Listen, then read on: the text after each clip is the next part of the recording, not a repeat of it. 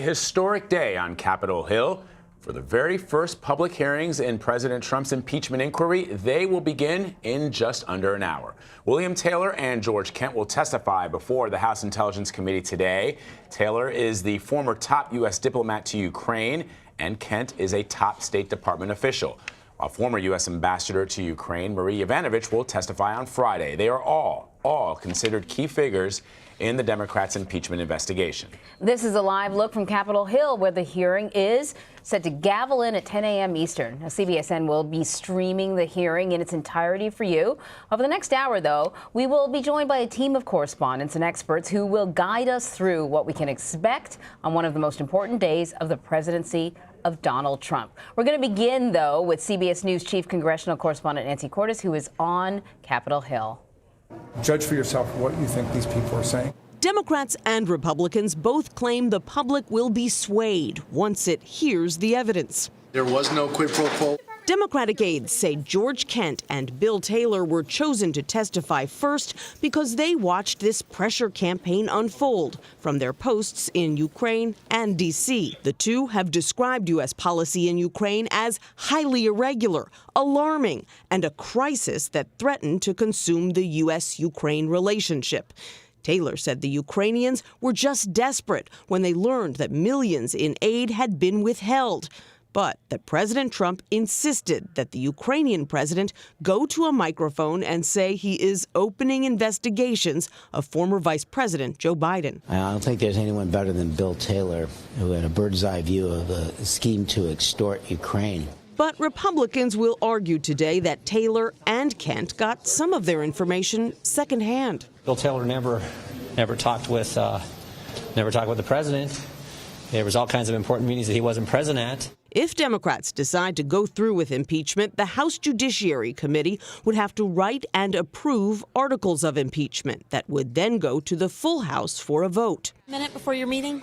In an interview with NPR, House Intelligence Chairman Adam Schiff hinted at the articles of impeachment to come, saying the conditioning of U.S. military aid on private political help could be seen as a bribe. Bribe only requires that you're soliciting something of value. It doesn't have to be cash. And clearly, this was something of great value to the president. Washington State Democrat Denny Heck is one of 22 members who will be asking the questions today. They say that there's not enough evidence that the president himself withheld this aid in order to pressure Ukraine. There's more evidence to prove that the president attempted to bribe or extort Ukraine with the threat of withholding vital military assistance. Then there is evidence to support the idea that the sun will come up in the east tomorrow. So for more on this, let us bring in Nancy Cordes, Paula Reed, and Caitlin Huey-Burns. Nancy is a CBS News chief congressional correspondent and joins us from Capitol Hill. Paula is a CBS News White House correspondent joining us from the White House. And Caitlin is a CBSN political reporter, and she's on the set with us. So, Nancy, we're going to start with you. So the Democrats paired these two men, Bill Taylor and George Kent, together today for a specific reason. They sort of corroborate each other. Can you talk to us about the role that they're playing in this impeachment inquiry? Absolutely. Democratic aides say that they chose these two individuals to go side by side and to go first because they believe that the two of them together have the best sort of bird's eye view of the way that this pressure campaign unfolded both in Ukraine and here in Washington, D.C. Between the two of them, they've got a half a century of public service. They've both worked extensively for the State Department and abroad. And so you're going to have, on one hand, George Kent, who was here in Washington at the State Department, talking about what he saw, talking about his understanding that the president wanted the Ukrainian president to go to a microphone and announce that he was investigating Joe Biden in order to get this military aid unfrozen. You're going to have Bill Taylor talking about his role as the top U.S. diplomat in Ukraine, describing how there was a very, in his words, irregular U.S. policymaking process being led by, of all people, the president's personal attorney, Rudy Giuliani, who was, first of all, in his words, using a campaign of lies to sort of spread untruths both about Ukraine to the president and then about the U.S. ambassador ambassador in Ukraine who eventually got sent home. But then beyond that, he's going to say that he was there when some of the members of the president's inner circle urged the Ukrainians to say what the president wanted them to say in order to get a coveted White House meeting. All right, now, Paula, over to you. I've seen reporting from our Finn Gomez that the White House actually does have a strategy for these hearings as they unfold, and they're going to be hitting back in real time. Well, I'll believe it when I see it. So far today, it's been business as usual, with the president handling all of his impeachment messaging on Twitter. He's been quoting Fox News and accusing people of cooperating in this investigation of being, quote, never Trumpers. Now, so far, the president really has been a one-man war room. He's been the one out there leaning in on his messaging, insisting that this investigation is not legitimate, insisting that his phone call was perfect. But our recent CBS News poll shows 56% of Americans think he's not doing a very good job on impeachment messaging. So yesterday, the White House told, again, our Finn Gomez, that they're going to start engaging on Twitter. They're going to have staffers from the White House counsel's office, legislative affairs, and the press office working to combat what's coming off the Hill. But I was in the White House yesterday. I did not see anything that looked like a war room, and it remains to be seen whether they'll actually implement this strategy. Steve Bannon, the former White House chief strategist, told our Major Garrett this week that he had actually been pretty disappointed so far in the White House's ability to counter-message what we're seeing on the Hill. So we'll see what happens today. The White House says they're going to engage. They're going to have rapid response. I'll believe it when I see it. Yeah, this is what I guarantee in terms of the White House response. We will all be watching the president's Twitter feed. That is the response that we've been seeing all along. Yeah. And I suggest it's going to be maintained today. I don't know. Is he going to be watching it all? He will be watching part of the hearing. Other staffers will be watching as well. They have to be able to watch to be able to craft their message and respond in real time. All right, so Caitlin, as we understand it, both sides, the Democrats and the Republicans, held these sort of practice hearings to kind of go through the ups and downs. What are the challenges for both sides? Well, let's look at how the public is receiving this, first of all, and that will help us explain what the challenges are. First, from our CBS News polling, we see that a majority support the impeachment inquiry, but only 43% think the president should actually be impeached, and 73% have already made up their minds on this process. Yeah. So both sides have some work to do because we see a partisan breakdown as well. This is the first time, although we've seen the transcripts, most of the public is not reading those transcripts. So this is the first time that they'll be hearing what we've already seen in the transcript. So while there might not be any major headlines or big news, it will be new for a lot of Americans. So does this persuade anybody? Democrats have been trying to make this argument. They know they face political backlash. This is the first time a president is being impeached while also up for re-election, so adding to the stakes here for both sides. And for Republicans, we've seen their defense of the president kind of morph a little bit. Before saying there was no quid pro quo, now it's kind of evolved into, well, this isn't an impeachable offense. So what kind of argument are they going to make today? Undermining these witnesses altogether and the investigation altogether, coming to the defense of the president? We'll see what their strategy is. For Democrats, I think they still do have some convincing of the public to do to explain why now, especially when voters are going to make their minds up next year. Yeah. Nancy, let me get back to you here.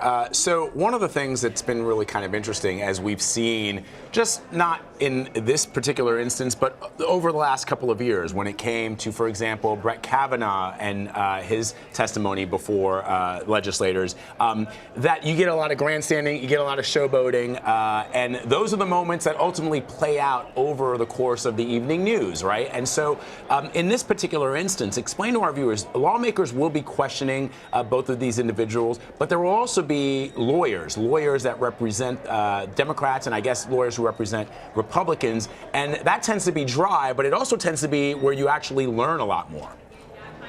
Right, and the lawyers have been very specifically chosen for this particular hearing. They are going to really control the questioning, I'd say, for about the first half of the hearing. According to the rules that have been established for this process, the minority and the majority will each get 45 minutes that the chair and the top Republican on the committee can either use on their own or cede to a staff lawyer. And at the end of that 90 minutes, the chair of the committee, Adam Schiff, can decide, you know what, we've got more questions we want the lawyers to ask. We're going to go for another 90 minutes before you get to the other 20 members of this committee. So Democrats and Republicans have already said that they are going to have their attorneys do a bunch of the questioning. So for the Democrats, that's a gentleman named Dan Goldman. He was hired this year by the House Intelligence Committee. He is a former assistant U.S. attorney. He has been a commentator on television, so he knows what works for TV. And then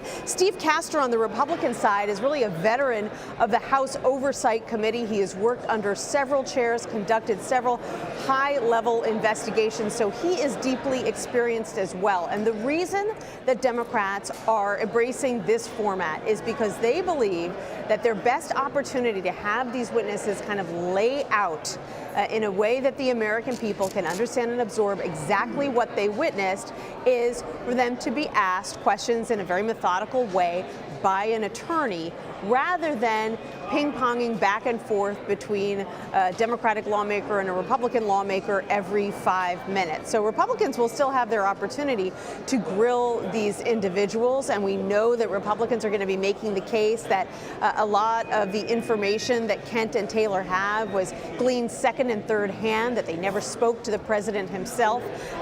But it's going to be very interesting to see how both sides handle these two particular witnesses who are viewed by and large as pretty nonpartisan and have unimpeachable records, both of them.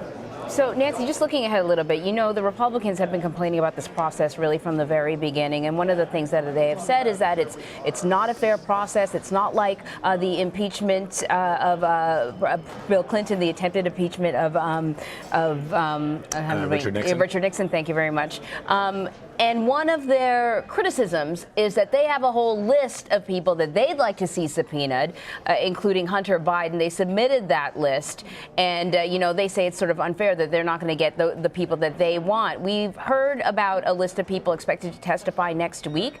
Do we know if any of the people on that list, on the Republicans' list, are going to be called?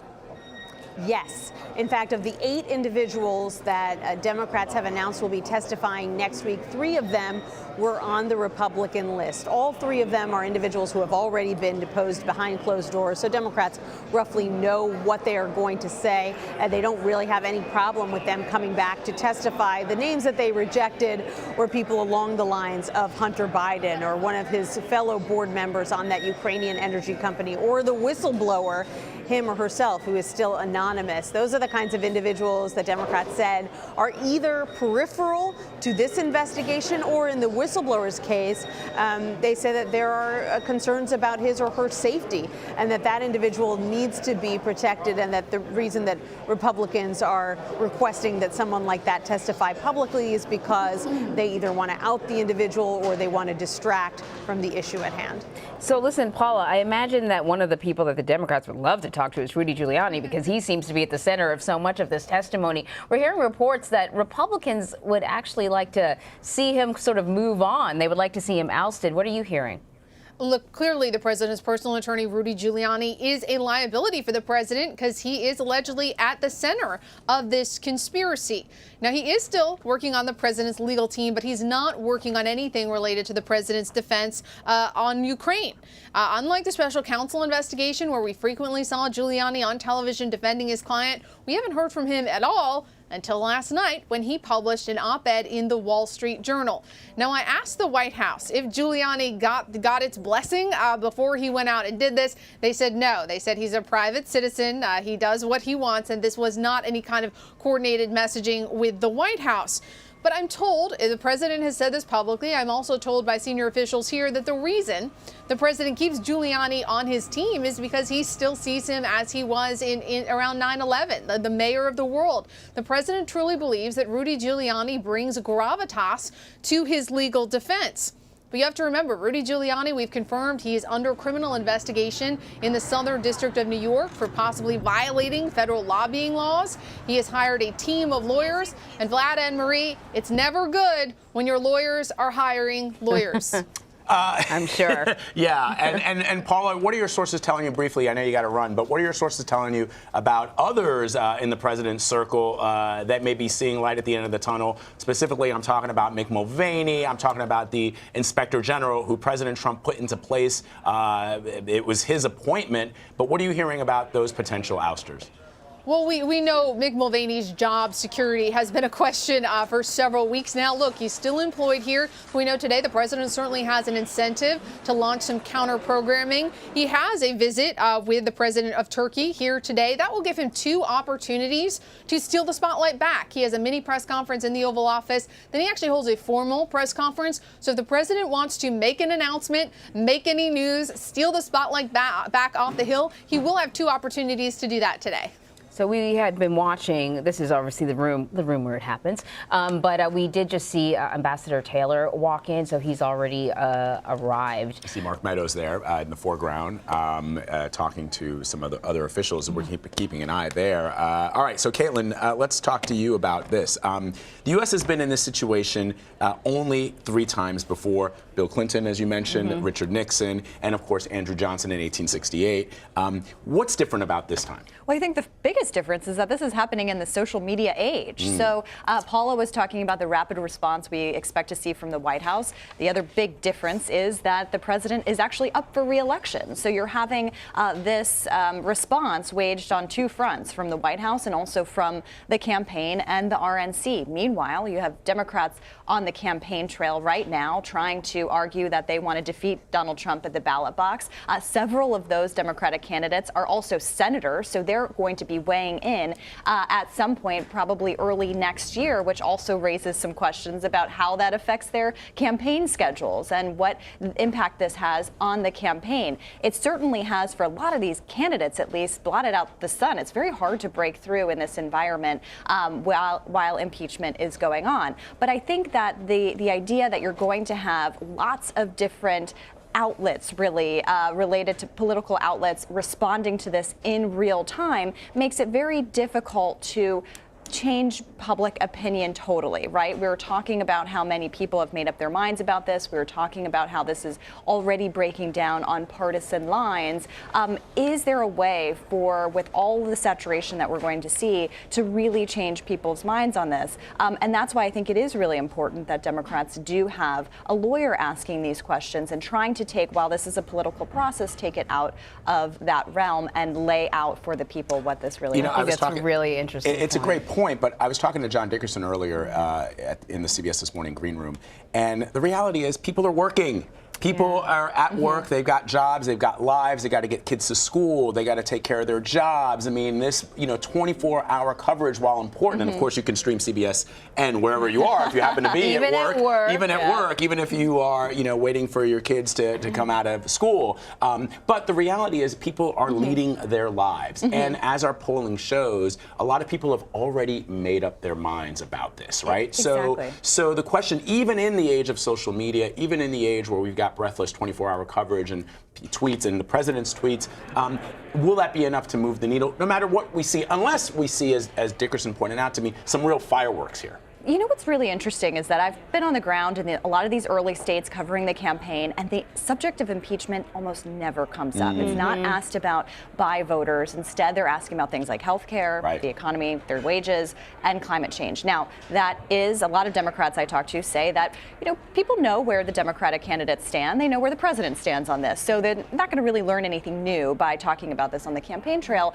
But I think it does speak to the way in which voters, the American public by and large, is processing this, that this, a lot of Democratic voters I talk to say that, yes, this is critically important. They want the inquiry to play itself out, but it's not impacting their day-to-day lives. And that's really kind of, I think, why we see that it's very difficult to change public opinion, and why public opinion is so formed. So did you guys see? I'm looking at some of the materials that the Republicans have brought into the briefing room. You could see there it says, "I'm concerned if we don't impeach the president, he will get reelected." You could see that highlighted. That is a quote from Representative Al Green. He's a Democrat, and to the far right, you could see a quote from Mark Zaid. Hashtag coup has started. So you can already see, Caitlin, what part of their counter argument is: you've wanted to get this guy out of office since the 2016 election. I mean, that's what the president has been arguing almost all along, whether it was the Mueller report or whatever. It's sour grapes over the 2016 election. You just can't get over it.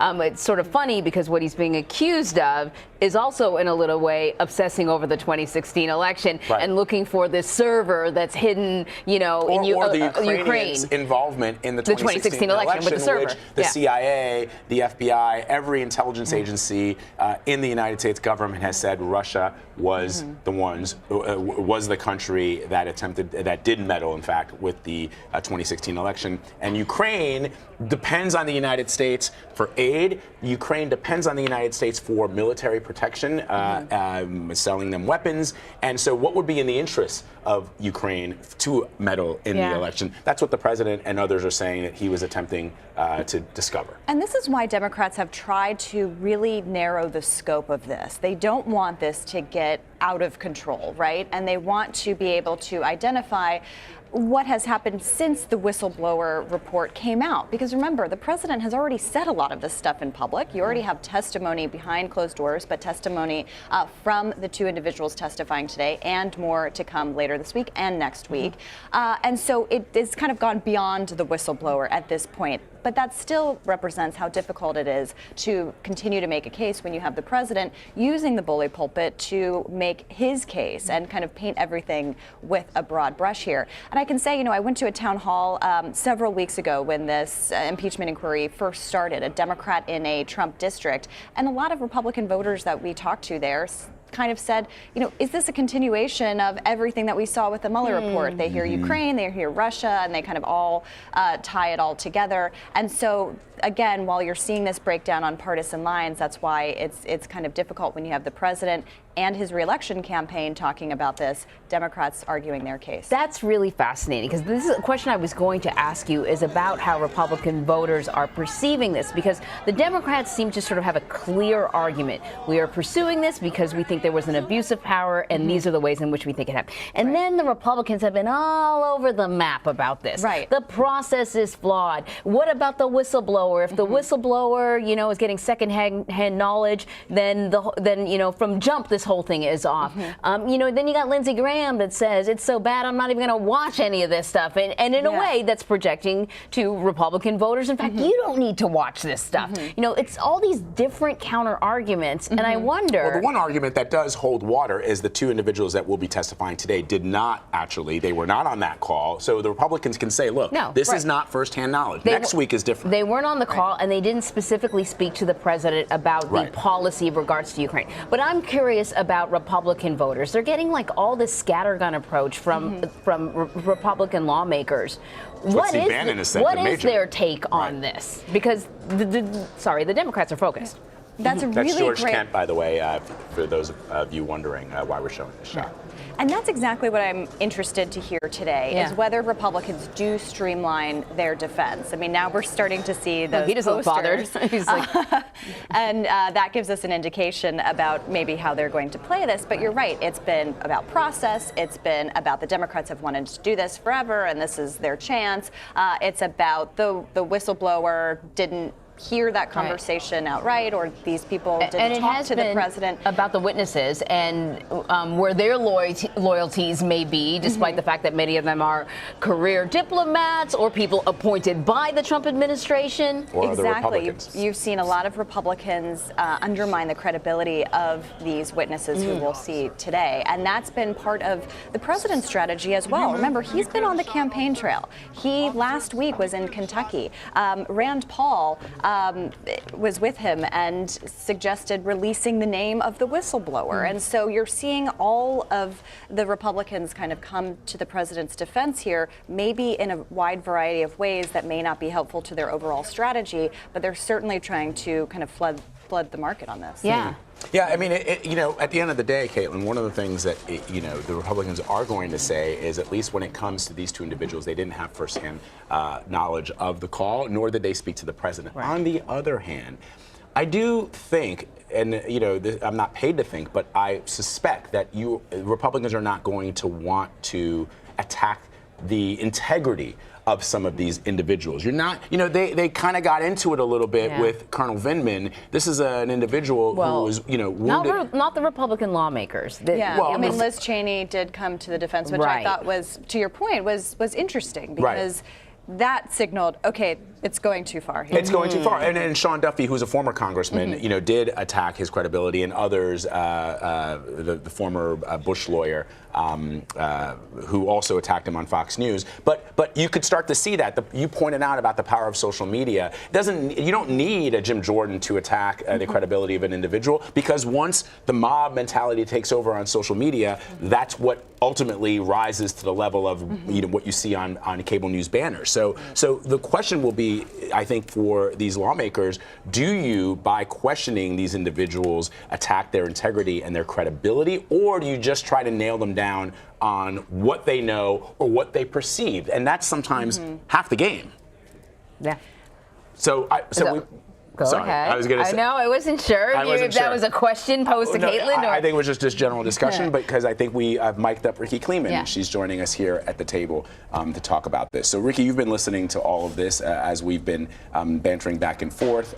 One of the things that I find really fascinating is that a lot of the Republican spin has to do, and I think it sort of pollutes the argument out there, which is that the president isn't getting his due process rights. The president is being, his constitutional rights are not being protected. And it throws into the mix, why I say polluted, it throws into the mix these sort of law and order type of words that really don't have any that don't really play a role in an impeachment process, which is by its very nature political. Well, it goes farther than that. It's not only that there is not a quote-unquote due process consideration here for the president in a political proceeding called impeachment, but let's look at what is happening today and understand why the president should not be able to call any witnesses, or really, in truth, have anyone cross-examine those witnesses, so he's getting more than he's entitled to. If you look at it this way,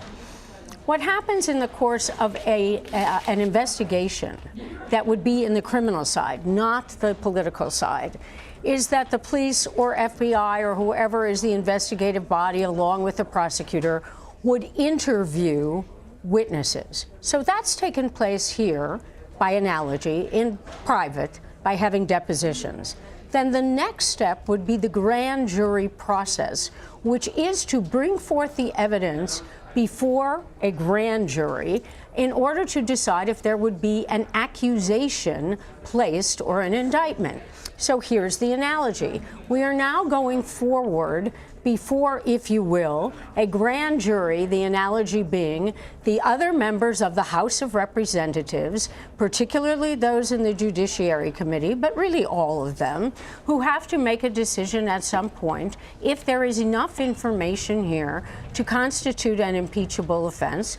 And we have that other audience in America, because it is political, which is the people of the United States of America, can make an assessment which they could then let their Congress people know if whether or not they believe there's enough to indict. There is no place in a grand jury process in the criminal side for the defendant to call witnesses, to put on an affirmative case, to cross-examine witnesses. Here, you actually get to cross-examine witnesses by virtue of either using the lawyers or the other people from the House of Representatives. If at some point this is transferred to the Judiciary Committee and a simple majority of 21 out of 40 of the Judiciary Committee decides that there is enough for articles of impeachment, the House would then vote. If they decide to vote by a simple majority, it is merely an accusation. So this throwing around the terms of due process, well, he's not getting to call his own witnesses, he's not getting to put on an affirmative case, that takes place in the Senate when you have a trial. There is no place for that here. But it does make for a good argument for the president's defenders to then wind up on social media and have a life of its own, and of course also on cable news. And Mitch McConnell has said that. Mitch McConnell stood in front of the cameras, was asked about this a couple of weeks ago, and he said the rules are whatever the House decides they are, per the Constitution of the United States. No question about it. The power to impeach Under Article 1, Section 2, Clause 5, the House of Representatives shall have the sole power of impeachment. And that means accusation. It does not mean conviction. So at a later time, should it come to that, and we wind up in the Senate, I'm sure that he will get to call his own witnesses. He will get to cross-examine with fervor. Though today, I think by the grace of the House of Representatives, if we're looking purely at process, I'm not looking at substance here, purely at process, we have these 45 minutes allotted to the chairman of the committee, which they apparently are going to use by, I think, very intelligently, by giving it to two lawyers, both of whom have excellent reputations, who will, number one, from the Democratic side, let the witness tell his story. That is the most important thing. We as Americans, whether we're seeing it in real time, or as you say, we may be at work and we may be doing other things, but if you see or read excerpts at a later time, don't we want to hear the story? Don't we want to watch the story? Don't we want to assess the credibility? And I assume that the lawyer for the Republicans will both try to attack the credibility of these witnesses, very difficult with these two witnesses, whose reputations are really totally credible, at least as far as we know at this point. Or will they also simultaneously give us another defense, which is, okay, all this happened, it's not impeachable. And that was going to lead me to the question for you, Caitlin.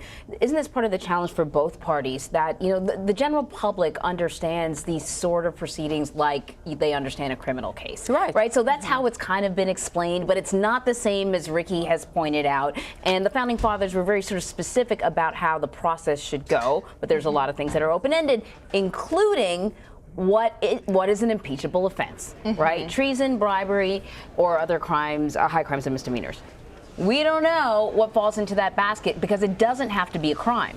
It was really interesting listening to Nikki Haley, the former UN ambassador, has a book out and did an interview with Norah O'Donnell in which she said he shouldn't do that. But is this impeachable? Impeaching the president is akin to a death sentence, essentially, is what she said for a president. So that's how, I think that really represented how Republicans are feeling about this at this point, given that, again, at the beginning of this, there was no quid. See, I can't even say that. This is also a challenge, I think, for the public to get.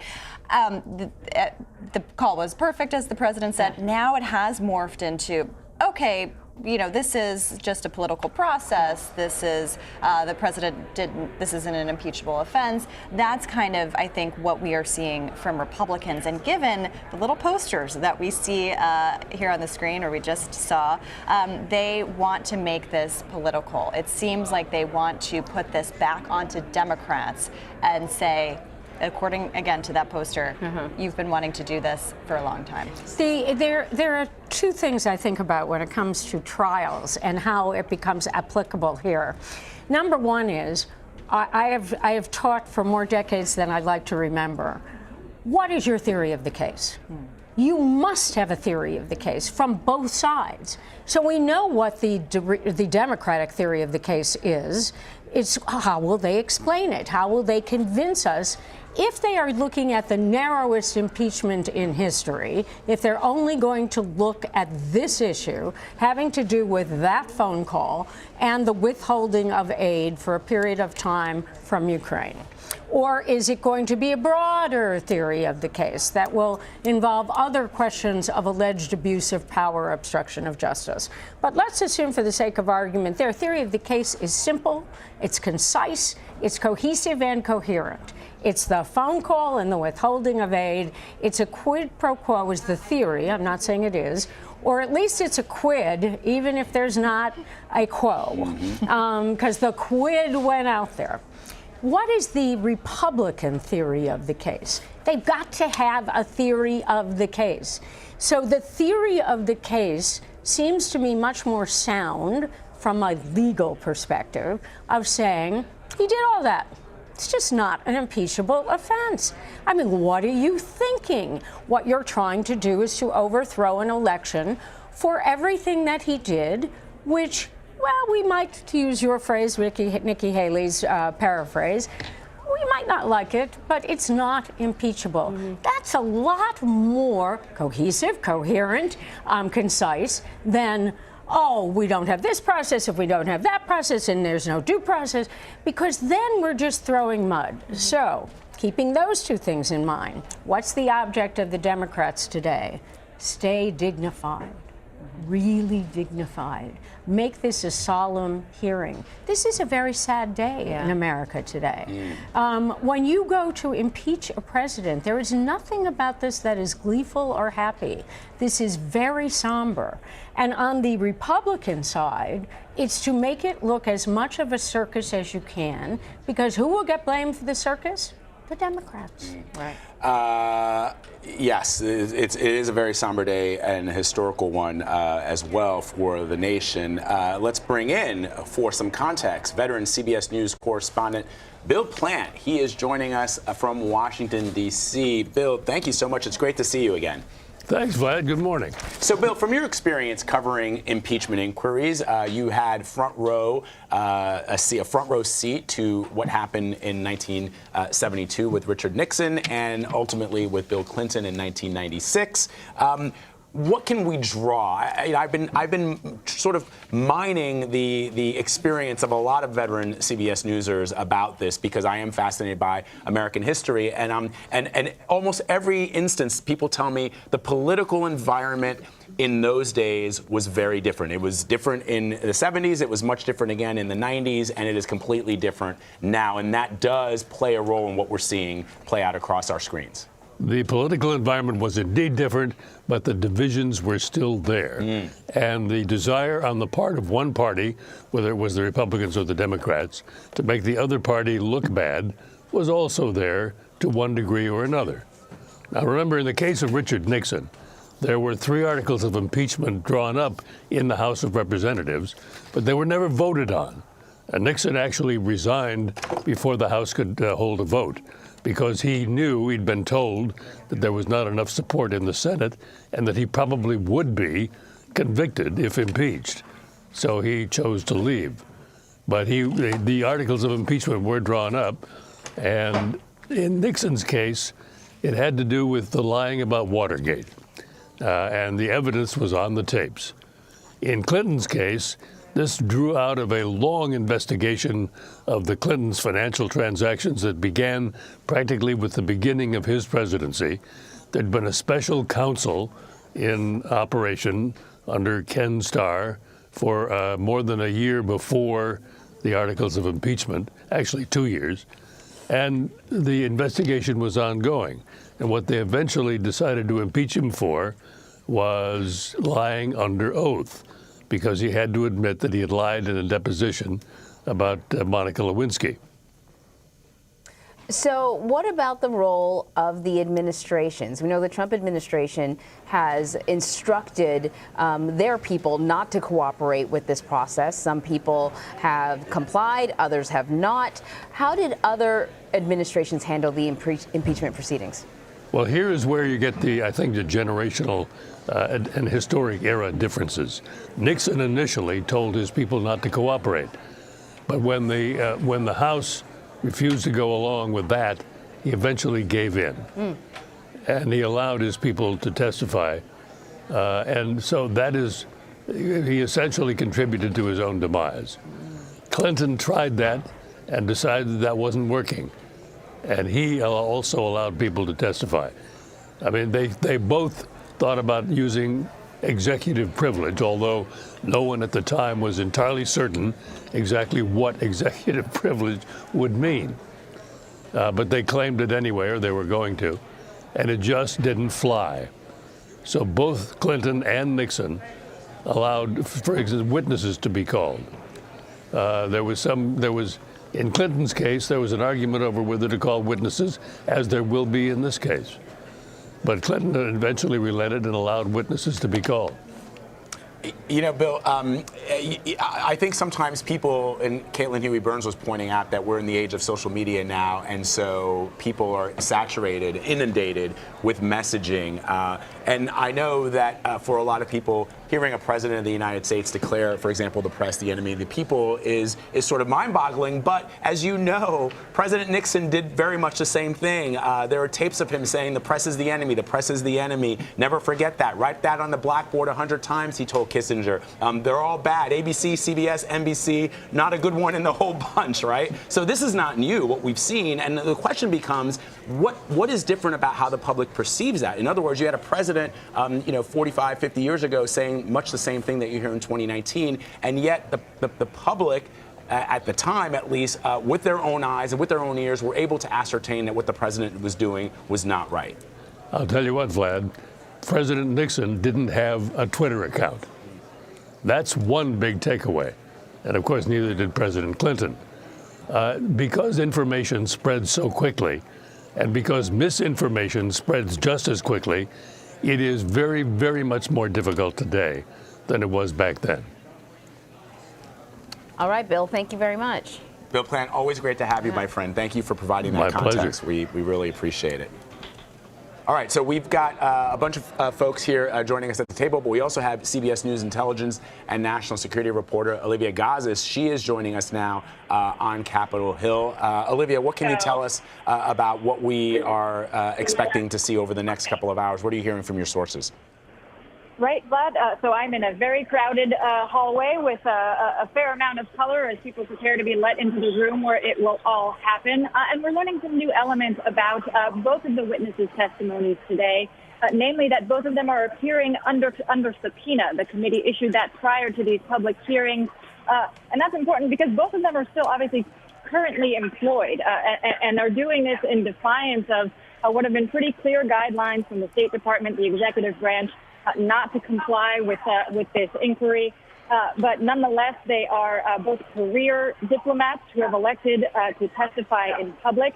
We'll hear, of course, from Bill Taylor, who is a public servant for over 50 years, a West Point grad, a Vietnam veteran who has served under both Republican and Democratic administrations. You'll recall that his testimony was said to draw visible and audible reaction from lawmakers in the room when they first heard it. And he testified, just a few points from what we know of his story. He testified that he was he was troubled by this irregular, informal channel of U.S. policymaking that was being driven forward by Rudy Giuliani, Kurt Volker, and Rick Perry, Gordon Sondland. And he said that he was apprised of some of the actions of that irregular channel because he was part of it too. He, of course, was in text chains that Gordon Sondland and Kurt Volker were all weighing in on, and he has testified how he weighed in on some of those text chains, saying, "Are we really withholding security aid? That is, crazy to withhold aid from this strategic American ally." We also know that he was on a July interagency call where he testified that people sat in astonishment as somebody from OMB said that the president had directed the chief of staff to tell OMB to withhold that aid, and he was shocked because that was, clearly undercutting U.S. policy.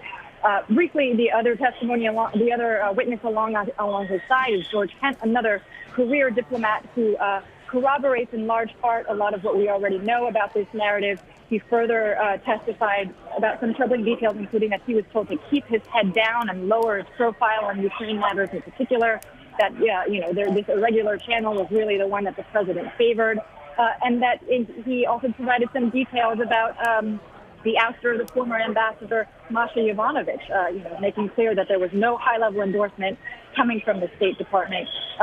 All elements that you can expect Democrats today to try to coax forward in a coherent narrative that tells a compelling story, to bring the words on paper to, live on television, and, hope to drive home the point that, the president may have abused his power in mounting this pressure campaign on Ukraine a strategic ally that's been on the front lines of tensions with Russia for quite some time. Olivia, just to give viewers a little bit of context, because one of the things that we haven't really talked about was why this aid was so important to Ukraine. Republicans, among their many sort of counter arguments here, has been that Ukraine didn't know the aid was being held up, so there couldn't be a quid pro quo, that President Zelensky said he didn't feel pressured on that phone call, and that eventually the aid was released anyway, so none of this really matters. But can we talk about just how vulnerable Ukraine was and how dependent they are on this particular type of aid?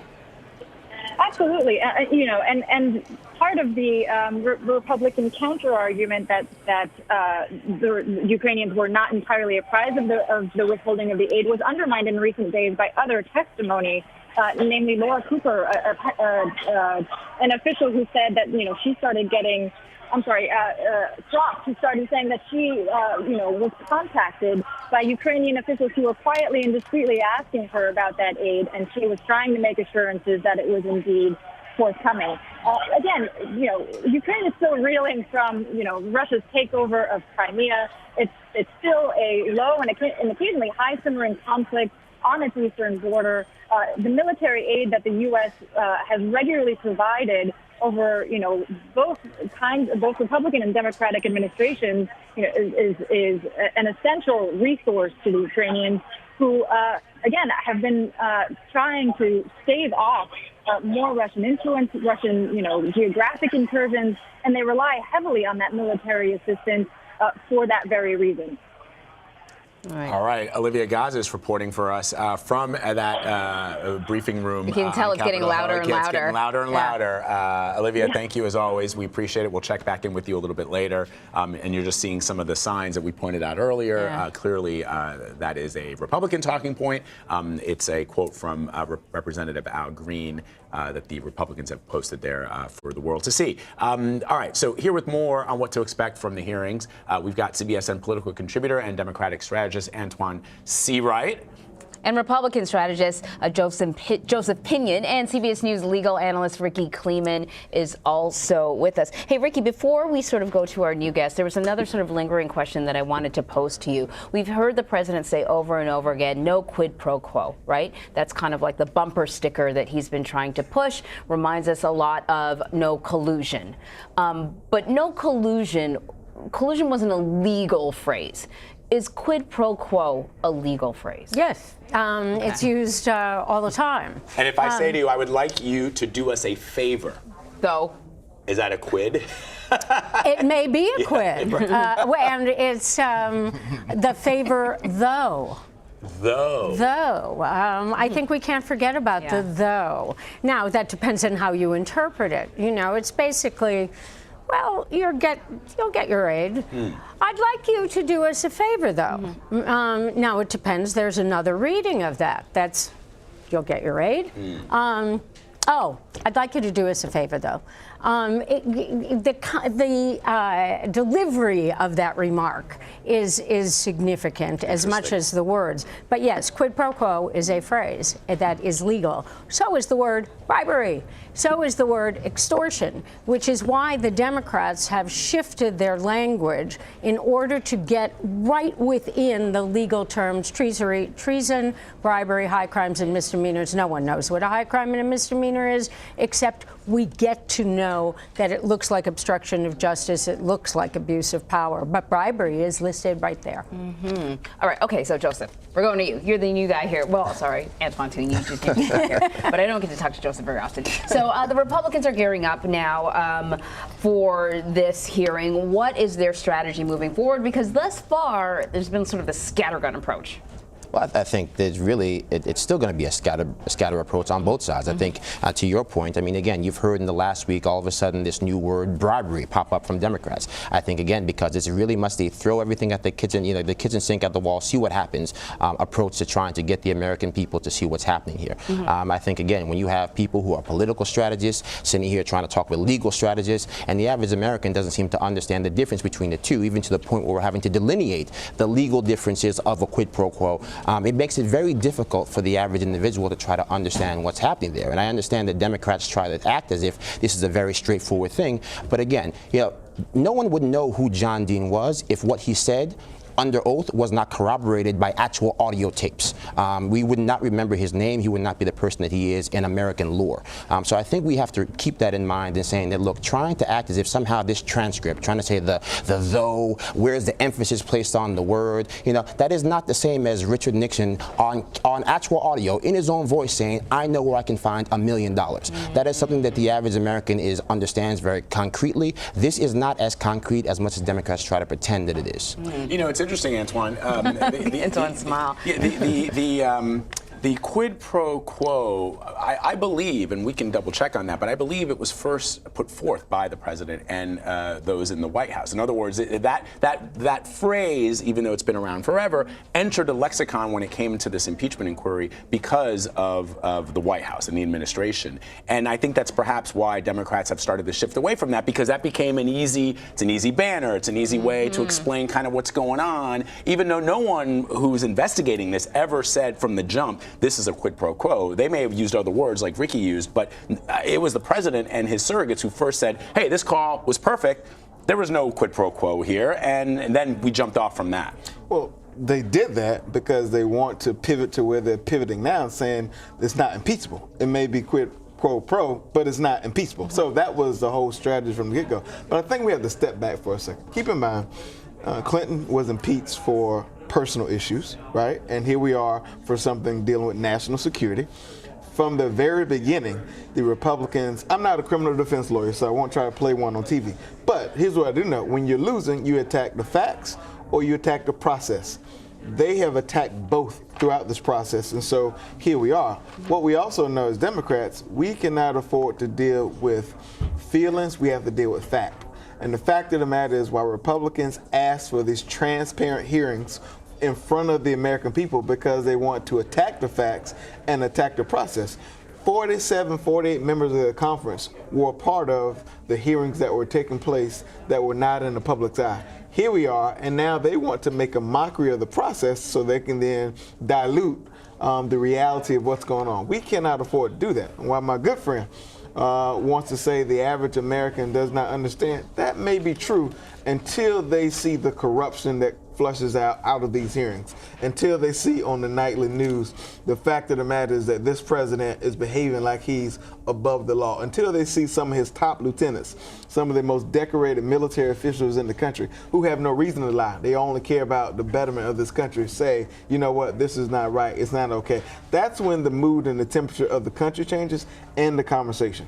I'm just going to point out to our audience as we continue this discussion that we're just moments away from a CBS News special report, which we will take for a period, which will be anchored by CBS Evening News managing editor and anchor of the Evening News, Norah O'Donnell. And then we will also have continuing coverage right here on CBSN, so you'll want to stick around for that. But so, Joseph, to Antoine's point, I mean, how do you respond to that? That that it's much easier to sort of muddy the water with a lot of things that are not at the heart of this impeachment inquiry, which is the president of the United States, although he says he was interested in investigating corruption and draining the swamp, in that it's not a transcript because it's not complete. So whatever the readout that they sent to reporters of that call on July 25th with the Ukrainian president, it seeks to establish a way by which the president is asking for the Ukrainians to investigate his political rival. He doesn't talk about anything else, any other corruption. He only talks about Joe Biden. Look, I think that we have to understand that we are living in a fundamentally changed world today than we were in the 70s, right? You want to talk about Nixon and all those things that happened there, and the fact that, again, as this more information came forth, public opinion started to change. At the end of the day, Democrats Bill Clinton was able to survive impeachment because Democratic voters gave Democratic lawmakers on the Hill the license to be able to support him. Nixon was actually impeached because Republican voters gave GOP members on the Hill to actually be able to go ahead and abandon him. And I think if Democrats don't understand that their process has led to over 50% of Americans saying that, they should be, dealing with this in a different way, have actually led to a decrease in Republicans being in favor of impeachment. If they don't want to acknowledge that fact and still pretend they want to be bipartisan, they're going to have a lot of difficult times here moving forward. But your argument is we're just supposed to press the ignore and chill button about all this stuff. Look, if Barack Obama was in his position, you would be doing cartwheels on the set saying he's got to go and everyone else will. We can't ignore ignore some fundamental things. Nobody said ignore. The investigation is happening and it has been ongoing. The issue you're not saying ignore it, but I think your colleagues are trying to ignore some of the realities that are right in front of them. That's the problem. Well, right? You're attacking the process when you have facts to back up the process by which we're executing today. I think here's the thing. To be very quick here, because I know we have to head into the next report. At the end of the day, you've got Democrats who want to say that this is an open process. Schiff, who says that he has not made up his mind, and then at the same time calls Republicans, cult members of Donald Trump. I think that's the real trouble that we have to deal with right now. All right. We are going to go live to a special report hosted and anchored by CBS Evening News managing editor Norah O'Donnell, the impeachment inquiry into President Donald Trump.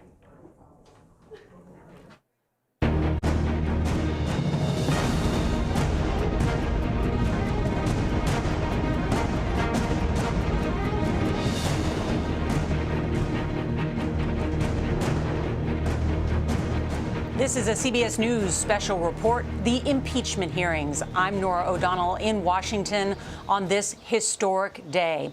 The closed doors of the Trump impeachment investigation are swinging wide open, as the Associated Press puts it today, and that's because the House Intelligence Committee is about to begin the first public hearings, and the stakes could not be higher. Today could shape voters' opinions ahead of the presidential election and help determine Mr. Trump's place in the history books.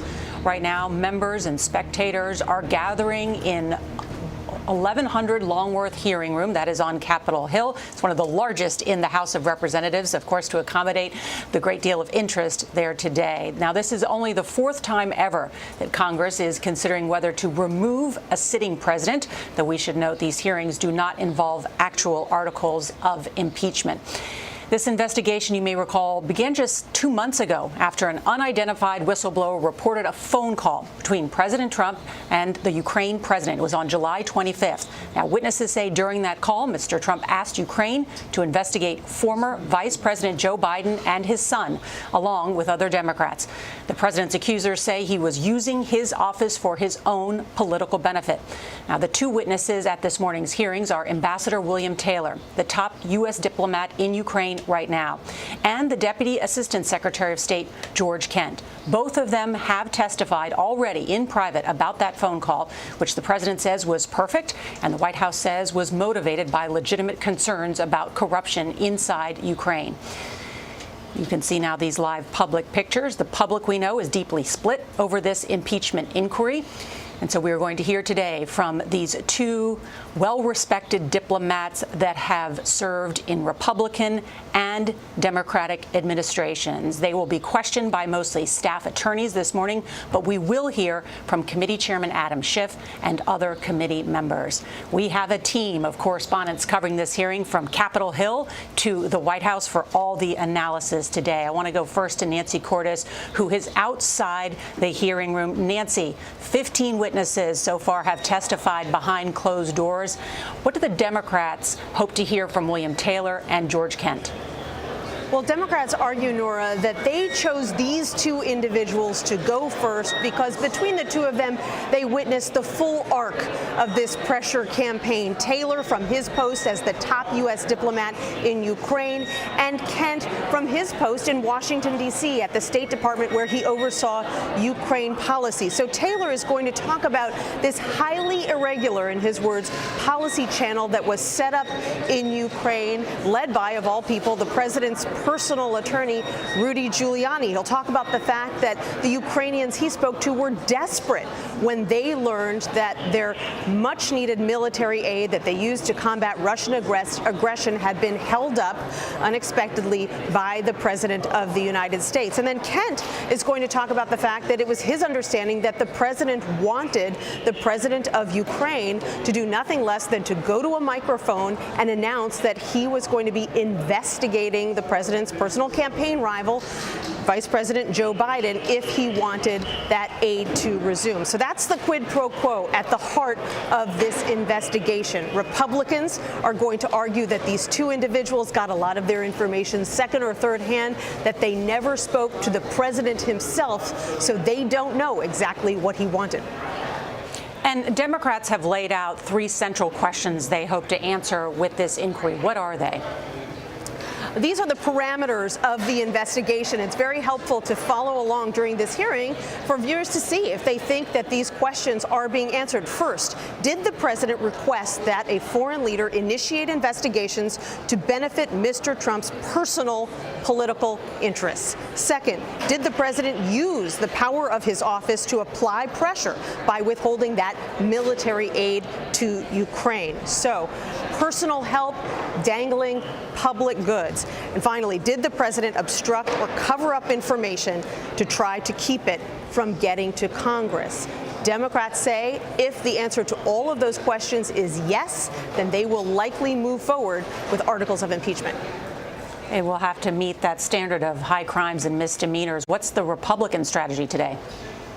Well, Republicans are going to say that these two individuals, while highly respected, they've got more than a half century of foreign policy experience between the two of them, that they're inferring a lot of the information that they have, that they talked to individuals who spoke to individuals who spoke to the president, that they don't know for sure that the president wanted to withhold this aid in order to pressure the president of Ukraine and other Ukrainian officials to do what he wanted, which was to open an investigation. The problem is that these two witnesses, like all the others who have testified, Nora, have told a very similar story about what they saw and heard.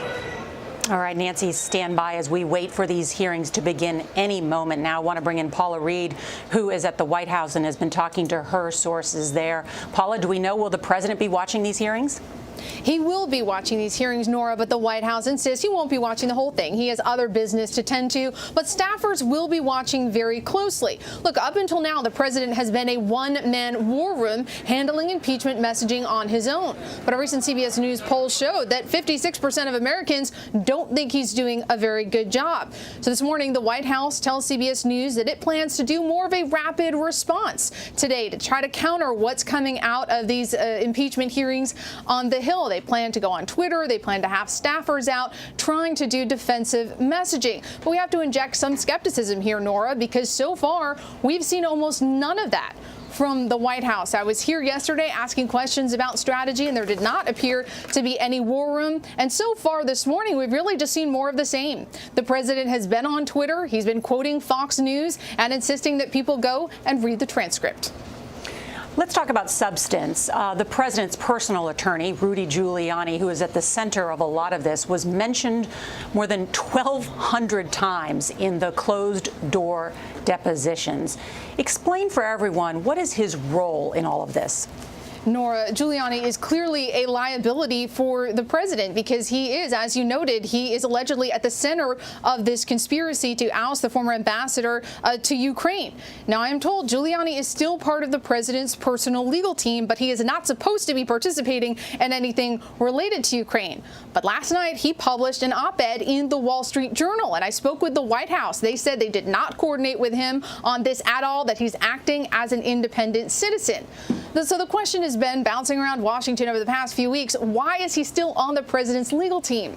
The president has said publicly, and sources have told me, Nora, that the president believes that Rudy Giuliani brings gravitas to his defense.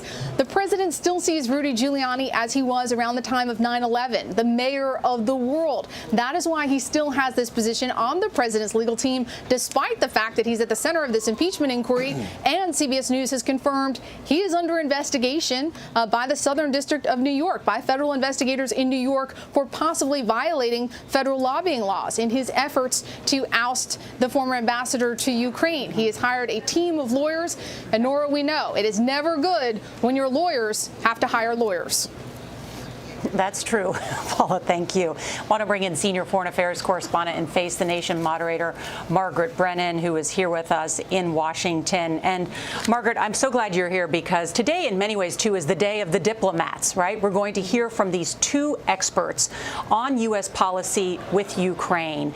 And explain what you know that they are going to testify, because we've talked to their attorneys and done some reporting, but also this larger question about the Trump administration's policy towards Ukraine and Russia.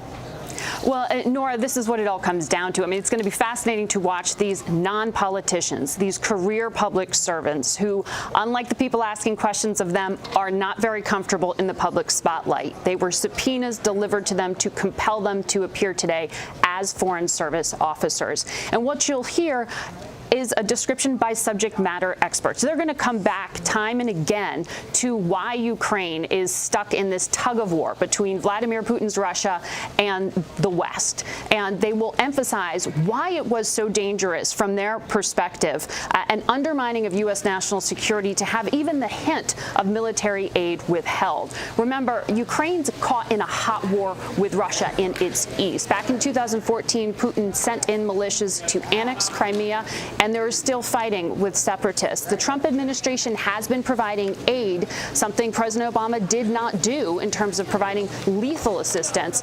But President Trump's been very reluctant. It is professionals like those you will hear from today who have urged the continuation of support to Ukraine, even though President Trump time and again has raised his personal concerns, not with corruption, but specifically with the idea that he sees Ukraine as a country that's been out to get him. He tells advisors often, and he refers back to 2016, the fact that his former campaign manager, Paul Manafort, is now serving time behind bars because of financial crimes that have ties to Ukraine, a country rampant with corruption. He sees this as a country that has been a thorn in his side, and it feeds his concern that somehow this is a political scheme out to get him. You'll hear all of that, but the diplomats today will try to come back to the facts and this concern of unofficial channels. These are just about to get underway. Major Garrett, our chief Washington correspondent, is here with us as well. And Major, this is a big day. It's a historic day. Impeachment leaves a mark on everyone. The Congress that initiates it, the president that's the subject of that investigation. And if a president is impeached, that's the chairman. We're going to yield to him, as Nora, we first must. in a series of public hearings the committee will be holding as part of the House's impeachment inquiry. Without objection, the chair is authorized to declare a recess of the committee at any time. There is a quorum present. Here's how the committee will proceed for this hearing. I will make an opening statement, and then Ranking Member Nunes will have the opportunity to make a statement. Then we will go to witness statements and then to questions. For audience members, we welcome you, and we respect your interest in being here. In turn, we ask for your respect as we proceed with today's hearing. Mr. Chairman. It is the intention of the committee to proceed without disruptions. Mr. Chairman, may I make a parliamentary inquiry? Gentleman will state the inquiry. Mr. Chairman, this is our first hearing under these new set of rules. House Resolution 660 gives you the discretion to allow yourself and the ranking member periods of extended questions of up to 45 minutes each before other members are allowed to ask questions. If possible, we'd like to know the rules of engagement before we get started. Have you made a decision yet as to how many 45-minute rounds you will allow yourself and the ranking member? I have not. As we informed the minority yesterday, we will see how the first period goes and how much material we're able to get through. At that point, the chair will announce the period, if there is a period of the second round, which may be up to 45 minutes, or we'll go straight to 5-minute questions by members. For audience members, again, we welcome you and your interest. In turn, we expect and will insist on decorum in the committee. As chairman, I'll take all necessary and appropriate steps to maintain order and ensure the committee is run in accordance with House rules and House Resolution 660. With that, I now recognize myself to give an opening statement in the impeachment inquiry into Donald J. Trump, the 45th President of the United States. In 2014, Russia invaded the United States ally, Ukraine, to reverse that nation's embrace of the West and to fulfill Vladimir Putin's desire to rebuild a Russian empire. In the following years, 14,000 Ukrainians died as they battled superior Russian forces. Earlier this year, Vladimir Zelensky was elected president of Ukraine on a platform of ending the conflict and tackling corruption. He was a newcomer to politics and immediately sought to establish a relationship with Ukraine's most powerful patron, the United States. The questions presented by this impeachment inquiry are whether President Trump sought to exploit that ally's vulnerability and invite Ukraine's interference in our elections, whether President Trump sought to condition official acts, such as a White House meeting or U.S. military assistance, on Ukraine's willingness to assist with 2 political investigations that would help his re-election campaign. And if President Trump did either, whether such an abuse of his power is compatible with the office of the presidency. The matter is as simple and as terrible as that. Our answer to these questions will affect not only the future of this presidency, but the future of the presidency itself, and what kind of conduct or misconduct the American people may come to expect from their commander-in-chief. There are few actions as consequential as the impeachment of a president. While the founders did not intend that impeachment be employed for mere differences over policy, they also made impeachment a constitutional process that the Congress must utilize as necessary. The facts in the present inquiry are not seriously contested. Beginning in January of this year, the president's personal attorney, Rudy Giuliani, pressed Ukrainian authorities to investigate Burisma, the country's largest national gas producer, and the Bidens, since Vice President Joe Biden was seen as a strong potential challenger to Trump. Giuliani also promoted a debunked conspiracy that it was Ukraine, not Russia, that hacked the 2016 U.S. election.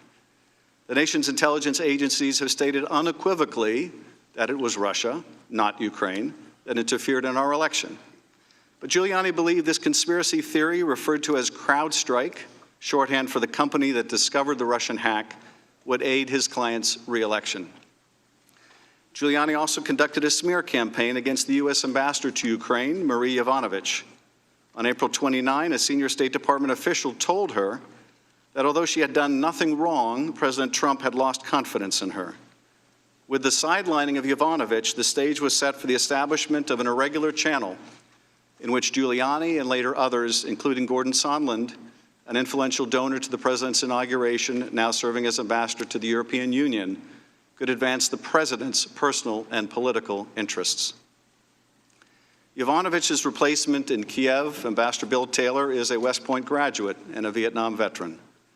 As he began to better understand the scheme through the summer of 2019, he pushed back, informing Deputy Assistant Secretary Kent and others about a plan to condition U.S. government actions and funding on the performance of political favors by the Ukrainian government, favors intended for President Trump that would undermine our security and our elections. Several key events in this scheme took place in the month of July. On July 10th, Ambassador Sondland informed a group of U.S. and Ukrainian officials meeting at the White House that according to Chief of Staff Mick Mulvaney, a White House meeting desperately sought by the Ukrainian president with Trump would happen only if Ukraine undertook an investigation into the energy sector, which was understood to mean Burisma and specifically the Bidens.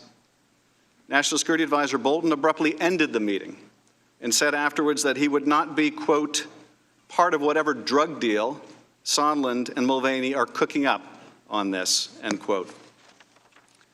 A week later, on July 18th, a representative of the Office of Management and Budget, the White House agency that oversees federal spending, announced on a video conference that Mulvaney, at the direction of the president, was freezing nearly $400 million in security assistance authorized and appropriated by Congress, and which the entirety of the U.S. national security establishment supported. 1 week after that, Donald Trump would have the now infamous July 25th phone call with Ukrainian President Zelensky. During that call, Trump complained that the U.S. relationship with Ukraine had not been reciprocal. Later, Zelensky thanks Trump for his support in the area of defense and says that Ukraine is ready to purchase more Javelins, an anti-tank weapon that was among the most important deterrents of further Russian military action. Trump's immediate response: I would like you to do us a favor, though. Trump then requested that Zelensky investigate the discredited 2016 CrowdStrike conspiracy theory and even more ominously look into the Bidens. Neither of these investigations was in the U.S. national interest, and neither was part of the official preparatory material for the call. Both, however, were in Donald Trump's personal interest and in the interests of his 2020 re-election campaign. And the Ukrainian president knew about both in advance, because Sondland and others had been pressing Ukraine for weeks about investigations into the 2016 election, Burisma, and the Bidens.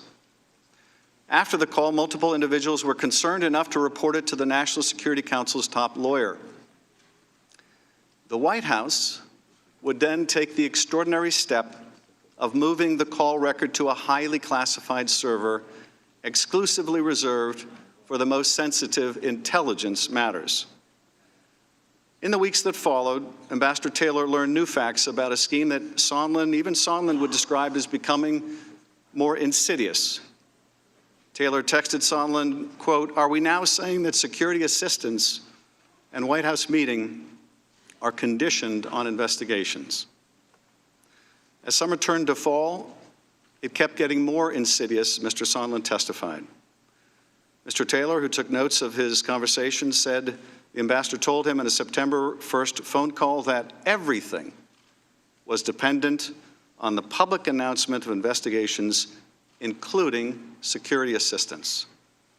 President Trump wanted Mr. Zelensky in a public box. President Trump is a businessman, Sondland said later. When a businessman is about to sign a check to someone who owes him something, the businessman asks that person to pay up before signing the check. In a sworn declaration after Taylor's testimony, Sondland would admit to telling Ukrainians at a September 1st meeting in Warsaw, quote, that resumption of U.S. aid would likely not occur until Ukraine provided the public anti-corruption statement that we have been discussing for many weeks. The President's Chief of Staff confirmed Trump's efforts to coerce Ukraine by withholding aid. When Mick Mulvaney was asked publicly about it, his answer was breathtaking. "We do that all the time with foreign policy," he said. "I have news for everybody. Get over it. There's going to be political influence in foreign policy. That is going to happen." The video of that confession is plain for all to see. Some have argued in the President's defense that the aid was ultimately released, and that is true, but only after Congress began an investigation, only after the President's lawyers learned of a whistleblower complaint, and only after members of Congress began asking uncomfortable questions about quid pro quos. A scheme to condition official acts or taxpayer funding to obtain a personal political benefit does not become less odious because it is discovered before it is fully consummated. In fact, the security assistance had been delayed so long, it would take another act of Congress to ensure that it could still go out. And that Oval Office meeting that Zelensky desperately sought, it still hasn't happened. Although we have learned a great deal about these events in the last several weeks, there are still missing pieces. The President has instructed the State Department and other agencies to ignore congressional subpoenas for documents. He has instructed witnesses to defy subpoenas and refuse to appear. And he has suggested that those who do expose wrongdoing should be treated like traitors and spies. These actions will force Congress to consider, as it did with President Nixon, whether Trump's obstruction of the constitutional duties of Congress constitute additional grounds for impeachment. If the President can simply refuse all oversight, particularly in the context of an impeachment proceeding, the balance of power between our two branches of government will be irrevocably altered. That is not what the founders intended. And the prospects for further corruption and abuse of power in this administration or any other will be exponentially increased. This is what we believe the testimony will show, both as to the President's conduct and as to his obstruction of Congress. The issue that we confront is the one posed by the President's acting Chief of Staff when he challenged Americans to get over it. If we find that the President of the United States abused his power and invited foreign interference in our elections, or if he sought to condition, coerce, extort, or bribe an ally into conducting investigations to aid his reelection campaign and did so by withholding official acts, a White House meeting, or hundreds of millions of dollars of needed military aid, must we simply get over it? Is this what Americans should now expect from their president? If this is not impeachable conduct, what is? Does the oath of office itself, requiring that our laws be faithfully executed, that our president defend a Constitution that balances the powers of its branches, setting ambition against ambition so we become no monarchy, still have meaning? These are the questions we must ask and answer, without rancor if we can, without delay regardless, and without party favor and without prejudice if we are true to our responsibilities. Benjamin Franklin was asked what kind of a country America was to become. A republic, he answered, if you can keep it. The fundamental issue raised by the impeachment inquiry into Donald J. Trump is, can we keep it? I now recognize Ranking Member Nunes for any remarks he may wish to make. Thanks, gentlemen. In a July open hearing of this committee following publication of the Mueller report, the Democrats engaged in a last-ditch effort to convince the American people that President Trump is a Russian agent. That hearing was the pivotal finale of a 3-year-long operation by the Democrats, the corrupt media, and partisan bureaucrats to overturn the results of the 2016 election.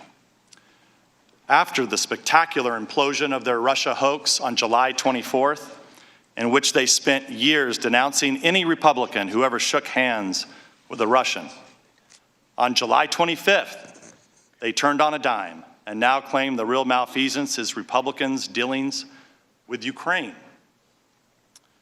In the blink of an eye, we're asked to simply forget about Democrats on this committee, falsely claiming they had more than circumstantial evidence of collusion between President Trump and Russians.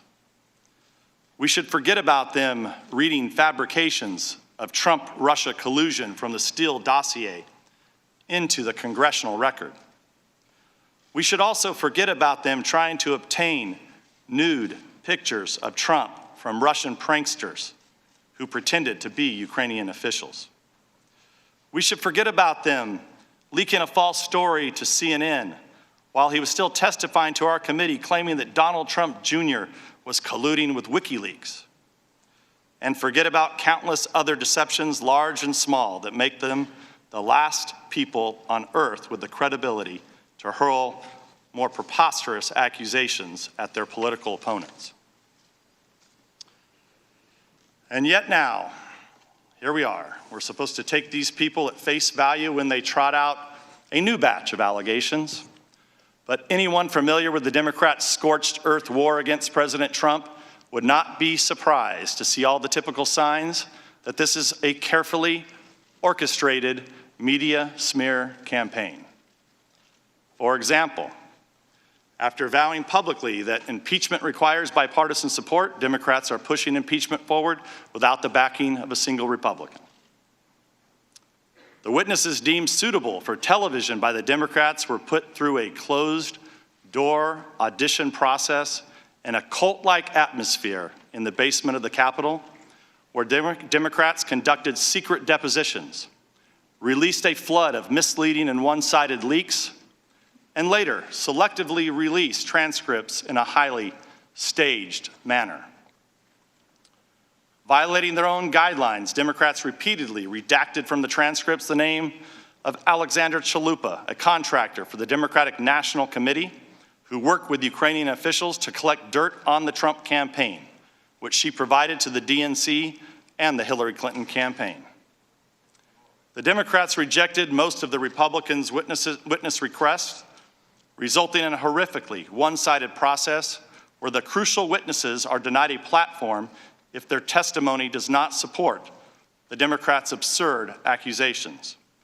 Notably, they are trying to impeach the president for inquiring about Hunter Biden's activities. Yet they refuse our request to hear from Biden himself. The whistleblower was acknowledged to have a bias against President Trump, and his attorney touted a coup against the president and called for his impeachment just weeks after the election. At a prior hearing, Democrats on this committee read out a purely fictitious rendition of the president's phone call with President Zelensky. They clearly found the real conversation to be insufficient for their impeachment narrative, so they just made up a new one. And most egregiously, the staff of the Democrats on this committee had direct discussions with the whistleblower before his or her complaint was submitted to the Inspector General. Republicans can't get a full account of these contacts because Democrats broke their promise to have the whistleblower testify to this committee. Democrat members hid these contacts from Republicans and then lied about them to the American people on national television.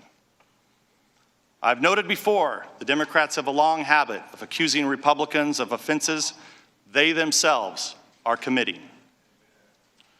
Let's recall, for years they accused the Trump campaign of colluding with Russia when they themselves were colluding with Russia by funding and spreading the Steele dossier, which relied on Russian sources.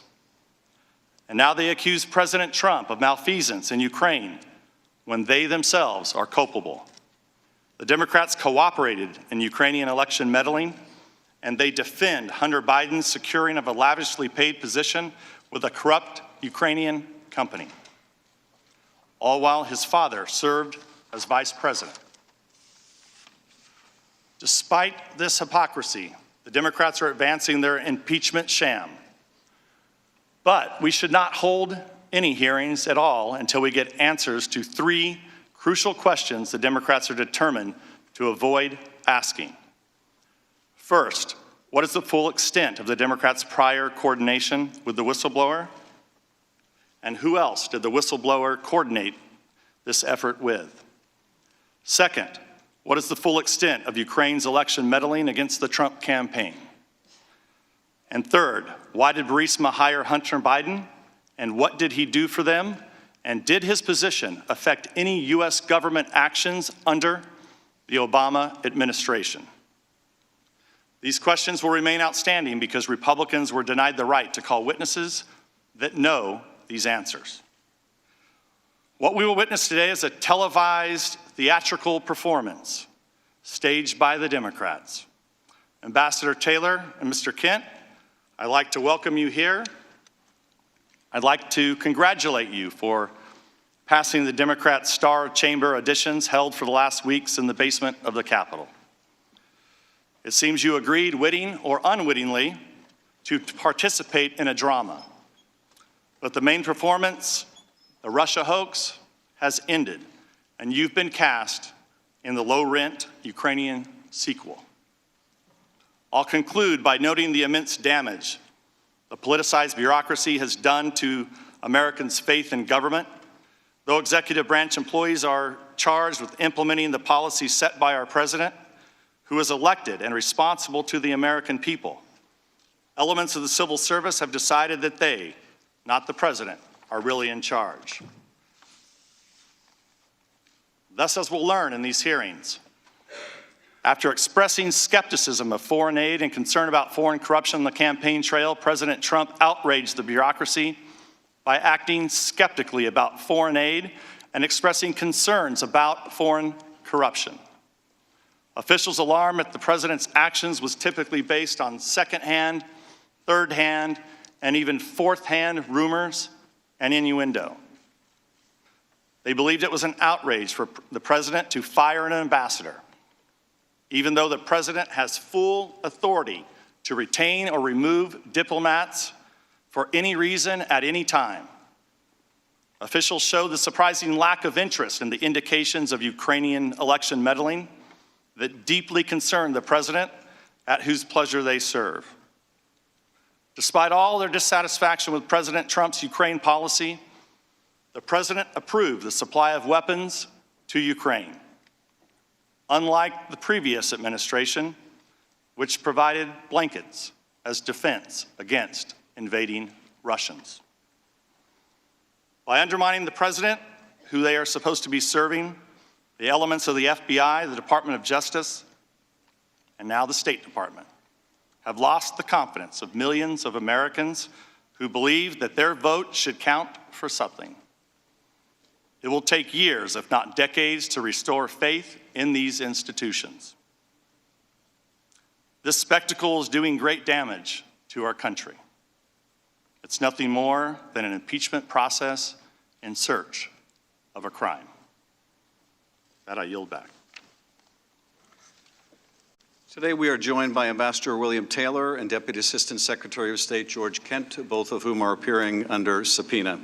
Ambassador William Taylor has served our country for over half a century. He attended U.S. Military Academy at West Point, graduating in the top 1% of his class, before serving as an infantry officer in the U.S. Army for 6 years, including with the 101st Airborne Division during the Vietnam War. Ambassador Taylor led a rifle platoon in Vietnam and was awarded the Bronze Star Medal and the Air Medal for Valor. Following his military service, he worked at the Department of Energy as a staffer in the U.S. Senate, as an advisor as well to U.S. Ambassador to NATO. In the 1990s, Ambassador Taylor coordinated U.S. assistance to Eastern Europe and the former Soviet Union, and later served in Afghanistan, Iraq, and worked on the Middle East peace process. In 2006, President Bush nominated him as ambassador to Ukraine, where he served until 2009, and then was appointed by President Barack Obama to be special coordinator for Middle East transitions. Ambassador Taylor was serving as the executive vice president of the nonpartisan U.S. Institute for Peace when, in June 2019, Secretary of State Mike Pompeo asked him to return to lead the U.S. Embassy in Kiev as chargé d'affaires. Mr. George Kent currently serves as Deputy Assistant Secretary in the Department of State's Bureau of European and Eurasian Affairs, overseeing policy towards Ukraine and other countries. He has served twice in Ukraine, from 2004 to 2007. He was the deputy political counselor, including during the Orange Revolution. And from 2015 to 2018, he served as deputy chief of mission in Kiev. Since joining the Foreign Service in 1992, Mr. Kent has served in Poland, Uzbekistan, and Thailand. He also served as the senior anti-corruption coordinator and oversaw programs to strengthen the rule of law. All witness depositions as part of this inquiry were unclassified in nature, and all open hearings will also be at the unclassified level. Any information that may touch unclassified information will be addressed separately. Congress will not tolerate any reprisal, threat of reprisal, or attempt to retaliate against any U.S. government official for testifying before Congress, including you or any of your colleagues. If you would both rise and raise your right hand, I will begin by swearing you in. Do you swear or affirm that the testimony you are about to give is the truth, the whole truth, and nothing but the truth, so help you God? Let the record show that the witnesses answered in the affirmative. Thank you, and please be seated. Mr. Chairman, before we hear from the witnesses, I have a parliamentary inquiry. The gentleman will state her parliamentary inquiry. Mr. Chairman, when can we anticipate a response to our November 9th letter requesting certain individual witnesses to be called? The gentlewoman should be aware that 3 of the witnesses the minority has requested are scheduled for next week. Those were your witnesses, Mr. Chairman. What about the additional 6 witnesses? The gentlewoman may inquire about additional witnesses or make a request for a vote on additional witnesses following the witness testimony. And Mr. Chairman, I have a point of order under HRES 660. Gentlewoman will state her point of order. Mr. Chairman, will you be prohibiting witnesses from answering members' questions as you have in the closed-door depositions? As the gentlewoman should know if she was present for the deposition. Which I was, Mr. For some of them, yes. Correct.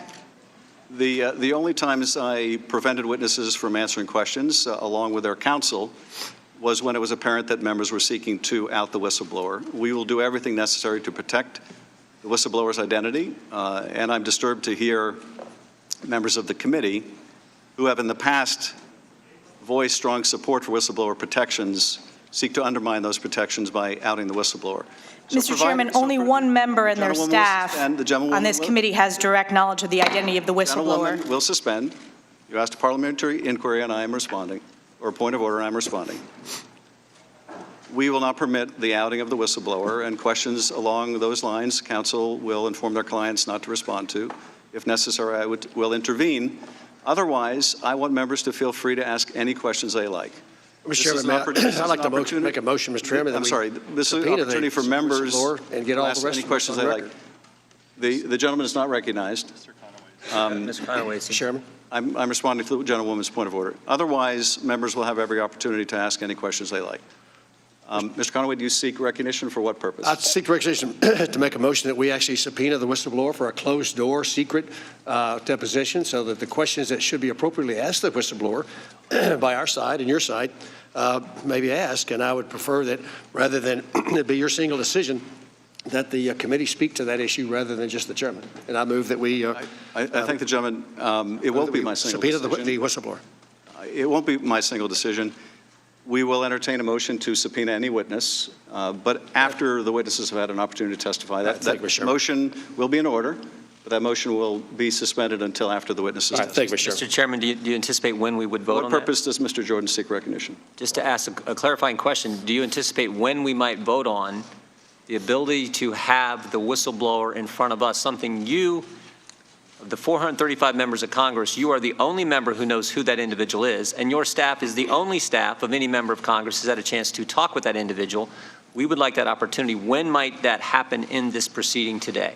First, as the gentleman knows, that's a false statement. I do not know the identity of the whistleblower, and I'm determined to make sure that identity is protected. But as I said to Mr. Conaway, you will have an opportunity after the witnesses testify to make a motion to subpoena any witness and compel a vote. And with that, I now recognize the witnesses. Before I do, I want to just emphasize the microphones are sensitive, so please speak directly into them. Without objection, your written statements will be made part of the record. And with that, Deputy Assistant Secretary Kent, you are recognized for your opening statement. Ambassador Taylor, you were recognized immediately thereafter for your opening statement. Good morning. My name is George Kent, and I am the Deputy Assistant Secretary of State for Eastern Europe and the Caucasus. I have served proudly as a nonpartisan career Foreign Service officer for more than 27 years under 5 presidents, 3 Republican and 2 Democrat. As I mentioned in my opening comments last month in the closed-door deposition, I represent the 3rd generation of my family to have chosen a career in public service and sworn the oath of office that all U.S. public servants do in defense of our Constitution. Indeed, there has been a George Kent sworn to defend the Constitution continuously for nearly 60 years, ever since my father reported to Annapolis for his plebe summer. After graduating first in his Naval Academy class in 1965, the year best known for his Heisman-winning classmate Roger Staubach, my father served a full, honorable 30 years, including as a captain of a nuclear ballistic missile submarine during the height of the Cold War.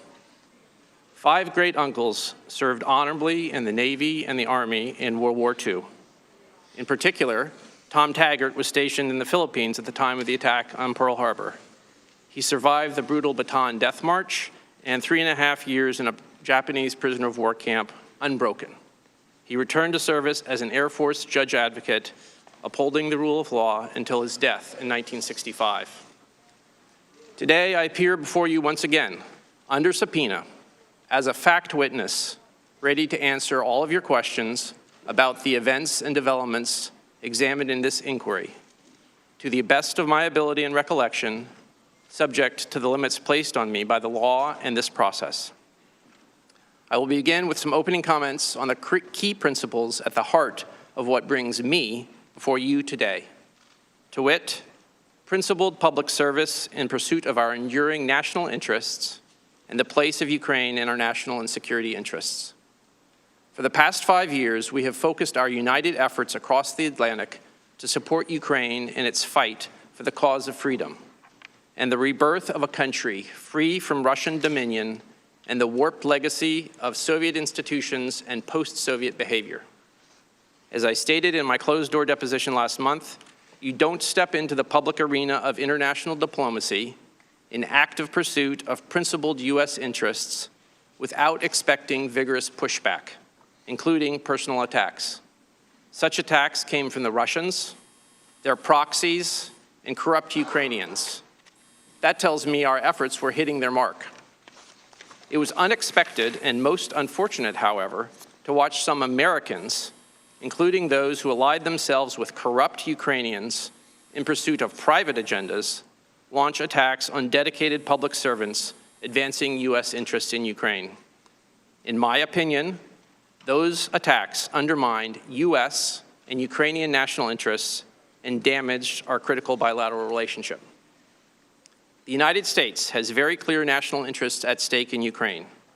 Ukraine's success is very much in our national interest, in the way we have defined our national interest broadly in Europe for the past 75 years. After World War II, U.S. leadership furthered far-sighted policies like the Marshall Plan and the creation of a rules-based international order. Protected by the collective security provided by NATO, Western Europe recovered and thrived after the carnage of World War II, notwithstanding the shadow of the Iron Curtain. Europe's security and prosperity contributed to our security and prosperity. Support of Ukraine's success also fits squarely into our strategy for Central and Eastern Europe since the fall of the wall 30 years ago this past week. A Europe truly whole, free, and at peace, our strategic aim for the entirety of my Foreign Service career, is not possible without a Ukraine whole, free, and at peace, including Crimea and the Donbass, territories currently occupied by Russia, represented by the red in the map. Looking forward, the Trump administration's national security strategy makes clear the global strategic challenge now before us: great power competition with rivals such as Russia and China, and the need to compete for positive influence without taking countries for granted. In that sense, Ukraine has been on the front lines, not just of Russia's conventional war in Eastern Europe since 2014 and its broader campaign of malign influence, but of the greater geopolitical challenges now facing the United States. Ukraine's popular revolution of dignity in 2014 forced a corrupt, pro-Russian leadership to flee to Moscow. After that, Russia invaded Ukraine, occupying 7% of its territory, roughly equivalent to the size of Texas for the United States. At that time, Ukraine's state institutions were on the verge of collapse. Ukrainian civil society answered the challenge. They formed volunteer battalions of citizens, including technology professionals and medics. They crowdsourced funding for their own weapons, body armor, and supplies. They were the 21st century Ukrainian equivalent of our own Minutemen of 1776, buying time for a regular army to reconstitute. Since then, more than 13,000 Ukrainians have died on Ukrainian soil defending their territorial integrity and sovereignty from Russian aggression. America's support in Ukraine's own de facto war of independence has been critical in this regard. By analogy, the American colonies may not have prevailed against the British imperial might without the help of transatlantic friends after 1776. In an echo of Lafayette's organized assistance to General George Washington's Army and Admiral John Paul Jones's Navy, Congress has generously appropriated over $1.5 billion over the past 5 years in desperately needed trained and equipped security assistance to Ukraine. These funds increase Ukraine's strength and ability to fight Russian aggression. Ultimately, Ukraine is on a path to become a full security partner of the United States within NATO. Similar to von Steuben training colonials at Valley Forge, U.S. and NATO allied trainers developed the skills of Ukrainian units at Yavoriv near the Polish border and elsewhere. They help rewrite military education for Ukraine's next generation, as von Steuben did for America's first. In supporting Ukraine's brave resistance to Russian aggression, we have a front row seat to the Russian way of war in the 21st century, gaining priceless insights that contribute to our own security. This year, in 2019, Ukrainian citizens passed the political torch to a new generation, one that came of age not in the final years of the Soviet Union, but in an independent Ukraine. Presidential and parliamentary elections swept out much of Ukraine's previous governing elite and seated 41-year-old President Zelensky, a cabinet with an average age of 39, and a parliament with the average age of 41. At the heart of that change mandate, 5 years after Ukraine's revolution of dignity, is a thirst for justice, because there cannot be dignity without justice. Without a reformed judicial sector that delivers justice with integrity for all, Ukrainian society will remain unsettled. Foreign investors, including American investors, will not bring the great investment needed to ensure that Ukraine's long-term prosperity is secured. This is why the principled promotion of the rule of law and institutional integrity is so necessary to our strategy for a successful Ukraine. It is also true for other former captive nations still recovering from the ashes of Soviet and communist misrule. It is why acting inconsistently with the core principle of the rule of law comes at great peril. I am grateful to all of the members of Congress and staffers, including many of you sitting here today, who have traveled to Ukraine over the past 5 years and appropriated billions of dollars of assistance in support of our primary policy goals. Those funds increase Ukraine's ability to fight Russian aggression in the defense, energy, cyber, and information spheres, and they also empower state institutions and civil society to undertake systemic reforms and tackle corruption. I believe all of us can be proud of our efforts in Ukraine over the past 5 years, even though much remains to be done. And by all of us, I mean those of us in the legislative and the executive branches, in both parties, the interagency community working out of our embassy in Kyiv, with Ukrainians in government, the military, and civil society, and our transatlantic allies and partners.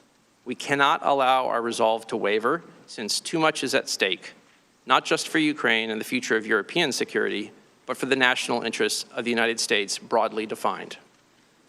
My prior deposition covered a lot of ground over 10 hours. Here are the main 10 themes from my testimony. I outlined my experience with longstanding U.S. interest in supporting anti-corruption efforts in Ukraine. This work gave me a front row seat to problematic activities by successive prosecutors general in Ukraine. For many of the issues this committee is investigating, my knowledge and understanding is sometimes firsthand and sometimes comes from others involved in specific conversations and meetings. This is no different than how anyone learns and carries out his or her job responsibilities.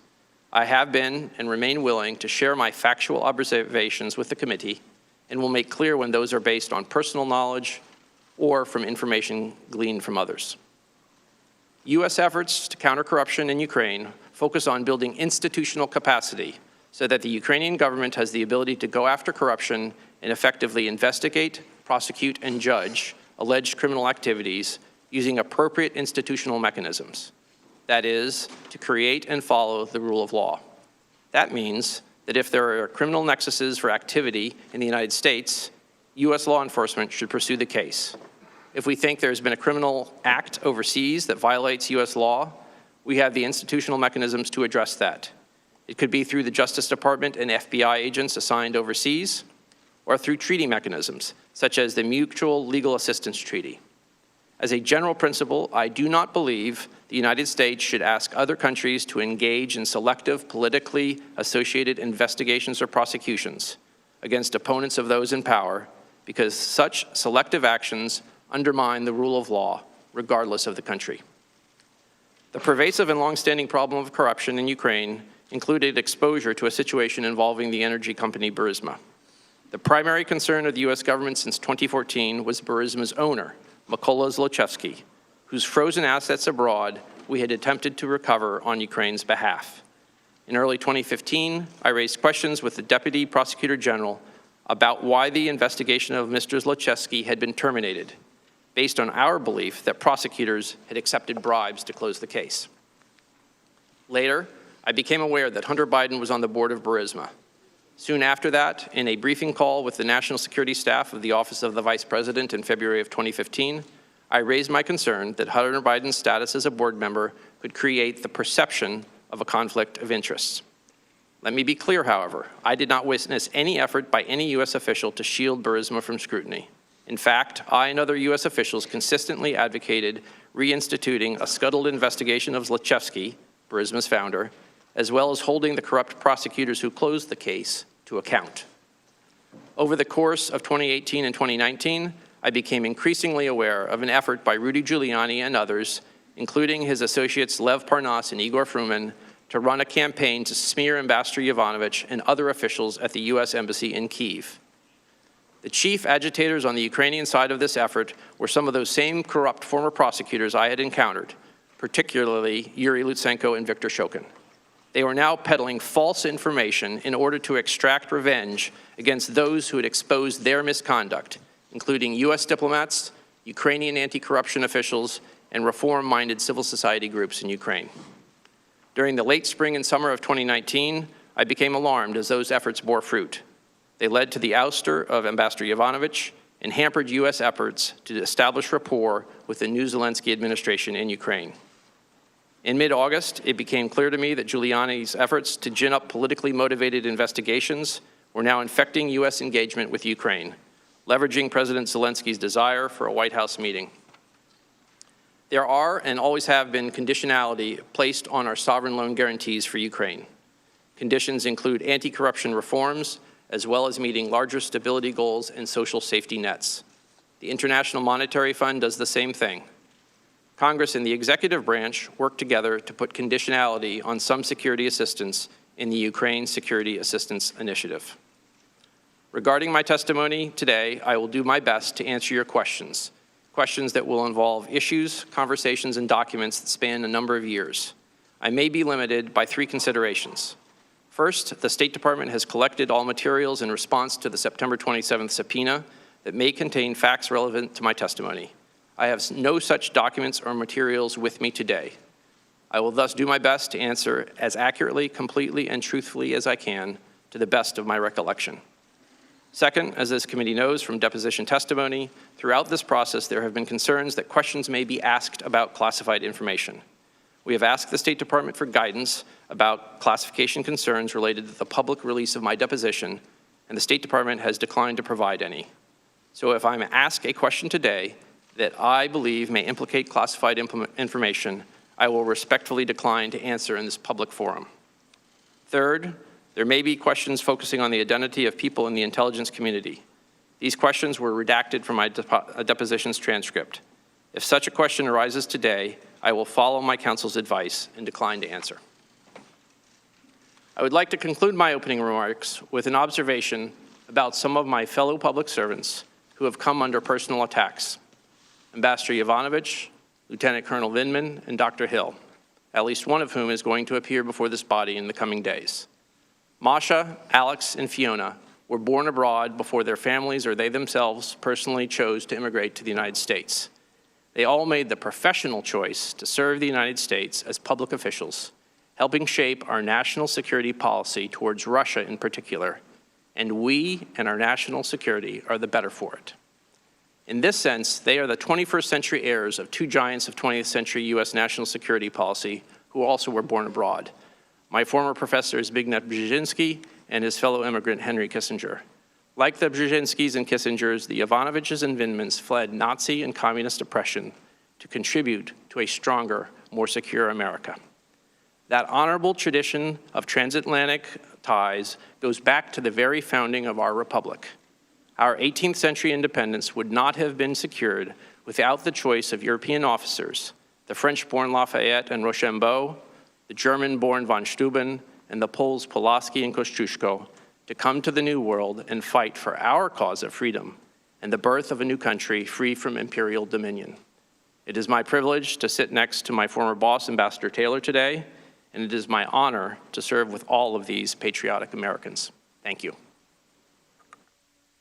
Thank you, Ambassador Taylor. Mr. Chairman, I'm appearing today at the committee's request to provide my perspective on the events that are the subject of the committee's inquiry.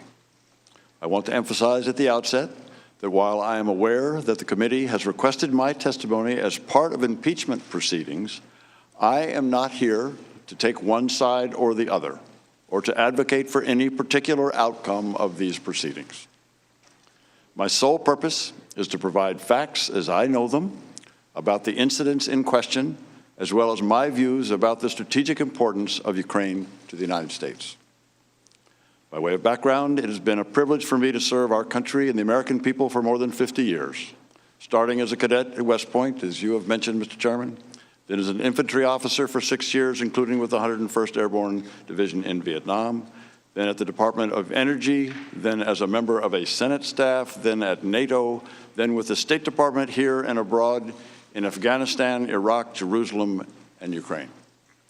I retired from the State Department in 2009 to join the United States Institute of Peace. I'm neither a career member of the Foreign Service nor of the Civil Service. I am nonpartisan and have been appointed to my positions by every president from President Reagan to President Trump. Let me summarize my main points. First, Ukraine is a strategic partner of the United States, important for the security of our country, as well as Europe. Ukraine is on the front line in the conflict with a newly aggressive Russia. Second, even as we sit here today, the Russians are attacking Ukrainian soldiers in their own country and have been for the last 4 years. I saw this on the front line last week. The day I was there, a Ukrainian soldier was killed and 4 were wounded. Third, the security assistance we provide is crucial to Ukraine's defense and to the protection of the soldiers I met on the front line last week. It demonstrates to Ukrainians and Russians that we are Ukraine's reliable strategic partner. It is clearly in our national interest to deter further Russian aggression. And finally, as the committee is aware, I wrote that withholding security assistance in exchange for help with a domestic political campaign in the United States would be crazy. I believed that then, and I believe it now. Let me tell you why. On May 28th of this year, I met with Secretary of State Mike Pompeo, who asked me to rejoin the State Department and return to Kyiv to lead our embassy in Ukraine. It was and is a critical time for U.S.-Ukraine relations. I had served as ambassador to Ukraine from 2006 to 2009, having been nominated by George W. Bush, and in the intervening 10 years had stayed engaged with Ukraine. Across the responsibilities I have had in public service, Ukraine is the highlight. And so Secretary Pompeo's offer to return as chief of mission was compelling. Since I left Ukraine in 2009, the country had continued to turn toward the West. But in 2013, Vladimir Putin was so threatened by the prospect of Ukraine joining the European Union that he tried to bribe the Ukrainian president. This triggered mass protests in the winter of 2013 that drove that president to flee to Russia in February 2014, but not before his forces killed 100 Ukrainian protesters in central Kyiv. Days later, Mr. Putin invaded Crimea, holding a sham referendum at the point of Russian army rifles. The Russians absurdly claimed that 97% voted to join Russia. In early April, Putin sent his army and security forces into southeastern Ukraine to generate illegal armed formations and puppet governments in what we know as Donbass. You can see this on the map in the right-hand portion, in the eastern portion of the country. 14,000 Ukrainians have died in the war in Donbass, and more die each week. In July 2014, these Russian-led forces in Donbass shot down a civilian airliner en route from Amsterdam to Malaysia, killing all 298 people on board. We, the Europeans, and most of the West imposed economic sanctions and kicked the Russians out of the G8. Beginning in 2014, we and NATO began to provide military assistance to Ukraine's armed forces in the form of training, advice, military equipment, and weapons. It is this security assistance that is at the heart of the controversy that we are discussing today. The pro-Russian president, who was run out of Kyiv in 2014, had let the Russian armed forces deteriorate to the point of ruin. In response to the Russian invasion, the new Ukrainian authorities, with an amazing outpouring of support from regular Ukrainian people, rebuilt the army, nearly from scratch, spending more than 5% of Ukrainian GDP on defense since the war started. The whole Ukrainian nation fiercely responded to the Russian attack. The nation united like never before. A ragtag army developed into a strong fighting force, and the United States played a vital role. Since 2014, you and Congress have provided over $1.6 billion in military assistance to Ukraine. The security assistance provides small unit training at an Army base near Lviv in the western of the country. It provides ambulances, night vision devices, communications equipment, counter-battery radar, Navy ships, and finally, weapons. This security assistance demonstrates our commitment to resist aggression and defend freedom. During the 2014 to 2016 period, I was serving outside of government and joined two other former ambassadors to Ukraine in urging the Obama administration officials at the State Department, Defense Department, and other agencies to provide lethal defensive weapons to Ukraine in order to deter further Russian aggression. I also supported much stronger sanctions on Russia. I was pleased when the Trump administration provided Javelin anti-tank missiles and enacted stronger sanctions. All to say, I cared about Ukraine's future and the important U.S. interests there. So when Secretary Pompeo asked me to go back to Kyiv, I wanted to say yes, but it was not an easy decision. The former ambassador, Masha Ivanovich, has been treated poorly, caught in a web of political machinations both in Kyiv and in Washington. I feared that those problems were still present. I consulted both my wife and a respected former senior Republican official who has been a mentor. I will tell you that my wife, in no uncertain terms, strongly opposed the idea. The mentor counseled, if your country asks you to do something, you do it if you can be effective. I could be effective only if the U.S. policy of strong support for Ukraine, strong diplomatic support, along with robust security, economic, and technical assistance were to continue, and if I had the backing of the Secretary of State to implement that policy. And I worried about what I had heard concerning the role of Rudy Giuliani, who had made several controversial statements about Ukraine and U.S. policy toward the country.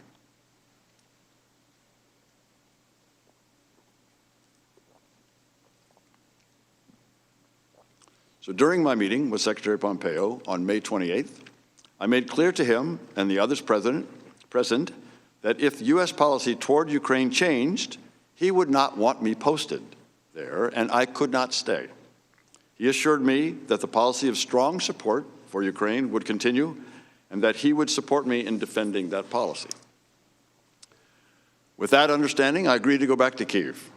Because I was appointed by the Secretary but not reconfirmed by the Senate, my official position was chargé d'affaires ad interim.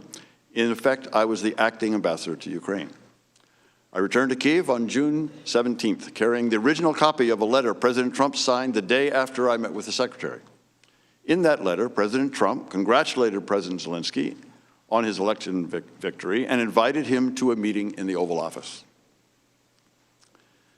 But once I arrived in Kyiv, I discovered a weird combination of encouraging, confusing, and ultimately alarming circumstances. First, the encouraging. President Zelensky was reforming Ukraine in a hurry. He appointed reformist ministers and supported long-stalled anti-corruption legislation. He took quick executive action, including opening Ukraine's high anti-corruption court.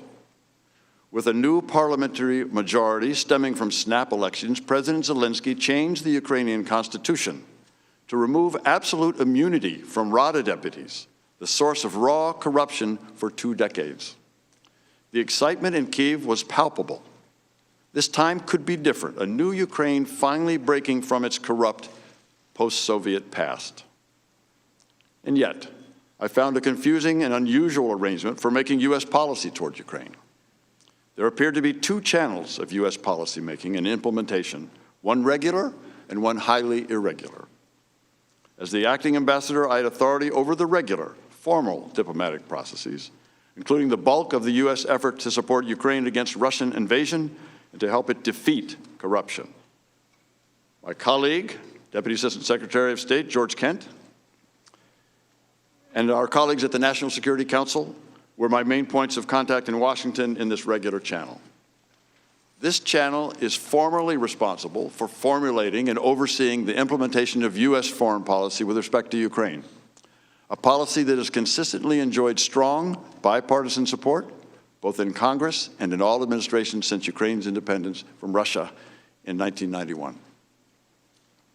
At the same time, however, I encountered an irregular, informal channel of U.S. policymaking with respect to Ukraine, unaccountable to Congress, a channel that included then Special Envoy Kurt Volker, U.S. Ambassador to the European Union Gordon Sondland, Secretary of Energy Rick Perry, White House Chief of Staff Mick Mulvaney, and, as I subsequently learned, Mr. Giuliani. I was clearly in the regular channel, but I was also in the irregular one to the extent that Ambassadors Volker and Sondland included me in certain conversations. Although this irregular channel was well connected in Washington, it operated mostly outside of official State Department channels. The irregular channel began when Ambassador Volker, Ambassador Sondland, Secretary Perry, and Senator Ron Johnson briefed President Trump on May 23rd upon their return from President Zelensky's inauguration. The delegation was as enthusiastic as I would soon become about the new Ukrainian president and urged President Trump to meet with him early on to cement the U.S.-Ukraine relationship. But from what I understood from the participants, President Trump did not share their enthusiasm for a meeting with President Zelensky. When I arrived in Kyiv, the actions of both the regular and the irregular channels of foreign policy appeared to serve the same goal, a strong U.S.-Ukraine partnership. But it became clear to me by August that the channels had diverged in their objectives. As this occurred, I became increasingly concerned. In late June, both channels were trying to facilitate a visit by President Zelensky to the White House for a meeting with President Trump, which President Trump had promised in his congratulatory letter of May 29th. The Ukrainians were clearly eager for the meeting to happen. But during my subsequent communications with Ambassadors Volker and Sondland, they relayed to me that the President wanted to hear from Zelensky before scheduling the meeting in the Oval Office. It was not clear to me what this meant. On June 27th, Ambassador Sondland told me during a phone conversation that President Zelensky needed to make clear to President Trump that he, President Zelensky, was not standing in the way of investigations. I sensed something odd when Ambassador Sondland told me on June 28th that he did not wish to include most of the regular interagency participants in a call planned with President Zelensky later that day. Ambassador Sondland, Ambassador Volker, Secretary Perry, and I were on this call, dialing in from different locations. However, Ambassador Sondland said he wanted to make sure no one was transcribing or monitoring as they added President Zelensky to the call. Also, before President Zelensky joined the call, Ambassador Volker separately told the U.S. participants that he, Ambassador Volker, planned to be explicit with President Zelensky in a one-on-one meeting in Toronto on July 2nd. In that meeting, Ambassador Volker planned to make clear what President Zelensky should do to get the White House meeting. I did not understand what this meant, but Ambassador Volker said he would relay that President Trump wanted to see rule of law, transparency, but also specifically cooperation on investigations to get to the bottom of things. Once President Zelensky joined the call, the conversation was focused on energy policy and the war in Donbass. President Zelensky also said he looked forward to the White House visit President Trump had offered in his May 29th letter.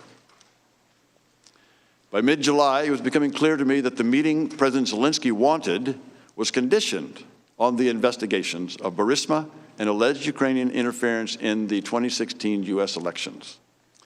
It was also clear that this condition was driven by the irregular policy channel I had come to understand was guided by Mr. Giuliani. In a regular NSC secure video conference call on July 18th, I heard a staff person from the Office of Management and Budget say that there was a hold on security assistance to Ukraine, but could not say why. Toward the end of an otherwise normal meeting, a voice on the call, the person was off screen, said that she was from OMB and her boss had instructed her not to approve any additional spending on security assistance for Ukraine until further notice. I and others sat in astonishment. The Ukrainians were fighting Russians and counted on not only the training and weapons, but also the assurance of U.S. support. All that the OMB staff person said was that the directive had come from the President to the Chief of Staff to OMB. In an instant, I realized that one of the key pillars of our strong support for Ukraine was threatened. The irregular policy channel was running contrary to the goals of long-standing U.S. policy. There followed a series of NSC-led interagency meetings, starting at the staff level and quickly reaching the level of cabinet secretaries. At every meeting, the unanimous conclusion was that the security assistance should be resumed, the hold lifted. At one point, the Defense Department was asked to perform an analysis of the effectiveness of the assistance. Within a day, the Defense Department came back with the determination that the assistance was effective and should be resumed. My understanding was that the Secretaries of Defense and State, the CIA Director, and the National Security Advisor sought a joint meeting with the President to convince him to release the hold, but such a meeting was hard to schedule, and the hold lasted well into September. On July 9th, in a phone call with then Senior Director for European and Russian Affairs Fiona Hill and Director of European Affairs, Lieutenant Colonel Alex Vindman at the NSC, they tried to assure me that they were not aware of any official change in U.S. policy towards Ukraine, OMB's announcement notwithstanding. They did confirm that the hold on security assistance for Ukraine came from Chief of Staff Mick Mulvaney, who maintained a skeptical view of Ukraine. In the same July 19th phone call, they gave me an account of a July 10th meeting with Ukrainian and American officials at the White House. They told me that partway through the meeting, Ambassador Sondland had connected investigations with an Oval Office meeting for President Zelensky, which so irritated then National Security Advisor John Bolton that he abruptly ended the meeting, telling Dr. Hill and Lieutenant Colonel Vindman that they should have nothing to do with domestic politics. He also directed Dr. Hill to brief the lawyers. Dr. Hill said that Ambassador Bolton referred to this deal as a drug deal after the July 10th meeting. Ambassador Bolton opposed a call between President Zelensky and President Trump out of concern that it would be a disaster. Needless to say, the Ukrainians in the meetings were confused. Ambassador Bolton, in the regular Ukraine policy decision-making channel, wanted to talk about security, energy, and reform. Ambassador Sondland, a participant in the irregular channel, wanted to talk about the connection between a White House meeting and Ukrainian investigations. Also, during our July 19th call, Dr. Hill informed me that Ambassador Volker had met with Mr. Giuliani to discuss Ukraine. This caught me by surprise. The next day, I asked Ambassador Volker about that meeting, but received no response. I began to sense that these two separate decision-making channels, the regular and the irregular, were separate and at odds. Later that day, I received text messages on a three-way WhatsApp text conversation with Ambassadors Volker and Sondland, a record of which was provided by Ambassador Volker. Ambassador Sondland said that a call between President Trump and President Zelensky would take place soon. Ambassador Volker said that what was most important is for Zelensky to say that he will help investigation and address any specific personnel issues, if there are any. On the next day, July 20th, I had a phone conversation with Ambassador Sondland while he was on a train from Paris to London. Ambassador Sondland told me that he had recommended to President Zelensky that he use the phrase, "I will leave no stone unturned," with regard to investigations when President Zelensky spoke with President Trump.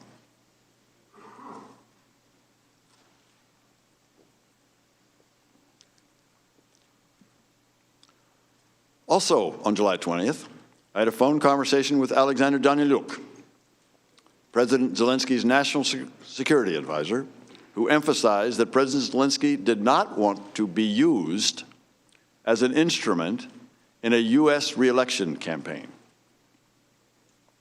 The next day, I texted both Ambassadors Volker and Sondland about President Zelensky's concern.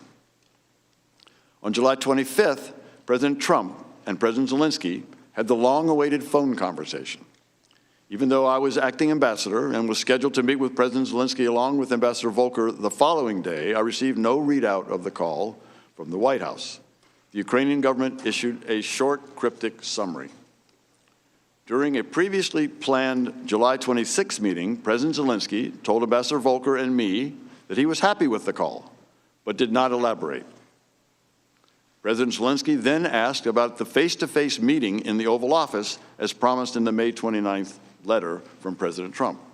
We could give him no firm answer. After our meeting with President Zelensky, Ambassador Volker and I traveled to the front line in northern Donbass to receive a briefing from the commander of forces on the line of contact. Arriving for the briefing in the military headquarters, the commander thanked us for the security assistance. But I was aware that this assistance was on hold, which made me uncomfortable. Ambassador Volker and I could see the armed and hostile Russian-led forces on the other side of the damaged bridge across the line of contact. Russian-led forces continue to kill Ukrainians in the war, 1 or 2 a week. More Ukrainians would undoubtedly die without the U.S. assistance. Although I spent the morning of July 26 with President Zelensky and other Ukrainian officials, the first summary of the July 25th Trump-Zelensky call that I heard from anybody inside the U.S. government was during a phone call I had with Tim Morrison, Dr. Hill's recent replacement at the NSC, on July 28th. Mr. Morrison told me that the call could have been better, and that President Trump had suggested that President Zelensky or his staff meet with Mr. Giuliani and Attorney General William Barr. I did not see any official readout of the call until it was publicly released on September 25th. By August, I was becoming more concerned. On August 16th, I exchanged text messages with Ambassador Volker in which I learned that Andriy Yermak, a senior advisor to President Zelensky, had asked that the United States submit an official request for an investigation into Burisma's alleged violations of Ukrainian law, if that is what the United States desired. A formal U.S. request to the Ukrainians to conduct an investigation based on violations of their own law struck me as improper, and I recommended to Ambassador Volker that we stay clear. To find out the legal aspects of the question, however, I gave him the name of a Deputy Assistant Attorney General whom I thought would be the proper point of contact for seeking a U.S. request for a foreign investigation.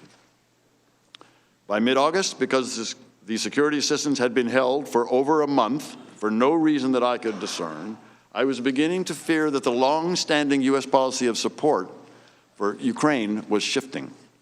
I called State Department Counselor Ulrich Brechtbuhl to discuss this on August 21st. He said he was not aware of a change in policy, but would check on the status of the security assistance.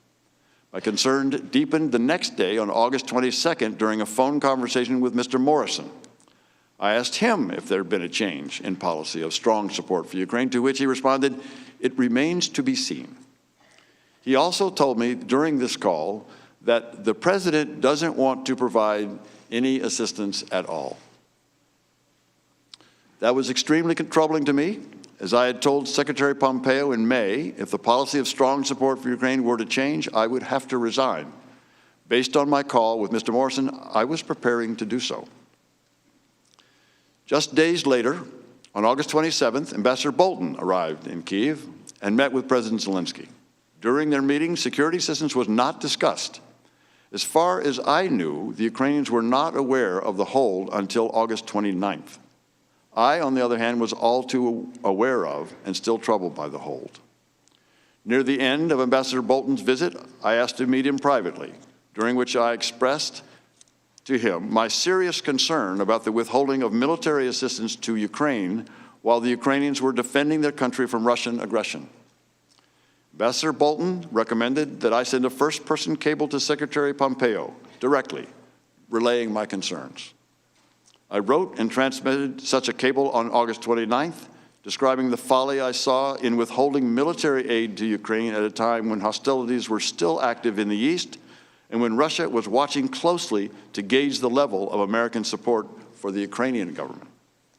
The Russians, as I said at my deposition, would love to see the humiliation of President Zelensky at the hands of the Americans.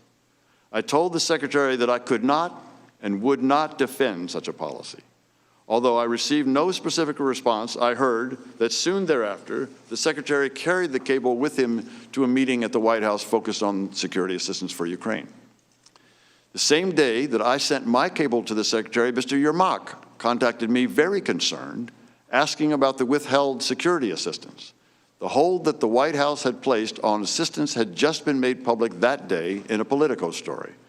At that point, I was embarrassed that I could give him no explanation for why it was withheld.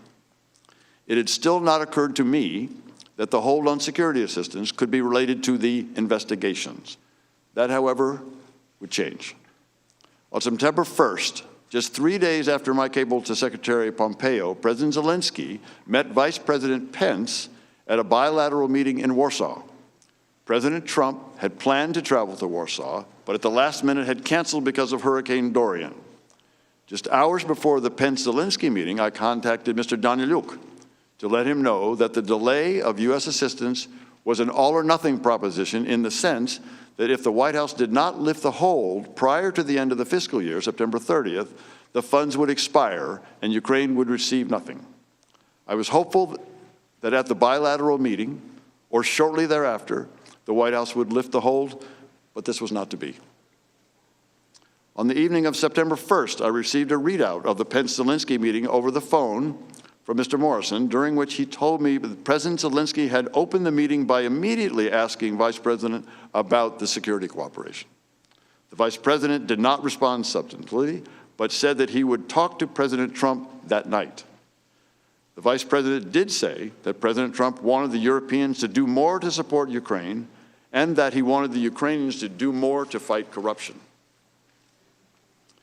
During the same phone call with Mr. Morrison, he described a conversation Ambassador Sondland had with Mr. Yermak in Warsaw. Ambassador Sondland told Mr. Yermak that the security assistance money would not come until President Zelensky committed to pursue the Burisma investigation. I was alarmed by what Mr. Morrison told me about the Sondland-Yermak conversation. I understand that Mr. Morrison testified at his deposition that Ambassador Sondland proposed it might be sufficient for the Ukrainian Prosecutor General to commit to pursue the investigations, as opposed to President Zelensky. But this was the first time that I had heard that the security assistance, not just the White House meeting, was conditioned on the investigations. Very concerned, on that same day, September 1st, I sent Ambassador Sondland a text message asking if we are now saying that the security assistance and a White House meeting are conditioned on investigations. Ambassador Sondland responded, asking me to call him, which I did. During that phone call, Ambassador Sondland told me that President Trump had told him that he wants President Zelensky to state publicly that Ukraine will investigate Burisma and alleged Ukrainian interference in the 2016 election. Ambassador Sondland also told me that he now recognized that he had made a mistake by earlier telling Ukrainian officials that only a White House meeting with President Zelensky was dependent on a public announcement of the investigations. In fact, Ambassador Sondland said, everything was dependent on such an announcement, including security assistance. He said that President Trump wanted President Zelensky in a public box by making a public statement about ordering such investigations. In the same September 1st call, I told Ambassador Sondland that President Trump should have more respect for another head of state, and that what he described was not in the interest of either President Trump or President Zelensky. At that point, I asked Ambassador Sondland to push back on President Trump's demand. Ambassador Sondland pledged to try. I suggested the possibility that Ukrainian Prosecutor General, rather than President Zelensky, would make a statement about the investigations, potentially in coordination with Attorney General Barr's probe into the investigation of interference in the 2016 elections. The next day, September 2nd, Mr. Morrison called to inform me that Mr. Daniluk had asked him to come to his hotel in Warsaw. Mr. Daniluk expressed President Zelensky's concern about the possible loss of U.S. support for Ukraine. In particular, Mr. Morrison relayed to me that the inability of any U.S. officials to respond to the Ukrainians' explicit questions about security assistance was troubling them. I was experiencing the same tension in my dealings with the Ukrainians, including a meeting I had had with the defense minister that day. On September 5th, I accompanied Senators Johnson and Murphy during their visit to Kyiv. When we met with President Zelensky, his first question to the senators was about the withheld security assistance.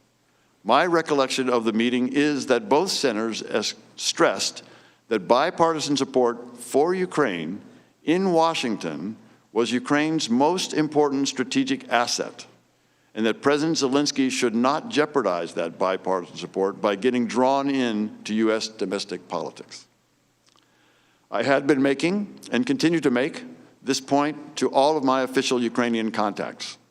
But the odd push to make President Zelensky publicly commit to investigations of Burisma and alleged interference in the 2016 election showed how the official foreign policy of the United States was undercut by the irregular efforts led by Mr. Giuliani. 2 days later, September 7th, I had a conversation with Mr. Morrison in which he described a phone conversation earlier that day between Ambassador Sondland and President Trump. Mr. Morrison said that he had a sinking feeling after learning about this conversation from Ambassador Sondland. According to Mr. Morrison, President Trump told Ambassador Sondland he was not asking for a quid pro quo. But President Trump did insist that President Zelensky go to a microphone and say he is opening investigations of Biden and 2016 election interference, and that President Zelensky should want to do this himself. Mr. Morrison said that he told Ambassador Bolton and the NSC lawyers of this phone call between President Trump and Ambassador Sondland. The following day, on September 8th, Ambassador Sondland and I spoke on the phone. He confirmed that he had talked to President Trump, as I had suggested a week earlier, but that President Trump was adamant that President Zelensky himself had to clear things up and do it in public. President Trump said it was not a quid pro quo. I believe this was the same conversation between Ambassador Sondland and President Trump that Mr. Morrison had described to me on September 7th. Ambassador Sondland also said that he had talked to President Zelensky and Mr. Yermak and had told them that although this was not a quid pro quo, if President Zelensky did not clear things up in public, we would be at a stalemate. I understood a stalemate to mean that Ukraine would not receive the much-needed military assistance. Ambassador Sondland said that this conversation concluded with President Zelensky agreeing to make a public statement in an interview on CNN. Shortly after that call with Ambassador Sondland, I expressed my strong reservations in a text message to Ambassador Sondland, stating that my nightmare is that they, the Ukrainians, give the interview and don't get the security assistance. The Russians love it, and I quit. And I was serious. The next day, September 9th, I said to Ambassador Sondland and Volker that the message to the Ukrainians and the Russians we send with the decision on security assistance is key. With the hold, we have already shaken their faith in us. I also said I think it's crazy to withhold security assistance for help with the political campaign. Ambassador Sondland responded about 5 hours later that I was incorrect about President Trump's intentions. The president has been crystal clear, no quid pro quos of any kind. During our call on September 8th, Ambassador Sondland tried to explain to me that President Trump is a businessman. When a businessman is about to sign a check to someone who owes him something, the businessman asks that person to pay up before signing the check. Ambassador Volker used the same language several days later while we were together at the Yalta European Strategy Conference. I argued to both that the explanation made no sense. The Ukrainians did not owe President Trump anything, and holding up security assistance for domestic political gain was crazy, as I had said in my text message to Ambassador Sondland and Volker on September 9th. Finally, on September 11th, I learned that the hold had been lifted and security assistance would be provided. I was not told the reason why the hold had been lifted. The next day, I personally conveyed the news to President Zelensky and the Ukrainian foreign minister. And I again reminded Mr. Yermak of the high strategic value of bipartisan support for Ukraine and the importance of not getting involved in other countries' elections. My fear at the time was that since Ambassador Sondland had told me President Zelensky had already agreed to do a CNN interview, President Zelensky would make a statement regarding investigations that would have played into domestic U.S. politics. I sought to confirm through Mr. Daniluk that President Zelensky was not planning to give such an interview to the media. While Mr. Daniluk initially confirmed that on September 12th, I noticed during a meeting on the morning of September 13th at President Zelensky's office that Mr. Yermak looked uncomfortable in response to the question. Again, I asked Mr. Daniluk to confirm that there would be no CNN interview, which he did. On September 25th, at the UN General Assembly session in New York City, President Trump met President Zelensky face-to-face. He also released the transcript of the July 25th call. The United States gave the Ukrainians virtually no notice of the release, and they were livid. Although this was the first time I had seen the details of President Trump's July 25th call with President Zelensky, in which he mentioned Vice President Biden, I had come to understand well before then that investigations was a term Ambassadors Volker and Sondland used to mean matters related to the 2016 elections and to investigations of Burisma and the Bidens.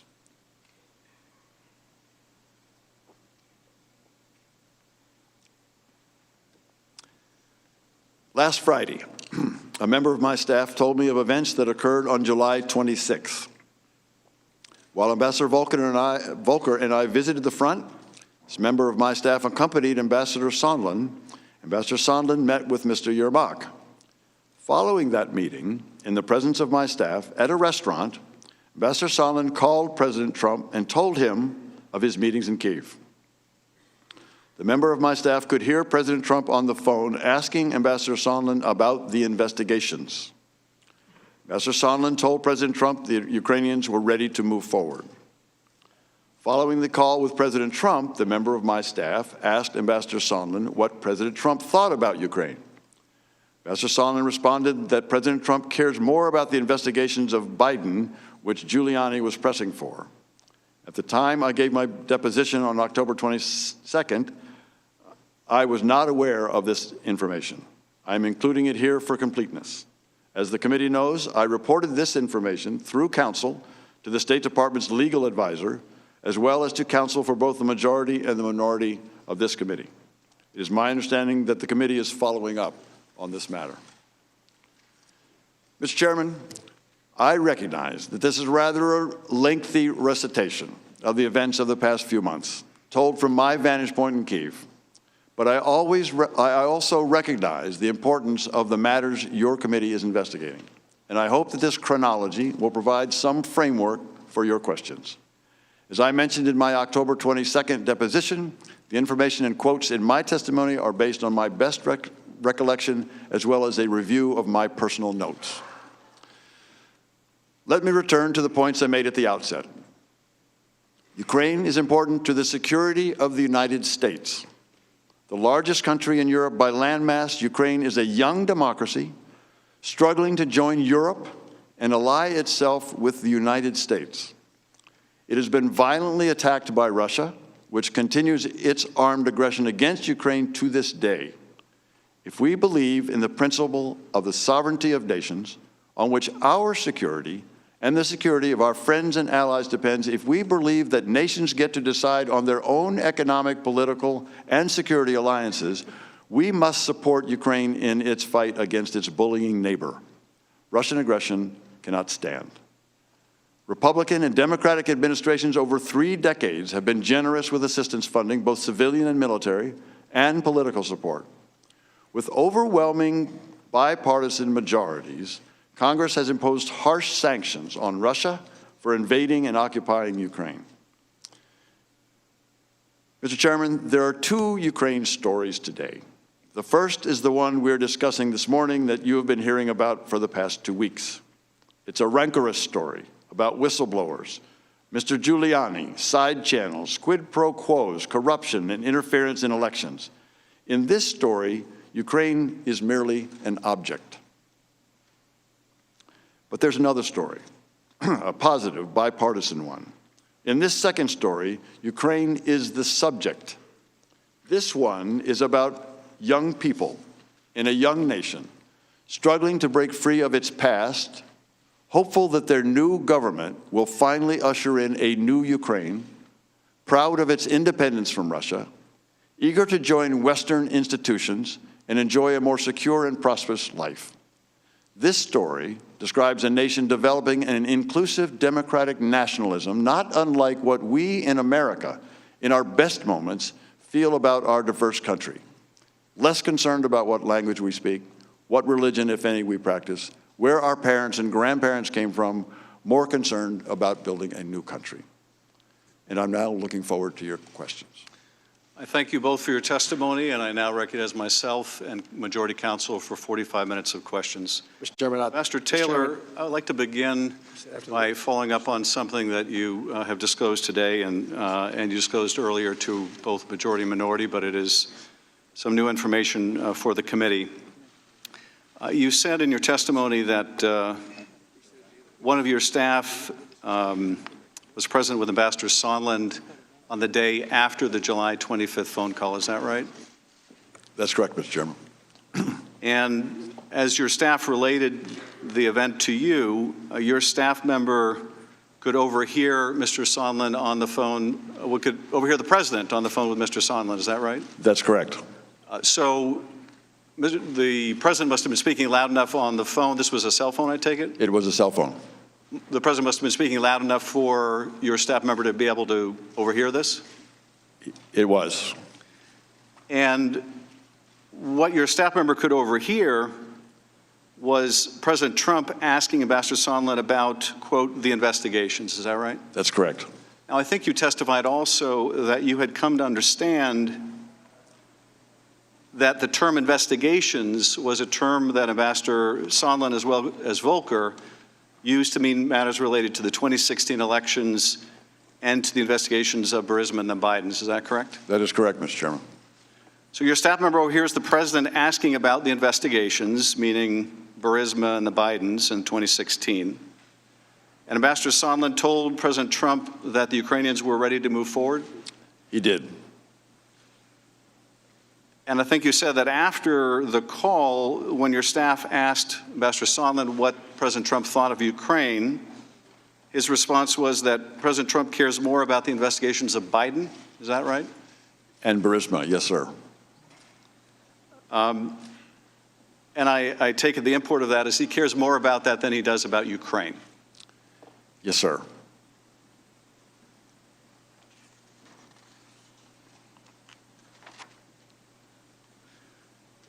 During your testimony, Ambassador Taylor, you also said that more Ukrainians would undoubtedly die without U.S. assistance. Why is that? Mr. Chairman, the security assistance that we provide, it takes many forms. One of the components of that assistance is counter-battery radar. Another component are sniper weapons. These weapons and this assistance allows the Ukrainian military to deter further incursions by the Russians against Ukrainian territory. If that further incursion, further aggression were to take place, more Ukrainians would die. So it is a deterrent effect that these weapons provide. It's also the ability, it gives the Ukrainians the ability to negotiate from a position of a little more strength when they negotiate an end to the war in Donbass, negotiating with the Russians. This also is a way that would reduce the number of Ukrainians who would die. I take it if the provision of U.S. military assistance would save Ukrainian lives, that any delay in that assistance may also cost Ukrainian lives. Is that true? Mr. Chairman, of course, it's hard to draw any direct lines between any particular element of security assistance and any particular death on the battlefield. But it is certainly true that that assistance had enabled Ukrainian armed forces to be effective and deter and to be able to take countermeasures to the attacks that the Russians had. And I think you said that a Ukrainian soldier lost their life while you were visiting Donbass. We keep very careful track of the casualties, and I noticed on the next day the information that we got that one was killed, 4 soldiers were wounded on that day. And indeed, Ukrainians lose their lives every week? Every week. I think you also testified that Russia was watching closely to gauge the level of American support for the Ukrainian government. Why is that significant? This is significant, Mr. Chairman, because the Ukrainians, in particular under this new administration, are eager to end this war. And they are eager to end it in a way that the Russians leave their territory. These negotiations, like all negotiations, are difficult. Ukrainians would like to be able to negotiate from a position of strength, or at least more strength than they now have. Part of that strength, part of the ability of the Ukrainians to negotiate against the Russians, with the Russians for an end to the war in Donbass, depends on the United States and other international support. If we withdraw or suspend or threaten to withdraw our security assistance, that's a message to the Ukrainians, but it's at least as important, as your question indicates, Mr. Chairman, to the Russians, who are looking for any sign of weakness or any sign that we are withdrawing our support for Ukraine. And so when the Ukrainians learned of the suspension of the military aid, either privately or when others learned publicly, the Russians would be learning also. And they would take that as a lack of robust U.S. support for Ukraine. Is that right? That's correct, sir. And that would weaken Ukraine in negotiating an end to the war in Donbass. It would. People watching, I'm sure, are interested in how military assistance and diplomatic support for Ukraine affects Ukraine, but even more so interested in how does this affect our national security? Now, I think you said that if we believe in a principle of sovereignty of nations where countries get to determine their own economic, political, and security alliances, we have to support Ukraine in its fight, that the kind of aggression we see by Russia can't stand. How is it important to American national security that we provide for a robust defense of Ukraine's sovereignty? Mr. Chairman, as my colleague, Deputy Assistant Secretary George Kent described, we have a national security policy, a national defense policy that identifies Russia and China as adversaries. The Russians are violating all of the rules, treaties, understandings that they committed to that actually kept the peace in Europe for nearly 70 years. Until they invaded Ukraine in 2014, they had abided by sovereignty of nations, of inviolability of borders. That rule of law, that order that kept the peace in Europe and allowed for prosperity as well as peace in Europe was violated by the Russians. And if we don't push back on that, on those violations, then that will continue. And that, Mr. Chairman, affects us. It affects the world that we live in, that our children will grow up in, and our grandchildren. This affects the kind of world that we want to see abroad. So that affects our national interest very directly. Ukraine is on the front line of that conflict. I want to thank you both for your decades of service to the country, and I'll now recognize Mr. Goldman for questioning. Thank you, Mr. Chairman. Ambassador Taylor, on the heels of you discussing the importance of the security assistance to Ukraine, I want to go to the end of the timeline where you learned that that security assistance was conditioned on Ukraine announcing the investigations that the president wanted. And in particular, on September 9th of this year, you texted Ambassador Sondland and Volker, and the text message should be on the screen in front of you. And if you could read what you wrote. As I said on the phone, I think it's crazy to withhold security assistance for help with a political campaign. What did you mean when you said you thought it was crazy? Ms. Goldman, I meant that because of the importance of security assistance that we had just described and had a conversation with the chairman, because that was so important, that security assistance was so important for Ukraine as well as our own national interest, to withhold that assistance for no good reason other than help with a political campaign made no sense. It was counterproductive to all of what we had been trying to do. It was illogical. It could not be explained. It was crazy. When you say all of what we were trying to do, what do you mean by we? I mean that the United States was trying to support Ukraine as a frontline state against Russian attack. And again, the whole notion of a rules-based order was being threatened by the Russians in Ukraine. So our security assistance was designed to support Ukraine. That's it. It was not just the United States. It was all of our allies. When you reference help with a political campaign in this text message, what did you mean? I meant that the investigation of Burisma and the Bidens was clearly identified by Mr. Giuliani in public for months as a way to get information on the two Bidens. And that investigation, at the very least, was mentioned by President Trump in the July 25th phone call with President Zelensky. Is that right? As we now know, yes. Yes, on September 25th, that transcript was released.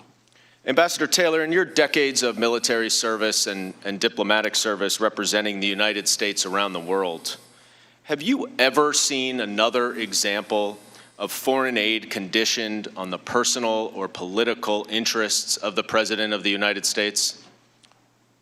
No, Mr. Goldman, I've not.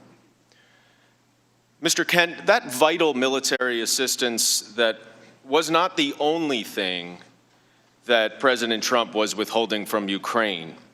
What else was contingent on Ukraine initiating these investigations?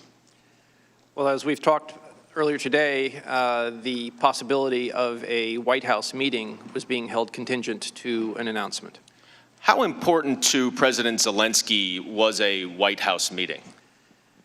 New leaders, particularly countries that are trying to have good footing in the international arena, see a meeting with the U.S. President in the Oval Office at the White House as the ultimate sign of endorsement and support from the United States. And President Zelensky was a relatively new president, is that right? That's correct. He was elected on April 21st, and his government was formed after parliamentary elections in July. Would a White House meeting for President Zelensky boost his legitimacy as a new president in Ukraine? It would primarily boost his leverage to negotiate with Vladimir Putin about the Russian occupation of 7% of Ukrainian territory. Mr. Kent, is pressuring Ukraine to conduct what I believe you've called political investigations a part of U.S. foreign policy to promote the rule of law in Ukraine and around the world? It is not. Is it in the national interest of the United States? In my opinion, it is not. Why not? Because our policies, particularly in promoting the rule of law, are designed to help countries, and in Eastern Europe and Central Europe, that is overcoming the legacy of communism. In the communist system, in particular, the Prosecutor General Office was used to suppress and persecute citizens, not promote the rule of law. So in helping these countries reach their own aspirations to join the Western community of nations and live lives of dignity, helping them have the rule of law with strong institutions is the purpose of our policy. So in other words, it is a purpose of our foreign policy to encourage foreign nations to refrain from conducting political investigations. Is that right?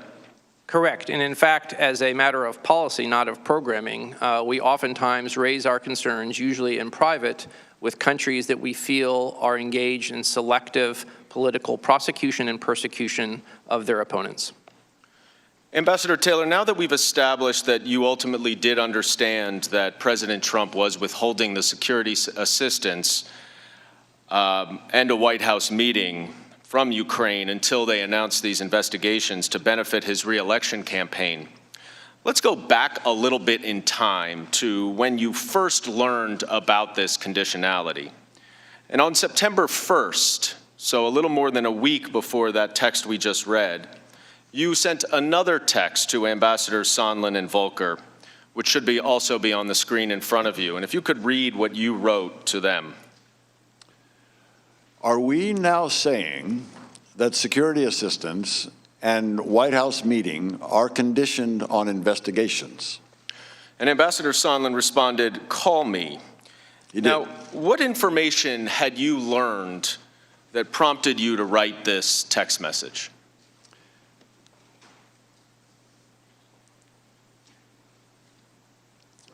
I had learned that in Warsaw, after the meeting Vice President Pence had with President Zelensky, Ambassador Sondland had meetings there and had described to Mr. Yermak, the assistant to President Zelensky, that the security assistance was also held pending announcement by President Zelensky in public of these investigations. Before that, I had only understood from Ambassador Sondland that the White House meeting was conditioned. And at this time, after I heard of this conversation, it struck me, it was clear to me that security assistance was also being held. You said previously that you were alarmed to learn this. Why were you alarmed? It's one thing to try to leverage a meeting in the White House. It's another thing, I thought, to leverage security assistance to a country at war, dependent on both the security assistance and the demonstration of support. It was much more alarming. The White House meeting was one thing, security assistance was much more alarming. Now, Ambassador Taylor, in your opening statement, you outlined a very detailed timeline. And in fact, we have a written copy here, and you included some phrases and words in quotations. Did you take notes of this conversation on September 1st with Ambassador Sondland? I did. And did you take notes related to most of the conversations, if not all of them, that you recited in your opening statement? All of them, Mr. Goldman. And what do those quotations that you include in your opening statement reflect? They reflect my notes on the exact words that I heard on that call. So it was, if I put those in quotes, that meant that those are the words used on that phone call or in that conversation. Did you review those notes before you drafted your opening statement and came here to testify? I did.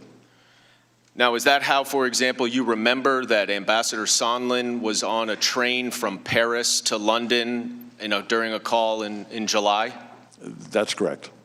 And you are aware, I presume, that the State Department has not provided those notes to the committee, is that right? I am aware. So we don't have the benefit of reviewing them to ask you these questions? Correct. I understand that they may be coming sooner or later. Well, we would welcome that. You also testified earlier, Ambassador Sondland, or Ambassador Taylor, that President Trump had delegated some matters overseeing Ukraine policy to Ambassador Sondland, who is a big inaugural supporter of President Trump, even though Ukraine is not in his domain of the European Union. Is that right? Several participants in the meeting in the Oval Office with President Trump, with the delegation to the inauguration of President Zelensky, told me of that conversation, and it was at that meeting, as I understand it from several participants, that President Trump asked the participants to work with Mr. Giuliani on Ukraine policy. Did you come to understand that Ambassador Sondland had a direct line of communication into President Trump? I did. And you testified, or rather in that text message, Ambassador Sondland says to call him after you wrote that. Did you in fact call him? I did. And what did he say to you? He said that I was wrong about President Trump's intent, that there was no quid pro quo. But did he say anything after that? Did he describe to you, I believe you said, I'll refresh your memory, that Thank you. He mentioned something in your opening statement. You said that he said that everything, I believe, and you had that in quotes, was actually contingent on the initiation of these investigations. What did he mean by everything? Ms. Goldman, what he meant by everything was the security assistance and the White House meeting. And I believe you also testified that he said he had made a mistake in relaying a message to the Ukrainians. What was that mistake? The mistake he told me was earlier he had told, presumably President Zelensky and Mr. Yermak, that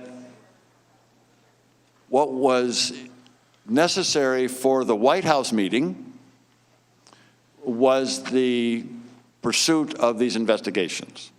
And he said he recognized that that was a mistake. It was not just the White House meeting that was dependent on the investigations. He said it was now everything. It included the security assistance. So it was not just the White House meeting, it was also the security assistance. Yes, sir. And so even though President Trump was saying repeatedly that there is no quid pro quo, Ambassador Sondland relayed to you that the facts of the matter were that the White House meeting and the security assistance were conditioned on the announcement of these investigations. Is that your understanding? That's my understanding. Now, you reference a television interview and a desire for President Trump to put Zelensky in a public box, which you also have in quotes. Was that in your notes? It was in my notes. And what did you understand that to mean, to put Zelensky in a public box? I understood that to mean that President Trump, through Ambassador Sondland, was asking for President Zelensky to very publicly commit to these investigations, that it was not sufficient to do this in private, that this needed to be a very public statement. And did you understand why it was needed to be in public as opposed to a private confirmation? No further information on that. Now, during this time period in early September, did you come to understand that from your conversations with the Ukrainians or other individuals that Ukraine felt pressure to initiate these investigations because of the conditionality of the White House meeting and the security assistance? Mr. Goldman, here's what I know. I got several questions. Other officials got several questions as well from Ukrainians asking about the security assistance. So what I know is the security assistance was very important to the Ukrainians. They had begun to hear from Ambassador Sondland that the security assistance was not going to come until the investigations were pursued. What I heard from the defense minister, what the senators, what Senator Johnson and Senator Murphy heard in their conversation with President Zelensky was the clear concern, the urgent concern that Ukrainians had about the security assistance. Now, you also described a conversation that you had with Ambassador Sondland a week later on September 8th. And in that conversation, in your opening statement, you described how Ambassador Sondland used the term stalemate. What did you understand the concern about a stalemate to be?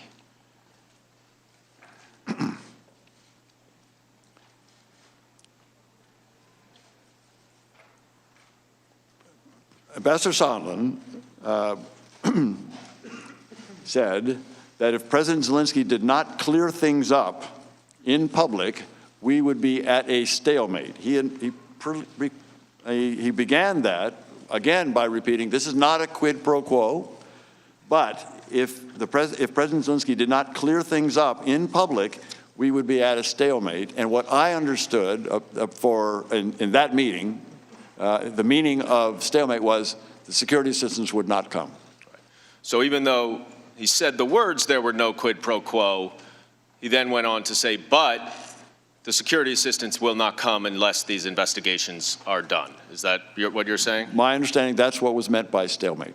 You also described in your opening statement a discussion you had about President Trump being a businessman who wanted to have people pay up before signing the check. And what did you understand that to mean?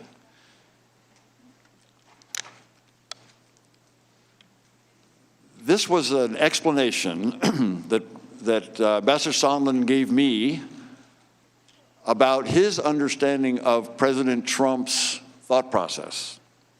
Ambassador Sondland is a businessman. President Trump's a businessman. He was explaining to me the relationship, the understanding that a businessman would have when he was about to sign a check. And by that, he clearly meant that President Trump was thinking about or had in front of him the possibility of providing security assistance to Ukraine. It was similar to writing a check to someone who you're about to send. He used that analogy very clearly to indicate that this would require something. If that person owed him something before he signed the check, he wanted to get whatever he was owed paid back to him. And Ambassador Volker used very similar language about a week later, which indicates to me that they had that conversation as well. Did Ukraine owe anything to the United States? Ms. Goldman, they didn't. They owed appreciation for the support. And they were getting support, and they appreciated that. But there was nothing owed to President Trump on that. But you understood the upshot of this comment made by both Ambassador Sondland and Ambassador Volker to be that President Trump believed that Ukraine owed him something personally. Is that accurate? It's hard to understand, but there was a feeling by President Trump that and this came out in the transcript. I'm sorry, this came out in the discussion with the inaugural delegation when they came back to have a conversation with President Trump on May 23rd, that he had a feeling of having been wronged by the Ukrainians. And so this was something that he thought they owed him to fix that wrong. Right, but what he was talking about, as you understood it, because in the context of the conversation, is that what he owed him were these investigations that he wanted. That right? Would have been to fix the wrong, exactly. And those investigations into the 2016 election and Biden and Burisma. That's correct. Now, during this early period in September, we've talked a little bit about the fact that you continually heard that the president was repeatedly saying that there was no quid pro quo. Is that right? That's correct. And he still says that repeatedly today. But regardless of what you call it, whether it's a quid pro quo, bribery, extortion, abuse of power of the office of the presidency, the fact of the matter, as you understood it, is that security assistance and the White House meeting were not going to be provided unless Ukraine initiated these two investigations that would benefit Donald Trump's reelection. Is that what you understood the facts to be? Mr. Goldman, what I can do here for you today is tell you what I heard from people. And in this case, it was what I heard from Ambassador Sondland. He described conditions for the security assistance and the White House meeting in those terms. That is, that were dependent upon, conditioned on pursuing these investigations. And you heard that from Ambassador Sondland himself, correct? Correct. And you also heard a similar story from Mr. Morrison as well, is that right? Who also talked to Ambassador Sondland about the conversations that he had in Warsaw with Ukrainians. And what Mr. Morrison recounted to you was substantially similar to what Mr. Sondland recounted to you, right? Yes. And so, regardless of what Ukrainians may say now that everything is out in the public and we're here in this public hearing, that they felt no pressure from President Trump, it was your clear understanding, was it not, that in early September, when the pressure campaign was still secret, that the Ukrainians believed that they needed to announce these public investigations? Is that right? Mr. Goldman, I know that the Ukrainians were very concerned about the security assistance. And I know that they were prepared or preparing to make a public statement, that is, with a CNN interview, that was being planned. Those are the two pieces that I know. And that CNN interview was to announce these investigations as you understood it, right? That was the implication. That was certainly the implication. We've been focused a lot on the September timeframe, but I want to go back 2 months to July, before the July 25th call. And you testified, Ambassador Taylor, in your opening statement that it was in the middle of July when you understood that the White House meeting was first a condition on these investigations. Is that accurate? Yes, we were preparing, and I agreed that the White House meeting was going to be an important step in U.S.-Ukrainian relations. So in June and in early July, attempts to work out a way to get that meeting included a phone call. And so there were several conversations about how to have this phone call that eventually happened on July 25th. And you described in your opening statement a July 10th White House meeting with a number of officials where Ambassador Bolton used the term that something was a drug deal. What did you understand him to mean in hearing that he said that, used this term drug deal? Ms. Goldman, I don't know. I don't know what Ambassador Bolton had in mind. And was that in reference to a discussion in that meeting related to the White House meeting that President Zelensky wanted and in connection to the investigations? The context of that comment was the discussion that Mr. Daniluk, who was Mr. Bolton's counterpart, Ukrainian counterpart, the National Security Advisor, had with Mr. Bolton. And that conversation was very substantive up until the point where the White House meeting was raised and Ambassador Sondland intervened to talk about the investigations. It was at that point that Ambassador Bolton ceased the meeting, closed the meeting, finished the meeting, and told his staff to report this meeting to the lawyers. And he also later then indicated to Fiona Hill, who was also a participant on NSC staff, that Ambassador Bolton, didn't want to be associated with this drug deal.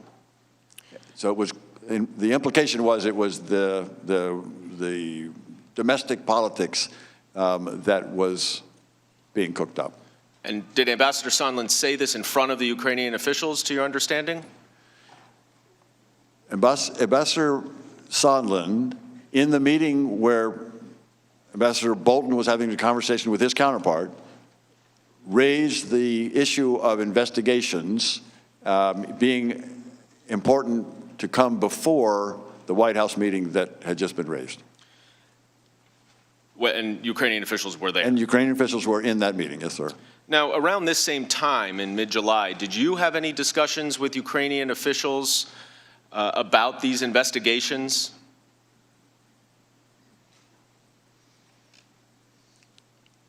I don't recall. Well, let me show you a text message that you wrote on July 21st, where you wrote it again to Ambassadors Sondland and Volker. And if you could just read what you wrote here on July 21st. Gordon, one thing Kurt and I talked about yesterday was Sasha Daniluk's point that President Zelensky is sensitive about Ukraine being taken seriously, not merely as an instrument in Washington domestic re-election politics. And Sasha Daniluk, I think you just said, is Ambassador Bolton's counterpart, right? He's the National Security Advisor to he's no longer, but was at the time. What did you understand it to mean when that Zelensky had concerns about being an instrument in Washington domestic re-election politics? Mr. Daniluk understood that these investigations were pursuant to Mr. Giuliani's request to develop information, to find information about Burisma and the Bidens. This was very well known in public. Mr. Giuliani had made this point clear in several instances in the beginning, in the springtime, and Mr. Daniluk was aware that that was a problem. And would you agree that because President Zelensky is worried about this, they understood at least that there was some pressure for them to pursue these investigations? Is that fair? Mr. Daniluk indicated that President Zelensky certainly understood it, that he did not want to get involved in these type of activities. Now, I'm going to move ahead now to July 25th, which was when President Trump and President Zelensky had the phone call. But before we get to the phone call, I want to show both of you a text message, neither of you is on this text message. It is between Ambassador Volker and Andrei Yermak, a top aide to President Zelensky. I will read it because neither of you is on it. Ambassador Volker says, "Good lunch, thanks. Heard from White House, assuming President Z convinces Trump he will investigate / get to the bottom of what happened in 2016, we will nail down date for visit to Washington. Good luck, see you tomorrow, Kurt." And this was a half hour, less than a half hour before the call actually occurred. Now, Ambassador Taylor, was Ambassador Volker with you in Ukraine at this time? He was. Did you know that he was prepping President Zelensky for this phone call with President Trump in this way? Not in this way, Mr. Goldman, but I knew that Ambassador Volker was prepping Ukrainians for the phone call earlier on. That is, at a meeting in Toronto on July 2nd, Ambassador Volker had a conversation with President Zelensky and had indicated in a phone call that he, at that time, was going to talk President Zelensky through the steps that need to be taken in order to get to the phone call. Understood.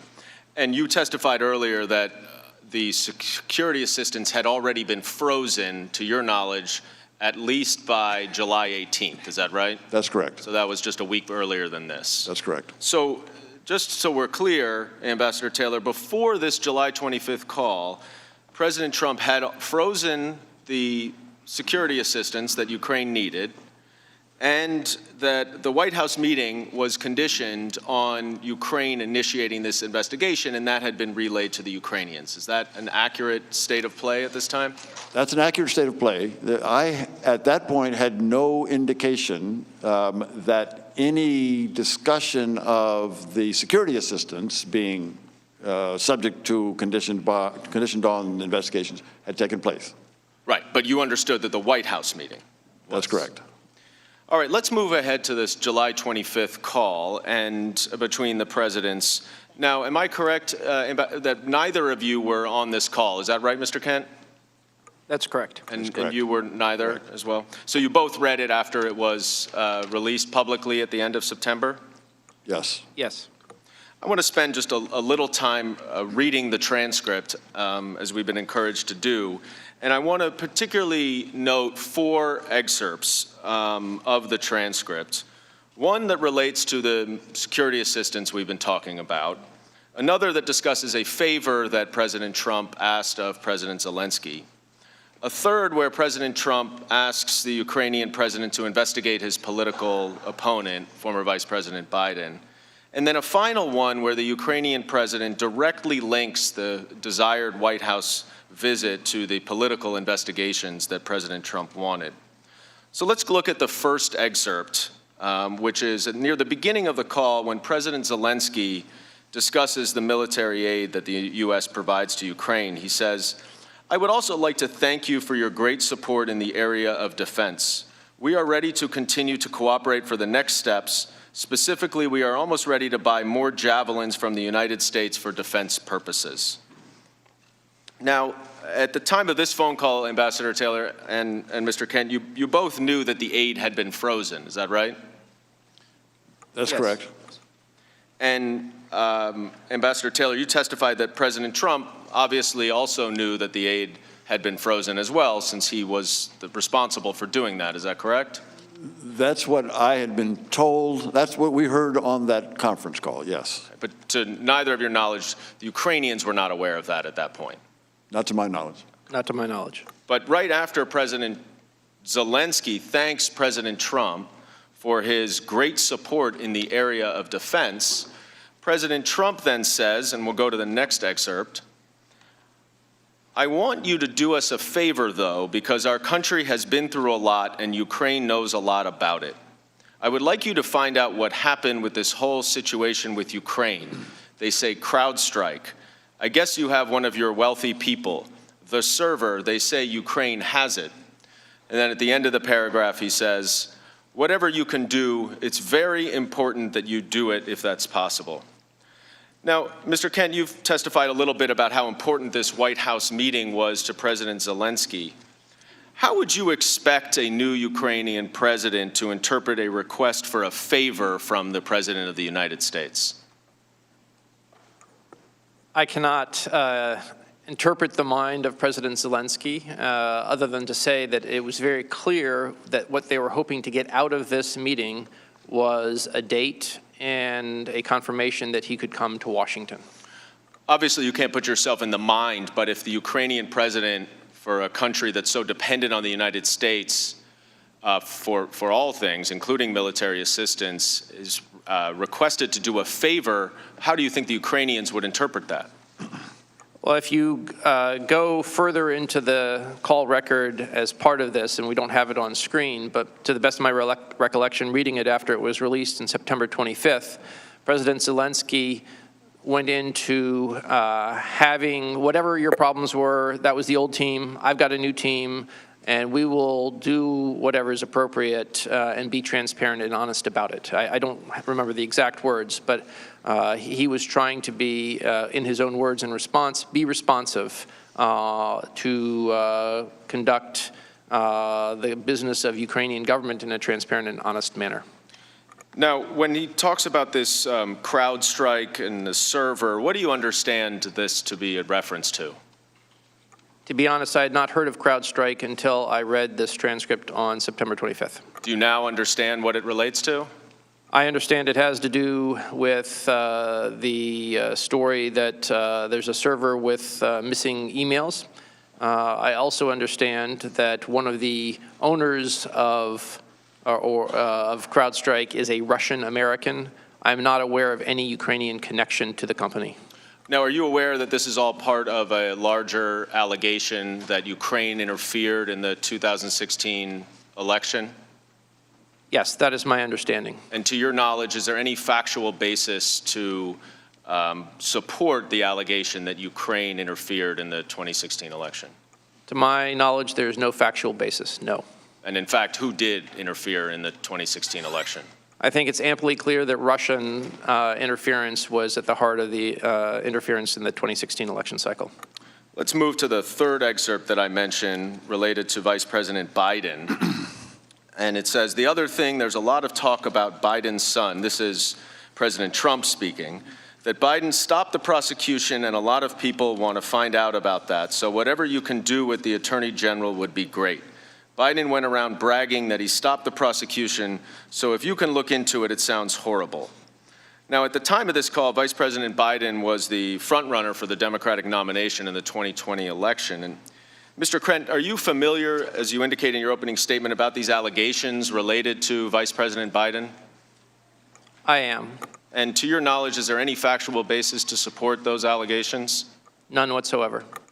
When Vice President Biden acted in Ukraine, did he act in accordance with official U.S. policy? He did. Now, let's go to then the last excerpt that I wanted to highlight, which is President Zelensky speaking, and he says, "I also wanted to thank you for your invitation to visit the United States, specifically Washington, D.C. On the other hand, I also want to assure you that we will be very serious about the case and we will work on the investigation." Now, Ambassador Taylor, right after President Zelensky mentions his much-desired Washington visit, he says, "on the other hand," and then says that Ukraine will be very serious about the investigation. Is this the same link between the White House visit and the investigations that Ambassador Volker had texted to Andrei Yermak just a few minutes before this conversation? That's my assumption. Now, just to summarize what we've just read in this July 25th call between the presidents, the Ukrainian president thanked President Trump for security assistance that President Trump had just frozen, to which President Trump responded that he wanted President Zelensky to do him a favor, though, by investigating the 2016 U.S. election and the Bidens. Then President Zelensky says that he will pursue these investigations right after he mentions the White House visit. Is that your understanding, Ambassador Taylor, of what we just read? Yes. And Mr. Kent, is that yours? Yes. I yield back. The majority time has expired. Would you gentlemen like a brief recess? Let's take a 5-minute recess, and then we'll resume with minority questioning.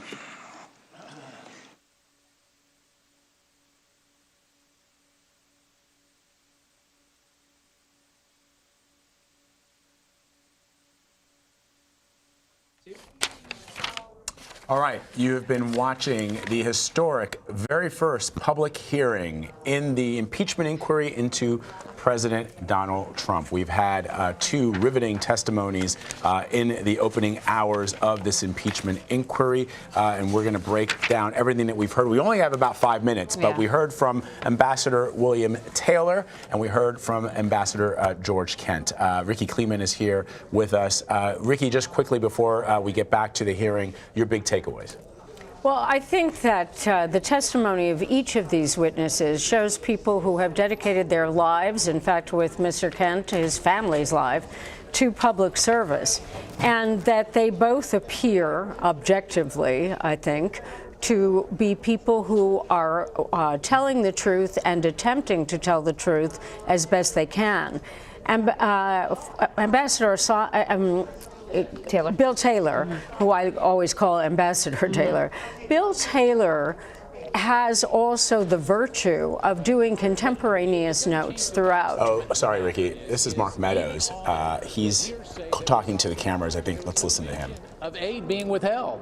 I mean, everybody starts talking about what they heard, but the facts of the matter is the aid was withheld prior to a phone call. The aid was released with no deliverables, and at the end of the day, you know, in order for something to actually have leverage, there has to be a deliverable, and there hasn't been a deliverable in any of this.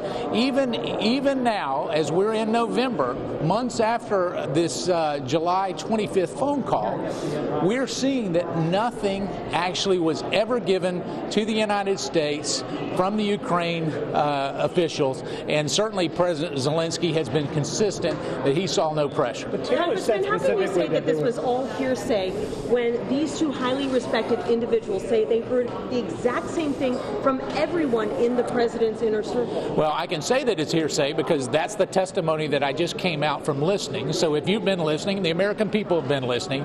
They say, well, I believe, I thought I heard, this was what was conveyed to me. And all of that, well, you were asking the question. I was going to answer your question. You want me to answer your question? Okay, all right. And so in doing that, when they ask the question, every time that it gets close to the President of the United States, it is very clear. There is no conditionality as it relates to what why the aid was held. And so I think that we're consistent with that, and that's what we continue to hear. But he said very clearly also, Gordon Sondland made this clear to him after he spoke to the president. The president wanted these investigations launched in connection with the aid. That's what he said with sorry to jump on. Yeah. Well, we also know from Gordon Sondland, who now has sworn testimony that says he has no idea, you covered it, has no idea why the aid was ever held up. And so any knowledge that anybody has of what Ambassador Sondland may or may not have known, he is on the record to say that he does not know why the aid was held up. So if he doesn't know it and he's conveying that to someone else, he is conveying something that he doesn't know. And so when we start to look at this, it all starts to fall apart when you start tracking it back to who actually knew what, when. The aid was held up for two reasons. I can tell you. One is the president has a deep-rooted concern about corruption that is shared with the two witnesses in there today. They are concerned about the corruption that Ukraine has not only had, but even continues to struggle with today. The second part about that, and you've heard it a million times from this president, isn't it important, isn't it critically important that the French, the Germans, the UK, that they pay their fair share? Why is it always the American taxpayer that has to spend millions of dollars? And yet, even under this administration, not only were javelins given for the first time, but also aid was increased to Ukraine in spite of all of that. But is it believable that Gordon Sondland doesn't recall this conversation with the president? But two witnesses say that he did relay this information from the president. Is it believable that Gordon Sondland just simply doesn't remember? What two witnesses? Are you saying? Morrison well, and Ambassador Taylor is the one who said that. So let's be specific. But Morrison did testify. Morrison testified the other day, and to my knowledge, they have not released his transcript. I think it would be highly appropriate for Mr. Morrison's transcript to be relayed, because I think when you see that, not only will he convey some of the things that are being talked about today, but it will also convey the fact that the vice president made it very clear there was no condition whatsoever as it relates to the aid, and that the aid was released shortly after the vice president of the United States made a personal in-person visit with President Zelensky in Warsaw, Poland. So is it your belief Yeah, go ahead. Go ahead. that Mr. Taylor testified to that staff were overheard between Gordon Sondland and the president, where the president mentioned the investigations? Are you concerned that Sondland himself does not seem to have testified to that?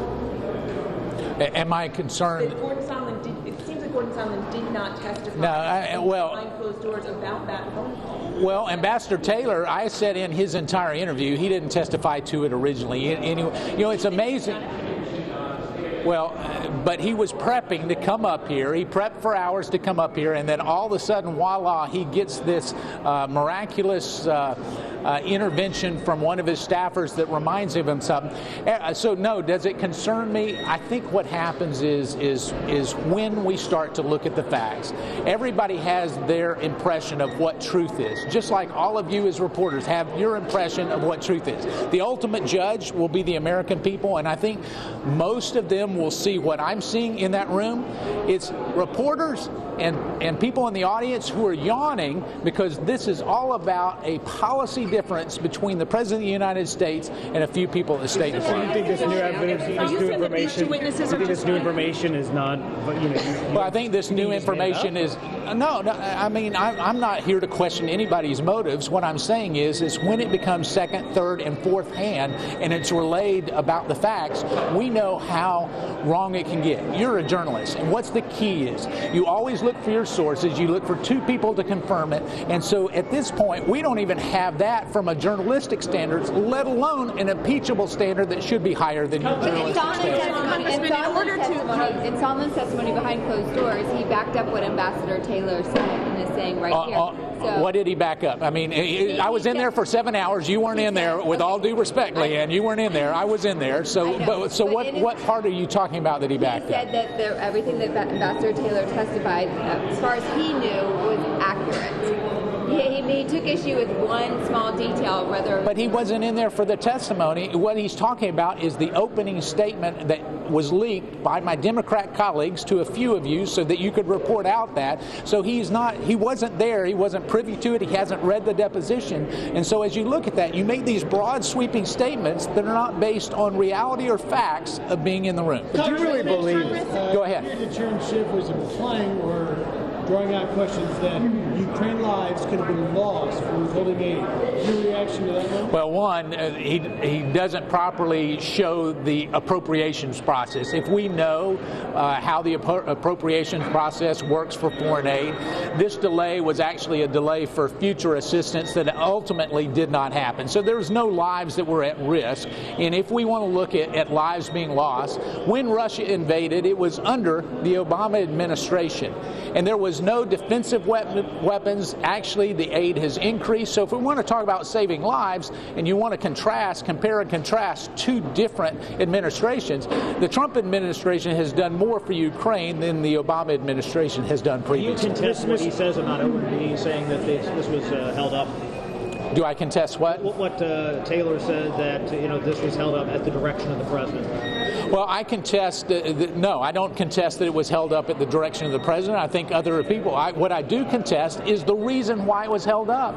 The president not only held up aid here, he held up aid to Lebanon that still remains on hold. He held up aid to other places. We have multiple witnesses that say that part of this president's reset with regards to foreign policy is not to just send $4 appropriate, hold on, let me finish, to not send foreign aid to other countries without there being some condition applied to it, and that condition has nothing to do with investigations. It has to do being a good steward of the American taxpayer dollars. But isn't the underlying question whether or not this was, to hold it up to investigate the Bidens? That's the implication. Well, that's the implication. That's what the Democrats have been saying for 6 weeks. I can tell you that the closer you get to the president, the vice president, Secretary Pompeo, and those are in the know, the condition that was placed on this was placed on two things. One is Europe doing their fair share in terms of Ukraine assistance, and a corruption scheme that has long been a systemic problem in Ukraine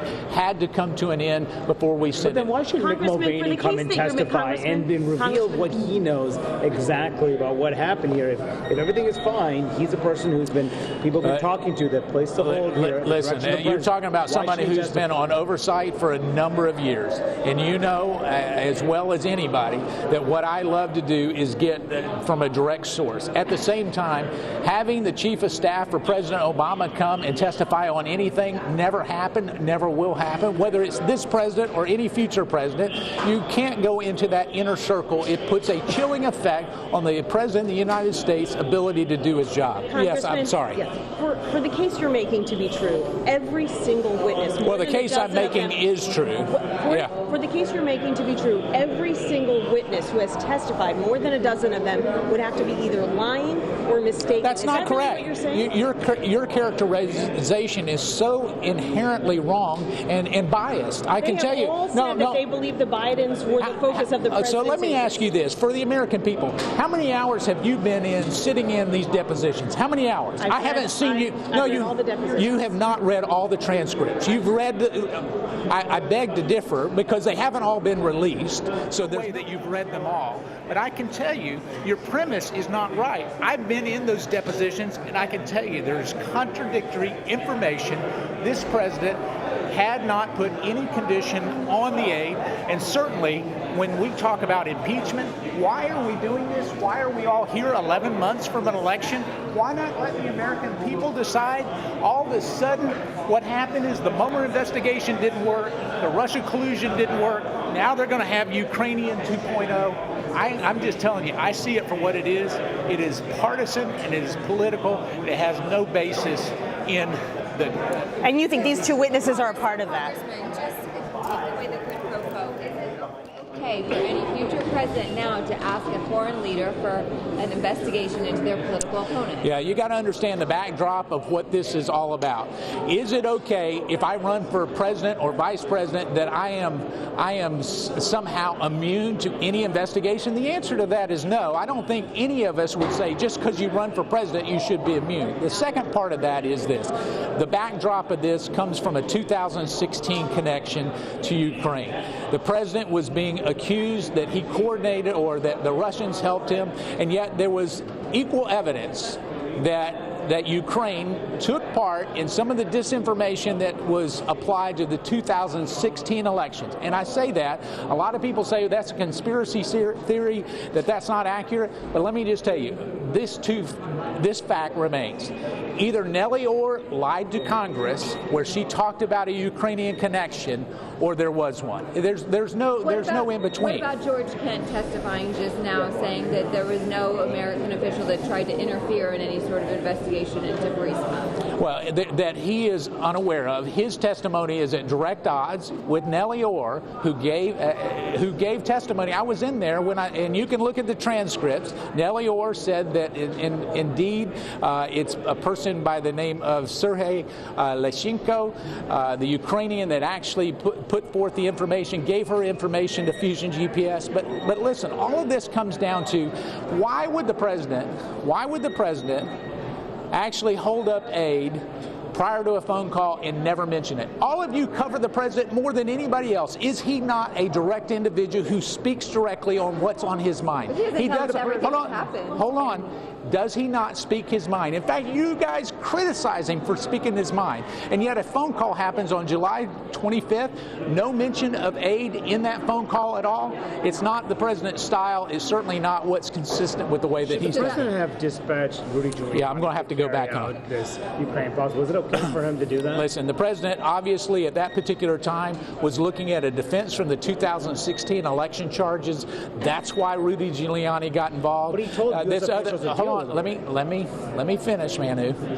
And so as we start to look at that, the whole context of why Rudy Giuliani was involved was as a defense of this president against false accusation. What came out of that, beyond that, in the whole Biden-Burisma, I think that is a footnote, a side note that we're all wanting to talk about now. Why don't you talk about the fact that there are some merits to the fact that Hunter Biden was on the board and that Vice President Biden, at worst case scenario, should have recused himself from interfering with some of those decisions in February 2016. Last question. One last question about this call. The fact that Sondland allegedly said, when asked about Ukraine policy, that the president cares more about the Biden. What does that tell you about his priorities? Well, I think that what that says is Ambassador Sondland has an opinion. You'll get to hear from him in a few days, and you'll find he has lots of opinions. Some of those are based on fact, some of those are not. And I think at the end of the day, when you look at what's based on fact, you'll see that there's not merits here. Thank you, guys. I got to run. Yeah, I got to run. All right. Congressman Mark Meadows there, part of the leadership on the Republican side, who happened to be sitting throughout the entirety of this morning's hearing. You could see at one point getting into it with our Nancy Cordes, who pressed him on the testimony that we've heard on some of the transcripts that have been released from some of those closed-door hearings that the Congress has been holding. Congressman Meadows pushing back very vociferously on that. Yeah. We've got Caitlin Huey-Burns here with us. Ricky Kleeman is here with us. Just a brief note, the president is actually at this moment meeting with the Turkish president, Recep Erdogan, and he was asked by reporters about the hearings that are taking place right now. President saying he's been too busy to watch it. Quote, that's a quote, "I have not been briefed." They're using lawyers that are television lawyers. I don't know what that means, but I've not been briefed. There's nothing there. They look for some guys off of television. You know, I'm not surprised to see it because Schiff can't do his own questions. So the president, but he's been very active on Twitter. May not be watching it, but he's been very active on Twitter. He's been tweeting nonstop. I think that he's watching some of this. He's watching something because his Twitter feed is very, very active. There was one key point, two key points that came out to me. The first one is what a lot of people are suggesting is sort of a bombshell that was not in Bill Taylor's original testimony, which is that one of his staffers overheard a phone call with Ambassador Sondland and the President of the United States, in which the President of the United States asked Ambassador Sondland where where the ambassador was with regards to the, quote, investigations. He asked him about the investigations, and this is a conversation that happened on the 26th of July, which is the day after the conversation with President Zelensky. Exactly. So a lot of people, obviously, on Twitter, people who are following this are like, hearsay, hearsay, but hearsay doesn't matter in this case, Ricky Kleeman, does it? No. Yeah. And it's one of the things that people don't understand about the term hearsay. If you and Anne-Marie have a conversation and I do not hear that conversation, and then later one of you tells me, well, Anne-Marie tells me, Vlad and I had a conversation, this is what we said, that's hearsay. But if I'm sitting here and I overhear your conversation right in front of me, I have heard it. So when I repeat your words, this is something I've perceived with my own ears, the same way as if I saw something. So we're getting the legal term into this mismatch. I wanted to comment on something else because Meadows was talking about hearsay. One of the things that Congressman Meadows was very good about when he came out, it is if you want to create a position that's solid, is where we started. There's a quid but no quo. So the president asked about it in a phone call, but hey, look, nothing happened. I mean, there was nothing happened here. There was no public statement from Zelensky about the investigation or lack thereof into Biden or the 2016 server. And they got the aid. So what's the harm here? What's the big deal? The president can hold up aid on any condition. Any condition or no condition, or he's busy. Right. That's a very solid position for the Democrats. I mean, totally solid. For the Republicans, excuse me, totally solid. And then somehow we got lost in the credibility of witnesses, and as if all of these people are involved in some kind of story. Which is what Nancy was trying to get at. Right, and Nancy was asking that probative question. It's not that all these witnesses are lying or making up a story. That is really terrible for the Republicans. The Republicans should stick with his opening position. I'm saying it from the lawyer's point of view, going back to where I was this morning. What's your theory of the case? The theory of the case is there was a conversation on July 25th between the president and Zelensky, then the new head of Ukraine, and there may have been an ask, there may have been a quid, there's no quo. So what's the harm here? Why is this impeachable? Very solid ground for the Republicans to pursue. To that whole hearsay thing, we should say that this new bit of information, right, that has to do with this phone call that Ambassador Taylor's staff member who is going to be testifying, I think, on Friday. Olivia Gazis just broke that news. Right, is out with Ambassador Sondland, and Ambassador Sondland calls the president. That's the impression that the staff member is under, and he can hear the president's voice, he thinks. I'm sure he's going to be grilled on that. But what's not the hearsay is that he says to Ambassador Sondland afterwards, how does the president feel about Ukraine? And the response is he cares more about the investigations into the Bidens. Like, that's the part that's not hearsay. That person will be testifying on Friday. Now, yes, he passed that information on to Ambassador Taylor, and he's talking about it now. Hearsay. And so that is hearsay, but we will hear from that person later. And Caitlin, I mean, the point Nancy was trying to make is the president is tweeting never Trumpers. You hear some people suggesting that there's some kind of partisanship happening here. But to Nancy Cordes' question to Mark Meadows, all of these people who are essentially confirming everything that the other is saying, including what's in the whistleblower complaint, cannot be some part of some vast conspiracy. And that's why I actually think we've been talking a lot about Ambassador Taylor, but George Kent testifying today at the end of his opening statement closed by saying, everybody that I serve with, everybody that you've been talking to and are going to talk to are patriots. And he's been talking about, he was referring to the way in which himself and others who actually serve in the Trump administration, by the way, are doing this out of a duty and concerned about them being denigrated by members of the Senate. In fact, he said, it is my privilege to sit next to Ambassador Taylor today and to serve with all of these patriotic Americans. All right, looks like the hearing is getting back underway. Adam Schiff has the gavel, and now it's over to Devin Nunes. Let's watch. depiction of it. What it actually shows is a pleasant exchange between two leaders who discuss mutual cooperation over a range of issues. The Democrats claim this call demonstrates extortion, bribery, and a host of other monstrous crimes being committed against President Zelensky. Yet President Zelensky himself insists there was nothing improper whatsoever about the conversation. Indeed, the routine nature of the call helps to explain why, in this committee's last public hearing, Democrats recited a fictitious version of the call instead of reading the actual transcript. The Democrats depicted the president saying, quote, "I want you to make up dirt on my political opponent, understand? Lots of it, on this and on that," unquote.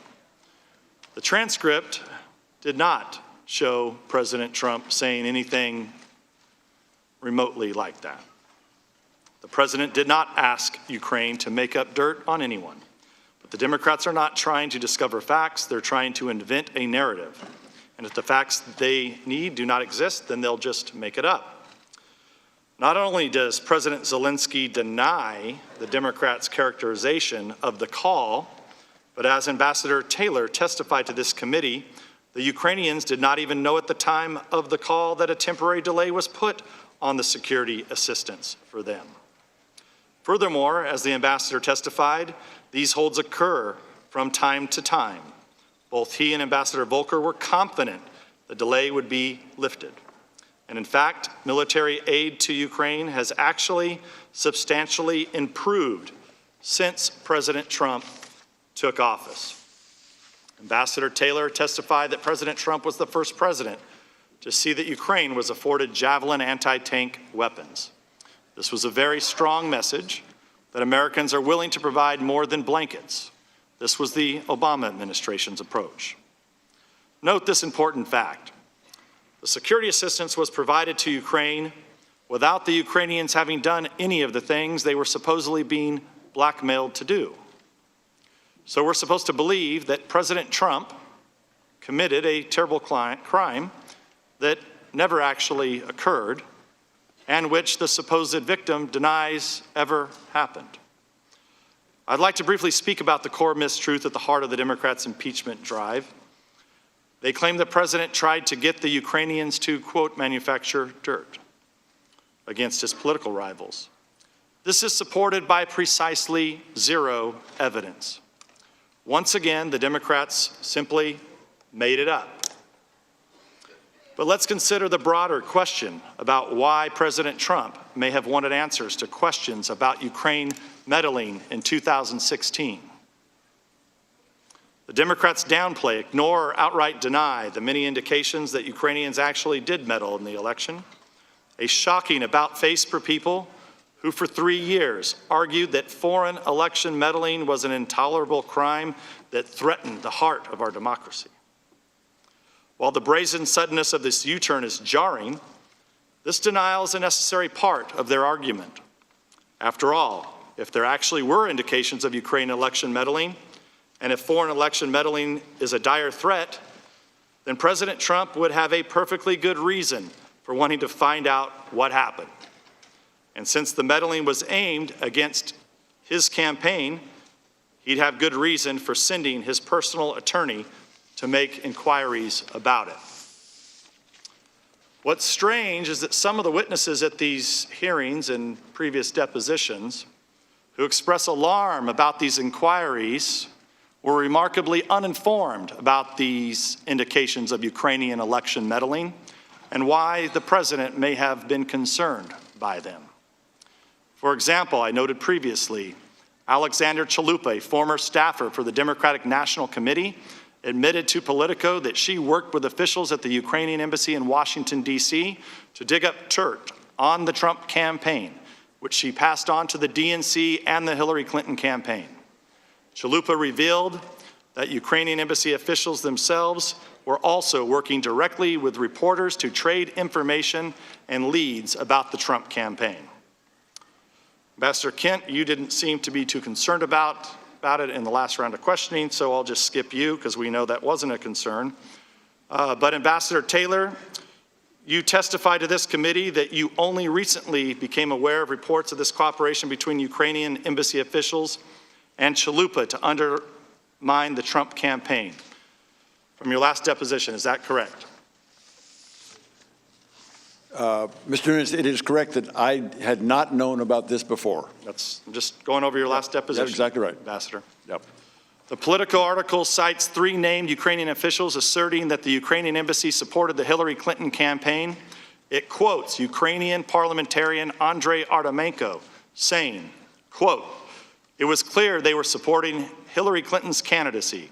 They did everything from organizing meetings with the Clinton team to publicly supporting her to criticizing Trump. I think that they simply didn't meet with the Trump campaign because they thought Hillary would win," unquote. Ambassador Taylor, you testified you were unfamiliar with that statement. Is that correct? That's correct.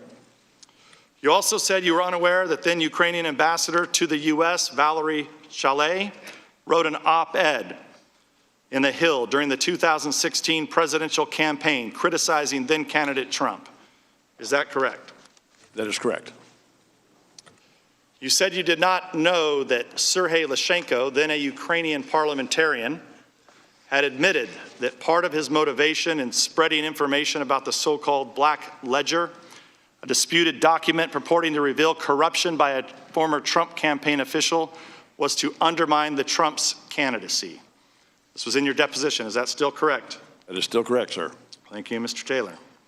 Fusion GPS contractor Nellie Orr testified to Congress that Lyshenko was a source for Fusion GPS's operation to dirty up the Trump campaign, including the compilation of the Steele dossier on behalf of the DNC and the Clinton campaign.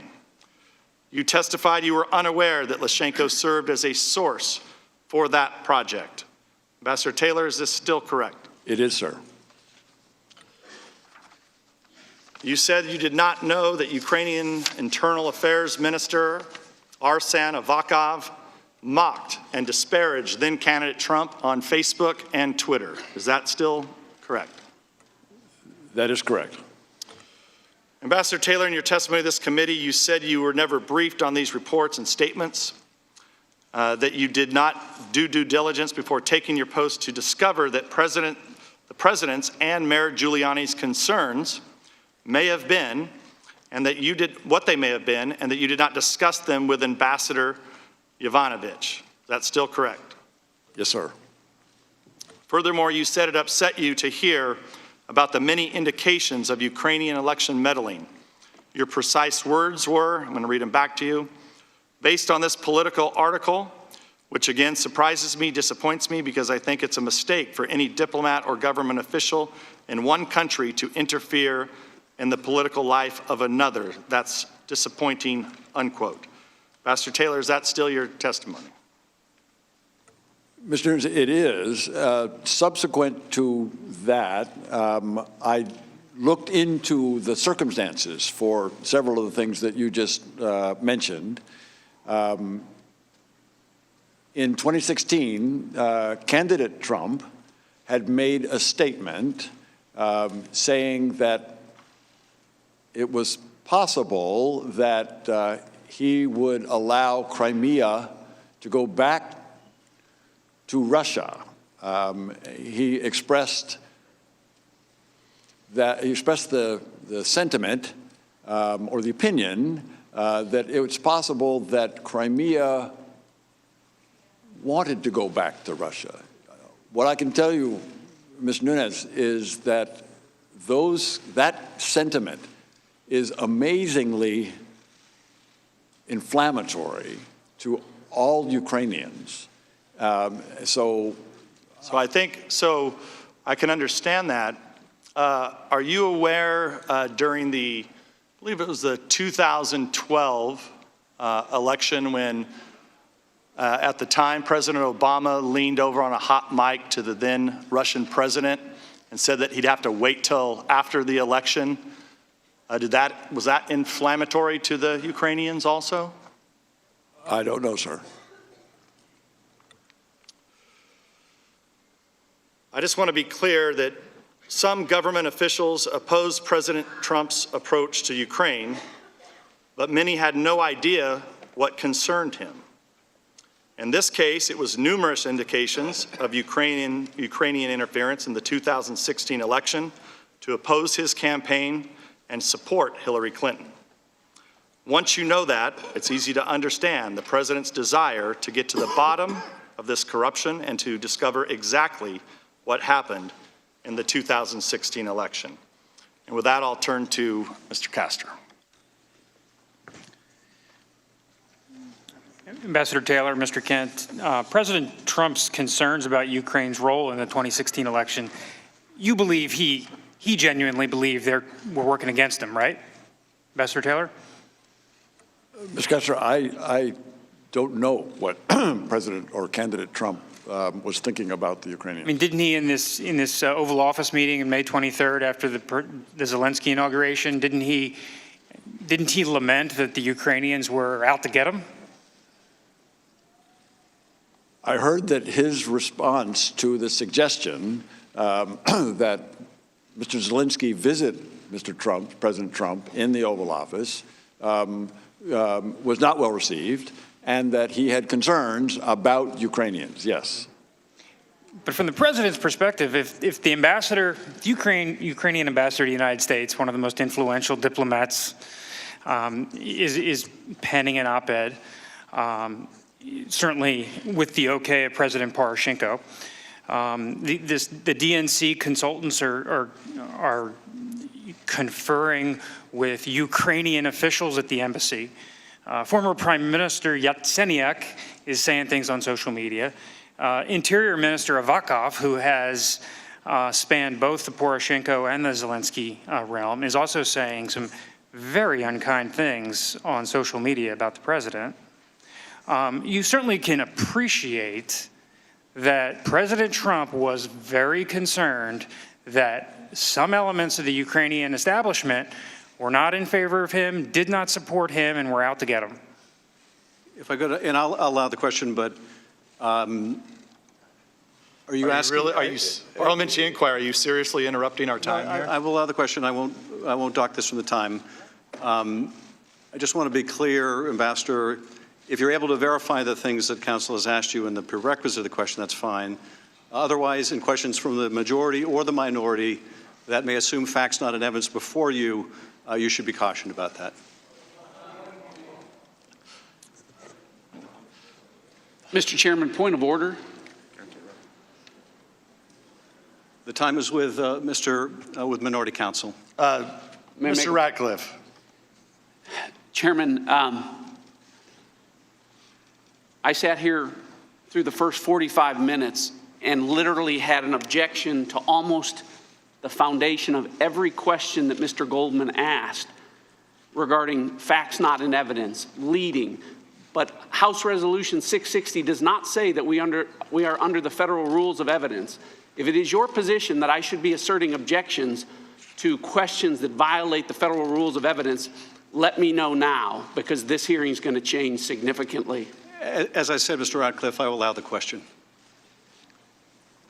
I think the gentleman has a different question about the rules. So what are the rules that are going to govern this?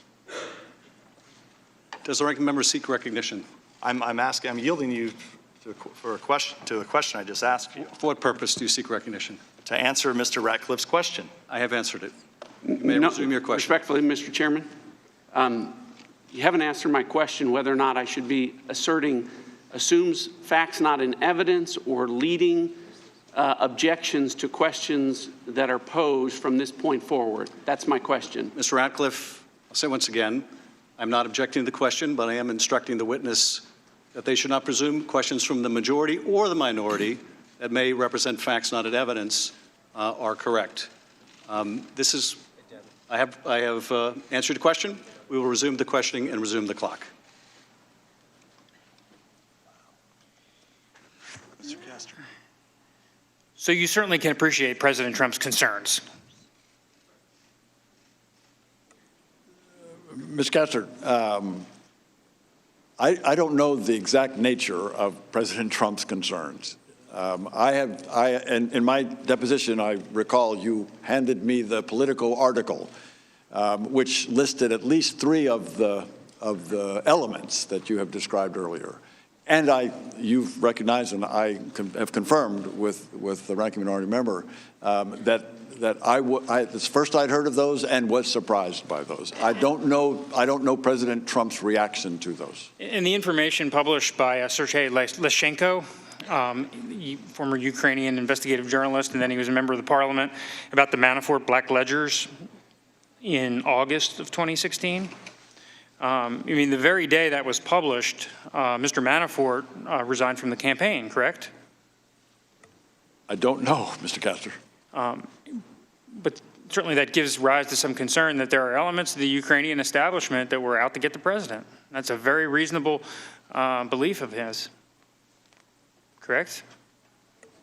I don't know. The run-up to the 2016 election, there's many facts that remain unresolved. Agreed? I'm sorry, what's the question? There are many facts relating to the run-up of the 2016 election that remain unresolved. Any further? Well, Attorney General Barr in May of 2019 tasked the U.S. Attorney for Connecticut, John Durham, to broadly examine the government's collection of intelligence involving the president's campaign. That effort initially was an administrative review, has turned into a criminal probe. And U.S. Attorney Durham is casting a wide net and is following the facts where they may lead. Are you aware of that? I'm aware that there is an investigation. That's as much as I'm aware. And so to the extent any information resides in Ukraine, it's perfectly appropriate for the Ukrainians to try to get to the bottom of that, for the Ukrainians to cooperate with the United States through official channels to share that information, correct? Mr. Castor, can you say that one again? I'd appreciate it if you would restate the question. To the extent Ukraine has facts related to the run-up of the 2016 election that are under the U.S. Attorney Durham's probe, Ukraine should cooperate with the United States, and to the extent there are Ukrainians doing improper things, the Ukrainians ought to investigate that themselves, correct? Mr. Castor, the Ukrainian-American relations are very supportive. The Ukrainians will certainly be responsive to requests. So when the president on the call transcript of July 25th raises this with President Zelensky, and he urges that there be a connection between the Ukrainian government and the Justice Department officially, I mean, that's the appropriate way to raise an issue with the Ukrainian president, correct? It's appropriate for the Justice Department and the Prosecutor General to cooperate and to exchange information, yes. But to the extent the president has concerns and to the extent the Attorney General is having the U.S. Attorney Durham look into that, isn't it entirely appropriate for the president to flag this for President Zelensky and say that you should be in touch with our official channels? Ms. Castro, I don't know the precise appropriateness of these kinds of relations. Now, were you involved, either of you, involved with the preparation for the 725 call? I was not. I was not. And how do you account for that? I mean, you were the two of the key officials with responsibility for Ukrainian policy. I mean, if the President of the United States is going to have a call with the leader of Ukraine, why wouldn't you ordinarily be involved with the preparation? Sir, we work for the Department of State in an embassy overseas, and in preparation for a presidential phone call, that responsibility lies within the staff of the National Security Council. Normally, if there is enough sufficient time, National Security staff can solicit information, usually from the State Department, and we can draw on the embassy. But that's only background information, and my understanding, having never worked at the National Security Council, is that National Security staff write a memo to the president, and none of us see that outside of the National Security staff. Okay, so the charge or the U.S. ambassador to the country wouldn't ordinarily be on a call with a foreign leader? That's correct. Would not. And did Colonel Vindman or anyone at the National Security Council staff reach out to you, Mr. Kent, in preparation for the call? I was given notification the day before on July 24th, and to the extent I had any role, it was to reach out to the embassy, give them the heads up, and ask them to ensure that the secure communications link in the Office of the President of Ukraine was functional so the call could be patched through from the White House Situation Room. Did you provide any substantive advice to Colonel Vindman about the call and what ought to be the official position? I was not asked, and I did not provide. Okay. Same with you, Ambassador? The same. And the call was scheduled, you know, you testified earlier that the call was on again, off again. And after the July 10th meeting with Ambassador Bolton, the consensus was the call was not going to happen. Is that correct? I would not say that was the consensus. The State Department's position was that a call between the two presidents would be useful. And once Zelensky's party won the first ever absolute majority in parliamentary elections on July 21st, the idea of a congratulatory call made eminent sense from our perspective. Okay, and the call was scheduled. And did you get a readout, Ambassador Taylor, initially from the call? I didn't, Mr. Kessler. We all read the statement that the Ukrainians put out. I got a readout several days later from Mr. Morrison, National Security Council. Okay. And how about you, Mr. Kent? I likewise first saw the Ukrainian statement, and I believe the next day, July 26th, which would have been a Friday, I did get a partial readout from Lieutenant Colonel Vindman, yes. Ambassador Taylor, you said that the Ukrainian readout was cryptic. Is that just because it's initially written in Ukrainian and translated to the U.S.? No, it's, as a general rule, both the United States and other countries, including Ukraine, will put out very short summaries that kind of hit the highlights of the discussion, but without going into detail. Okay. And you mentioned it was cryptic. Why did you think it was cryptic? Knowing now having read the transcript and looking back at their summary, as I recall, and I don't recall the exact words, but they said that there were issues to be pursued in order to improve relations between the two countries or something like that. That seems pretty ordinary. It seems pretty ordinary. You were with President Zelensky the very next day? We were. We had a meeting with him the very next day. And did President Zelensky raise any concerns about his views of the call? He said, Ambassador Volker, Ambassador Sondland were in his office, and we asked him, I think, how the call, he said, the call was fine. I was happy with the call. Okay. And did you get any additional readouts subsequently about the call? Like, when did you first learn that the call contained things that concerned you? Was that not until September 25th? Mr. Morrison, as I say, briefed me several days later, before the end of July, and I think this is where I said in my testimony that he said it could have gone better, and he said that the call mentioned Mr. Giuliani. He also said that the call mentioned the former ambassador. Both of those were concerning. Giuliani was first raised on the call by President Zelensky, correct? I don't recall. Okay. It could have been. Well, I have it here if you'd like. Yeah, it's on page. Very good. Page 3. The first mention of Giuliani is from President Zelensky, and it's on page 3. And President Zelensky says, "I will personally tell you that one of my assistants spoke with Mr. Giuliani just recently, and we are hoping very much that Mr. Giuliani will be able to travel to Ukraine, and we will meet once he comes to Ukraine." Did that surprise you? Again, I didn't have the transcript at the time. All I heard was that Giuliani was mentioned, but Mr. Morrison said that Giuliani was mentioned in the call. But the way Zelensky states it here, it sounds like he is very much looking forward to speaking with America's mayor. That's what I found out when I read the transcript on the 25th of September or so. Okay. Now, Mr. Kent, corruption in Ukraine is endemic, correct? That's correct. And it affects the courts, the prosecutors, and there have historically been problems with all the prosecutors in Ukraine, correct?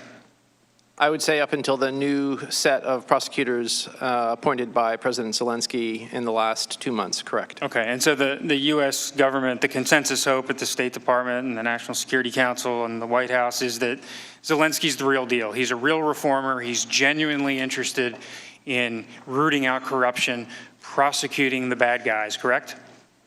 I would say we are cautiously optimistic, and we will work wherever there is the political will to do the right thing and put forward genuine reform. And at the heart of the corruption is this oligarchical system, correct? Where the oligarchs take control, often by virtual theft of, for example, the right to certain energy licenses, correct? That is one element, yes, sir. And the company Burisma, its leader, Zlochevsky, he has a little bit of a storied history of corruption, doesn't he? Mr. Zlochevsky was Minister of Energy from 2010 and 2012 under the pro-Russian government, and he used his regulatory authority to award gas exploration licenses to companies that he himself controlled. That would be considered an act of corruption in my view, yes. And certainly self-dealing. Certainly self-dealing and self-enriching. And how did the Ukrainian government ultimately pursue that? In the spring of 2014, the Ukrainian government, the new government after the Revolution of Dignity, turned to partners, particularly the US and the UK, to try to recover tens of billions of dollars of stolen assets. The first case that we tried to recover that money came from Mr. Zlochevsky. Serious Crimes Office in the UK had already opened up an investigation. They worked with us and the Ukrainian authorities to develop more information.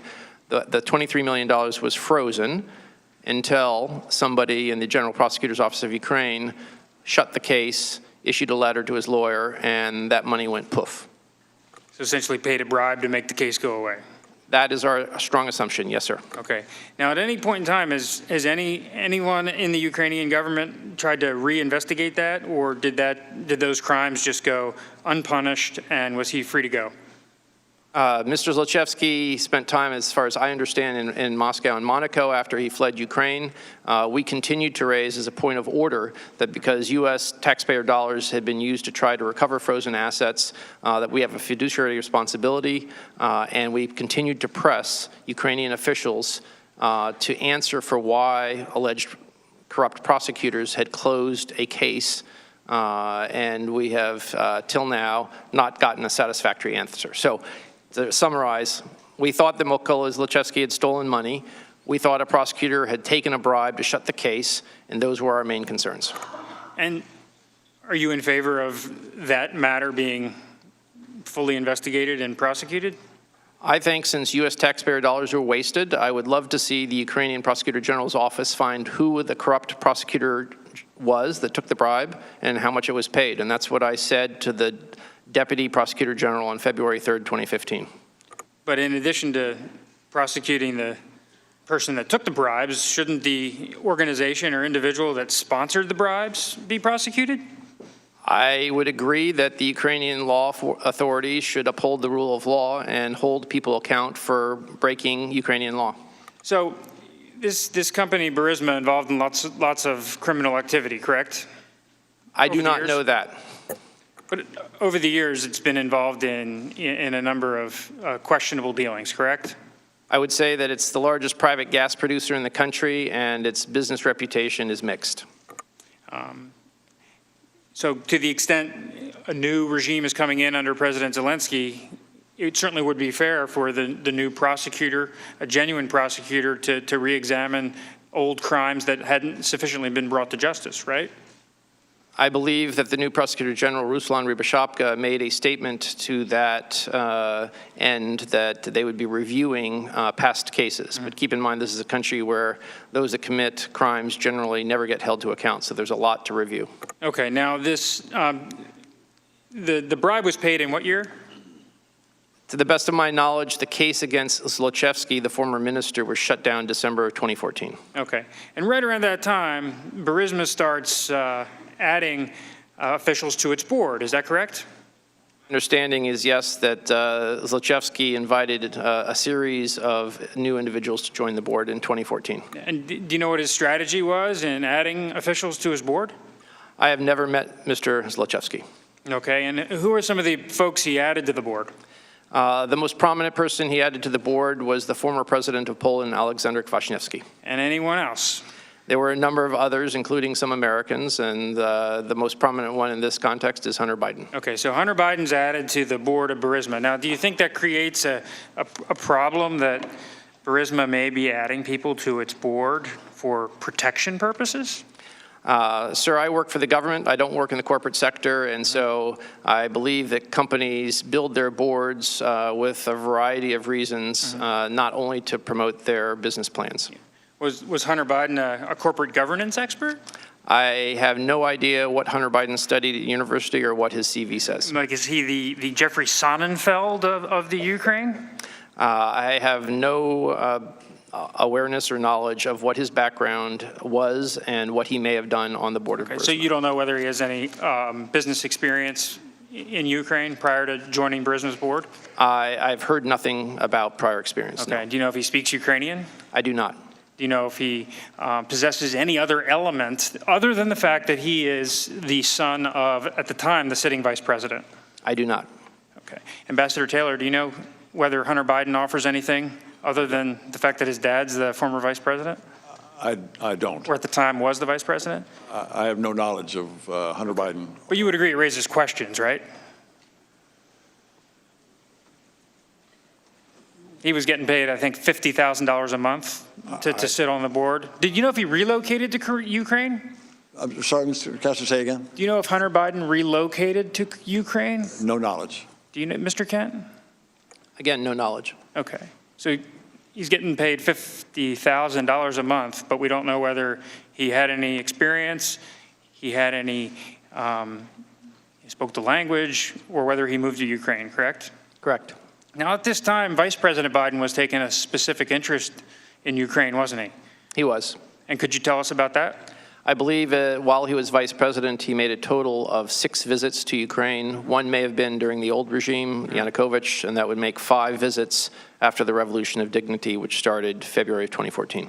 Okay, and you were the DCM, the Deputy Chief of Mission at the time, correct? Starting in 2015, yes. Okay, and did Vice President Biden come when you were at post? He did not. I came back for Ukrainian language training, and so I missed several visits. Now, you've seen Vice President Biden's, he's sort of given a speech, and he's a little folksy about how he went into Ukraine and he told the Ukrainians that if they don't fire the prosecutor, they're going to lose their $1 billion in loan guarantees. You've seen that, correct? I have. I think it was a speech at the Council of Foreign Relations in January 2018. Right. And he also said that he's been there, to Ukraine 13 times. Do you know if that's accurate? To the best of my knowledge, when he was vice president, he made 6 visits. And did the State Department ever express any concerns to the vice president's office that the vice president's role at the time in engaging on Ukraine presented any issues? No, the vice president's role was critically important. It was top cover to help us pursue our policy agenda. Okay, but given Hunter Biden's role in Burisma's board of directors, at some point you testified in your deposition that you expressed some concern to the vice president's office. Is that correct? That is correct. And what did they do about that concern that you expressed? I have no idea. I reported my concern to the office of the vice president. Okay, and that was the end of it? Nobody? Sir, you would have to ask people who worked in the office of the vice president during 2015. But after you expressed the concern of a perceived conflict of interest at the least, the vice president's engagement in Ukraine didn't decrease, did it? Correct, because the vice president was promoting U.S. policy objectives in Ukraine. And Hunter Biden's role on the board of Burisma didn't cease, did it? To the best of my knowledge, it didn't, and my concern was that there was the possibility of a perception of a conflict of interest. Now, Ambassador Taylor, I want to turn to the discussion of the irregular channel you described. And in fairness, this irregular channel of diplomacy, it's not as outlandish as it could be. Is that correct? It's not as outlandish as it could be. Yeah, I agree, Mr. Castro. Okay, we have Ambassador Volker, who's a former Senate-confirmed ambassador to NATO, a long-time State Department diplomat, and you've known Ambassador Volker for years, correct? That's correct. A man of unquestioned integrity, correct? That's correct. And somebody with incredible knowledge of the region. With very good knowledge of the region. Yes, and the best interest of the United States? Yeah, I'm sure that's right. And the best interest of Ukraine?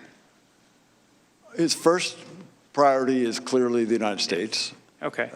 And to the extent that Ukraine has an implication for that, yes, okay. Ukraine as well. And the second member of the irregular channel is Ambassador Sondland, who is Senate confirmed, ambassador to the EU. So his involvement here, while not necessarily part of his official duties as the ambassador to the EU, certainly is not outlandish for him to be interested and engaged pursuant to the President or Secretary Pompeo's direction, correct? It's a little unusual for the U.S. ambassador to the EU to play a role in Ukraine policy. Okay. And, it might be irregular, but it's certainly not outlandish. And then Secretary Perry is the third member of the irregular channel.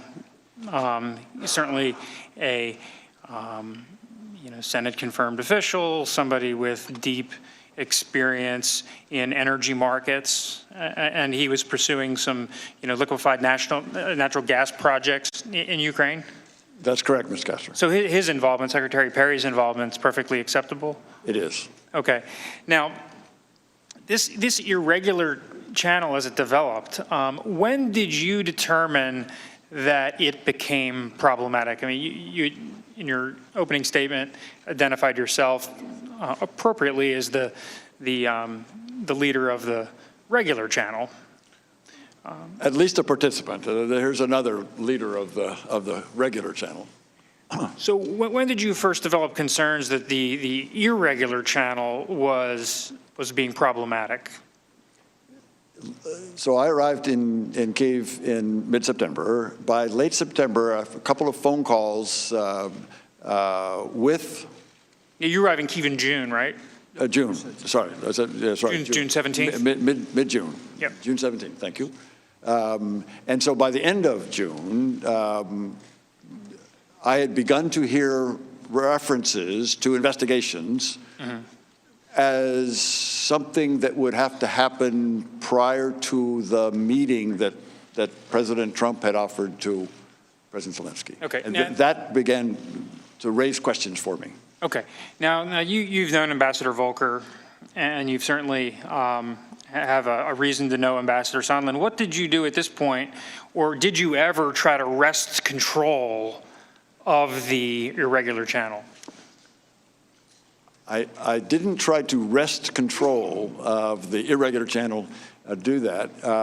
At the time when I first... Why not, though, if you have these concerns? Because, Mr. Castro, at the time, as Ambassador Kent, no, Deputy Assistant Secretary Kent testified, both channels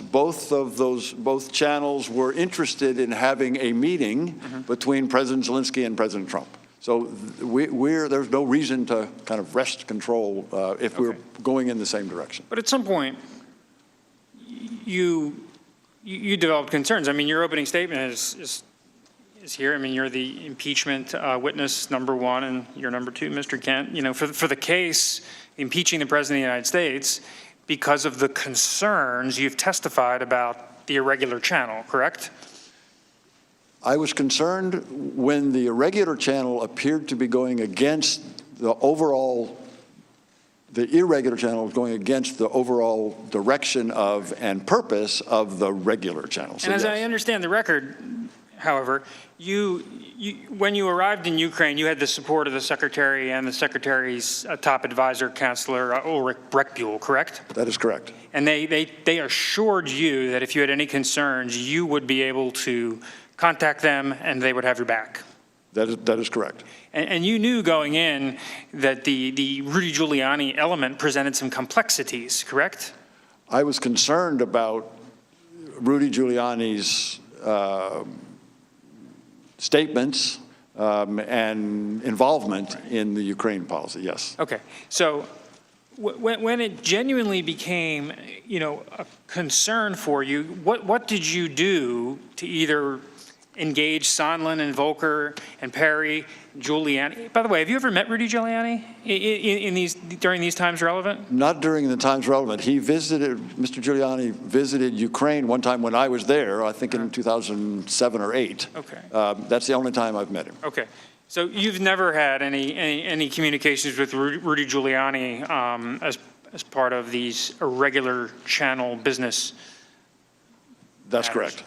That's correct. Okay.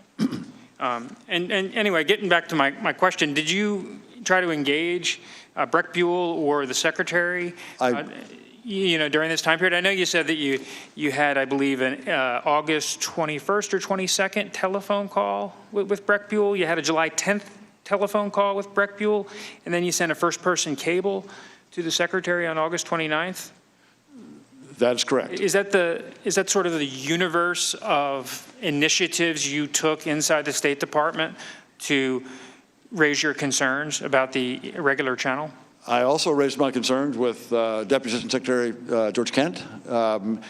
In particular, early on when I think I may have mentioned this phone call that was odd in that it did not include the normal staff, indeed, Ambassador Sondland's staff, and that struck me as unusual. I consulted with Mr. Kent, and at his suggestion, made a note of this, and also I think at that point I had a conversation with Mr. Breck Buell. That was a June 28th call, I believe? That's correct. And in your opening statement, you expressed some concerns about what Ambassador Sondland had said, but then once Zelensky got on the phone, it proceeded in a very regular channel way, correct?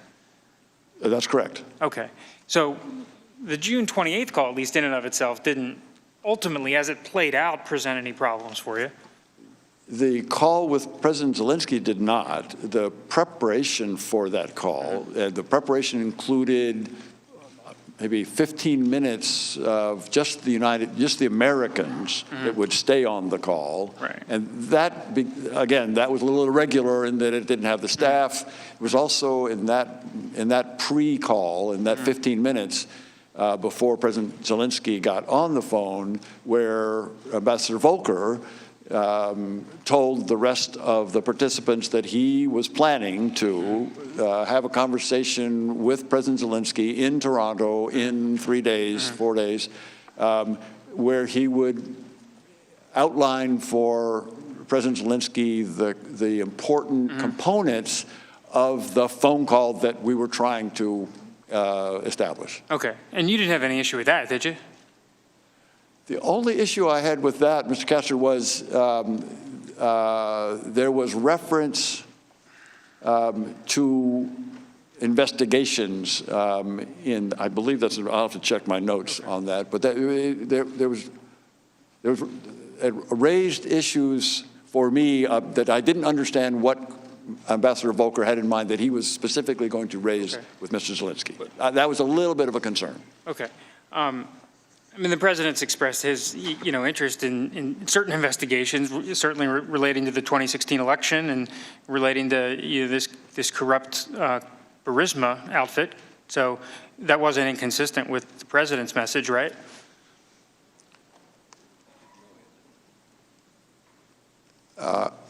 I'm not sure, Mr. Castor. Maybe, can I ask you to repeat the question? The president's concerns about the 2016 election and needing to get to the bottom of it, and the president's concerns as it ultimately related to the Burisma company. I mean, if Ambassador Volker is raising that with Zelensky, that's consistent with the direction of the president, correct?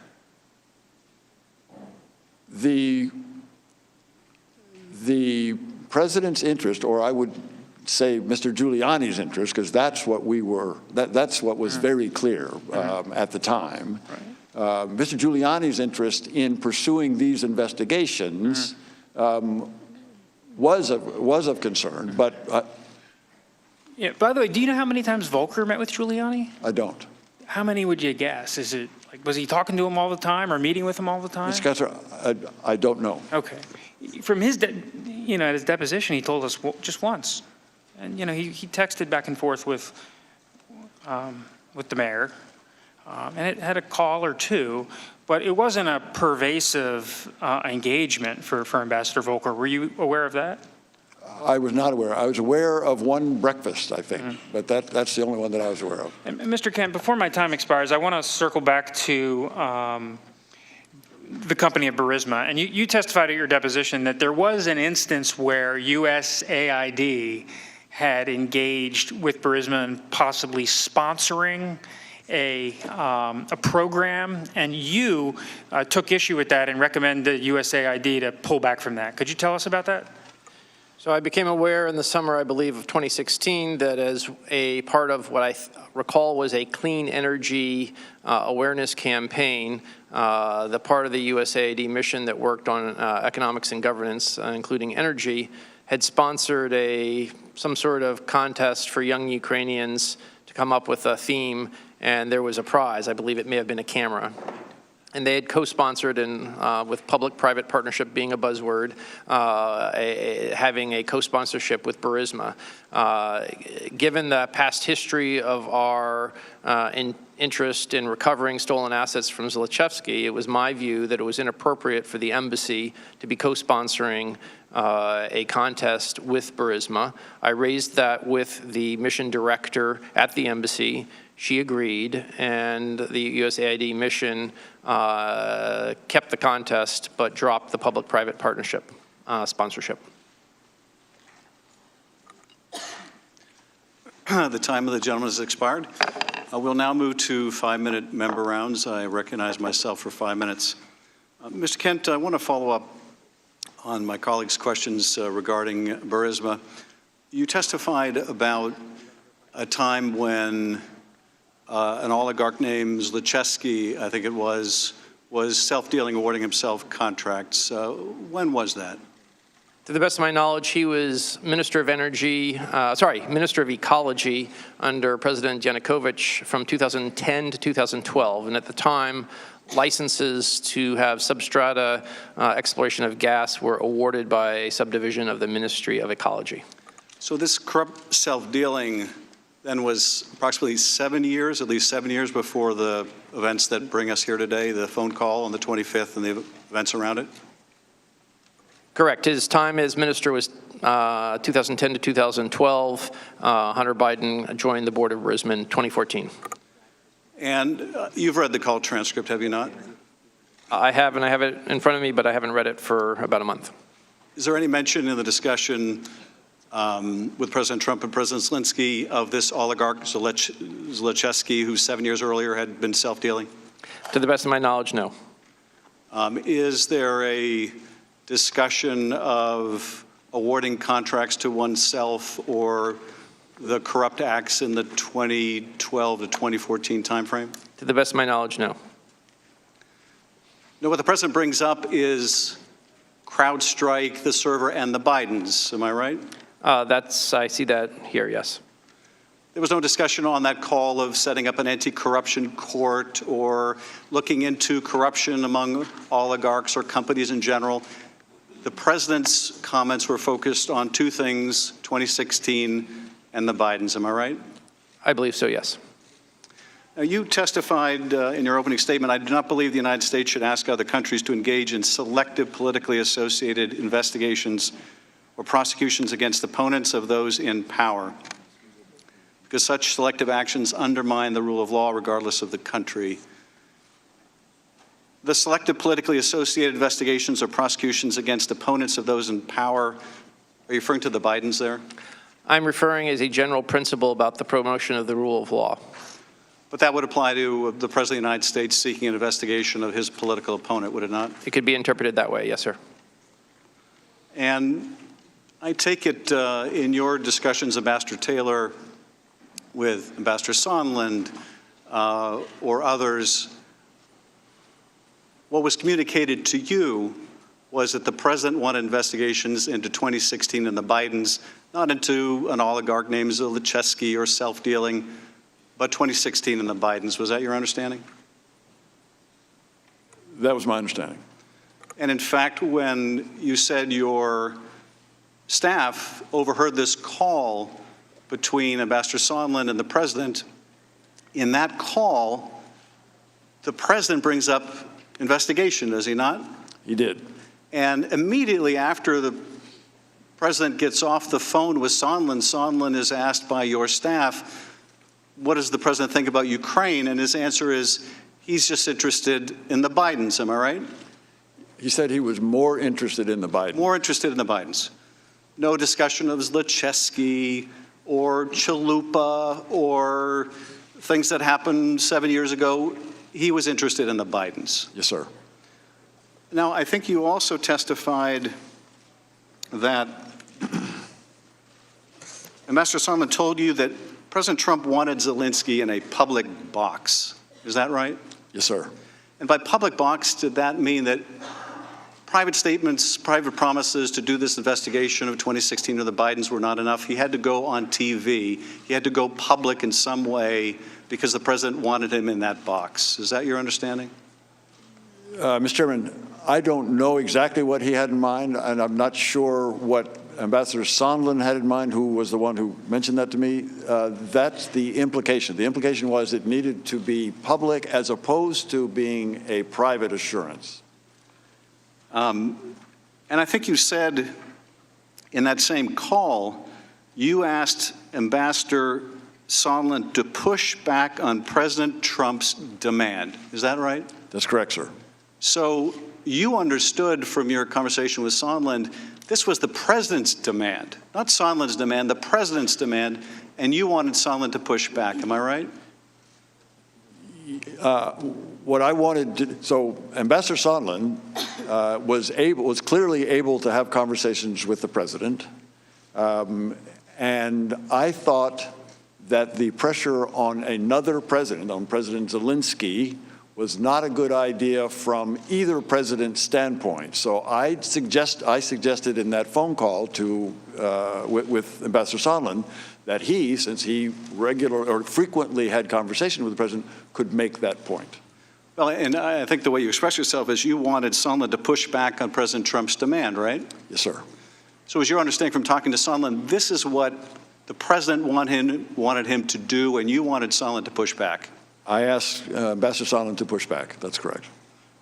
And in fact, even after the aid was ultimately released, even after the White House learns of the whistleblower complaint and the congressional investigation, the aid is released, even after those events, you were still worried that Zelensky was going to feel it necessary to go on CNN and announce these investigations, were you not? Mr. Chairman, I was still worried that he might do that.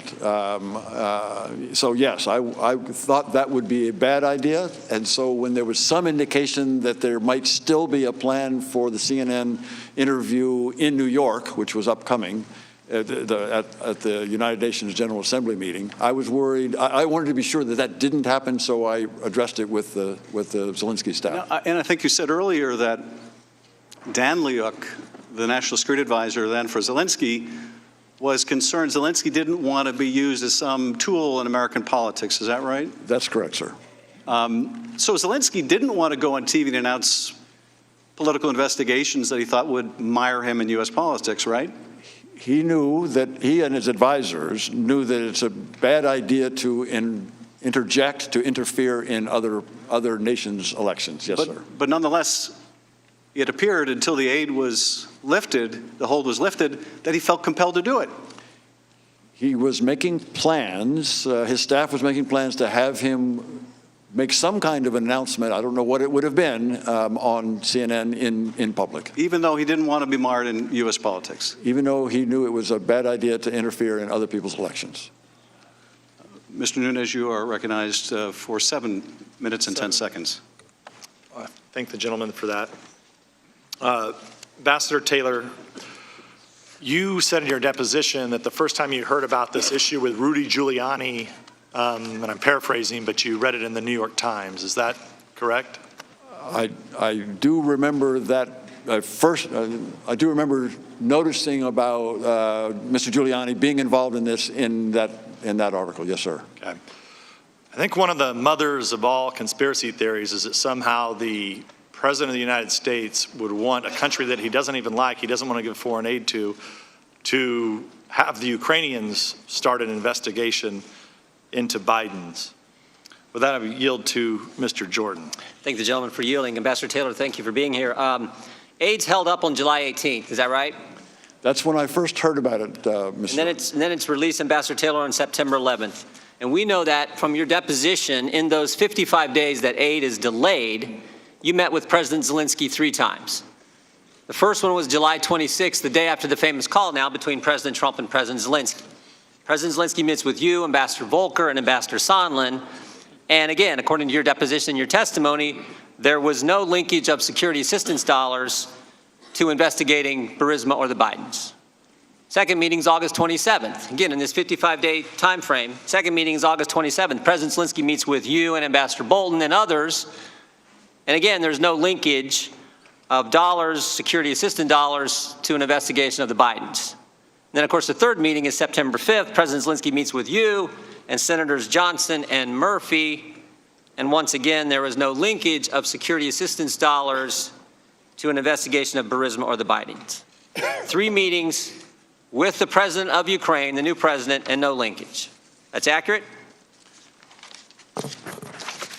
Ms. Jordan, it's certainly accurate on the first two meetings because, to my knowledge, the Ukrainians were not aware of the hold on assistance until the 29th of August. So the Politico article. The Politico article. The third meeting that you mentioned with the Senators Murphy and Senator Johnson, there was discussion of the security assistance, but no linkage. But there was not discussion of linkage. 3 meetings face-to-face with President Zelensky, no linkage. Yet, in your deposition, you said this, and you said it again in the first hour of the majority. My clear understanding was security assistance money would not come until President Zelensky committed to pursue the investigation. My clear understanding was they weren't going to get the money until President Zelensky committed to pursue the investigations. Now, with all due respect, Ambassador, your clear understanding was obviously wrong because it didn't happen. President Zelensky didn't announce he was going to investigate Burisma or the Bidens. He didn't do a press conference and say, I'm going to investigate the Bidens, we're going to investigate Burisma. He didn't tweet about it, and you just told the ranking member he didn't do the CNN interview and announce he's going to investigate Burisma or the Bidens. So 3 face-to-face meetings, it doesn't come up, no linkage whatsoever. President Zelensky doesn't announce it before the aid is released on the 11th. And yet you said you have a clear understanding that those 2 things were going to happen. The money was going to get released, but not until there was an investigation, and that, in fact, didn't happen. So what I'm wondering is, where did you get this clear understanding? As I testified, Mr. Jordan, this came from Ambassador Sondland. Well, can you hold 1 second, Ambassador? I'm going to bring you a piece of paper from Ambassador Sondland's statement. Very good. And you can take a look at this. Go ahead, though. I want to let you finish.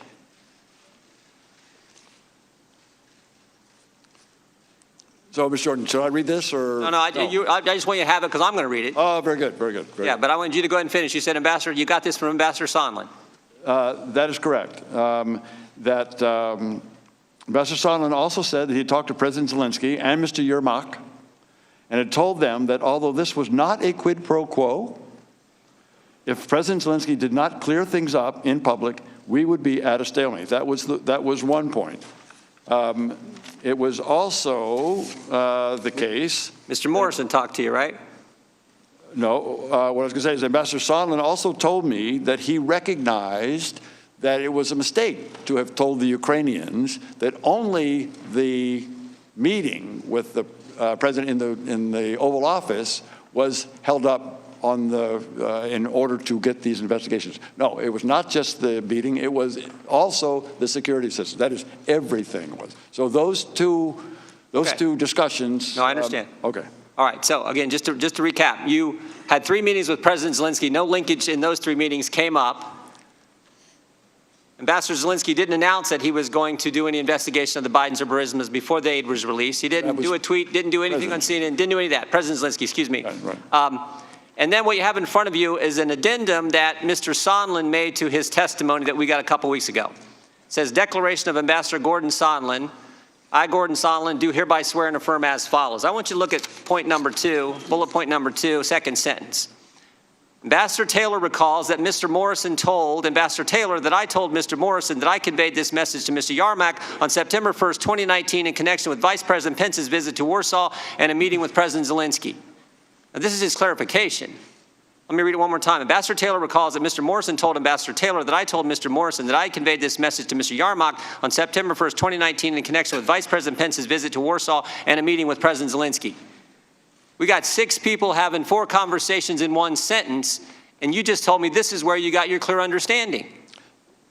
Which, I mean, even though you had 3 opportunities with President Zelensky for him to tell you, you know what? We're going to do these investigations to get the aid. Didn't tell you 3 different times. Never makes an announcement, never tweets about it, never does a CNN interview. Ambassador, you weren't on the call, were you? The president, you didn't listen on President Trump's call and President Zelensky's call? I did not. You've never talked with Chief of Staff Mulvaney? I never did. You never met the president? That's correct. You had 3 meetings again with Zelensky and it didn't come up. And 2 of those they had never heard about, as far as I know. And President there was no reason for it to President come up. Zelensky never made an announcement. This is what I can't believe. And you're their star witness. You're their first witness. Mr. You're the guy. You're the guy based on this. Based on, I mean, I've seen church prayer chains that are easier to understand than this. Ambassador Taylor recalls that Mr. Morrison told, now again, this is, I hereby swear and affirm from Gordon Sondland. Ambassador Taylor recalls that Mr. Morrison told Ambassador Taylor that I told Mr. Morrison that I conveyed this message to Mr. Yarmak on September 1st, 20. This all happens, by the way. This all happens, by the way, in Warsaw, where Vice President Pence meets with President Zelensky. And guess what? Taylor, they didn't talk about any linkage either. Time of the gentleman's expired. Ambassador Taylor, would you like to respond? The only response, I have 2 responses, Mr. Chairman, thank you, and Mr. Jordan. Glad to take those questions. Let me just say that I don't consider myself a star witness for anything. They do. You don't. No, I don't. I'm responding to your questions. Please don't interrupt the witness. As I think I was clear about, I'm not here to take one side or the other or to advocate any particular outcome. So let me just restate that. Second thing is that my understanding is only coming from people that I talk to. We got that. We got that. I think this clarification from Ambassador Sondland was because he said he didn't remember this in his first deposition. So he wanted to kind of clarify. But I think, Mr. Jordan, the way I read this, he remembers it the same way I do. Yeah, and it's real clear, right? It's very clear to me. Thank you, Ambassador Taylor. Mr. Himes, you're recognized for 5 minutes. Gentlemen, thank you for your testimony today. One of the things I find startling about these proceedings is that faced with very serious allegations of presidential misconduct, my colleagues on the other side of the aisle don't engage or defend that conduct. Rather, they spin theories about black ledgers and Steele dossiers and the startling revelation that Ukrainians might have been upset when a presidential candidate suggested that perhaps he would let the Russians keep Crimea. Or, of course, we get the attacks so epitomized by Mr. Nunes's opening statement when he attacked Democrats, he attacked the media, and most disgustingly attacked the extraordinary men and women of the State Department and the FBI. When a defense does emerge, it looks a little like this. Ukraine is a corrupt country, and the president was just acting in a long tradition of actually trying to address corruption in Ukraine.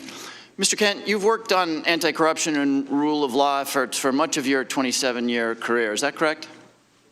I have specialized in anti-corruption and rule of law issues since 2012, correct? So, like most of us up here, I don't have a good sense of what a real anti-corruption effort that we must engage in all over the world all the time, what that looks like. So let me ask you to just take a minute and just characterize for us what a real initiative, what a real program of anti-corruption might look like. If we're doing a systemic, holistic program, you need institutions with integrity. That starts with investigators. It goes to prosecutors, it goes to courts, and eventually it goes to the correction system. In countries like Ukraine, we generally start with law enforcement, and that's what we did in 14, 15 with the new patrol police. There also is oftentimes needed a specialized anti-corruption agency in Ukraine that was called the National Anti-Corruption Bureau, or NABU. There was a different body that reviewed asset declarations for unusual wealth called National Anti-Corruption Prevention Council. And eventually we got to helping them establish a special anti-corruption prosecutor and eventually a high court on anti-corruption. And that was to try to create investigators, prosecutors, and courts with integrity that couldn't be bought and would be focused on high-level corruption. So what I'm hearing there, Mr. Kent, is a very comprehensive effort. So let me read you President Trump's own words to the Ukrainian president in their July 25th phone call. And I quote, "There's a lot of talk about Biden's son, that Biden stopped the prosecution, and a lot of people want to find out about that, so whatever you can do with the Attorney General would be great. Biden went around bragging that he stopped the prosecution, so if you can look into it, it sounds horrible to me." Mr. Kent, when you hear those words, do you hear the president participating in or requesting a thoughtful and well-calibrated anti-corruption program? I do not. And Mr. Kent and Mr. Taylor, the defenders of the president's behavior have made a big deal out of the fact that Vice President Biden encouraged the Ukrainians to remove a corrupt former Ukrainian prosecutor, 2016, Mr. Shokin. And in fact, Senator Rand Paul on Sunday said, and I quote him, "They're impeaching the President Trump for exactly the same thing that Joe Biden did." Is that correct? Is what the president did in his phone call and what Joe Biden did in terms of Mr. Shokin, are those exactly the same things? And if not, how are they different? I do not think they are the same things. What former Vice President Biden requested of former President of Ukraine, Poroshenko, was the removal of a corrupt prosecutor general, Viktor Shokin, who had undermined a program of assistance that we had spent, again, U.S. taxpayer money, to try to build an independent investigator unit to go after corrupt prosecutors. And there was a case called the Diamond Prosecutor case in which Shokin destroyed the entire ecosystem that we were trying to help create. The investigators, the judges who issued the warrants, the law enforcement that had warrants to do the wiretapping, everybody to protect his former driver whom he'd made a prosecutor. That's what Joe Biden was asking, remove the corrupt prosecutor. So Joe Biden was participating in an open effort, established whole of government effort to address corruption in Ukraine. That is correct. Great. So, Mr. Kent, as you look at this whole mess, Rudy Giuliani, President Trump, in your opinion, was this a comprehensive and whole of government effort to end corruption in Ukraine? Referring to the requests in July? Exactly. I would not say so. No, sir. Yeah, I don't think President Trump was trying to end corruption in Ukraine. I think he was trying to aim corruption in Ukraine at Vice President Biden and at the 2020 election. And I yield back the balance of my time. Mr. Conaway is recognized for 5 minutes. Thank you, Mr. Chairman. I yield my time to the gentleman from Texas, Mr. Ratcliffe. I thank the gentleman, and I thank you both for being here. It's obvious from your testimony today that you both care a great deal about U.S.-Ukraine relations. It's also very clear that you're optimistic about President Zelensky. Ambassador Taylor, you related one of his first acts in office was to remove immunity from deputies, which had long been a source of corruption. I know you had a number of personal dealings with him. Has he given you any reason to question his honesty or his integrity? No, sir. In your prior deposition, I asked you, and I'll read it directly, if nobody in the Ukrainian government is aware of a military hold at the time of the Trump-Zelensky call, then as a matter of law and as a matter of fact, there can be no quid pro quo based on military aid.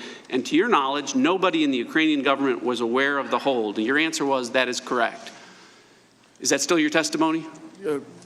Mr. Ratcliffe, at some point in September. I'm talking about on July 25th. July 25th. Sorry. Yes, that's correct. That's correct. They did not know this. All right. And as it turns out, President Zelensky agreed with you. On October 10th, President Zelensky held a press marathon with over 300 reporters where he said repeatedly and consistently over hours and hours that he was not aware of a military hold during the July 25th call. In fact, in his official press release, from the Ukrainian government available on his website that I'll be introducing into the record. He said, "Our phone conversation bears no relations to arms. They blocked the provision of military assistance prior to our telephone conversation, but the issue had not been discussed during our conversation. I mean, I didn't even know." So now, in addition to confirming that because he had no knowledge of it, there was no quid pro quo involving military aid during that call, President Zelensky went on to confirm a number of things: that there was no pressure, that there were no conditions, that there were no threats on military aid. There were no conditions or pressure to investigate Burisma or the 2016 election, that there was no blackmail, that there was no corruption of any kind during the July 25th call. Again, from his official press release. Therefore, there was no blackmail because it was not the subject of our conversation with the President of the United States. There were no conditions on the investigation, either because of arms or the situation around Burisma Company. He told Reuters there was no blackmail. He told the LA Times there was no pressure or blackmail from the United States. He told Japan's Kyodo News, "I was never pressured and there were no conditions being imposed." He told ABC News and the BBC, "I'm against corruption. This is not corruption. It was just a call."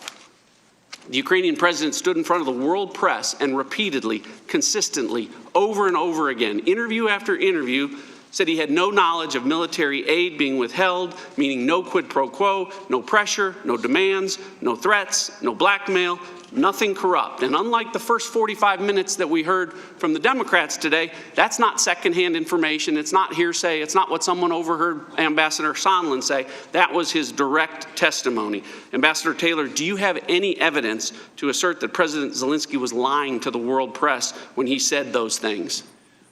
Yes or no? Mr. Ratcliffe, if I can respond. My time is short. Your time yes is or short. no? That's right. I have no reason to doubt what the president said in his. Okay, very good. So in this impeachment hearing today, where we impeach presidents for treason or bribery or other high crimes, where is the impeachable offense in that call? Are either of you here today to assert there was an impeachable offense in that call? Shout it out. Anyone? Mr. Ratcliffe, if I can just respond, let me just reiterate that I'm not here. I've got 1 minute left. I know you only got a minute left. I've just got 30. I've got. Allow the witness. You asked the witness a question. The witness. I'll withdraw the question. Let me just make this. And I'm not here to take one side or the other. That's your Ambassador, let me answer this. Let me ask you this question. The gentleman will suspend. Suspend the time. Ambassador Taylor, would you like to answer the question? Suspend the time, please. I withdrew the question. The gentleman will suspend. We will suspend the clock. Suspend the clock at 1 minute, please. Ambassador Taylor, would you like to respond to the question? Mr. Ratcliffe, I would just like to say that I'm not here to do anything having to do with to decide about impeachment. That is not what either of us are here to do. This is your job. Will you restore, Thank you, Mr. Chairman. Restore time to the clock to 1 minute? No, but you may continue 22 seconds. Fine. Mr. Ambassador, I think everyone knows that House Democrats have made up their mind to impeach one president. The question that we've just learned is whether or not they're prepared to impeach two. Because to be clear, if House Democrats impeach President Trump for a quid pro quo involving military aid, they have to call President Zelensky a liar. If they impeach him for abusing his power or pressuring or making threats or demands, they have to call President Zelensky a liar to do it. If they impeach President Trump for blackmail or extortion or making threats or demand, they have to call President Trump a liar to do it. I yield back. Chair recognizes Representative Sewell.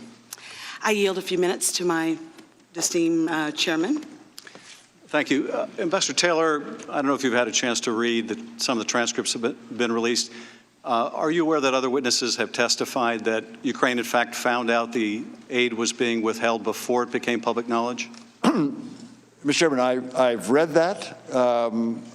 I think there's still some question about when they may have heard. And ultimately, they did find out when the political story came out, to your knowledge, but others have said even sooner. But they did find out, right, Ambassador? They did, Mr. Chairman. And at the time they found out, they knew what President Trump wanted from them, that he wanted these investigations, correct? Ambassador Sondland informed President Zelensky's staff, that is Mr. Yermak, of what was required, yes. So Ukraine finds out about the hold.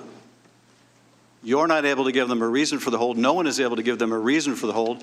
They know the president wants these investigations, and then they're told in Warsaw by Ambassador Sondland, essentially, you're not getting the aid unless you do these investigations, correct? That's correct. So, you know, you've been asked, how could there be conditioning if the Ukrainians didn't know? But Ukrainians were told by Ambassador Sondland, were they not? They were. They were. They didn't know, as near as I can tell, the Ukrainians did not know about the hold on the phone call on July 25th. That's true. But they were told, as you said, Mr. Chairman, on the 1st of September. And in fact, while they may not have known during the time of the call, they would find out. And when they did find out, they would know what the president wanted, correct? That's correct. Representative Sewell. So, Mr. Kent, I'd like to refer you to the discussion of the May 23rd meeting in the Oval Office, when the president met with those who had gone to the Ukraine for the inauguration. You briefly testified that you helped propose names for individuals to go to that inauguration. Was Ambassador Sondland, who was ambassador to the European Union, one of the names that you submitted? No, it was not. But he ultimately attended that inauguration, is that not right? That is correct. And do you know how he ended up as a part of that official delegation? I do not know for sure, but my understanding is once the list left the NSC staff, it went through a review through the part of the White House that determines presidential delegations. You also testified that upon returning, Ambassador Sondland used his, quote, connections with Mulvaney, end quote, in order to secure this meeting in the Oval Office. Is that correct? That is my understanding, yes. It seems that this Oval Office meeting was a pivotal turning point in the Ukraine policy. Coming out of that meeting, who was given responsibility, to your recollection, who was given responsibility for the Ukraine policy? I never saw any document that changed the nature of policy determination. In the U.S. government under the Trump administration, there's the National Security Presidential Memorandum. Didn't you also say, yes, please. Have a little time. You did say in your testimony that you felt that you testified that Secretary Perry, Ambassador Sondland, and Ambassador Volker, quote, felt that they had a mandate to take the lead, end quote, on Ukraine policy. Did you not? That was an accurate statement. Their feeling doesn't mean that they actually got delegated responsibility. Have you ever heard the term three amigos? I referenced that after watching Gordon Sondland say that on Ukrainian TV on July 26th. And what do you come to mean by three amigos? My understanding of Ambassador Sondland's use of that term is that the three people that were in charge of Ukraine policy during the summer were he, Gordon Sondland, Ambassador Volker, and Secretary Perry. When did you come to learn about Mr. Giuliani's role, and what do you consider his role to have been? I first heard about former Mayor Giuliani's interest in Ukraine in January of this year. That was a different phase than what happened during the summertime. Was it normal to have a person who is a private citizen take an active role in foreign diplomacy? I did not find his particular engagement normal, no. Now, Mr. Ambassador Taylor, you testified that there are two channels, a regular and irregular. What did you see as Rudy Giuliani's role in Ukraine policy? Congresswoman, I came to see that Mr. Giuliani had a large influence on the irregular channel. And was that normal? Is that normal to have a private citizen of the United States take an active role in diplomacy? It is not normal. It is not unusual to ask for people outside the government to give opinions to help form the policies of the U.S. government. It is unusual to have a person put input into the channel that goes contrary to U.S. policy. Thank you. I yield back. Mr. Turner, you're recognized for 5 minutes. Thank you. Mr. Kent, Ambassador Taylor, thank you for your service. I have a great deal of appreciation for your profession. You have very little direct contact with decision makers, a tremendous amount of responsibility, and not a lot of authority to affect U.S. policy, bilateral engagements or multilateral engagements you're trying to shepherd through issues with our allies. One example of that, Ambassador Taylor, is that you testified in your prior testimony that you have not had any contact with the President of the United States. Is that correct? That's correct, sir. Ms. Taylor, Mr. Kent, have you had any contact with the President of the United States? I have not. So not only no conversations with the President of the United States about Ukraine, you've not had any contact with the President of the United States, correct? That's correct. Okay. So you both know that this impeachment inquiry is about the President of the United States, don't you? I mean, the man that neither one of you have had any contact with, you're the first up witnesses. I just find that a little amazing that the first up would be two people who've never had any contact with the president himself. Now, Kurt Volker did have contact with the president and contact with the president on Ukraine. Mr. Ambassador Taylor, you said that he's a man of highest integrity. Well, I know Kurt Volker, and I know he served as the NATO ambassador. He served as the director of the McCain Institute. He's the highest professional ethics, one of the most knowledgeable people about Europe. He's absolutely a truthful man. Mr. Kent, would you agree with Ambassador Taylor that he's of the highest integrity? I believe Kurt Volker has served the U.S. as a public servant very well. Do either of you have any evidence that Mr. Volker committed perjury or lied to this committee in his testimony to this committee? Do either of you have any evidence that Kurt Volker perjured himself or lied to this committee in his testimony? Ambassador Taylor, any evidence? Mr. Turner, I have no evidence. Ms. Kent. I believe Ambassador Volker's deposition was over 400 pages, and I don't have it in front of me, so I can't make a judgment. But you have no evidence that he lied or perjured himself. I have no correct, basis to make that judgment, no, Great. sir. Well, we're not in a court, gentlemen, and if we were, the Sixth Amendment would apply, and so would rules on hearsay and opinion, and most of your two testimonies would not be admissible whatsoever. But I understand in your profession you deal in words of understanding, words of beliefs and feelings, because in your profession, that's what you work with to try to pull together policy and to go in and out of meetings to try to formulate opinions that affect other people's decision making. Ambassador Taylor, have you ever prepared for a meeting with the president or a prime minister of a country, or where you were told one thing before you went into the meeting as to what it was to be about, and the meeting be about another thing, or you get in there and the beliefs or opinions of the president or the prime minister were other than you believed?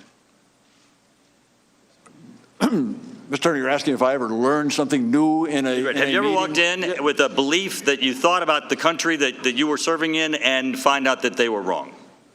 I learned something in every meeting, Mr. Turner, but Well, Ambassador Taylor, the reason why the Sixth Amendment doesn't allow hearsay is because it's unreliable. It's unreliable because frequently it's untruthful. It is not factual. It might be beliefs or understandings.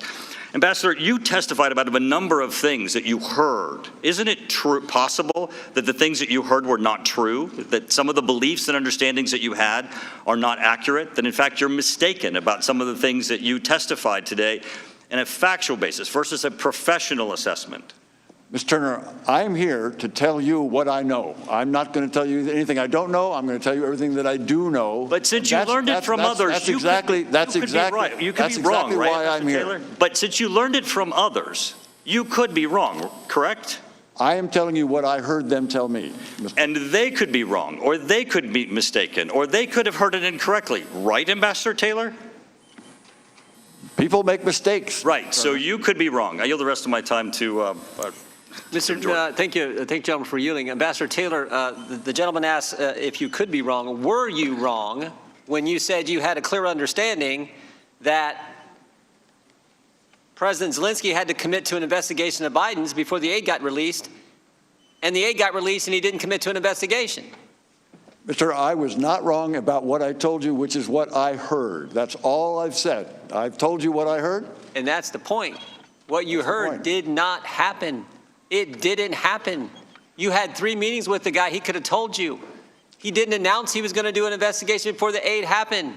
It's not just could it have been wrong. The fact is it was wrong because it didn't happen. The whole point was you had a clear understanding that aid will not get released unless there's a commitment Not maybe, not I think the aid might happen, and it's my hunch it's going to get released. You use clear language, clear understanding, and commitment, and those two things didn't happen, so you had to be wrong.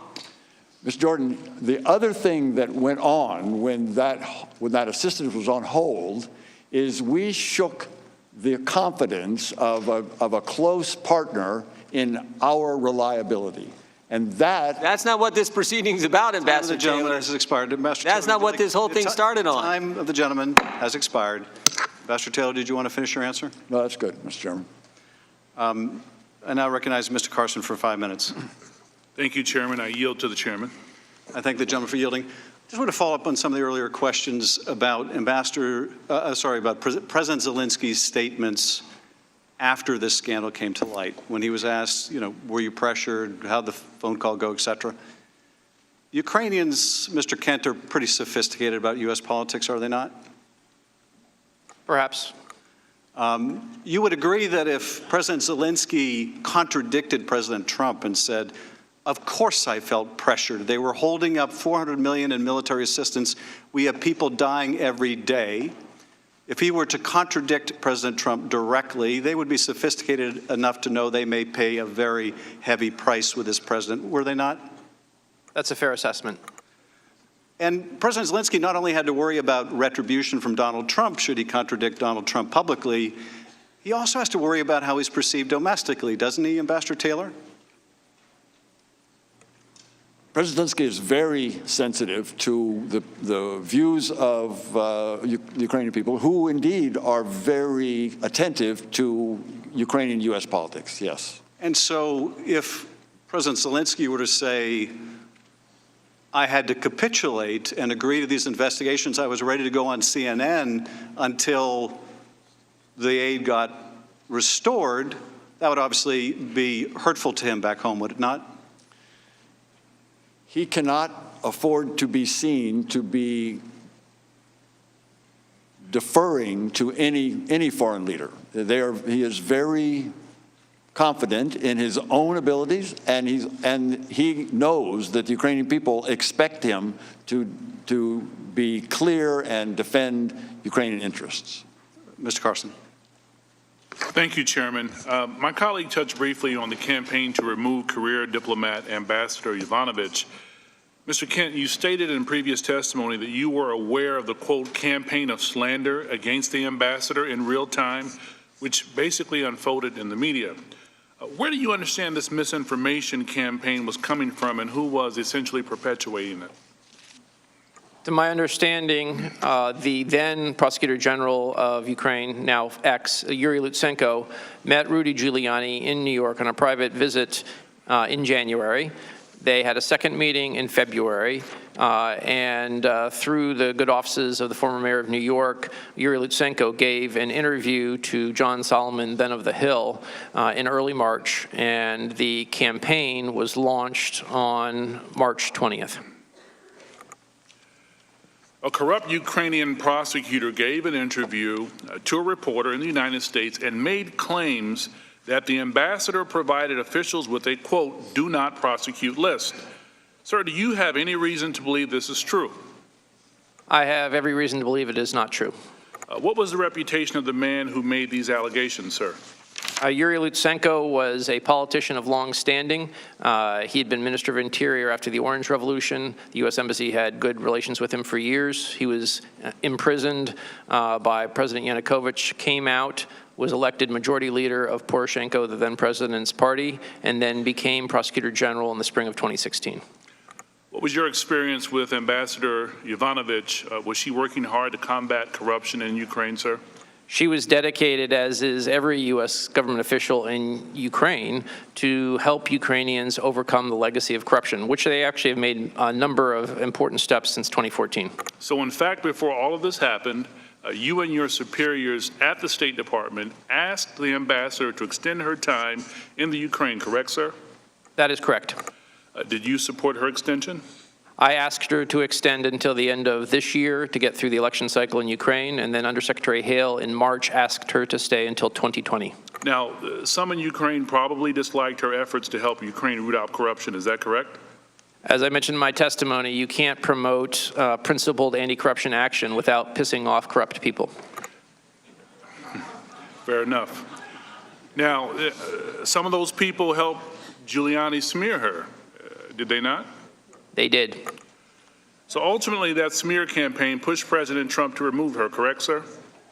I cannot judge that. What I can say is that Rudy Giuliani's smear campaign was ubiquitous in the spring of 2019 on Fox News and on the internet and Twitter sphere.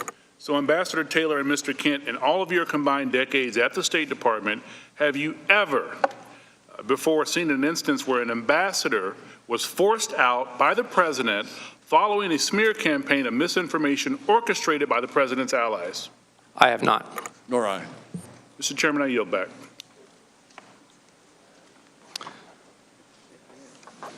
Dr. Wenstrick. Thank you, Mr. Chairman. Mr. Taylor, this should be easy because I'm going to use a lot of your words from the previous deposition as we go forward. In your deposition, you spoke of support for Ukraine and its relationship to the United States and how much you support that. In 2014, you, and I'm quoting this, urged Obama administration to provide lethal defensive weapons in order to deter further Russian aggression. Did the Obama administration provide lethal weapons? No, sir. They provided MREs and blankets and things like that. In your deposition, you also said President Obama's objection was because it might provoke the Russians. And in fact, you testified in your deposition that the Obama administration didn't have a good argument since Russia had already provoked and they have invaded Ukraine. Is that correct? That's correct, sir. It's a shame he didn't take the advice of a combat veteran like you, sir. Someone who understands what deterrence provides, because a lot of Ukrainian lives could have been saved if he had taken your advice. In your deposition, you said, and I quote, you were happy with Trump administration's assistance, and it provided both lethal and financial aid, did it not? It did, sir. And you also stated that it was a substantial improvement. Is that correct? That's correct, sir. So now we're providing javelins, which kill Russian tanks. MREs and blankets do not do that. Today you said, I was beginning to fear that the long-standing U.S. policy of strong support for Ukraine was shifting. I have a little trouble with long-standing based on what we just talked about, because it wasn't really long-standing strong support. It seems to me the strong support came with this administration. Would you agree with that, sir? Unless you consider MREs and blankets strong support, I wouldn't call it long-standing. The long-standing that I'm referring to there, Dr. Winstrup, is the long-standing political support, economic support, and increasing military support. Well, certainly that strong support came from Congress, but it didn't come from the previous administration as compared to what this administration has decided to do. The strong support came with this administration, not the Obama administration.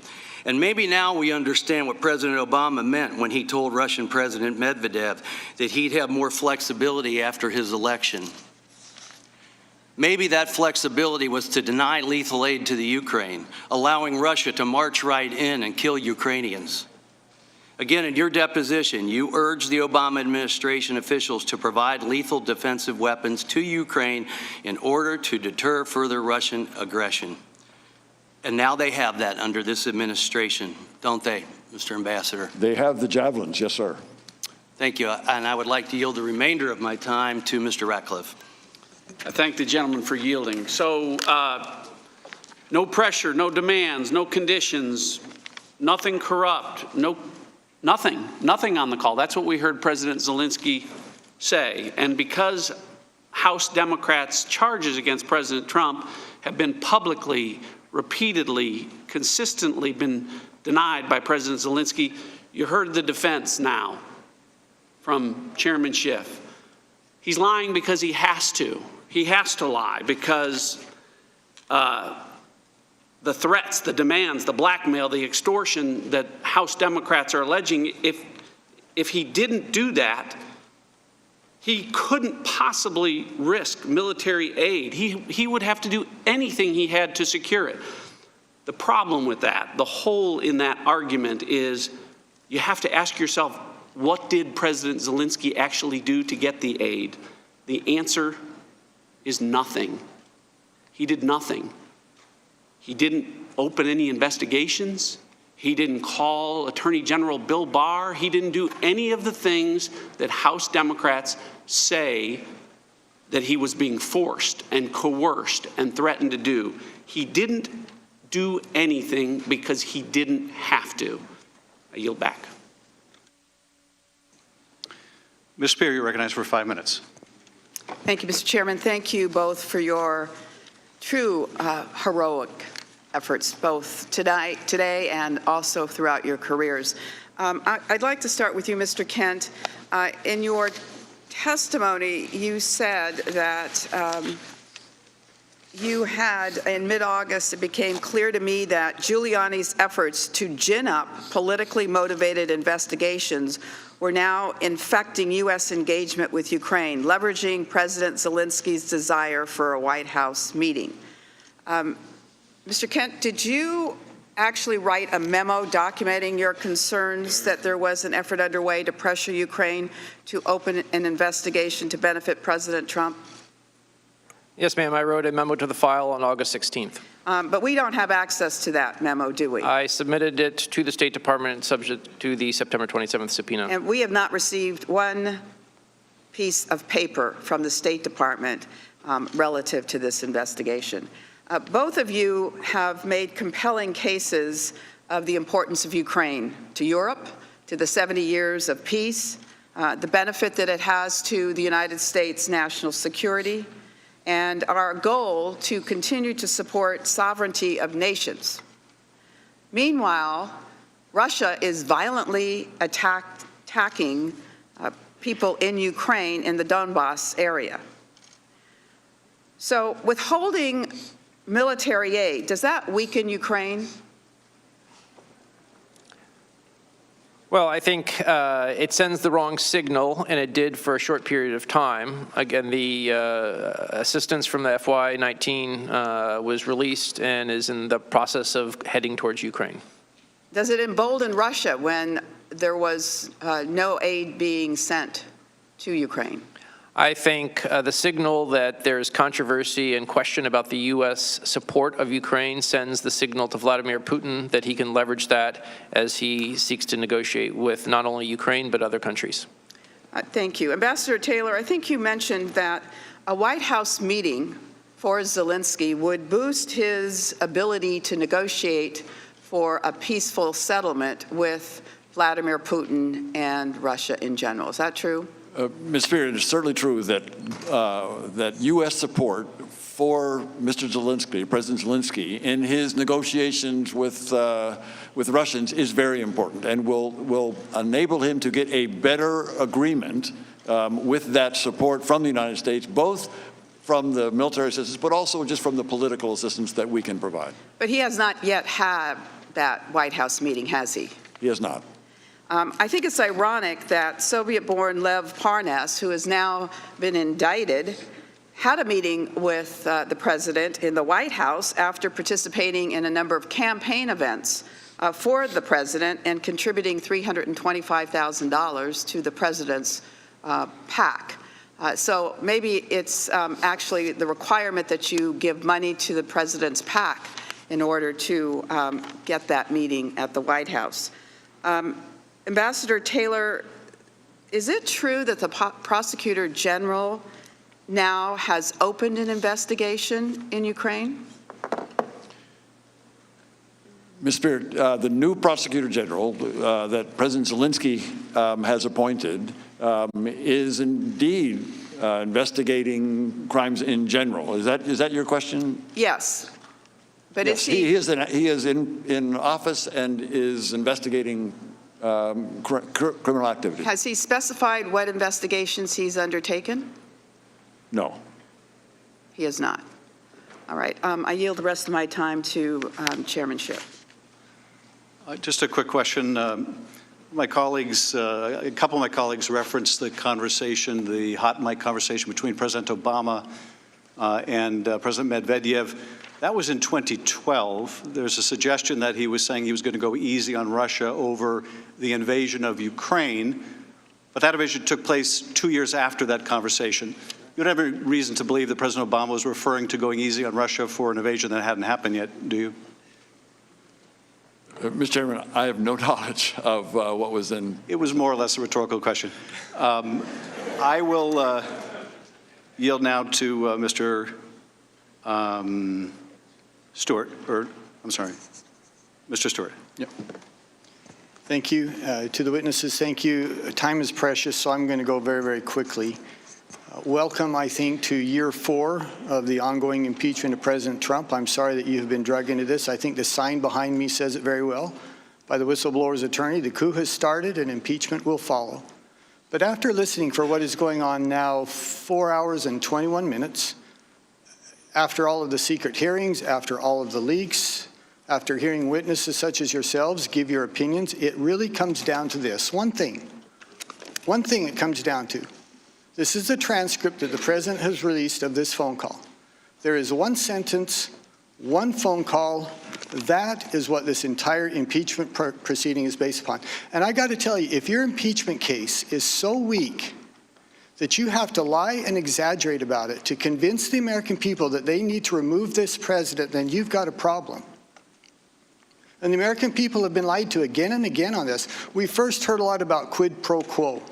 And then many people realized that was meaningless. So they said, well, let's go for the fences then. Let's talk about extortion. Let's talk about bribery. Let's talk about cover-up and obstruction, for which there is zero evidence of any of that. We heard a characterization of the president's phone call that was so outrageously inaccurate, it had to be described as a parody. And none of those things matter. None of it matters. It comes down to this. We appreciate your insight. We appreciate your opinion. But all you can do is give your opinion of this one phone call. Let me ask you, gentlemen, both of you have said here today, you have testified, corruption in Ukraine is endemic. Would we agree on that? Simple question. Problem is, isn't it? It's a problem, and they're taking steps to address it. Okay. Earlier in the hearing, both of you said use the word endemic or agreed to it. It's in the courts, it's oligarchs, it's prosecutors, it's everywhere. And I think we can also agree that that's not the only place in the world where we experience and see corruption. There's dozens and dozens of nations around the world that are steeped in corruption. Would you agree with that? Mr. I would say that there's corruption in every country, including ours. Okay, thank you. And some we're clearly more concerned about than others. So in these corrupt nations, of which there are probably hundreds of corrupt individuals, hundreds of corrupt government officials, can you give me an example any time where the Vice President of the United States shows up and demands that a specific prosecutor be fired and gives them a 6-hour time limit to do that?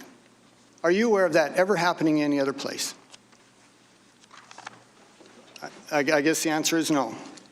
And I just think it's interesting that out of hundreds of corrupt individuals, dozens of corrupt nations, that happened one time.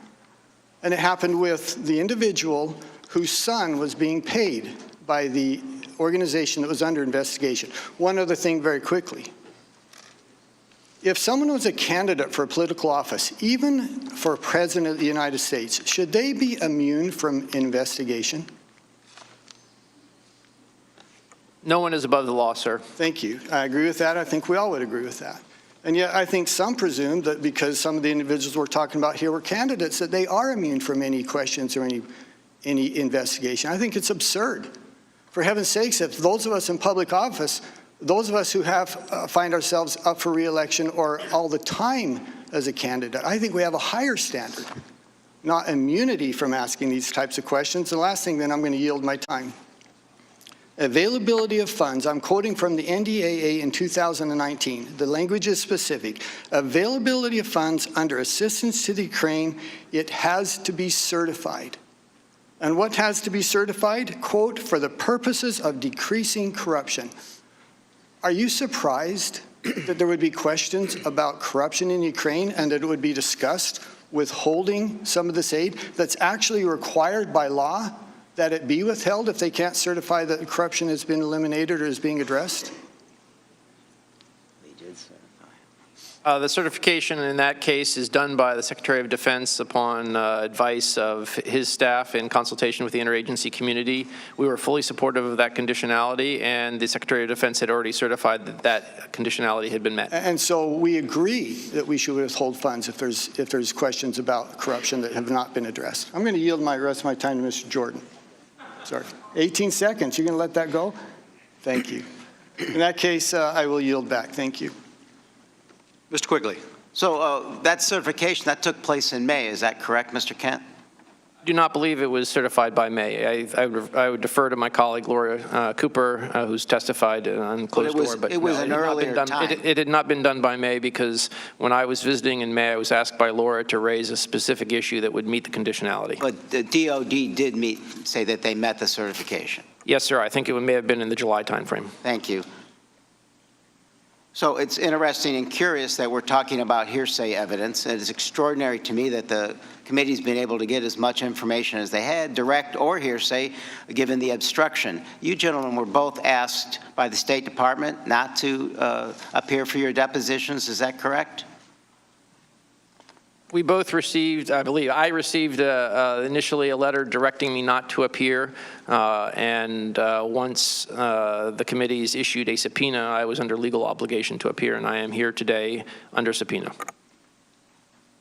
Ambassador, were you also asked not to be part of the deposition? Mr. Quigley, I was told by the State Department, don't appear under these circumstances.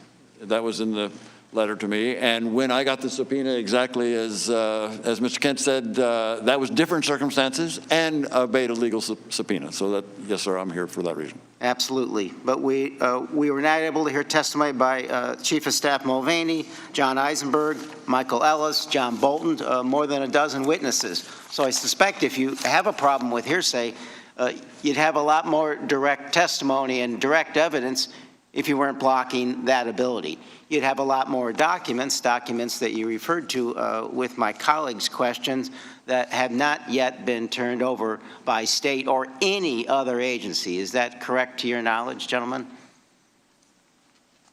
We're both here under subpoena. I don't think either of us is going to comment why others have not shown up. But has any of the documents that you turned over, to your knowledge, been turned over to the committee?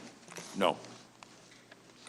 Mr. Kent, following the July 25th call and through the first 2 weeks of August, were you involved in any efforts to arrange for President Zelensky to make a statement announcing the 2 investigations that President Trump had talked about in the July 25th call?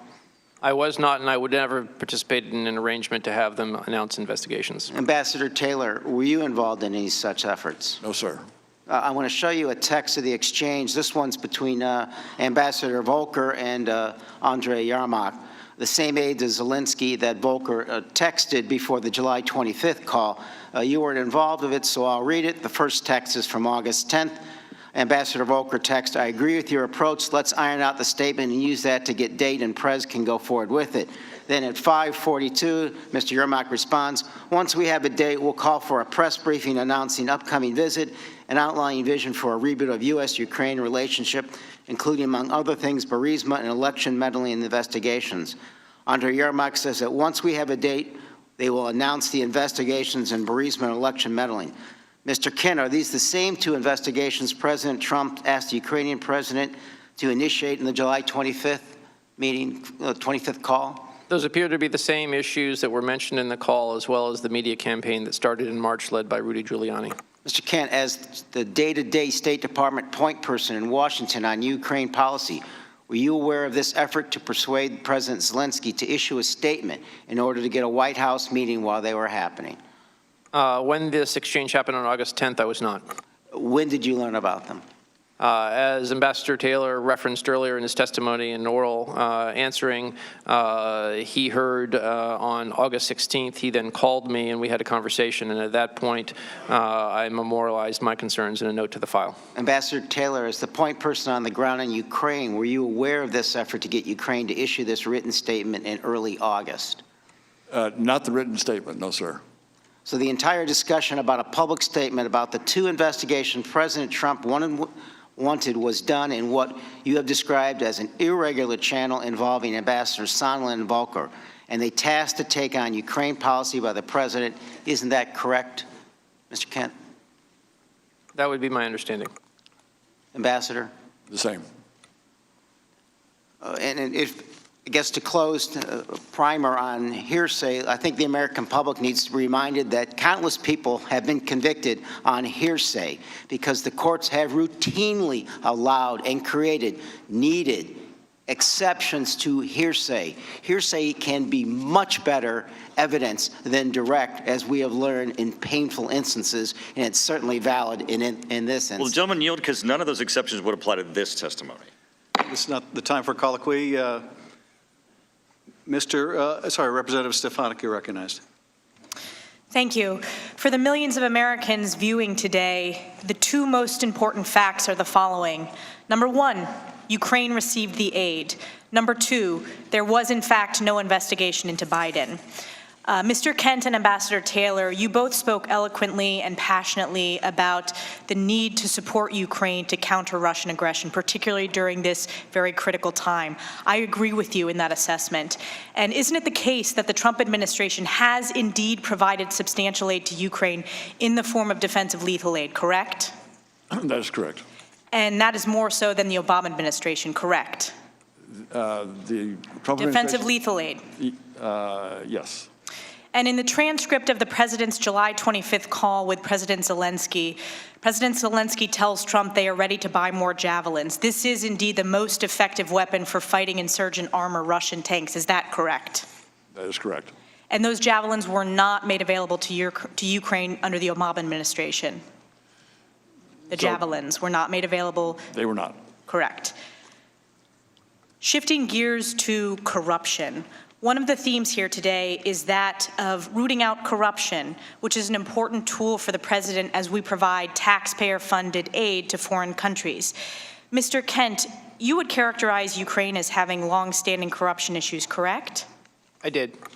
And in fact, you testified, quote, I would say that corruption is part of the reason why Ukrainians came out to the streets in both 2004 when somebody tried to steal the election and again in 2014 because of a corrupt, kleptocratic, pro-Russian government which eventually collapsed. The Ukrainians decided enough was enough. Is that your testimony? It remains so.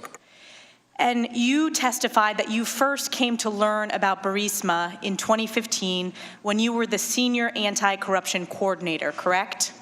Correct. Detailed to the embassy in Kyiv as the acting deputy chief of mission. And you testified that the issue of corruption in Burisma was in the U.S. interest because, quote, and this is from your deposition, we had made a commitment to the Ukrainian government in 2014 to try to recover an estimated tens of billions of dollars of stolen assets out of the country. Is that correct? That is stolen assets that were in the name of the owner of Burisma, Mykola Zlochevsky. He was the one who we believed had stolen the money. Sure. So the first case, this was the first case that the U.S., the UK, and Ukraine investigators worked on was against the owner of Burisma. That's correct. And this was during the Obama administration. That's correct. So for the millions of Americans viewing, the first investigation against the owner of Burisma was under President Obama's administration. That's correct. You testified also, quote, we spent roughly $500,000 of State Department money in support of the FBI and this investigation to build capacity and track down stolen assets, end quote. Is that correct? That's correct. It was launched in May 2014 by the Attorney General of the U.S. and UK in conjunction with the World Bank. And in fact, by 2016, you were so concerned about corruption questions related to Burisma that when there was an effort by Burisma to sponsor an essay contest with USAID, you asked USAID to stop it. That's correct. And you testified that it was because, quote, Burisma had a poor reputation in the business and that you didn't think it was appropriate for the U.S. government to be co-sponsoring something with a company that had a bad reputation. Correct? You are also aware, and you testified today, that Hunter Biden served on the board of Burisma. Correct. And you also testified that you were indeed concerned about the appearance of conflict of interest. That's correct. And broadly, this is very important, you testified in your deposition that when the State Department evaluates foreign assistance, it is appropriate for them to look at levels of corruption in countries. That's correct. And lastly, you also testified that, and this is your quote, issues of corruption have been part of high-level dialogue between U.S. leaders and Ukrainian leaders, regardless of who is the U.S. leader and who is the Ukrainian leader, and that is a normal issue of diplomatic discussion at the highest level, end quote. Is that correct? That's correct. I will yield 30 seconds. You know what? I will yield back after that. Thank you. Mr. Swalwell. Both of you have testified that you are not direct witnesses who've spoken with President Trump. However, you are witnesses to a shakedown scheme that others participated in who spoke with President Trump. However, Ambassador Bolton and Mick Mulvaney both spoke directly to President Trump, and unlike you, they have refused to honor our request for them to be a part of these proceedings. Nonetheless, we do know how Acting Chief of Staff Mick Mulvaney feels about aid because on October 17 at a press conference, he discussed the hold on security assistance for Ukraine. Ambassador Taylor, I'd like you to listen to what he said.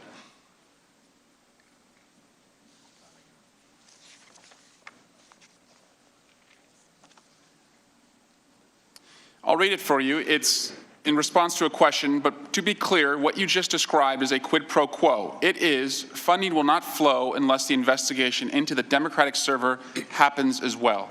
In response to that question, Mr. Mulvaney said, Mr. Taylor, we do that all the time with foreign policy.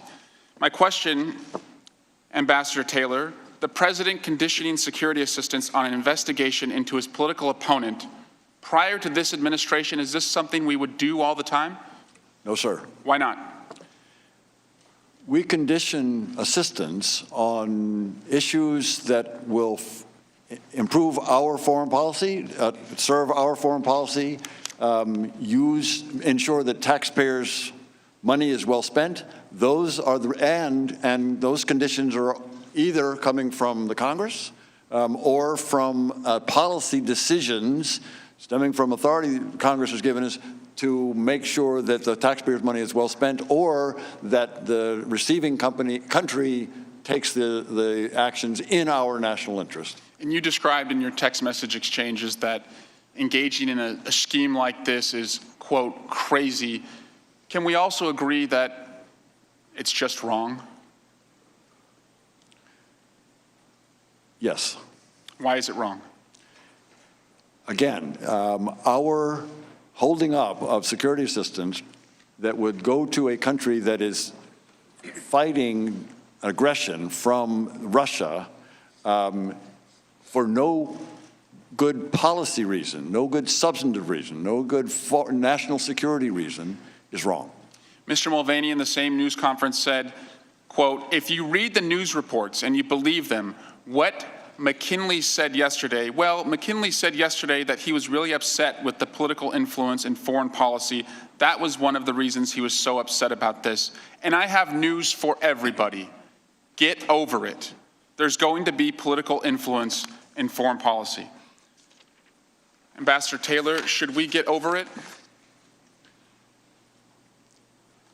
If we're talking about political influence, meaning attempts to get information that is solely useful for political campaigns, if that's what he's talking about, we should not get used to that. Finally, Mr. Mulvaney said, again, I was involved with the process by which the money was held up temporarily, okay? 3 issues for that. The corruption of the country, whether or not the countries were participating in the support of Ukraine, and whether or not they were cooperating in an ongoing investigation with our Department of Justice. That's completely legitimate. Mr. Kent, were you aware of any formal Department of Justice cooperation requests made to the Ukrainians? I am not aware that there was any formal Department of Justice request in this matter, no. Was Mr. Mulvaney's statement false? I think you'd refer that question again to the Department of Justice, since I don't have full knowledge of whatever they may have been working on. Just about an hour before the 2 of you sat down to testify today, the president tweeted multiple times about this hearing, and he put in all caps, never Trumpers. Mr. Kent, are you a never Trumper? I am a career non-professional who serves whatever president is duly elected and carries out the foreign policies of that president in the United States, and I've done that for 27 years for 3 Republican presidents and 2 Democrat presidents. Ambassador Taylor, are you a never-Trumper? No, sir. Ambassador Taylor, finally, you said in your statement on page 19, Mr. Chairman, there are 2 Ukrainian stories today. The first is the one we are discussing this morning and that you have been hearing for the past 2 weeks. It's a rancorous story about whistleblowers. Mr. Giuliani, side channels, quid pro quos, corruption, and interference in elections. In this story, Ukraine is merely an object. Is it also true that in this story, it's about the President of the United States?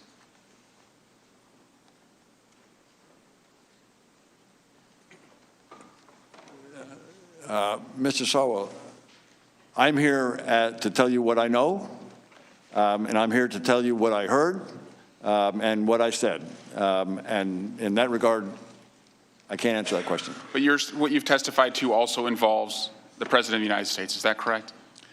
The President of the United States was on the telephone call on the 25th of July. Yes, sir. Thank you. I yield back. Mr. Hurt. Thank you, Chairman. Gentlemen, I appreciate y'all's decade of service. As the fabled Foreign Service officer, Ambassador Ryan Crocker, says, because we have pumps and wingtips on the ground, meaning diplomats, that prevents us from having the need to have boots on the ground, the military. Y'all are an important role in our national security, and thank you and your colleagues. Mr. Taylor, my first questions are to you, and these are questions that are on years prior to your time in the Ukraine, but I'm pretty sure you can answer them. Did the Ukrainians get aid in FY17? Did they get any aid in FY17? Yeah. Any? Yes, sir. They did get assistance. And they got security assistance as well. They did. And if I said that number was circa, in military assistance, around $270 million, would that probably be accurate? Mr. King, about right? Yeah. Did they get aid in FY18? Yes, sir. Including security assistance? Including security assistance. We've already talked about the javelins, the anti-tank missiles that they were not able to purchase in previous administrations. Have they gotten security assistance in FY19? Yes, sir. Prior to the $400 million or so that we're discussing or been discussing a lot here today? They got some previous year, some probably FY18 assistance, but George, you may know. It takes a while once money is obligated to actually reach the country. There were 2 island-class ships that just arrived in the port of Odessa, and that was with prior year money. So there's about a lag of a year. My point is that we have been supporting the Ukrainians under this administration in order to help them kick out the Russians who invaded their country. Yes, sir. 100%. Ambassador Taylor, you earlier testified that Ukrainian officials did not become aware of potential U.S. assistance being withheld until August 29th. Is that accurate? That's my understanding, Mr. Hurd. Would you find it surprising if a Ukrainian official knew about that sooner and did not contact you? I can answer that. It was only after August 29th, when the political war came, that I got calls from several of the Ukrainian officials. Good copy. Mr. Kent, had you had any Ukrainian official contacting you concerned about, when was the first time a Ukrainian official contacted you concerned about potential withholding of U.S. aid? It was after the article in Political came out in that first intense week of September. Gotcha. So after that August 29th conversation.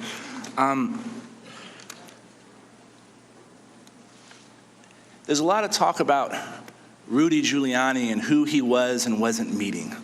Do we know or have an idea of the Ukrainian officials that he was meeting with over the last couple of years? I don't, sir. Have you had any Ukrainian officials call you after a meeting with Rudy Giuliani concerned about the nature or the context of that conversation? Yes. Mr. Yermak has expressed concern about his interactions with Mr. Giuliani. And I believe that meeting was somewhere in late August. Is that correct? It was. There were meetings and there were, I think, also phone calls.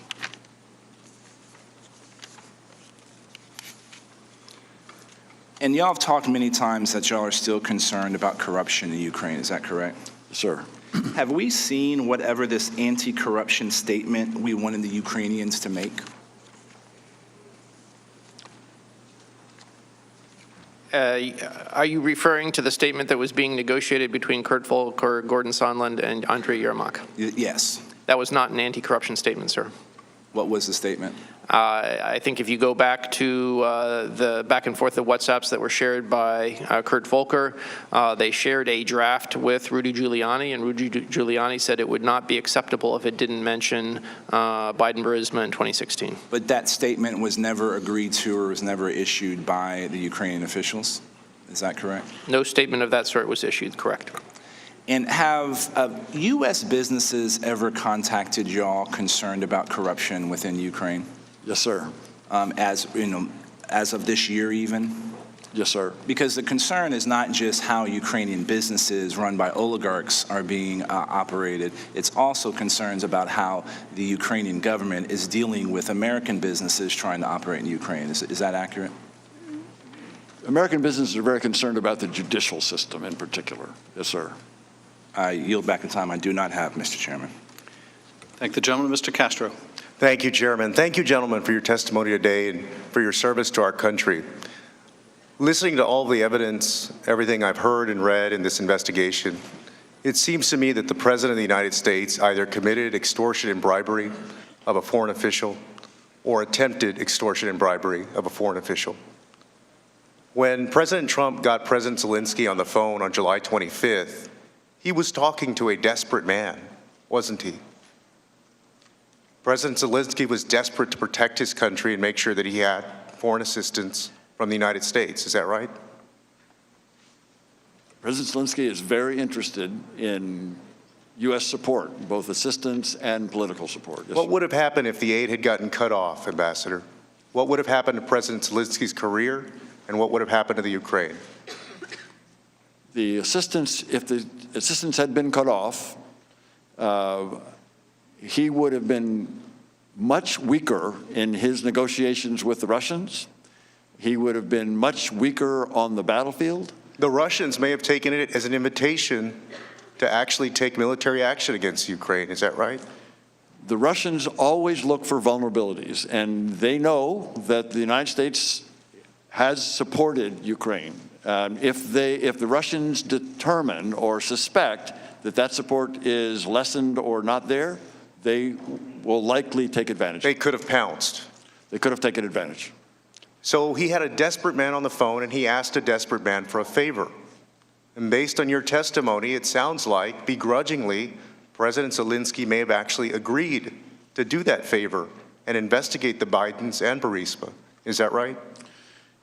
President Zelensky does say in the transcript that he will pursue the investigations. So we know that President Trump asked for a favor to help his political career, and it appears as though the President of the Ukraine agreed to that favor. Do we know why it didn't actually happen? Do we know why there was no announcement in front of CNN or to CNN about an investigation? Mr. Castro, as we've determined, as we've discussed here, on September 11th, just before any CNN discussion or interview, the hold was released. The hold on the security systems was released.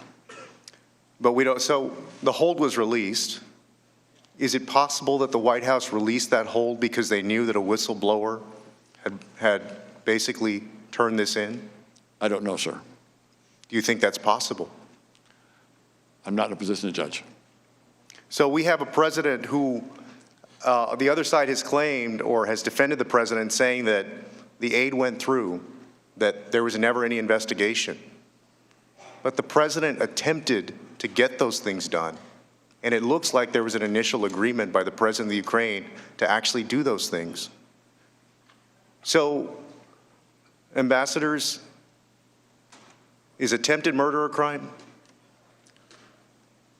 Is attempted murder a crime? Attempted murder is a crime. Is attempted robbery a crime? Neither of us is a lawyer, But I think anybody in this room could answer that I question. think that's right. I'll go out on a limb and say, yes, it is. Is attempted extortion and bribery a crime? I don't know, sir.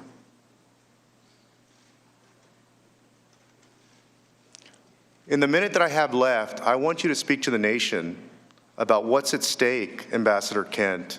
You said in your opening statement, you warned about selective prosecutions and a president of the United States going after specific Americans abroad. If this Congress clears President Trump, does it mean that he can go ask another foreign country to investigate another presidential candidate, a member of Congress, a governor, a senator, or any private American citizen doing business overseas?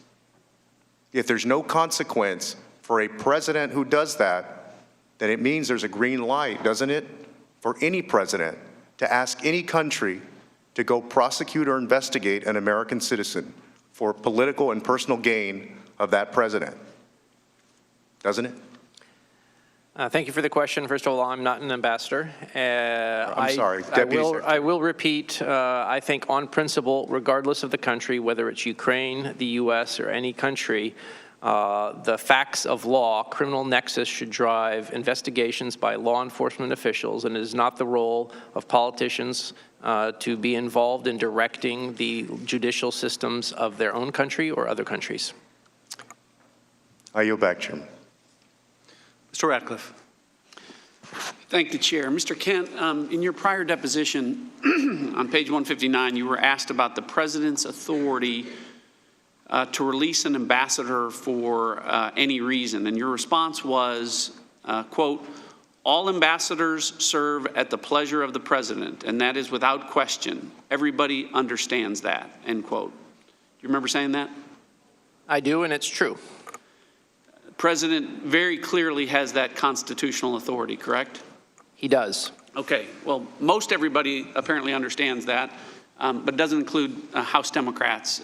In the context of this impeachment inquiry, specifically addressing Ambassador Yovanovitch, who I know is a friend of yours, in alleging an abuse of power in a nationally televised interview, a member of this committee said, quote, it's an abuse of power to remove an ambassador for political reasons because you don't like what they're doing, period, end quote. That's not true, is it? Again, I go back to what I said. The president has the right to have ambassadors serve at his pleasure. Okay, so you agree with me that we shouldn't impeach a president for exercising his constitutional authority? I'm here as a fact witness to answer your questions. Your constitutional obligation is to consider the evidence before you. So when did Ambassador Yovanovitch get recalled from Ukraine? I believe a message was sent on or about April 24th. Okay. Certainly well before the July 25th call that's in question here, correct? Without a doubt. Okay, and she had no remaining responsibilities with respect to Ukraine policy for that 3 or 4 months in between, I take it? She is now she was transferred to a teaching slot at Georgetown, where her responsibilities, among others, were to teach a class on Ukraine. Okay, so if President Trump had the constitutional authority to remove her, as he did months before the call, and she wasn't in the Ukraine or have any responsibilities on July 25th, do you have an explanation for why Democrats are calling her as a witness on Friday? I'm here as a fact witness under subpoena, and that's a question you could perhaps direct towards your Democratic colleagues. Ambassador Taylor, we've established that on July 25th, both participants in the call, both presidents, expressly have stated there was no pressure, no demand, no conditions, no blackmail, no corruption. And I asked you again specifically about a quid pro quo even being possible. And I think we've agreed that it wasn't possible, a quid pro quo involving military aid on July 25th, given President Zelensky's lack of knowledge, correct? President Zelensky, to my knowledge, did not have any idea that the security systems was on hold. Okay. So do you have an explanation for why within days of that phone call, when no quid pro quo was even possible, a person who later became a whistleblower walked into Chairman Schiff's staff to discuss what Chairman Schiff's spokesman, Patrick Boland, said were the, quote, outlines of the whistleblower's accusations? I'm sorry, what's the question, sir? Question is, do you know or have an explanation for why that person would walk in a few days later to Chairman Schiff's office? I do not. Okay. Earlier, Chairman Schiff made reference to a colloquy, and for the public, a colloquy is a way for legislators to clarify an important issue to the public. And so without jeopardizing the whistleblower in any way, in an effort to find out, Chairman, what you knew and when you knew it about the whistleblower, I'd like you to engage in a colloquy with me. My colleague will address his questions to the witnesses. I'll take that as a no. You're not interested in a colloquy? Mr. Ratcliffe, you could take it any way you like it, but appropriately, your question should be directed to witnesses. Well, I guess my question to the witnesses then is, when are House Republicans going to find out what House Democrats already know? When are we going to find out the details of the contact between Chairman Schiff and the whistleblower? What they met about, when they met, the number of times they met, the discussions that were had. Mr. Chairman, point of order. Point of order. Mr. Chairman, the gentleman is questioning the chair, which is not permitted under the resolution applicable to the hearing or the rules of the House or the committee. The efforts to undermine lawful whistleblowing is, moreover, contrary to the law and practice of this committee. And I would like to also quote, Mr. Chairman, I'm not trying to find out the identity. I want to find out the date that this happened. Both gentlemen could suspend. Mr. Ratcliffe has resumed questioning of the witness, so I would just recommend we move on. Chairman, pretty simple question. Are we ever going to be able to find out the details I guess not anything classified? Mr. Chairman, I'll reserve my point of order. I guess he hasn't resumed his questioning of the witness. Mr. Ratcliffe, your time is dwindling. I suggest you use it. I'll yield back. Mr. Heck. Thank you, Mr. Chairman. Mr. Kent, some people have suggested that the real reason that President Trump's pressure campaign on the Ukraine was to root out corruption in Ukraine. I've gone back and read the memorandum of call 2 or 3 times, actually, and I don't recall a single instance where the president ever used the word corruption nor the word corrupt. I know in answer to the chairman's opening questions, you indicated you had gone back and read it about a month ago. Do you recall the president in that July 25th phone call with President Zelensky ever uttering the word corrupt or corruption? I don't recall, but it would be a matter of record now that it's been released. And as a matter of record, he didn't, but he did manage to find time to mention his potential political rival in 2020. You also answered in response to the question from Mr. Himes that you've been working on the issue of corruption literally for decades. I thank you for that on behalf of the American people. And indeed, on October 15th, you testified about longstanding U.S. policy meant to combat corruption in the Ukraine, championed by people such as former Ambassador Maria Yovanovitch. But, Mr. Kent, is it not true that rather than fighting corruption in general in Ukraine, that what President Trump actually did was unceremoniously recall and remove Ambassador Yovanovitch from her post in Ukraine? I would say, first of all, as I repeated before, the president has the right to recall ambassadors. It remains a matter of policy of the United States towards Ukraine to help them overcome a legacy of corruption and creating new institutions. And much of what we've been discussing today, which involved an irregular channel, was a request that went against U.S. policy that would have undermined the rule of law and our longstanding policy goals in Ukraine as in other countries in the post-Soviet space. Those policies which were indeed championed by Ambassador Yovanovitch. You also testified on October 15th in the deposition about fundamental reforms necessary for Ukraine to fight corruption and to transform the country. And you cited the importance of reforming certain institutions, notably the security service and the Prosecutor General's office. Was investigating President Trump's political opponents a part of those necessary reforms? Was it on that list of yours, sir, or indeed was it on any list? No, they weren't. In fact, historically, is it not true that a major problem in the Ukraine has been its misuse of prosecutors precisely to conduct investigation of political opponents? That's a legacy, I dare suggest, from the Soviet era, when, as you stated in your testimony, prosecutors like the KGB were, and I quote you now, instruments of oppression. Is that I said correct, that, and I believe it's true.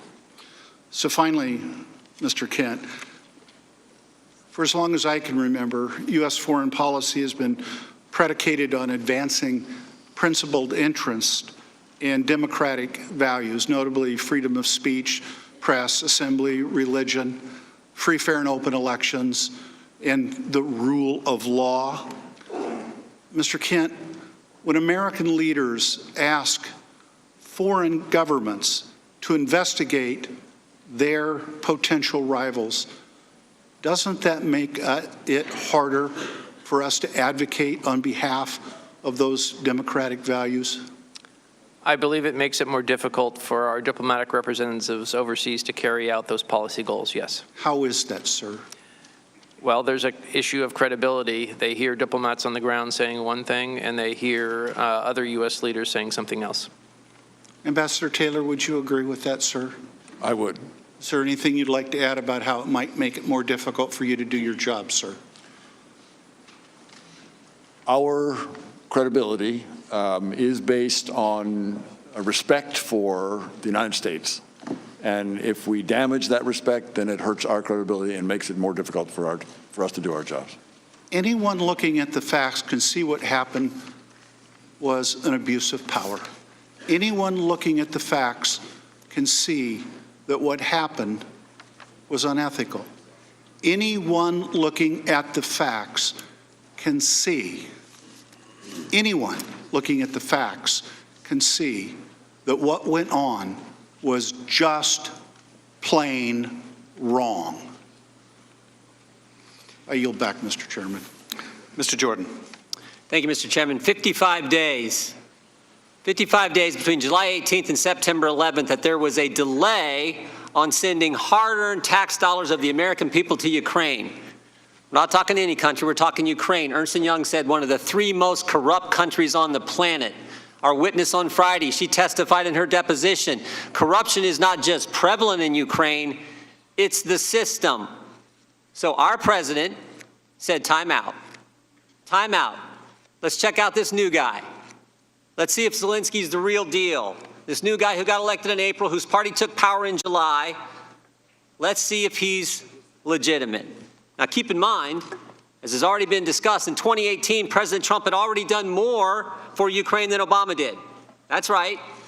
President Trump, who doesn't like foreign aid, who wanted European countries to do more, who knew how corrupt Ukraine was, did more than Obama because he gave him javelins, tank-busting javelins to fight the Russians. Our witnesses have said this, others have said this. Obama gave him blankets, Trump gave him missiles. But when it came time to check out this new guy, President Trump said, let's just see if he's legit. So for 55 days, we checked him out. President Zelensky had 5 interactions with senior U.S. officials in that time frame. One was, of course, the phone call, the July 25th phone call between President Trump and President Zelensky. And there were 4 other face-to-face meetings with other senior U.S. officials. And guess what? Not one of those interactions, not one, were security assistance dollars linked to investigating Burisma or Biden. But guess what did happen in those 55 days? U.S. senators, Ambassador Bolton, Vice President Pence, all became convinced that Zelensky was in fact worth the risk. He was in fact legit and the real deal and a real change. And guess what? They told the president, he's a reformer, release the money. And that's exactly what President Trump did. Now, over the next few weeks, we're going to have more witnesses like we've had today that the Democrats will parade in here, and they're all going to say this, so-and-so said such and such to so-and-so, and therefore, we got to impeach the president. Actually, we can get more specific. We covered this a little bit ago. They'll say something like Ambassador Sondland said in his deposition, where he said Ambassador Taylor recalls that Mr. Morrison told Ambassador Taylor that I told Mr. Morrison that I conveyed this message to Mr. Yarmouk on September 1st, 2019 in connection with Vice President Pence's visit to Warsaw and a meeting with President Zelensky. And if you can follow that, that's the Democrats' plan and why they want to impeach the president. That's what we're going to hear over the next couple weeks. That's what we're going to hear. But no matter what they do, no matter how many witnesses they bring in here, 4 facts will not change, have not changed, will never change. The call shows no linkage between dollars and the investigation into Burisma or the Bidens. President Trump and President Zelensky have both said on the call there was no linkage, there was no pressure, there was no pushing. Ukrainians didn't even know the aid was withheld at the time of the phone call, and most importantly, as has been pointed out, the Ukrainians didn't take any specific action relative to investigations to get the money released. Now, there is one witness that they won't bring in front of us. They won't bring in front of the American people. And that's the guy who started it all, the whistleblower. Nope.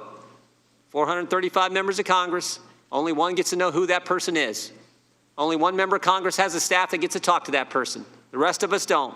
Only Chairman Schiff knows who the whistleblower is. We don't. We will never get the chance. We will never get the chance to see the whistleblower raise his right hand, swear to tell the truth and nothing but the truth. We'll never get that chance. More importantly, the American people won't get that chance. This anonymous so-called whistleblower with no firsthand knowledge, who's biased against the president, who worked with Joe Biden, who is the reason we're all sitting here today, will never get a chance to question that individual. Democrats are trying to impeach the president based on all that, 11 and a half months before an election. We'll not get to check out his credibility, his motivations, his bias. I said this last week, but this is a sad day. This is a sad day for this country. You think about what the Democrats have put our nation through for the last 3 years. Started July of 2016 when they spied on 2 American citizens associated with the presidential campaign, and all that unfolded with the Mueller investigation after that. And when that didn't work, here we are. Based on this. The American people see through all this. They understand the facts support the president. They understand this process is unfair. And they see through the whole darn sham. With that, I yield back. Mr. Welch. Thank you. I say to my colleague, I'd be glad to have the person who started it all come in and testify. President Trump is welcome to take a seat right there.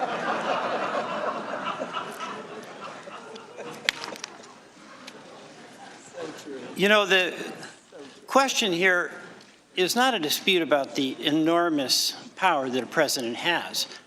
The question is whether, in this case, there was an abuse of that power.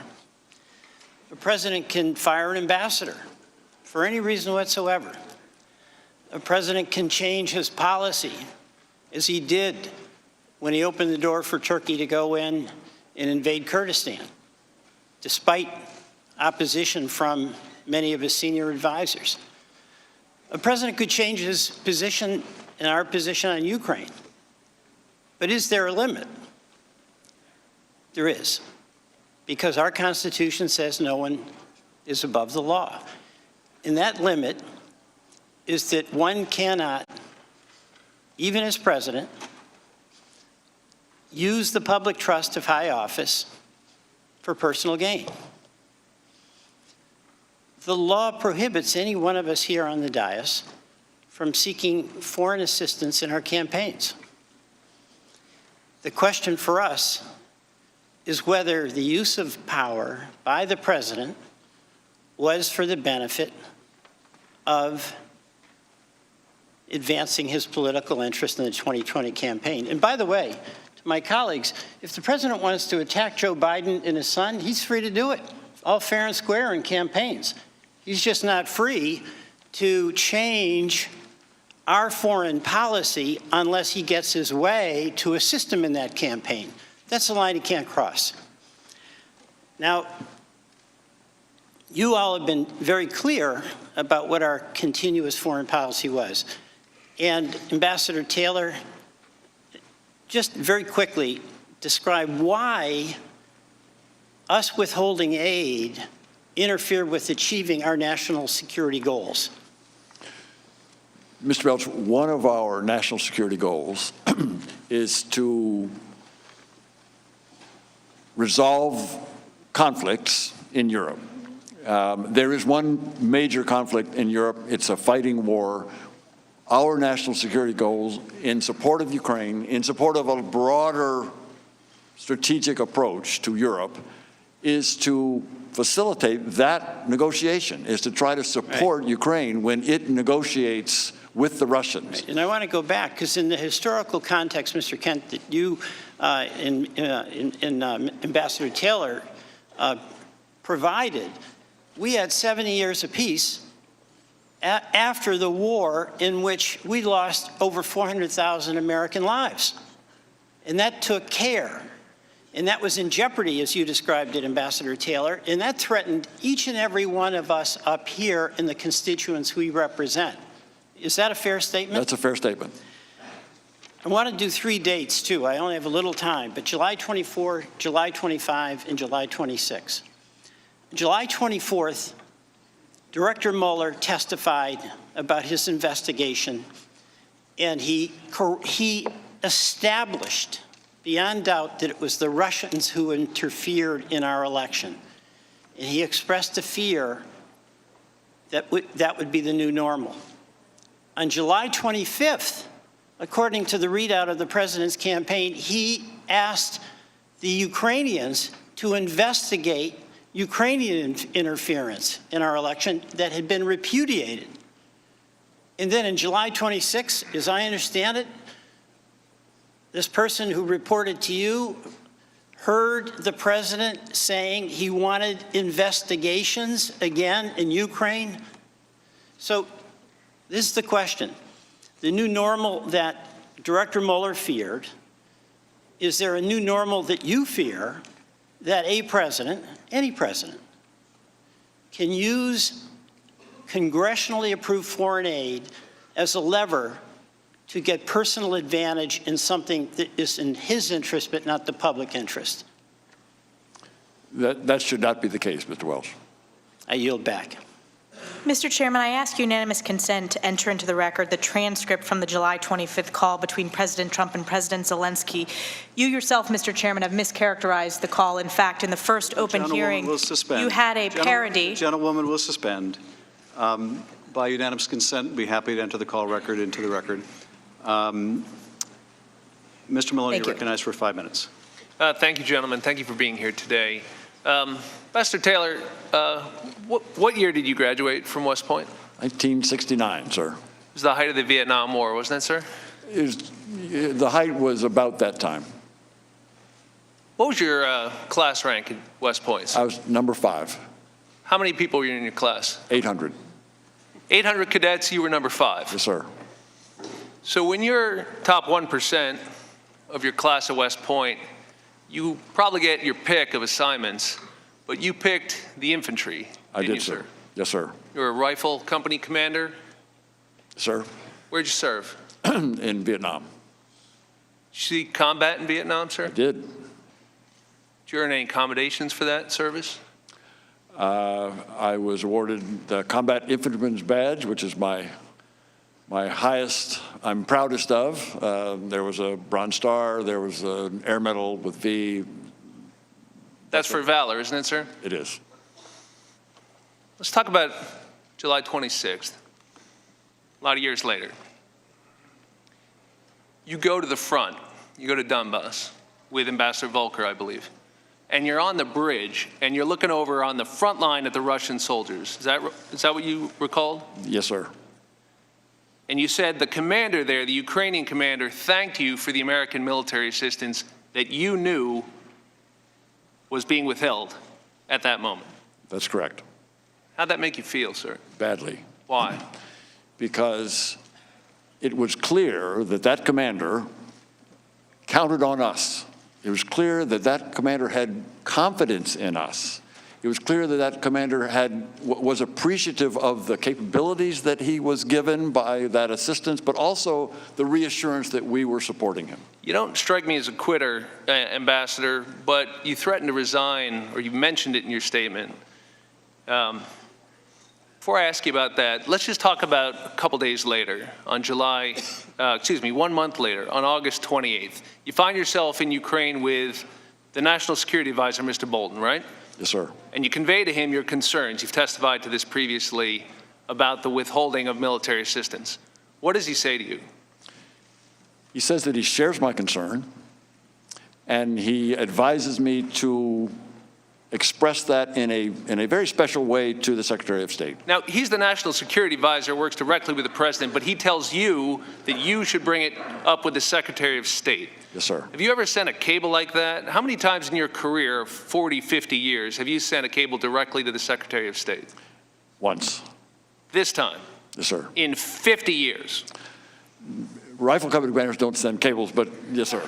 So the National Security Advisor, who could tell it to the President himself and who shares your concern, says you, the ambassador serving in Ukraine, should cable the Secretary of State directly, and you do so, don't you? Yes, sir. What'd the cable say, sir? It's classified cable. Without going into classified information? Without going into classified, it says security assistance. It's what we've been talking about today. Security assistance to Ukraine at this particular time, as in previous time, is very important.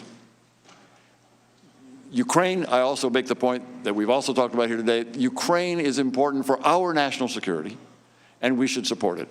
So not to provide that would be folly. Did you get an answer to your cable? Not directly, no, sir. Do you know what happened to it? Secretary Kent. Secretary Kent, do you know what happened to it? Tells me that. Yeah, I was on vacation. I was on vacation when his cable came in, but my understanding is it made it to its recipient, intended recipient, Secretary Pompeo. And we know Secretary Pompeo was on the call a month earlier on July 25th. It's not like he's in the dark about any of this. What did he do with it? I honestly can't say for sure what happened with the cable once the message was brought in at the highest level.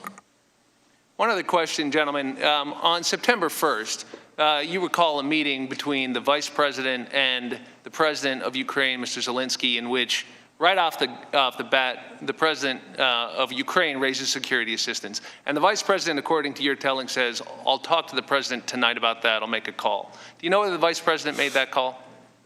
I don't know, sir. Do you know what, if anything, the Vice President had to do with any of this? What more can you tell us about the Vice President's role in this? Do you know if he ever raised this issue with anyone in the administration, whether he ever pushed for the release of that security assistance? I can't, sir. I believe, to the best of my understanding, the Vice President was an advocate for the release of the assistance. Thank you. Yield back, Mr. Chairman. Mr. Chairman. Ms. Demings, you're Mr. Chairman, I have a unanimous consent request. The General will state his request. I ask unanimous consent to submit for the record the Politico article on Ukraine boosting the Clinton campaign, authored by Ken Vogel, Without now at the objection. New York Times. That will be entered into the record. Thank you. Representative Demings. Thank you so much, Mr. Chairman, and thank you to both of you for being with us today. Mr. Kent, you said that a president has the right to remove an ambassador because the ambassador served at the pleasure of the president. Is that correct? That is correct, ma'am. Does that removal usually come with the smear campaign of that ambassador by the president? I think the right of the president to make a decision about the president's personal representative, as confirmed by the Senate, is separate from whatever happens outside the confines of U.S. government processes. Do you have any idea why it was important to discredit Ambassador Yovanovitch, what she was not willing to do or to do, why that was important? Well, I guess it probably depends on the motivation of other people, and I am not one of them.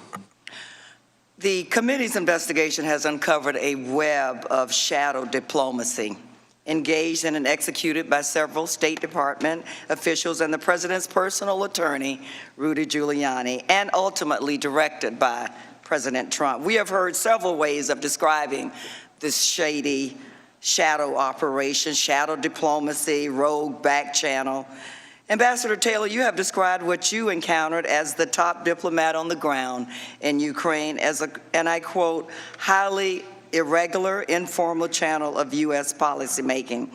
You testified that the channel included Ambassador Volker, Sondland, Secretary Perry, and as you later learned, the president's personal attorney, Rudy Giuliani. Is that correct? Yes, ma'am.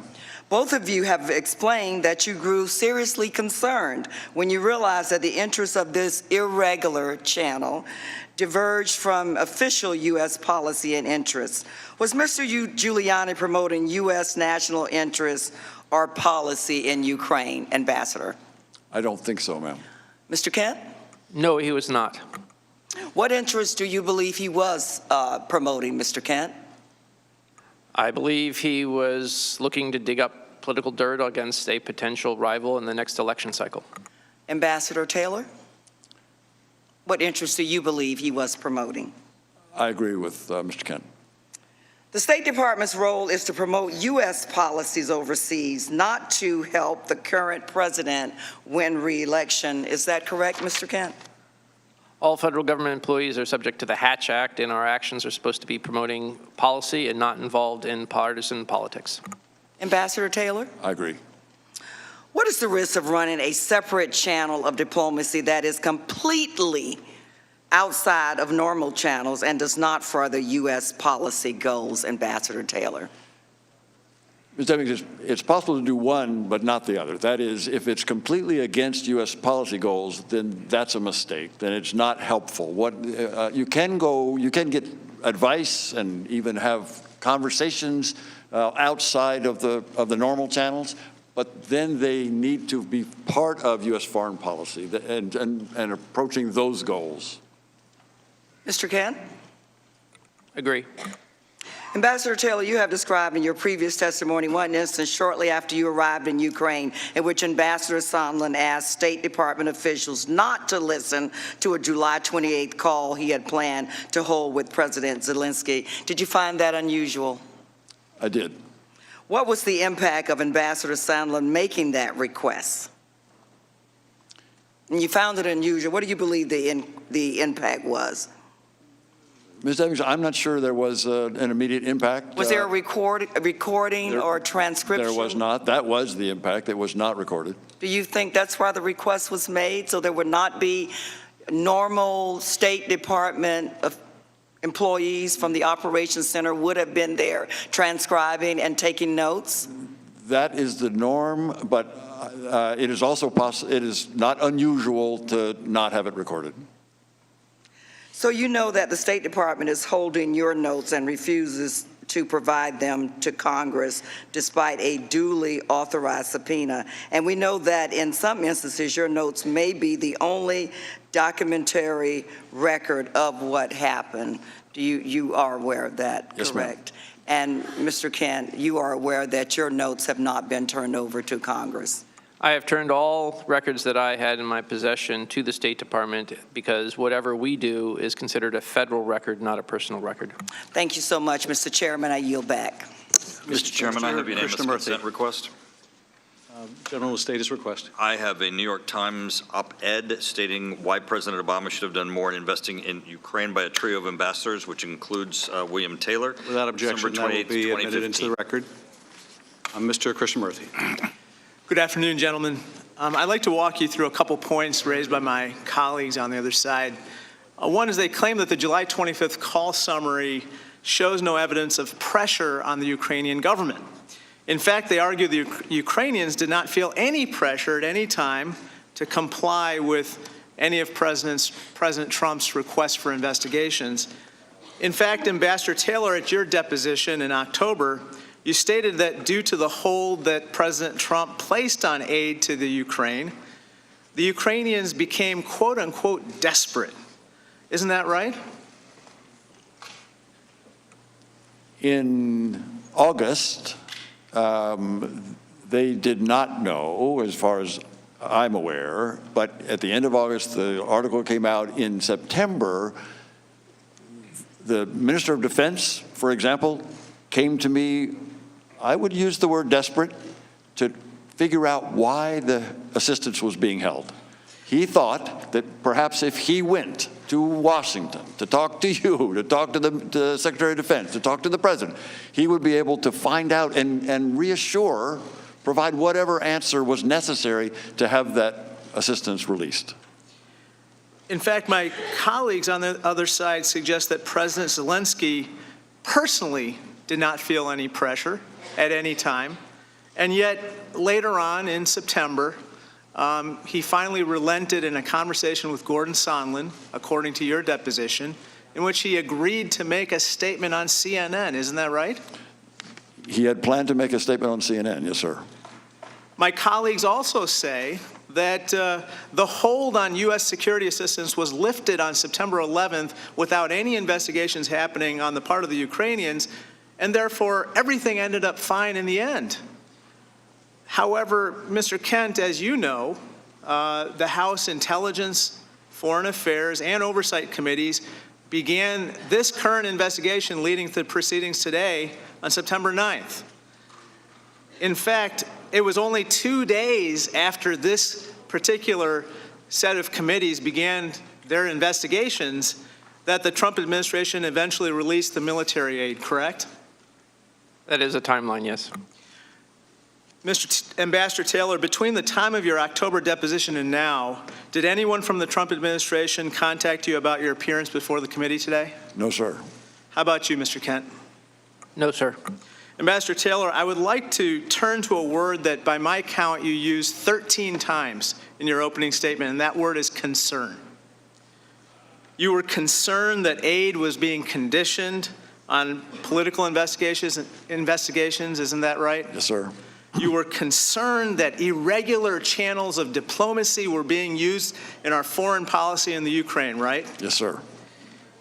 Ambassador Taylor, can you rule out the possibility that these irregular channels of diplomacy are being used in other countries where we conduct foreign policy?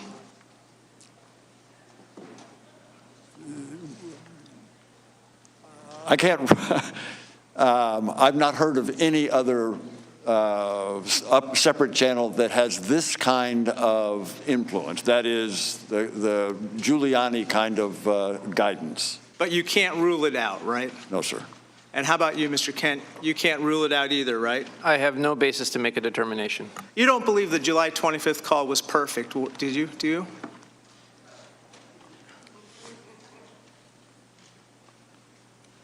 I think some of the language in the call gave cause for concern. Ambassador Taylor? I agree. And what was the cause for concern for you?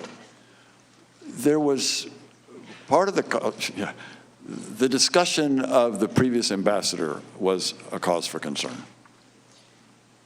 Ambassador Taylor, I want to draw on your experience finally as a West Point cadet and as an infantry commander in Vietnam. In a battlefield situation, is a commanding officer allowed to hold up action, placing his troops at risk until someone provides him a personal benefit? No, sir. Is that because if commanding officers did that, they would be betraying their responsibility to the nation and the men and women under their command? Yes, sir. And if that happened and were found out, could that person be subject to discipline? Yes, sir. Could that type of conduct trigger a court-martial? Yes, sir. Thank you. I yield back. Mr. Chairman. I thank the gentleman. Mr. Chairman, let's have unanimous. What purpose does the gentleman seek I thank the recognition? chairman. I have unanimous consent, ask unanimous consent to enter into the record Mr. Mulvaney's statement where he said there's absolutely no quid pro quo from October 17th, 2019. Without objection. Mr. Nunes, you're recognized for any closing comments you'd like to make. Mr. Chairman. I've recognized Mr. Nunes for his comments. Ms. Conaway, we will get your motion. Okay. After Mr. Nunes' brief closing remarks and my brief closing remarks, it's my intention to excuse the witnesses. We'll have a very brief recess. Members should not go far. We will resume and take up Mr. Conaway's motion. Mr. Nunes. Thank you, Mr. Chair. I'll just be brief. I want to reiterate what I said earlier, and that is that we really should stop holding these hearings until we get the answer to three important topics.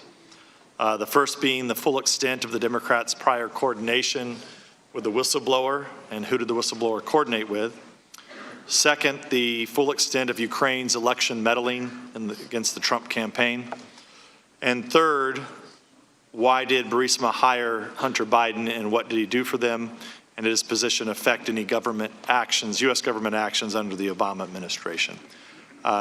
You are not allowing those witnesses to appear before the committee, which I think is a problem. So we'll expect, hopefully, you will allow us to bring in the whistleblower, the folks that he spoke to, and also numerous Democratic operatives who worked with Ukraine to meddle in the election. With that, I'll yield back. I thank the gentleman. I want to thank the witnesses for their testimony today, for your decades of service to the country. I think you exemplify so many courageous men and women who serve in the diplomatic corps, who served in our military, who represent the United States so well around the world. I appreciate how you endeavored to stay out of the fray, to relate what you heard, what you saw, without additional commentary. That is as it should be. You were both compelled to appear, and we are grateful that you answered the lawful subpoenas that you received. The story that you have shared with us today and your experiences, I think, is a very deeply troubling one. It is the story of a dedicated ambassador, someone who served with great distinction, Ambassador Yovanovitch, who was the subject of a vicious smear campaign at the beginning of the year. It is the story of once this ambassador was pushed out of the way, the creation of a irregular channel, which Ambassador Taylor, you described, went all the way from the president through Mick Mulvaney, through Ambassador Sondland, through Ambassador Volker, to Rudy Giuliani. That over time became apparent was not serving the U.S. interest, but running deeply contrary to the U.S. interest, was in fact conditioning a White House meeting that the President of Ukraine desperately sought to establish himself as the new President of Ukraine and to demonstrate to friend and foe alike that he had a relationship with his most powerful patron, the United States of America, and conditioned $400 million of bipartisan taxpayer-funded military support for a nation at war on the front lines of Russian expansionism. A suspension of which was not in the U.S. interest, not in Ukraine's interest, not in our national security interest in no way, shape, or form. You've described a situation in which those in the service of the president made it clear to the Ukrainians they need to publicly announce these investigations or they weren't going to get that meeting and they sure weren't going to get that military assistance. Now, I would point out, and this may not have come to your attention, but it certainly came to our attention. On September 9th, the Inspector General informed our committee that the Director of National Intelligence was withholding a whistleblower complaint in violation of the statute. By that point, on September 9th, that complaint had made its way to the White House. On September 9th, when the Inspector General informed Congress that that complaint had been withheld, the White House also learned that Congress now inevitably would learn about the complaint. It was less than 48 hours later that the military aid would be released. Over the weeks to come, or over the days to come, rather, we will hear from other dedicated public servants about other aspects of this effort to invite foreign interference in our election, to condition a White House meeting and military aid for the performance of political favors for the president's reelection campaign. We will hear from other witnesses. I appreciate members on both sides of the aisle who I think participated today in a serious way and in a civil way. This is as it should be. There is no shortage of strong feelings about what this means to the country. At the end of the day, we're going to have to decide, based on the evidence that you and others provide, whether we're prepared to accept in the presence of the United States a situation where the president, for their own personal or political benefit, can condition military aid, diplomatic meetings, or any other performance of an official act in order to get help in their reelection. Whether we will need to accept in this president or any future president the idea that the President of the United States can invite a foreign country to intervene in our affairs. These are the decisions we will have to make when we have to decide whether this president should be impeached. But I want to thank you again. Just conclude by saying, because I can't let it go unanswered, several of my colleagues made the statement repeatedly that I've met with the whistleblower, that I know who the whistleblower is. It was false the first time they said it. It was false the second through 40th time they said it. It will be false the last time they say it. With that, this concludes this portion of the hearing. I want to thank you, gentlemen. I ask everyone to remain in their seats. The witnesses are excused. Please allow them to leave the committee room. We will, once they leave the committee room, take a brief recess, and then we will resume to take up Mr. Conaway's motion. And once again, I thank you, gentlemen.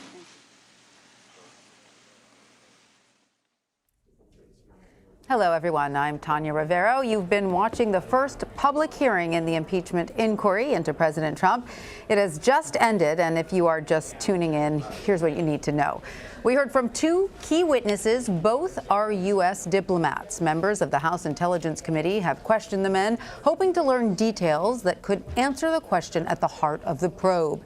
Did President Trump abuse his power by withholding aid in exchange for asking Ukraine to investigate his political rival, Joe Biden? George Kent and Bill Taylor were chosen to testify first in what will be a series of public hearings. George Kent is the Deputy Assistant Secretary of State for European and Eurasian Affairs. During his opening statement, he detailed what he believed was an attempt to undermine national interests when it came to relations with Ukraine. Bill Taylor is the top U.S. diplomat in Ukraine and revealed new damning information during his opening statement. Last Friday, a member of my staff told me of events that occurred on July 26th. While Ambassador Volker and I visited the front, this member of my staff accompanied Ambassador Sondland. Ambassador Sondland met with Mr. Yermak. Following that meeting, in the presence of my staff at a restaurant, Ambassador Sondland called President Trump and told him of his meetings in Kyiv.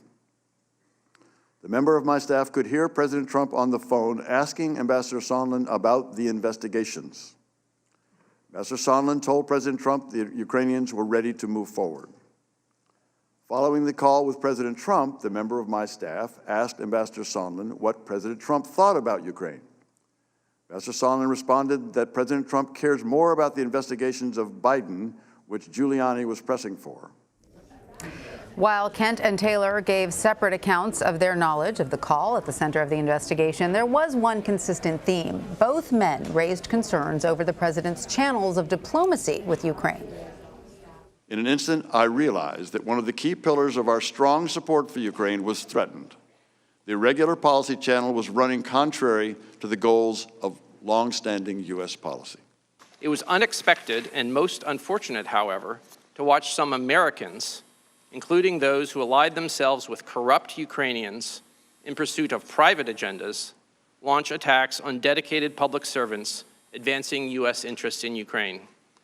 In my opinion, those attacks undermined U.S. and Ukrainian national interests and damaged our critical bilateral relationship. And moments from now, President Trump will hold a news conference alongside Turkish President Erdogan. He's expected to address today's hearings. We will bring you those comments live when they begin.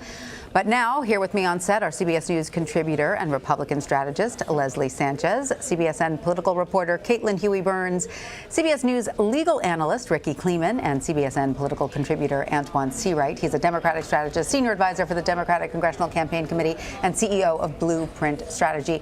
Welcome to all of you. Caitlin, I want to start with you. Let's start with the fact that we've been listening to these hearings since 10 o'clock this morning.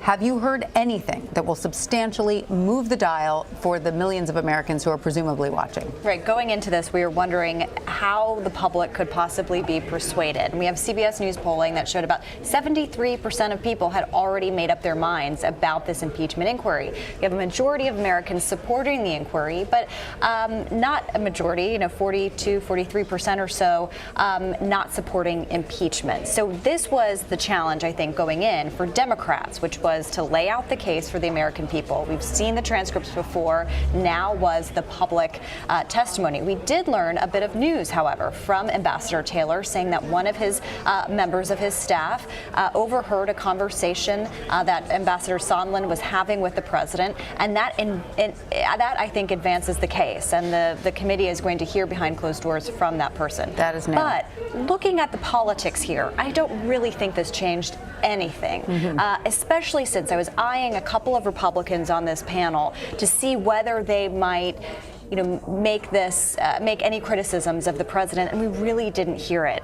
Will Hurd was one. Another was Congressman Taylor from the Dayton, Ohio area. He said originally that this phone call was concerning, but you heard him here, questioning the witnesses, saying, you could be wrong. You learned this from other people. Right. And that's the line that we're hearing from Republicans, that they're trying to protect the president from all of these other conversations. And that's something that we heard consistently from them. So I just want to ask you, Leslie, from a Republican perspective, since you are a Republican strategist, do you believe that the Republicans are making convincing arguments as they obviously question these Kent and Taylor? Are they able to lay out the Republican case here successfully? I don't think they have to lay out a case as much as they have to cast doubt, because anybody who was inclined to think maybe there's a shed of light, that there's some truthfulness to this in the sense that it's not a political circus. It's not what the president has described as a sham, entirely politically motivated, but to give the benefit of the doubt.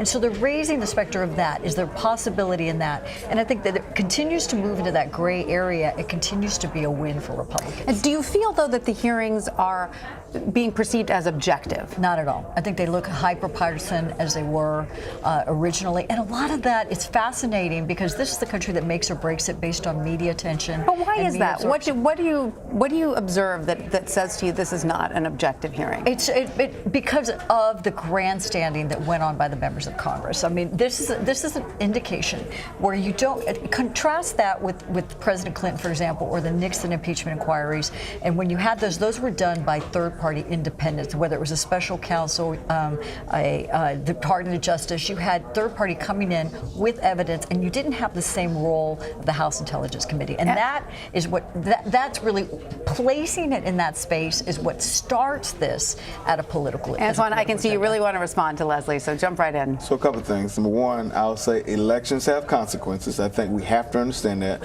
When the Republicans had control of the House, they conducted hearings, and I could easily criticize the process and call it hyper-partisan. Number two, this argument started that these hearings were somehow done in secret. We heard that from many members of the Republican conference. Yet today on CBSN, we saw Representative Meadows indicate and clarify he has been a part of the hearings that have been taking place, quote unquote, in secret. In fact, 48 members of the conference have been a part of these hearings, 25% of the caucus. Number three, I think when it comes to impeachment, our job as Democrats today was not to convince people, because we knew Democrats were going to go in their corner, Republicans were going to go into their corner. The job today was to highlight the corruption and the seriousness of this matter from a national security standpoint. That's why having these two decorated officials testify under oath was so important, and have them bring out the facts. So if you're a Republican and you tend to just want to ignore the facts, go ahead. But it was done by two people. You cannot discredit them. If you're a Democrat and you want a reason to think we shouldn't be going this way, you heard it today. If you're independent, which is the big group of people no one's talking about, you heard it plain and simple for yourself. Right. Now, Ricky, you're obviously listening to these proceedings with your astute legal mind. So tell us what you are hearing in terms of process. I began this day by saying that if you analogize this to a courtroom setting or to any kind of criminal justice procedure, that one of the things that people have to do when they're on one side or the other is they have to have a theory of the case. And the theory of the case from the Democrats was to show a corrupt intent or an abuse of power, not only through the phone call, but they had, of course, to link it to the fact that the aid was withheld for a period of time. The Democrats have not gone today to the final part of their theory of the case, if they can ever get to that part, which is to say that the only reason that the aide finally went there was because of the whistleblower. Right. But what happened was, were the Democrats successful in doing what they intended to do? Well, they certainly were successful in their theory of the case by using these two highly credible individuals, but these individuals can only go so far. They cannot provide the final link. They did a great job by having this lawyer, David Goldman, who is a really accomplished practitioner from the Southern District of New York, as I call it, the most powerful law firm in the world. And he definitely was a superb examiner. So what's the Republicans' theory of the case? The Republicans' theory of the case, as Leslie says, is to cast doubt. But the Republicans' theory of the case is also this. You don't have a quid pro quo. Or if you have a quid pro quo, it still doesn't amount to an impeachable offense. Or I can give you a lot of ors. Well, that's a problem. Well, that does seem the real question. Does all of this merit removing the president from office? I mean, It may not. That's the Right. ultimate question. That's the We're going to ultimate come question. back to exactly that. One, was it true? I And think so at this point, it does seem to be corroborated by so many, bipartisan sources. Really, Exactly. The president said, I had this call, Yes, nothing went yes, wrong. So yes. it's a matter of interpretation, right? And you don't have a judge and jury. In this case, it's a bit different, at least on the House side. So it goes to the second question, and is, does it merit removal of an elected president from office? And it's not going to meet that threshold, not by what we've seen today, and that's not me, Antoine. This is where I just want to point voters out that feel. this is a live shot of Ambassador Taylor leaving. And we do have to give a big bravo to those two witnesses, by the way. There was no lunch break. They have been in essence, on the witness stand. They have been ready to be able to speak since 10 a.m. with a very short break in the middle, which was said to be 5 minutes, probably was about 20 minutes. And they did not lose their composure. And why didn't they lose their composure? Because they're there to speak the truth. There you go. And Leslie, I hear you about removal from office, but let's be honest and clear about this.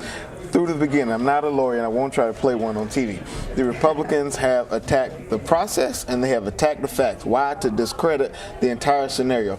We know for certain that the president's chief of staff, Mulvaney, clarified on TV, in my neighborhood we call it receipts, said they withheld funding for the Ukraine government and then said to the American people, and what? So this idea and then he clarified that, Antoine. I mean, no, he tried to clean it up, but I can't take that. I can't say that argument is moving me, and I think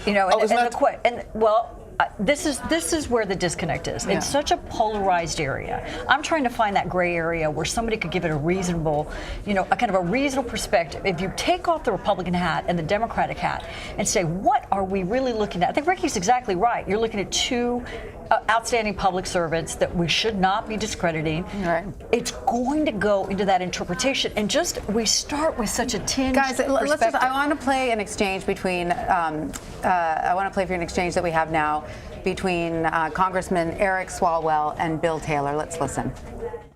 And you described in your text message exchanges that engaging in a scheme like this is, quote, crazy.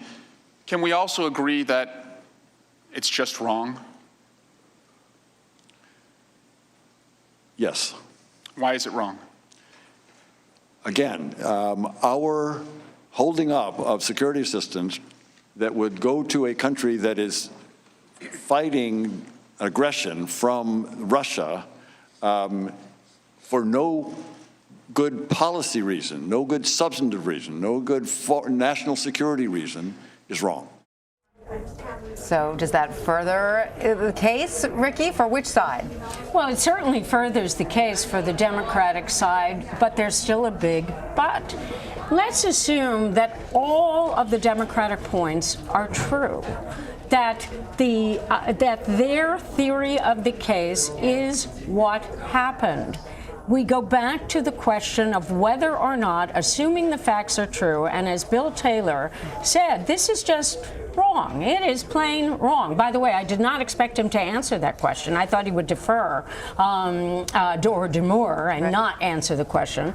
But does it amount to an impeachable offense? There's another threshold to reach. But I think what everyone is missing here, so what we know going into this, because Lindsey Graham has already tilted his hand, the Republicans have no interest in removing the president in the Senate. We know that. We know that the House is making the case for impeachment. Impeachment and removal are two different things. What we also know is the facts back up the facts in this case.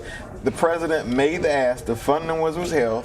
That is against the law. You're a lawyer, you know that. So therefore, the question is whether impeachment, what gives impeachment? Misdemeanor, high crimes, whatever the things are, right? So the question the case Democrats are making is fit this into the mold so they can have the case for impeachment and let the Senate do what they do, and then guess what? Go back to normal. Well, it's okay. Then let me ask you a hypothetical. Let's say that the House votes for impeachment, it goes to Senate, they deny it. So where are we? Where does it leave all of us going into 2020? Well, I think to kind of bridge what you're saying and what Leslie's saying, if I could try to do that. What you're saying is that, or what Democrats have been arguing is that putting the politics aside, if they don't, you heard this from Joaquin Castro and a little bit from Peter Welch, which I thought were the most effective questions, which are, if we don't go ahead with this, are we giving a green light for this kind of behavior? So they have to go through the motion, they have to vote to impeach, and then it doesn't stick, and then what? But the why is so important. But this is a political setting. Impeachment is political. So to Leslie's point, that's why I was looking for any movement among Republicans. While, we can talk about whether the public can be persuaded, the people that need to be persuaded for any of this to actually happen, not in the House, but to any kind of real consequence to happen to the president, is for Republicans to switch. And we are not seeing that. No. Can I also talk about the elephant in the room? The elephant in the room is Rudy Giuliani. Because we have a shadow foreign policy going on by Mr. Giuliani, either at the behest of the two gentlemen he is working for, who have been called somewhat facetiously Lev and Igor, who are under indictment, or he's working for himself, or he's working for the president. But he's like this shadow foreign policy that's creating problems, and that's what disturbs a true patriot and a public servant like a Bill Taylor and like a George Kent. Could the Republicans offer up Rudy Giuliani's head on a plate and see if that is enough for Americans? To be clear, during the Nixon case, Nixon did not go to jail, but people around him went to jail. So it's a marathon, not a sprint for Democrats, and you have to assume that more stuff is going to be flushed out, as my mother would say. So what does that mean? We don't know, but I can guarantee you no one is going to come out of this thing without some sort of cut, bumps, or bruise. The question will be how deep and how wide are the cuts, bumps, and bruises, and will that push someone to get in trouble? I think I was going to say, so there's two parts of that. So Republicans abandoned Nixon, and then when the court came down that they had to disclose all the tapes, then it was like, see you later, sir, now you're out, got to go. Mary Goldwater walks in, it's a bad day, so that was over, and Republicans didn't. But with Bill Clinton, they were disappointed.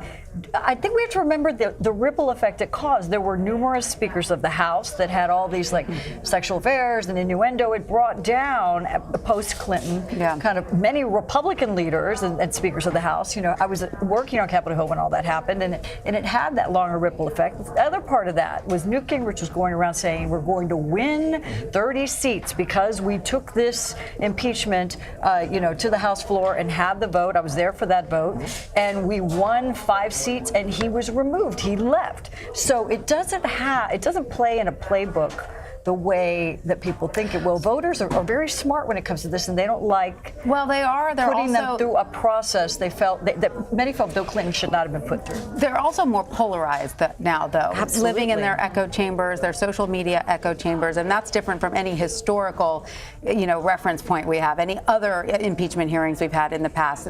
People are in a very different headspace right now. to that point, Gallup has some really good data about that the people that are very energized, like reading and vociferously absorbing this material, many of them are Democrats, and they're already made up their mind, and Republicans who are doing as well have already made up their mind that Caitlin is talking about. And to your point about the differences between this and other impeachment proceedings or would-be impeachment proceedings that we've seen is that the president is up for re-election this time. We haven't seen that before. And, we've been covering this presidential race. This is not an issue that is coming up on the campaign trail. Instead, it's things like healthcare, the economy, climate, and some other issues. But when you're looking at this, the president, this is a social media age. The president has his White House, he has the RNC, he has his re-election campaign. He has Fox News. He has Twitter. Yep, and Twitter. And Super all PACs. talking about this. And so that is kind of what you've been seeing from Republicans, too. You had one congressman say this is year 4 of this investigation. The other big difference is that this is coming on the heels of another investigation that was separate from this, but in the minds of voters, does it make any difference, right? I mean, we've been to town halls where we've heard Republicans say, I hear Ukraine, I hear Russia, it's a whole mess, and that's the line that Republicans were trying to drive today, and the president is amplifying that message. Other than the Democratic strategies here, other than no one can argue. When we go on offense into the field next year, no one can argue the track record that has come out of the House Democrats. Well, that's why they have to do this. Absolutely. And no one can argue the legislative agenda that we have passed. Most of those things, out of the 400 and some odd bills, most of those things, over 50% of the American people support. And the fact is, on the bigger issues that Democrats and Republicans, being the Trump campaigned on and Democrats delivered on, and they failed in the Republican Senate, we have a lot to be on offense for. So for next year, our offense will be our defense. So don't mistake that people can't dissect the two and people can't put two and two together. And I feel that the Democrats feel like they have to go through these motions, even if it's meaningless in the end, because they to have save no face. choice. I mean, you have a complaint from a whistleblower, and you have witnesses. These are not direct witnesses in the sense that they were not on the call, but you have witnesses who, by virtue of their diplomatic and patriotic experience, expressed alarm. And you will have other witnesses that we will watch next week who were on the call, or as in the case of Ambassador Taylor's staff person, heard the president in another call. You can't, if you are Democrats, ignore this. And that was what was so compelling today from these witnesses who are, career diplomats who have been talking. Again, you heard Taylor say several times, I am not here to make any kind of judgment on impeachment. I am here to tell you about my concern. And you heard a similar line of argument from George Kent as well, saying, well, they wouldn't say it was an impeachable offense, and they shouldn't have said. They shouldn't have exactly. It's not their role. And so I think that it's important to talk about the politics because this is a political realm and this is going to be a political decision ultimately. But the headlines coming out of this, that you do have 2 career officials saying, nonpartisan, saying this is concerning that the president of the United States was doing that. I think that's also. And it's powerful hearing Ambassador Taylor, a military man himself, describing having to explain to a Ukrainian general that the aid is not there, the aid that was supposed to have been passed, and how badly that affected him. Yeah.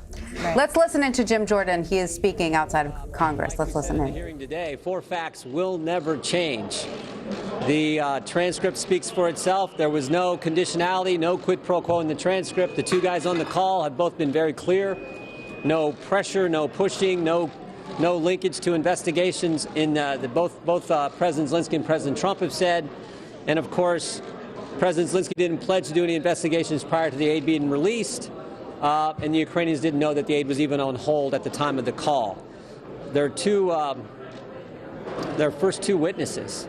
Neither one of them's ever talked to the president, talked to Chief of Staff Mulvaney, or talked with Mayor Giuliani.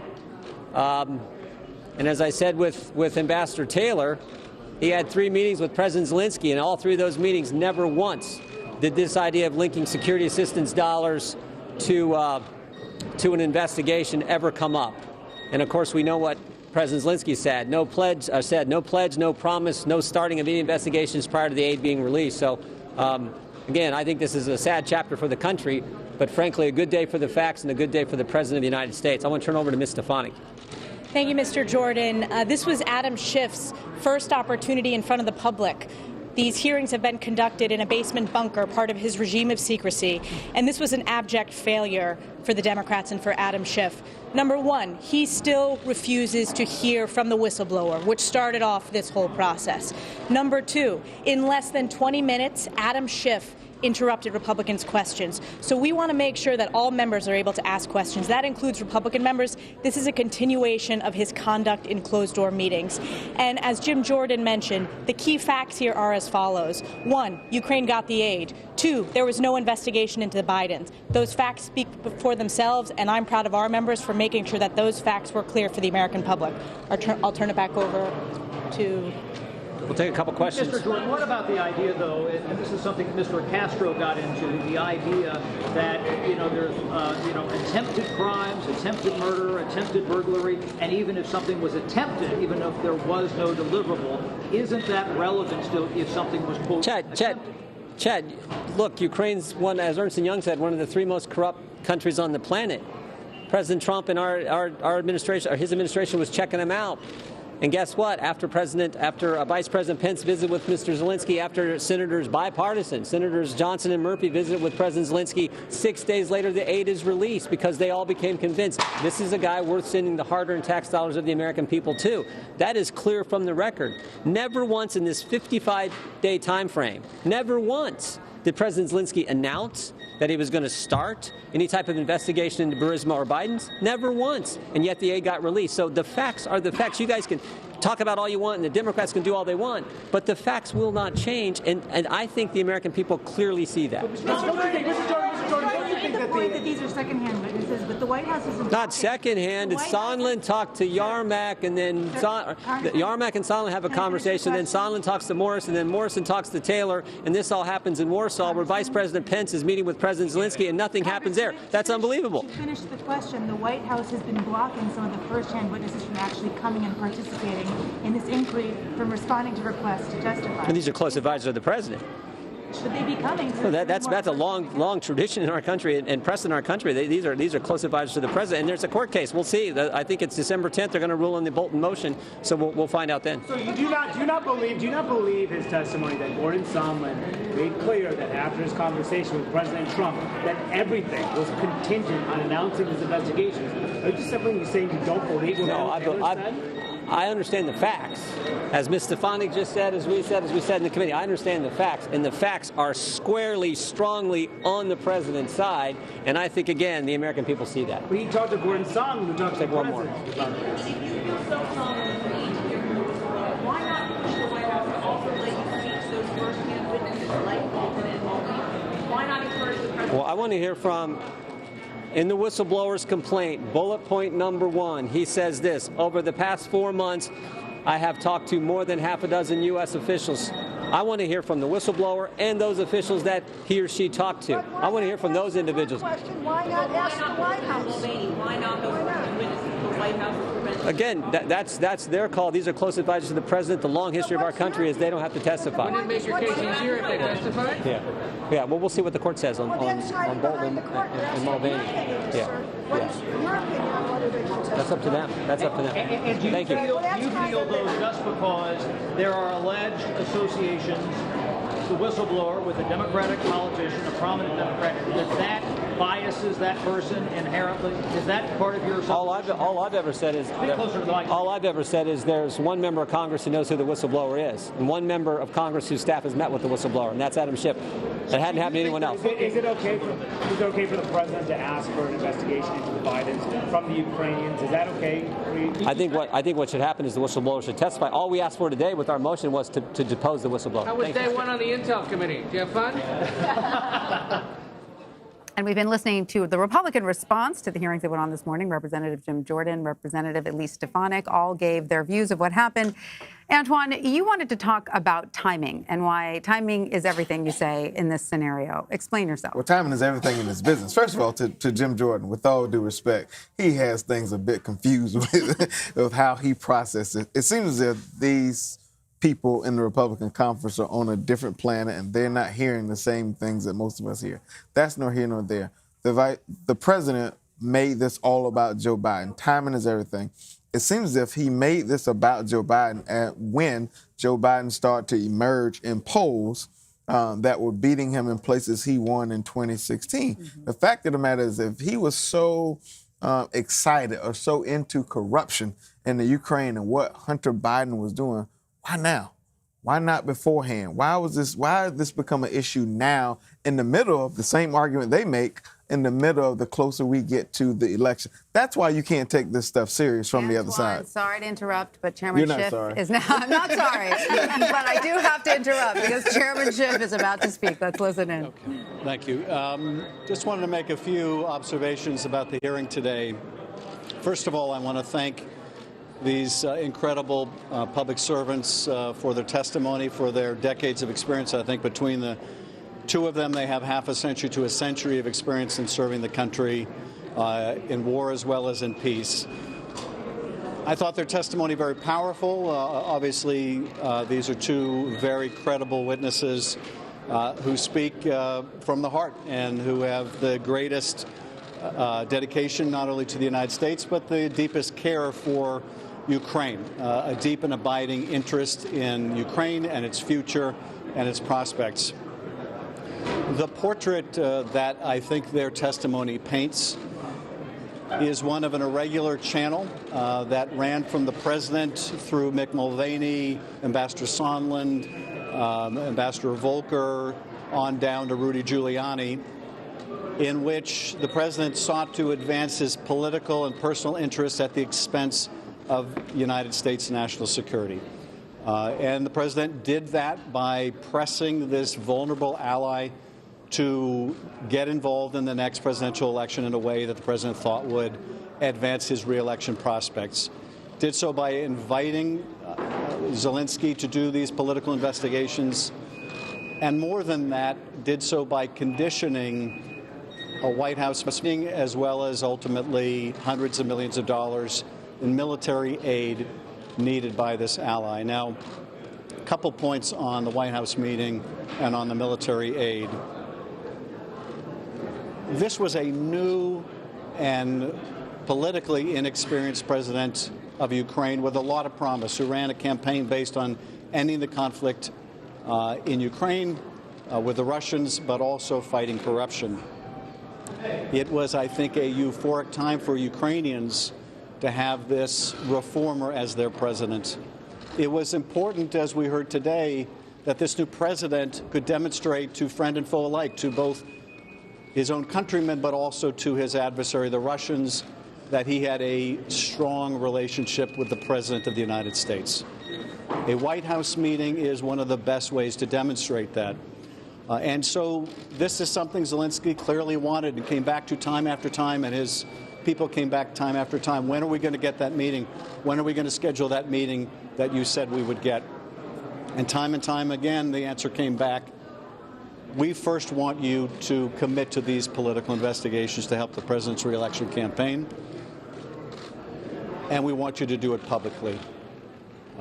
And then we would learn, as they learned and as they testified, that not only was this meeting conditioned, but also this military aid at a time when Ukrainians were dying every week.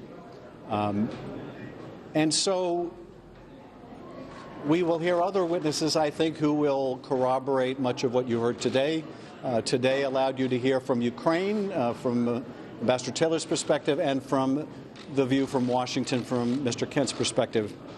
Other witnesses will fill in some of the pieces before, after, and during. But we don't expect the facts are largely going to be contested.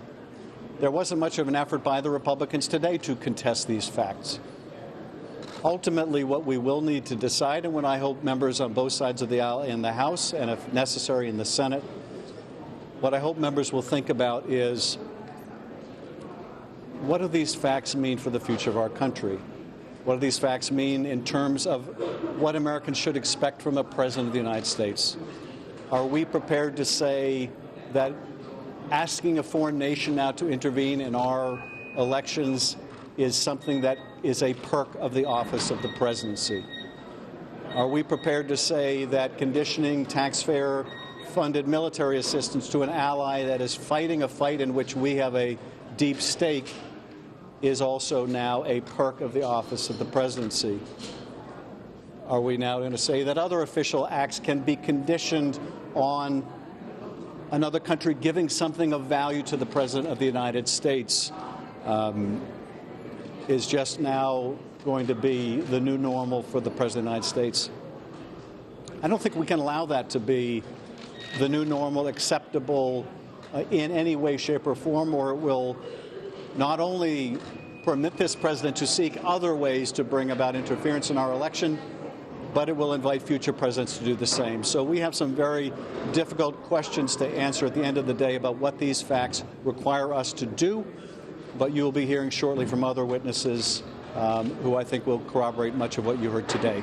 And with that, I'm happy to answer a couple questions. Mr. Chairman, what did you make of the new information today that he presented to the committee that Mr. Taylor's aide overheard this phone call with Gordon Sondland and the president? And secondly, do you believe that Gordon Sondland, when he testified, was he truthful to your committee about his interactions with the president? Well, first of all, in terms of the new information that Ambassador Taylor gave today about this conversation, the day after President Trump is on the phone with President Zelensky, in which one of Ambassador Taylor's staff is overhearing a conversation between Sondland and the president, and the president is speaking loud enough where he can hear part of the conversation, and the president is interested in whether the Ukrainians are going to do the investigation, and Sondland assures him that they are.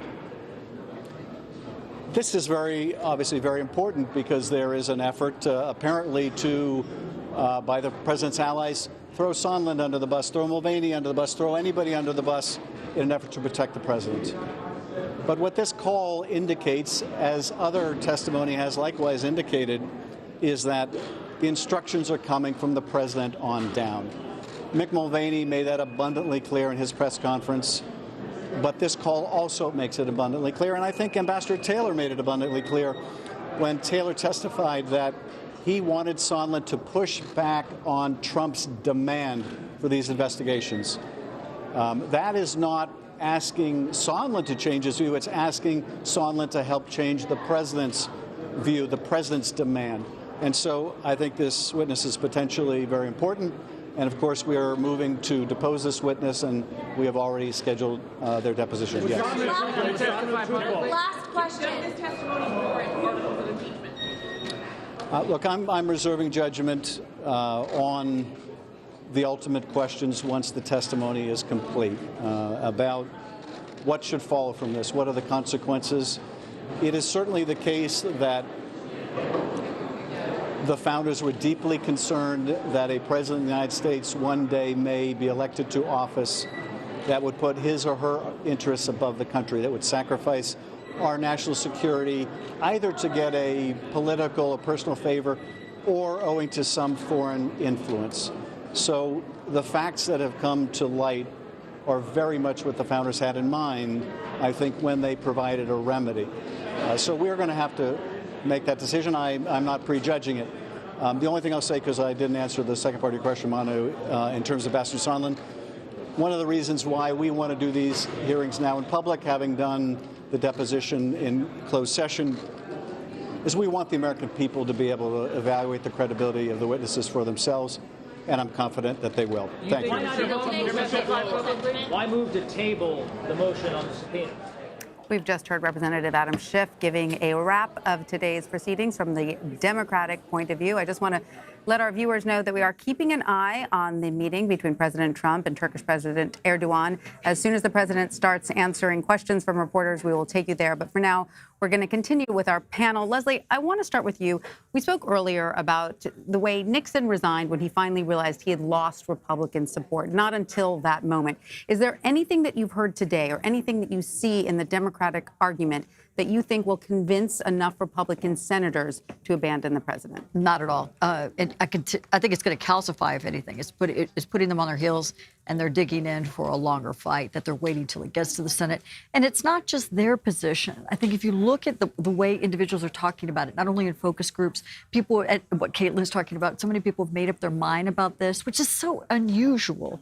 And a lot of that has to do with, of course, the politicalization, the polarization, but the media environment we're in. They're taking snippets of it, and they pretty much kind of cursory overview. And depending what they're watching and what they're hearing, they agree with that. So what I'm listening for is that kind of that gray area where you could be convinced it's something beyond politics. Although it seems like there's so few people left in that gray area. I'm alone. I'm in a phone booth by myself. But no, I think that they're, I'm waiting for that phone ring. No, I'm giving it the benefit of the doubt, but I will tell you, I consistently am in the field. I'm looking at Republican polling and Democrat kind of where Democrats are.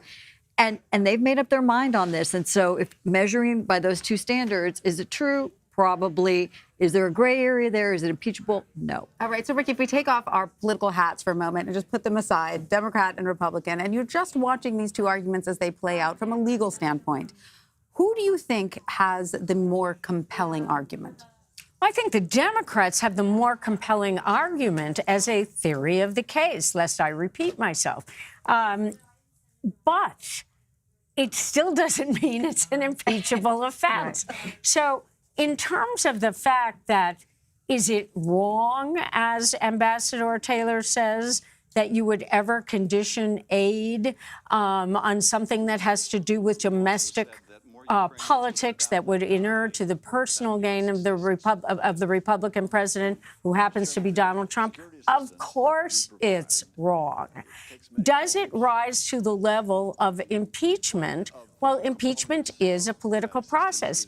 If we look at Leslie in her phone booth of wanting to be, really wanting, and I could join you in a neighboring phone booth, because the reality is that I come here from a legal perspective and really try to avoid the political commentary. It's not my job. Is why did we have two lawyers appointed in order to have a non-political process, but to really cast this in terms of a search for the truth, which is what a trial should be, or a grand jury should be, is a search for the truth. And yet the Congress people wouldn't just let the two lawyers do the questioning. Why? Because they had to do their own questioning in order to make it a political process. And that's where we are. They have re-election to worry about. Well, they have egos to worry about. Egos. So can I say a few things? Number one, I think there's always a legal argument and a political argument. And everyone should keep in mind, and I think you agree with me as a strategist, it's easier to be against something than it is to be for something. And being against something tends to be more sexy in politics, right? i.e. the Tea Party, i.e. you see this progressive movement in our party to be against the establishment. That's easy. The third thing I will add is that the one thing Donald Trump has done successfully, and I think that is starting to bleed down within the party, and we're seeing it play out here, is that, in my opinion, he won of anger, fear, frustration, and rejection. The way I see this hearing playing out, those four things are front and center foundational arguments around how they're conducting themselves during this hearing. So when you put all those things together, they don't care about the legal argument. They care about tainting the process, making it bad. But what's sexy is making the Democrats, quote unquote, look crazy on TV and trying to cast doubt about the argument, and to be able to say, oh, this is all crazy, this is a personal attack on Trump, and not necessarily on his behavior and actions. Well, and that's the problem. There was certainly no lack of theatricality today. Let's listen to sound from Republican Devin Nunes during the start of today's hearing. I'd like to welcome you here.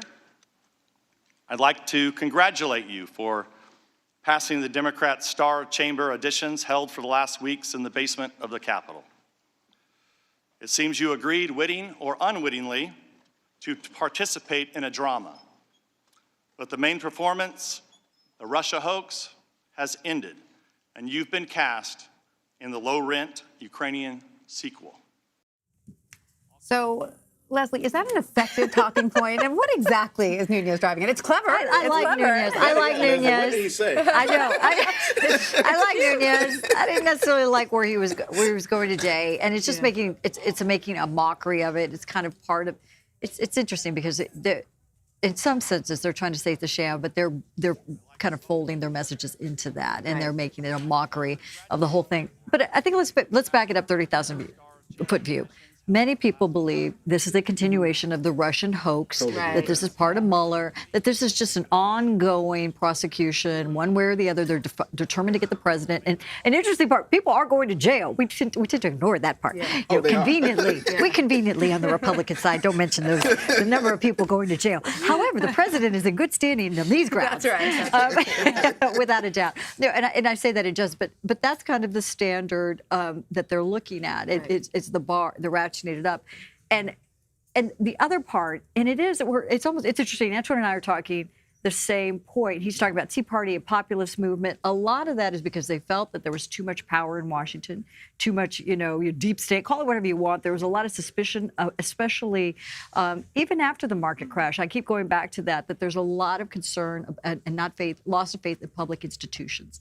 And that ripples down to what we see today. So when people are skeptical, they put in a populist candidate like a Trump to break things up.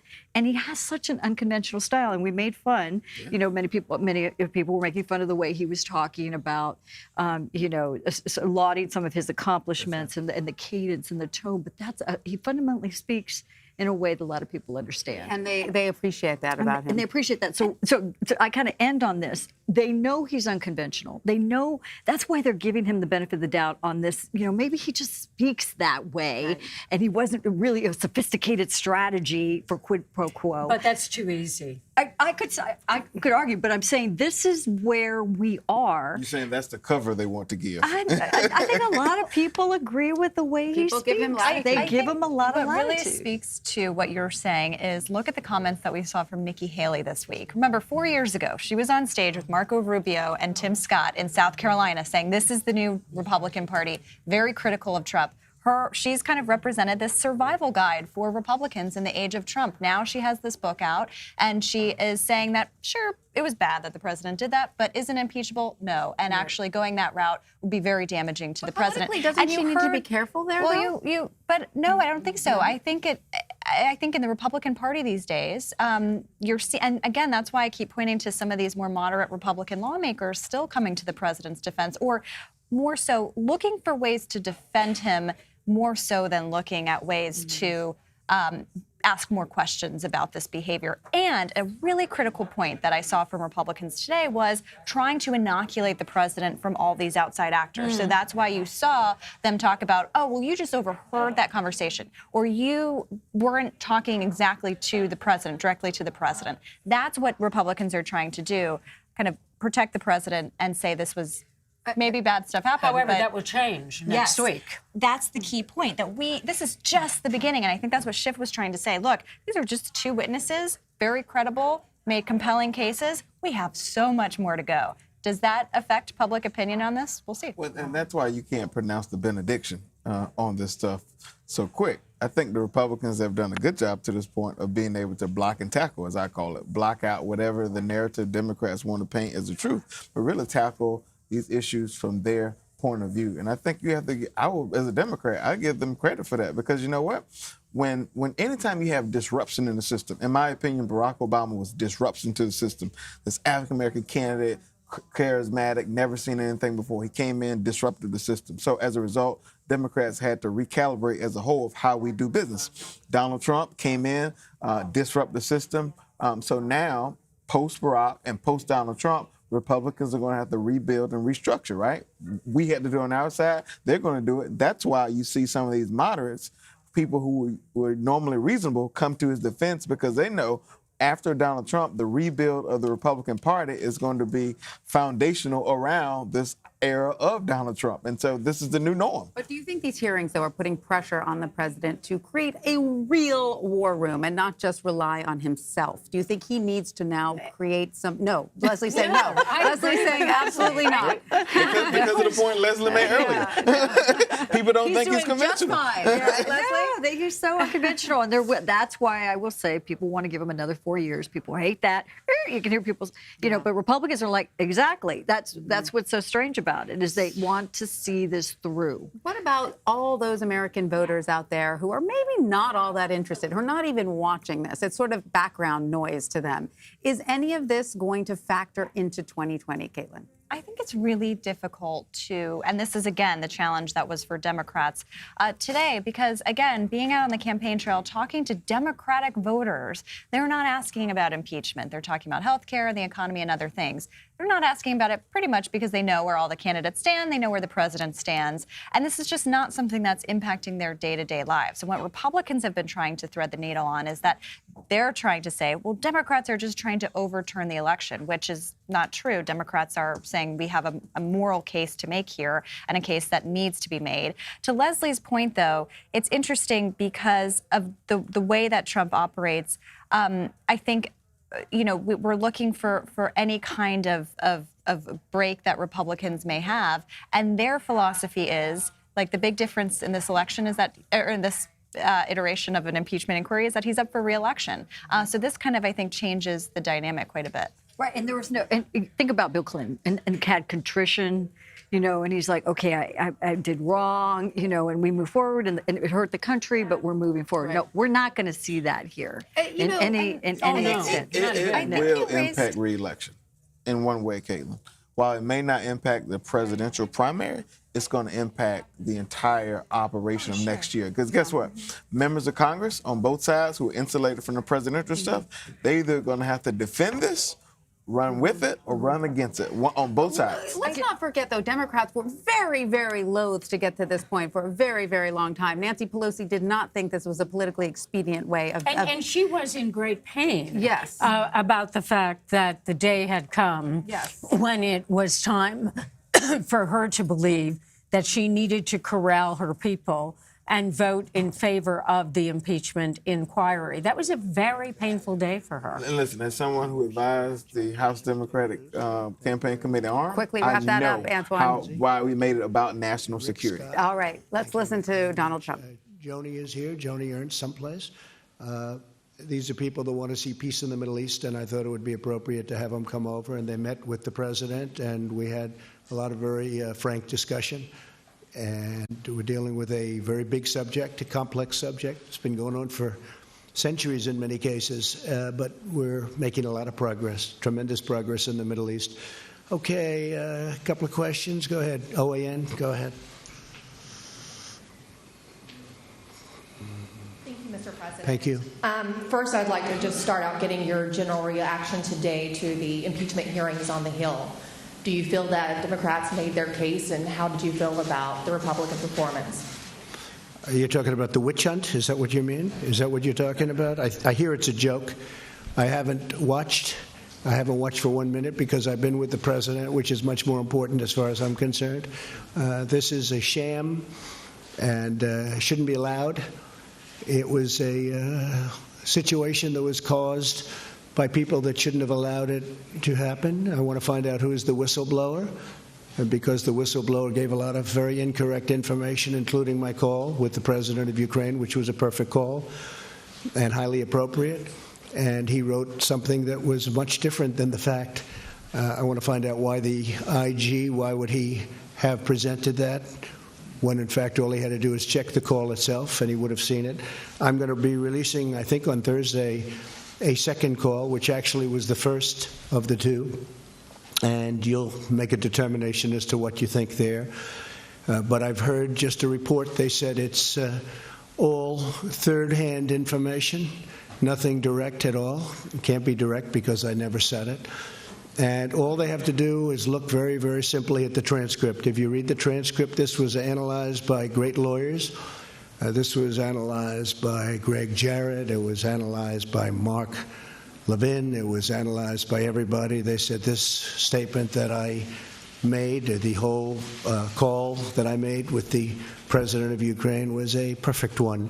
So that this country gets put through that we have to waste this gentleman's time by even thinking about it, talking about it, I'd much rather focus on peace in the Middle East. And I hear that it's a hoax, and it's being played as a hoax. That's what I hear, but you'll have to tell me. Go ahead.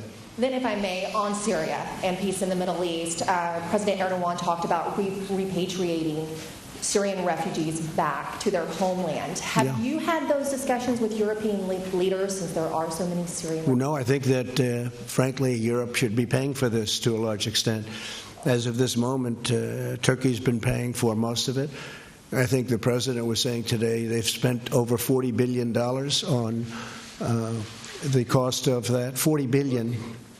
How much? 30 million. 40. That's what I said. Whatever. He spent a lot. Okay? They're throwing out all these different numbers. I heard it was $40 billion. How was that? 40 billion, correct? So $40 billion. And I've heard that number from others, and that's a lot. Europe has contributed about $3 billion, and a lot of these people would go all throughout Europe. I mean, it would be a devastating situation for Europe because he's got 4 million people.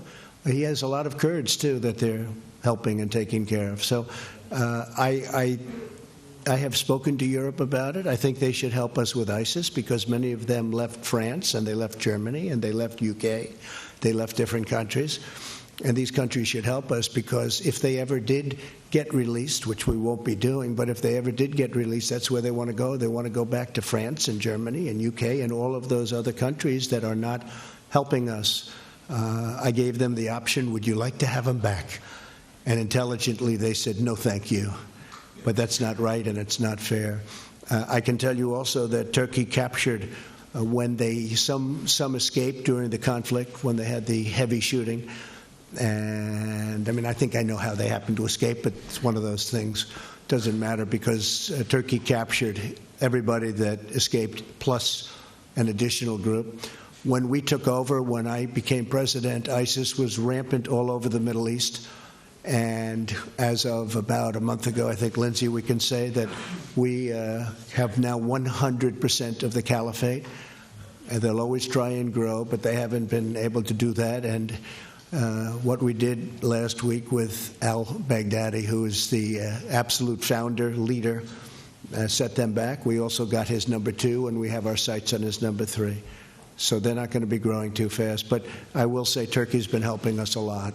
So with that, I also have a question for President Erdogan. With what you're calling a realignment along the northern Syria border, a lot of Christians in that region are feeling very vulnerable. Groups on the ground are saying that attacks on Christians have increased under this new policy and that they're not feeling safe any longer. Can you guarantee that the Turkish government will also protect Christians in that region? In fact, there was an attack on an Armenian priest who died, he and his father, this week. ISIS is claiming responsibility. Thank you. Thank you. On the contrary, Kaldani, Yazidi, and Christian minorities is an area where we're especially sensitive about, and we have certain different plans.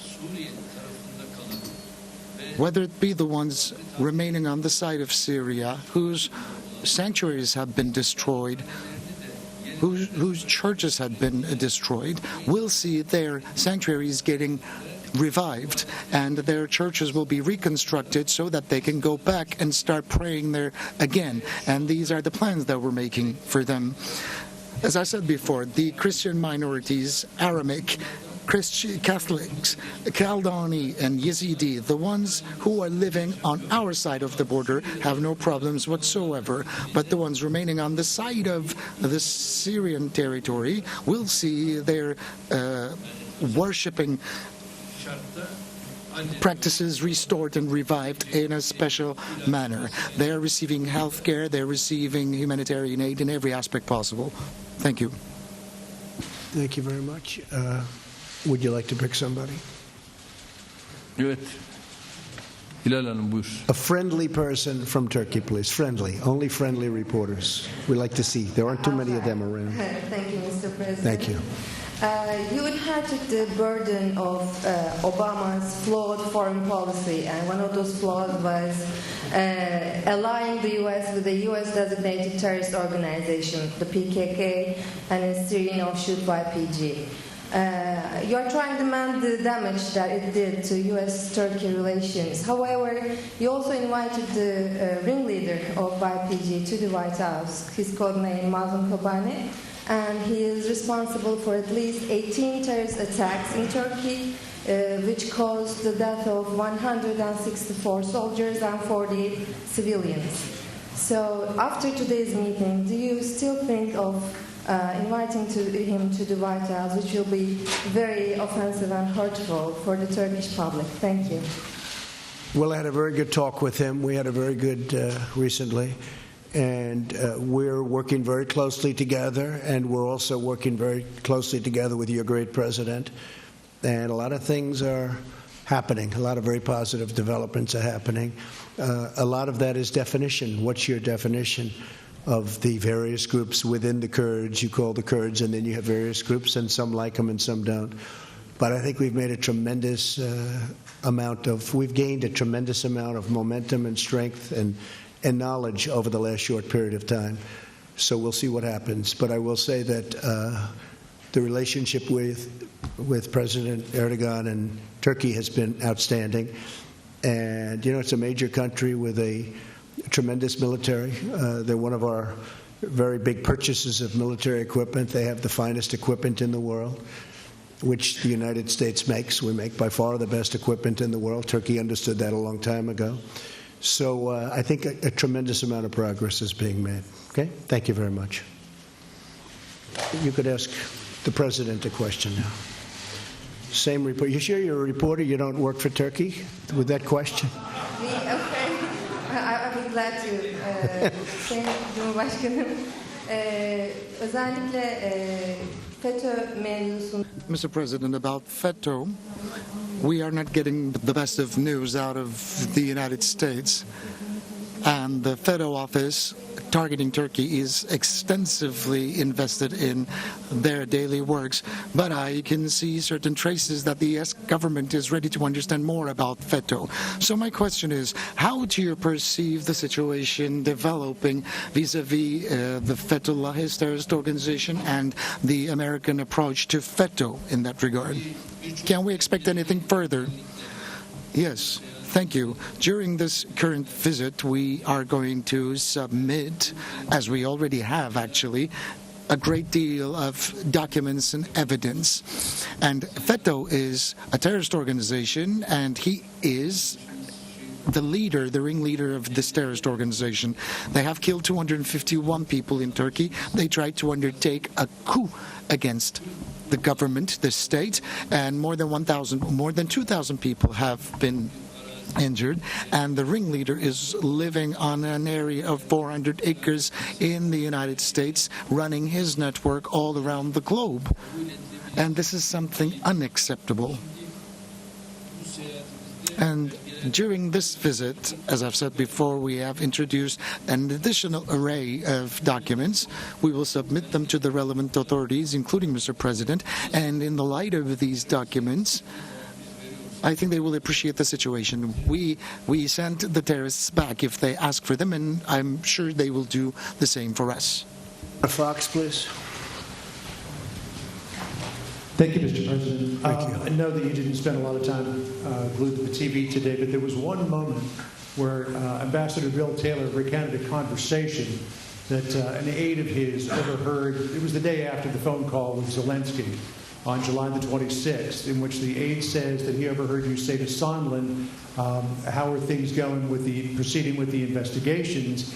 Sondland repeated back to you, according to this aide, that Ukraine was prepared to do everything that you wanted it to do. Is that correct? And can you fill in some more? I know nothing about that. First time I've heard it. The one thing I've seen that Sondland said was that he did speak to me for a brief moment, and I said no quid pro quo under any circumstances, and that's true. The other, I've never heard this.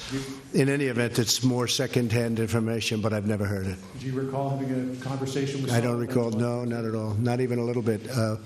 The only thing, and I guess Sondland had stayed with his testimony, that there was no quid pro quo.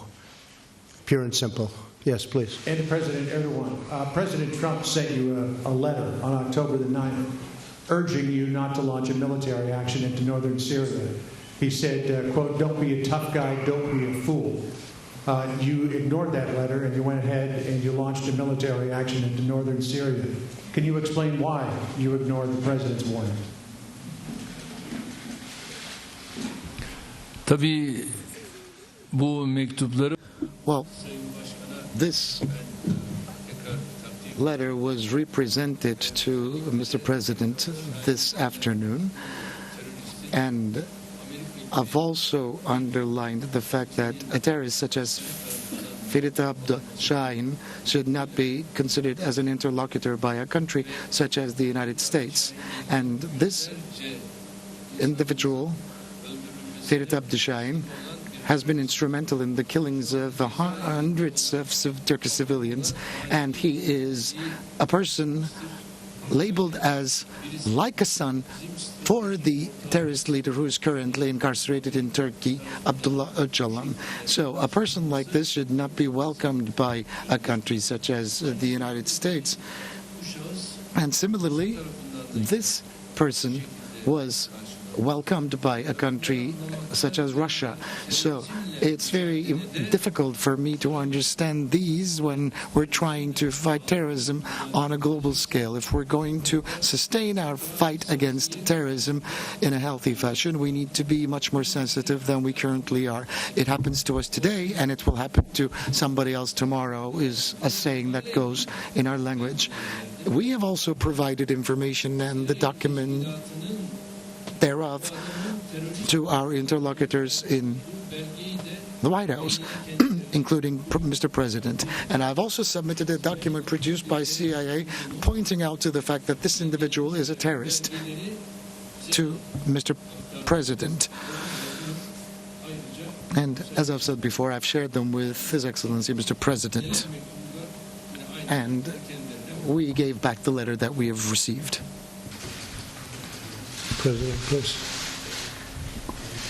For me.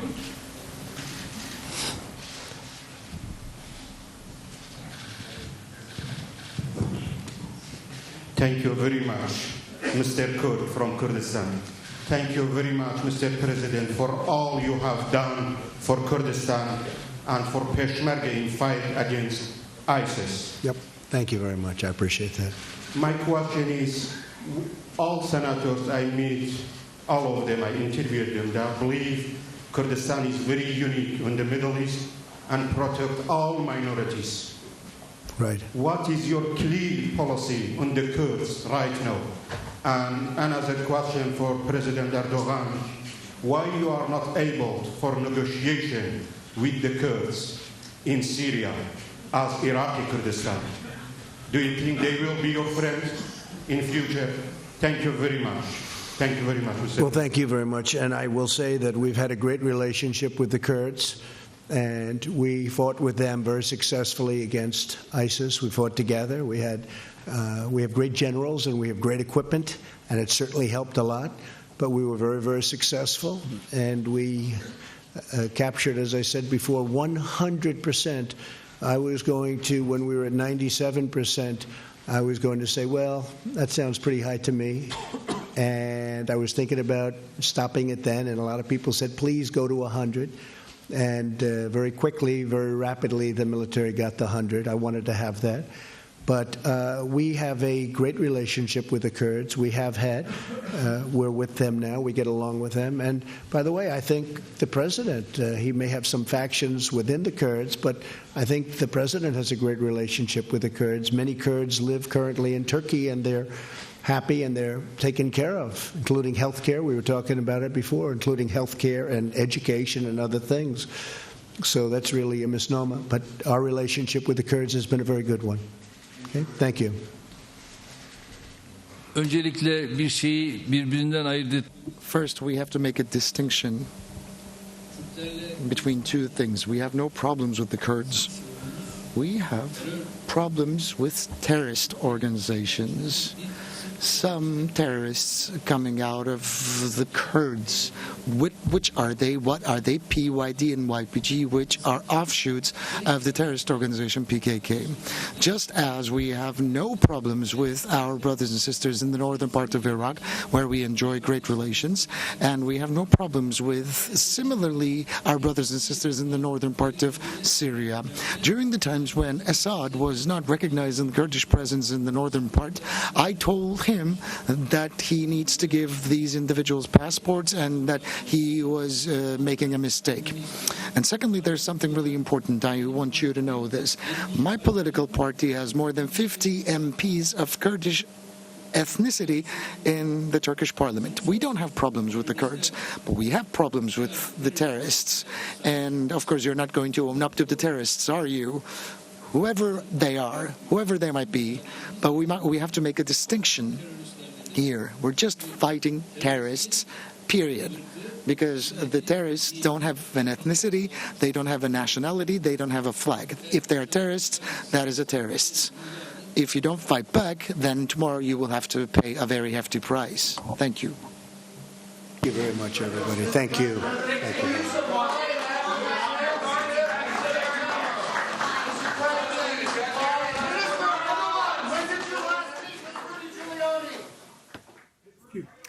We've been listening to President Trump answer questions from reporters alongside Turkish President Erdogan. He was, of course, asked about some of the revelations of today's congressional hearing.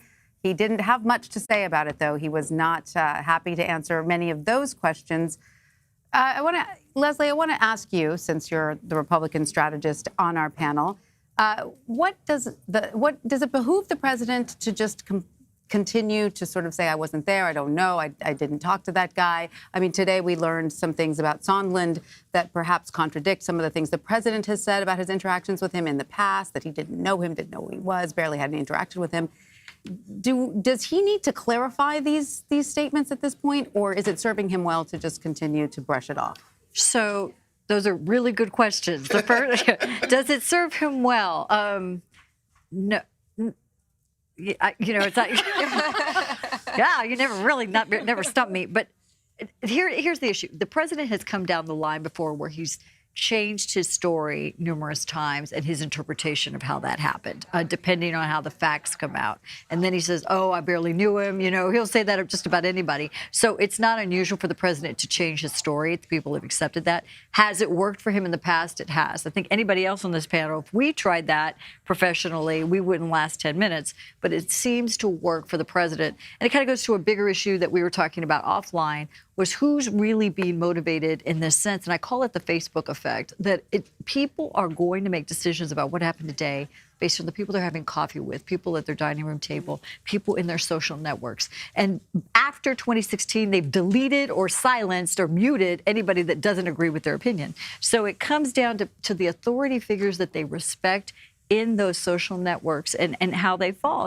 And people are going to say what I just said. Oh, the president, he doesn't get into those details. Right. He kind of said it here and there, but I believe he's right on this issue, and that's what matters. But Caitlin, we know he doesn't have a war room. We know on the one hand he's not taking the grand messaging all that seriously because of this. Do you think that he's watching these proceedings? Do you think that he is trying to articulate a response to them? Well, he certainly is tweeting about it, or someone is tweeting about it for him. I think, earlier today we were talking about the differences between this impeachment inquiry and the others for other presidents. And, compare this to Bill Clinton, who did have a war room and who then focused his presidency on other things like the economy. We have not seen that from this president. While he, condemns Democrats for, not do-nothing Democrats, as he calls them, we have not seen him try to shift gears to focus on actual policy. Instead, we've seen him and the RNC and his reelection campaign, which is also a big difference here. He's up for reelection during an impeachment inquiry. Really, he doesn't have a war room, but they do have a pretty streamlined message now, which is that Republicans have coalesced around him. They know he's still very popular among Republicans. Until that changes, until there is pressure put on Republican-based voters to turn against the president, I don't think we're going to see Republicans turn against the president. And we have seen from the Trump campaign, the Trump White House, the RNC, kind of this message of putting this back on Democrats, trying to bring Joe Biden back into this, and say that people that are testifying were not firsthand witnesses. So doesn't the most important witness, therefore, become Gordon Sondland? And I think that he either becomes the Democrats' best witness or the Democrats' worst witness. And the Republicans have got to make a choice about how they are going to treat him, because he was, after all, a big donor to President Trump. He was appointed as ambassador to the European Union by President Trump. He was seemingly very loyal, carrying out the president's bidding or desires, if that's a better word, or policy, if perhaps that's the most neutral word. And then we have his story. And then he has this miraculous refreshing of recollection. Then his story winds up being the story that other witnesses have told, because either he's really refreshed his recollection or he's become afraid of a perjury indictment, a lying to Congress indictment, that he then either is the Democrats' showpiece or he completely folds up and the Republicans best him. But even with that, no matter what he testifies or what he comes to grips with, it's not going to change anything. The fact is, when people are confused or when things get muddy, people retreat to their corners, to the point that you've made, right? Democrats are going to go to their corners. Republicans are going to go to their corners. I think Trump realizes now, which is why I think he's behaving so arrogantly, he is the political nerve center of the Republican Party. That's not going to change. So he feels like, look, if I got away with that, Lord knows I can get away with this. And I think he is behaving this way. And guess what?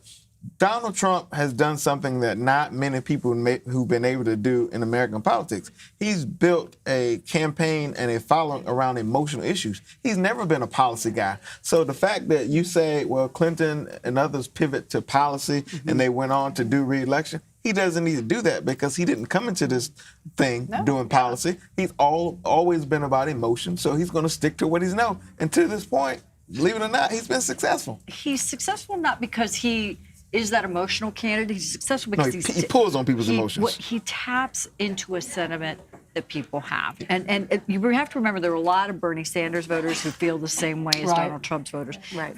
Complete distrust and frustration with the elites having power. And the system is broken as it is. Well, and frankly, there's a reason for that. I mean, that's a legitimate frustration and anger. Absolutely. For sure. And the other distinct difference is post even Bill Clinton, when you had a 24-hour news cycle, we have a 2 to 4 second tweet cycle. So the president is continually putting his words in that ecosystem. And so regardless of, it's not that evening news where everybody is sitting watching a shared experience. They have their own ways of getting information. And it may just be by calling, their best friend who's a lawyer. Absolutely. All right. Who can explain this to them? Absolutely. So let's bring in now CBS News intelligence and national security reporter Olivia Gazis, who's on Capitol Hill. Hi, Olivia. Thanks so much for joining us. So do Democrats think they accomplished what they needed to today? Well, look, that will emerge as this is all sort of hashed out during the evening news and in the press overnight. But I did manage to snag one Democrat who essentially said they don't think it could have gone better. They think that they put forward very credible witnesses who bolstered their narrative that the president was engaging in a pressure campaign that was unfairly putting the Ukrainian leadership in a box.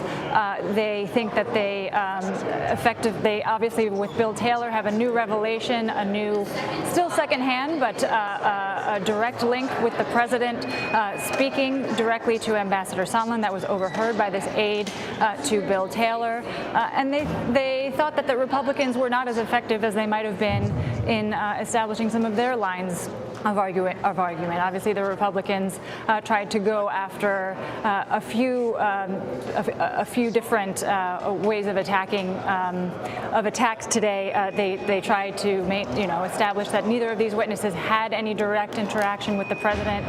They sort of raised a gripe that people with firsthand information weren't testifying today, and they tried to say that the Ukrainians weren't really aware that this aid was being withheld. We of course have some witness testimony that contradicts that. But in all, I think the Democrats came away feeling pretty pleased with themselves and their sort of management and orchestration of what we heard today.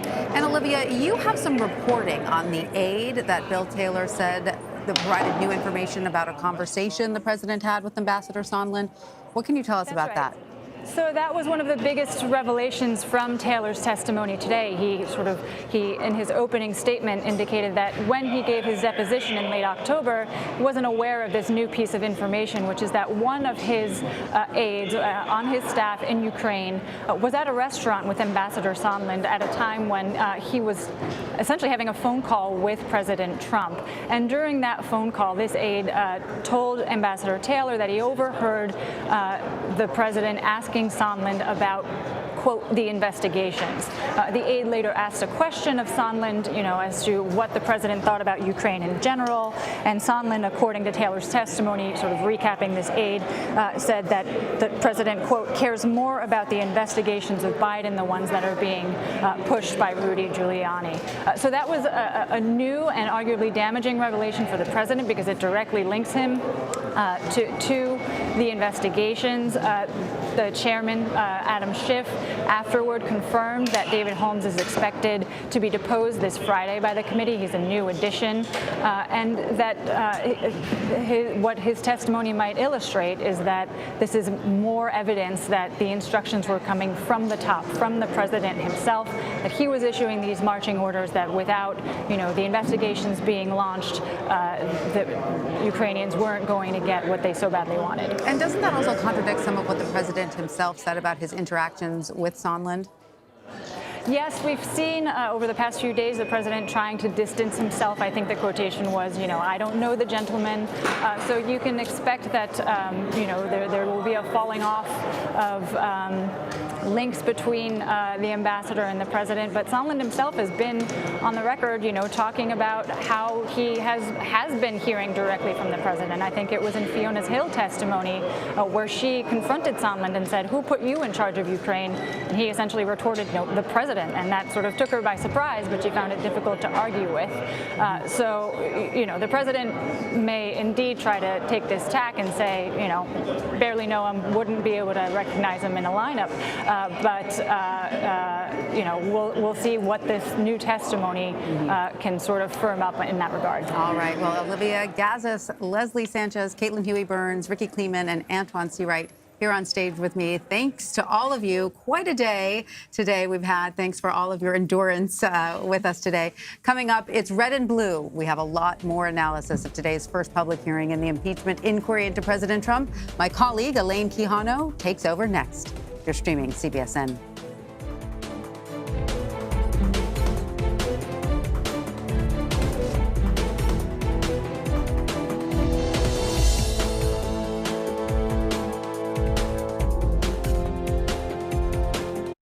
Every Sunday night at 8 on CBSN. Stop. I struggled with a porn addiction for about 3 years. Think. I had to go live with him, so I was only 15. Inside of me, I was dying. And stream out loud. There are times where she gets on my nerves. I don't want to have sex with her. I want to have sex with him. Eye-opening original documentaries anywhere you want to see them. Sunday nights at 8, only on CBSN.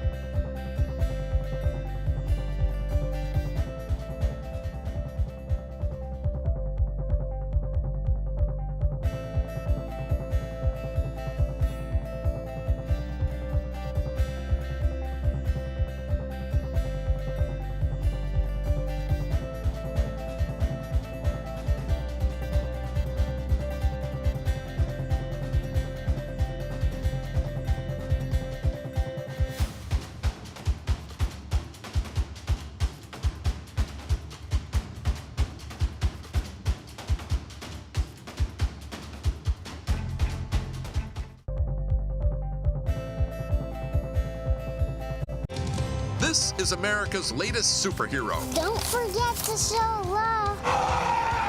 This is his kindergarten class. This one-time school administrator is now architect. This is just some of her army. I want other people to know what they can do to their neighborhoods. This is doable. This history is still living. This is a miracle! Woo! So this is working. Oh, it's working.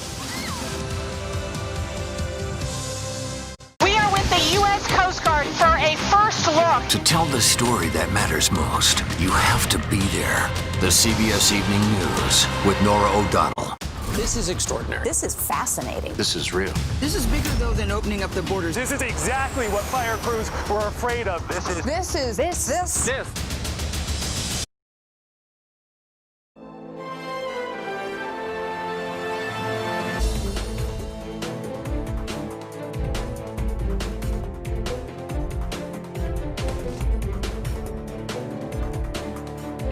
Ahead on Red and Blue, a top U.S. diplomat reveals new information about President Trump's alleged push for investigations into Joe Biden and his son. Plus, I'm too busy to watch it. It's a witch hunt. It's a hoax. the president says he did not listen to public testimony against him. He's tweeted or retweeted about it dozens of times. And another Democrat will reportedly be entering the 2020 race for president this week. More on Deval Patrick's entry in just a moment. Hi, everyone. I'm Elaine Quijano. It was a historic day on Capitol Hill. We heard the first public testimony as part of the impeachment inquiry.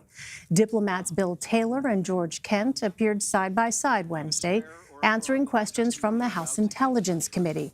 Taylor is the top U.S. diplomat in Ukraine. Kent is the Deputy Assistant Secretary overseeing policy in the region. Both previously testified behind closed doors. In his opening statement, Taylor revealed something new that was not included in his private deposition.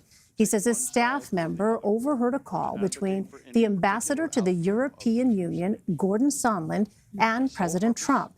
Taylor says this happened in July, one day after the now highly scrutinized conversation President Trump had with Ukraine's leader.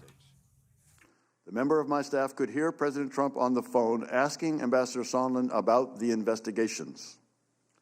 Ambassador Sondland told President Trump the Ukrainians were ready to move forward. Following the call with President Trump, the member of my staff asked Ambassador Sondland what President Trump thought about Ukraine. Ambassador Sondland responded that President Trump cares more about the investigations of Biden, which Giuliani was pressing for. Democrats quickly seized on the new information. Here's House Intelligence Chairman Adam Schiff.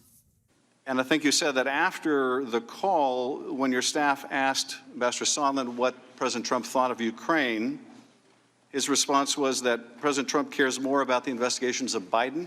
Is that right? And Burisma, yes, sir. And I take it the import of that is he cares more about that than he does about Ukraine. Then there was this moment from Kent's opening statement, claiming he felt U.S. interests were being undermined in Ukraine for political purposes. It was unexpected and most unfortunate, however, to watch some Americans, including those who allied themselves with corrupt Ukrainians in pursuit of private agendas, launch attacks on dedicated public servants advancing U.S. interests in Ukraine. In my opinion, those attacks undermined U.S. and Ukrainian national interests and damaged our critical bilateral relationship. Meanwhile, Republicans repeatedly highlighted their views that both of these witnesses were not relying on firsthand accounts. Ranking Member Devin Nunes claimed the investigation was politically motivated. And yet now, here we are. We're supposed to take these people at face value when they trot out a new batch of allegations.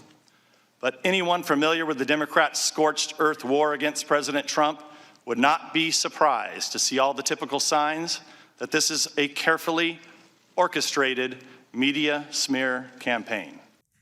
President Trump said he was, quote, too busy to watch the hearings. He met with Turkish President Erdogan at the White House. However, he was tweeting throughout the day and told reporters this after the testimony was over. All third-hand information, nothing direct at all. It can't be direct because I never said it. And all they have to do is look very, very simply at the transcript. If you read the transcript, this was analyzed by great lawyers.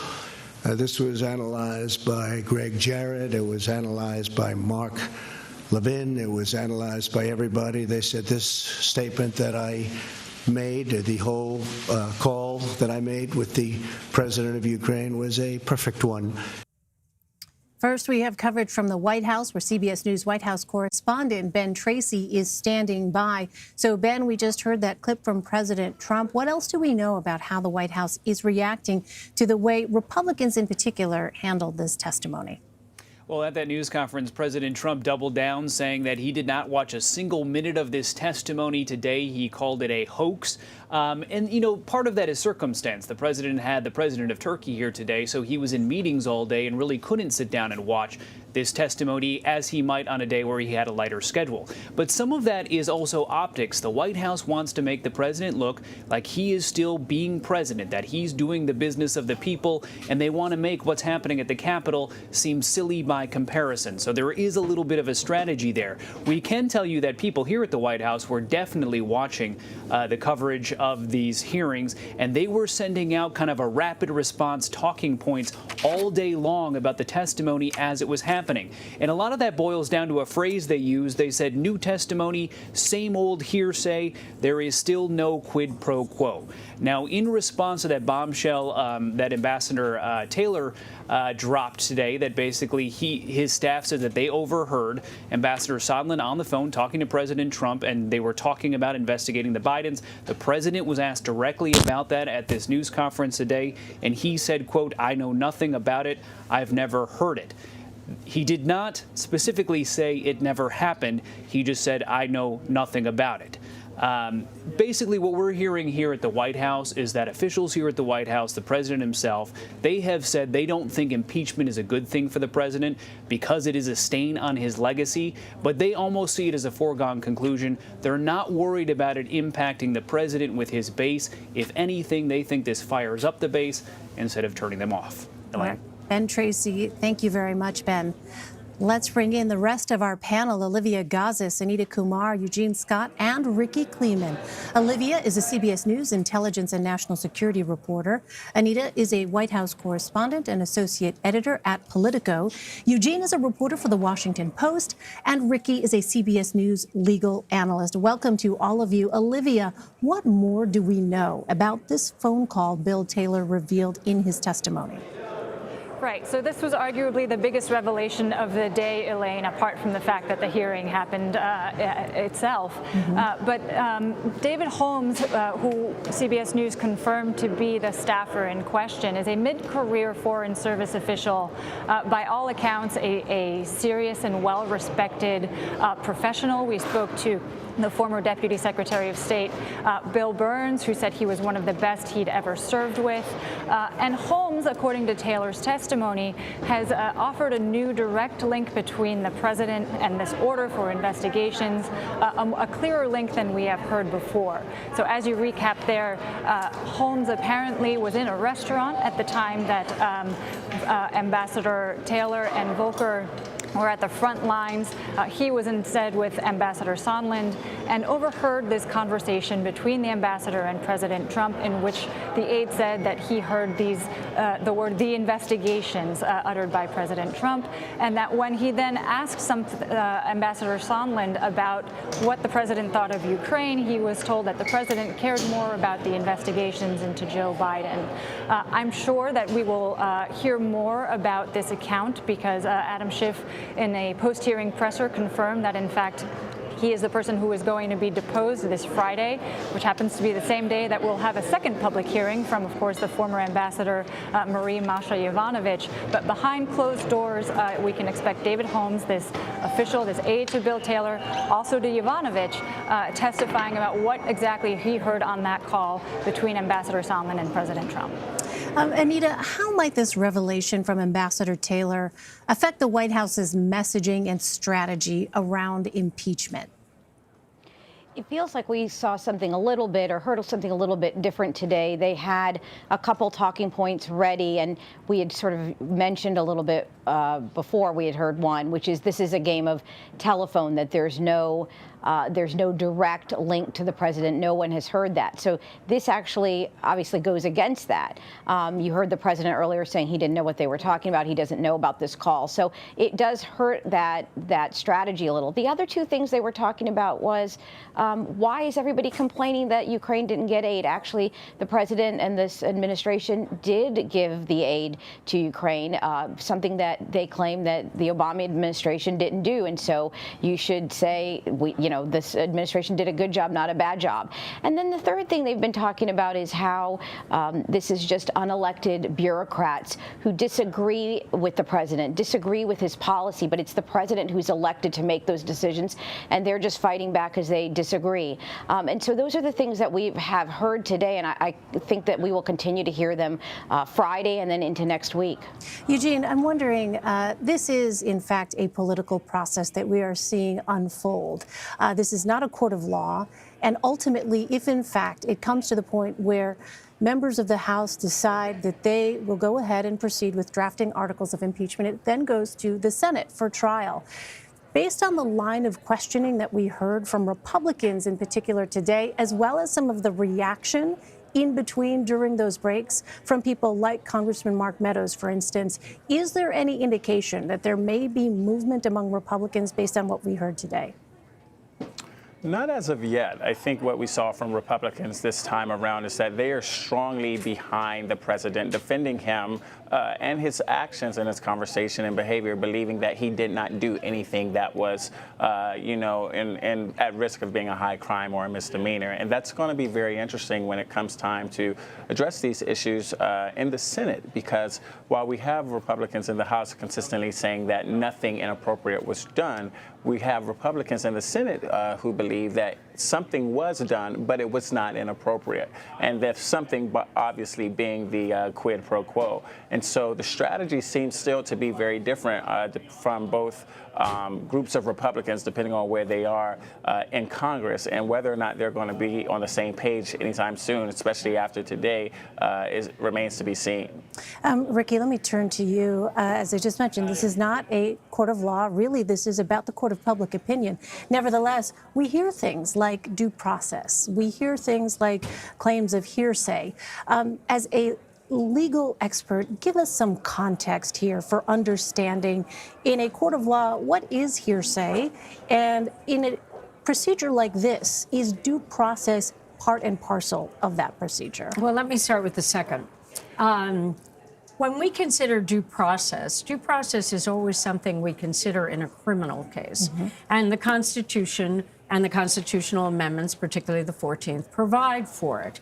And when we look at what process is due, what we're talking about for the president to call his own witnesses, for the president really to have his lawyers come in and cross-examine witnesses, that happens at the time of a trial.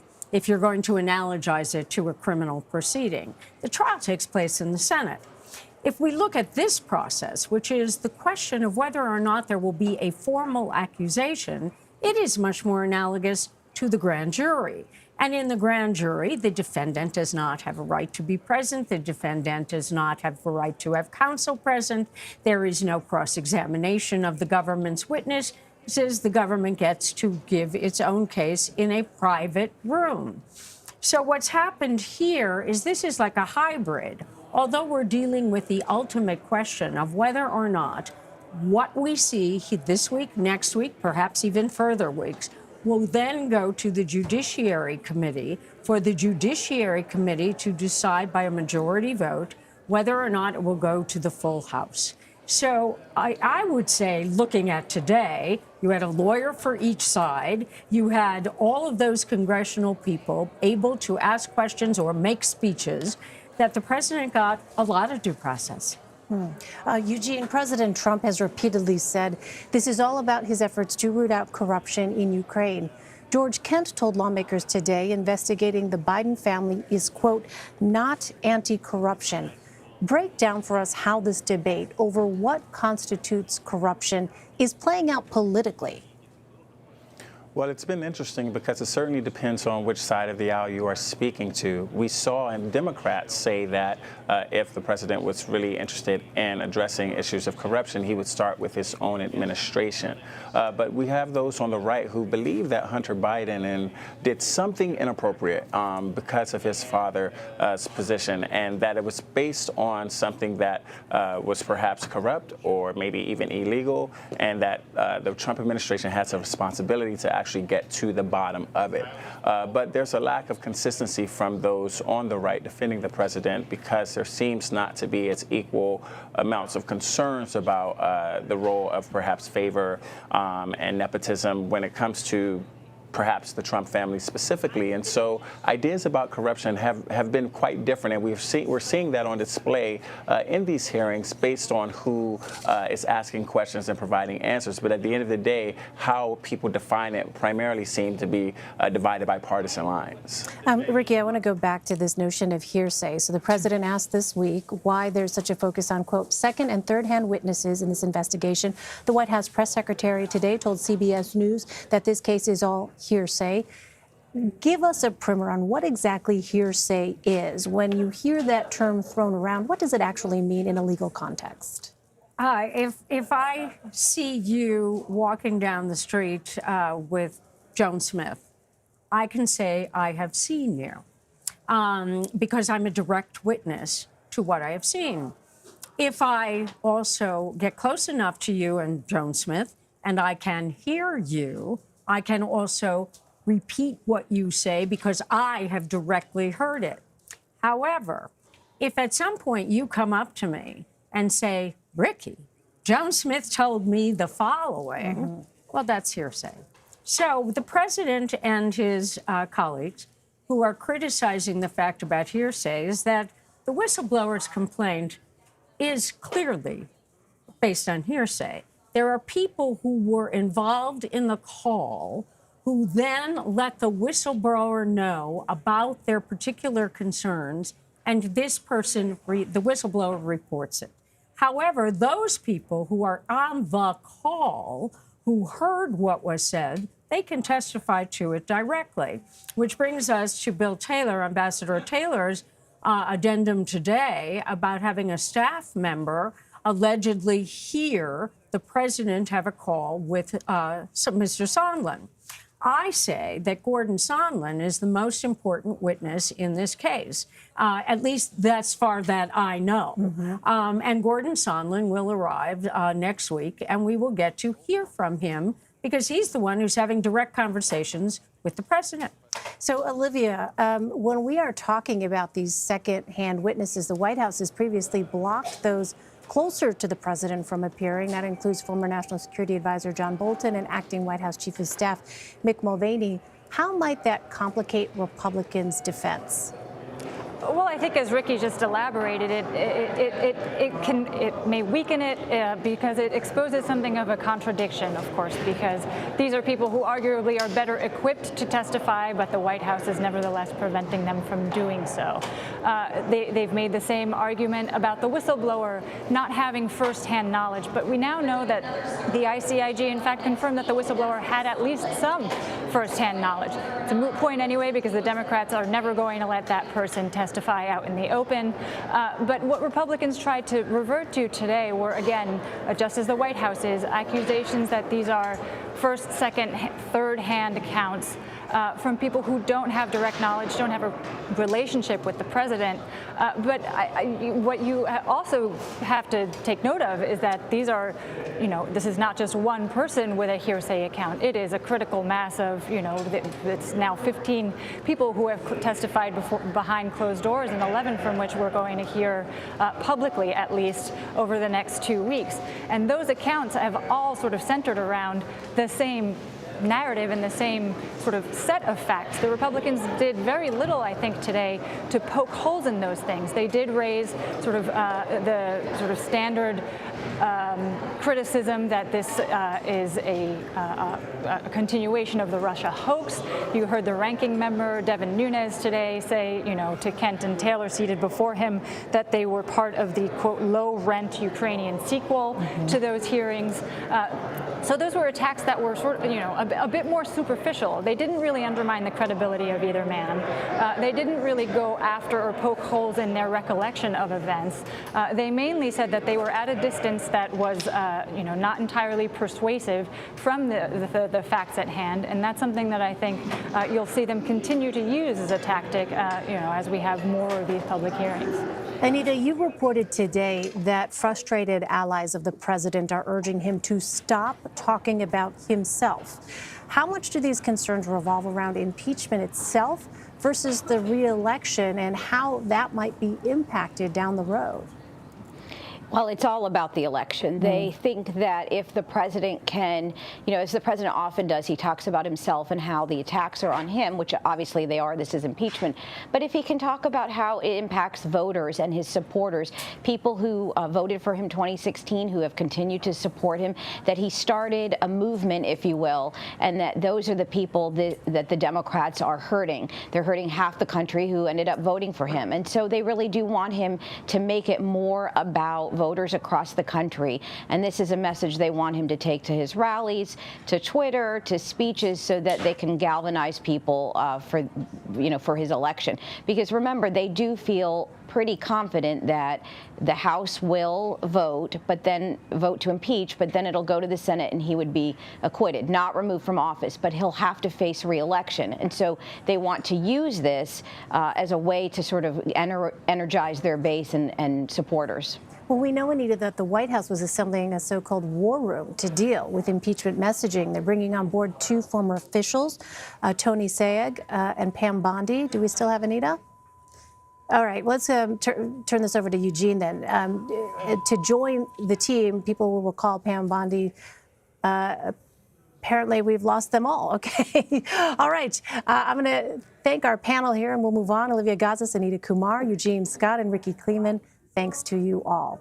Still to come, we'll have more on today's hearings, including a look at how both parties tried to frame today's proceedings. You're streaming Red and Blue.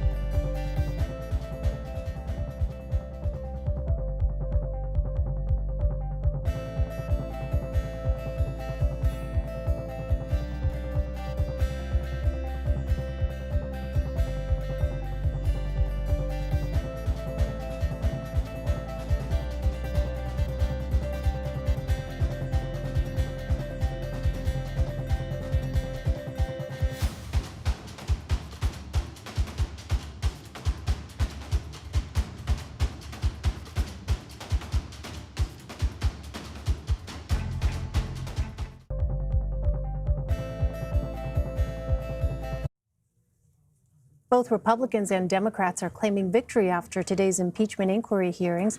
After the hearing, House Intelligence Chair Adam Schiff laid out the case Democrats were trying to make with their witnesses, while Republican Jim Jordan defended the president. this is something Zelensky clearly wanted and came back to time after time, and his people came back time after time. When are we going to get that meeting? When are we going to schedule that meeting that you said we would get? And time again, the answer came back. We first want you to commit to these political investigations to help the president's re-election campaign, and we want you to do it publicly. Their first two witnesses, neither one of them's ever talked to the president, talked to Chief of Staff Mulvaney, or talked with Mayor Giuliani. Again, I think this is a sad chapter for the country, but frankly, a good day for the facts and a good day for the President of the United States. Caitlin Huey-Burns and Keir Dougal join me now. Caitlin is CBSN political reporter. Keir is a CBSN legal contributor and former assistant U.S. attorney in New York's Eastern District. Welcome to both of you. So, Keir, this was interesting format-wise, first of all. Let's start there. You had extended sort of time with these lawyers on both sides who were not necessarily familiar faces to people who might have been watching. But what was your thought on the way in which both sides used their attorneys, Daniel Goldman and Stephen Castor? How effective was that? Well, I thought they were both effective, certainly more effective than the 5-minute trade back and forth rule that we normally see in these congressional hearings. I think it was wise to hand off questioning to Goldman, who is a former federal prosecutor, obviously skilled in examining a witness, doing it in a continuous fashion. Mr. Castor, I understand, has been counsel to the Republicans in Congress for some time. Obviously, he's skilled as well.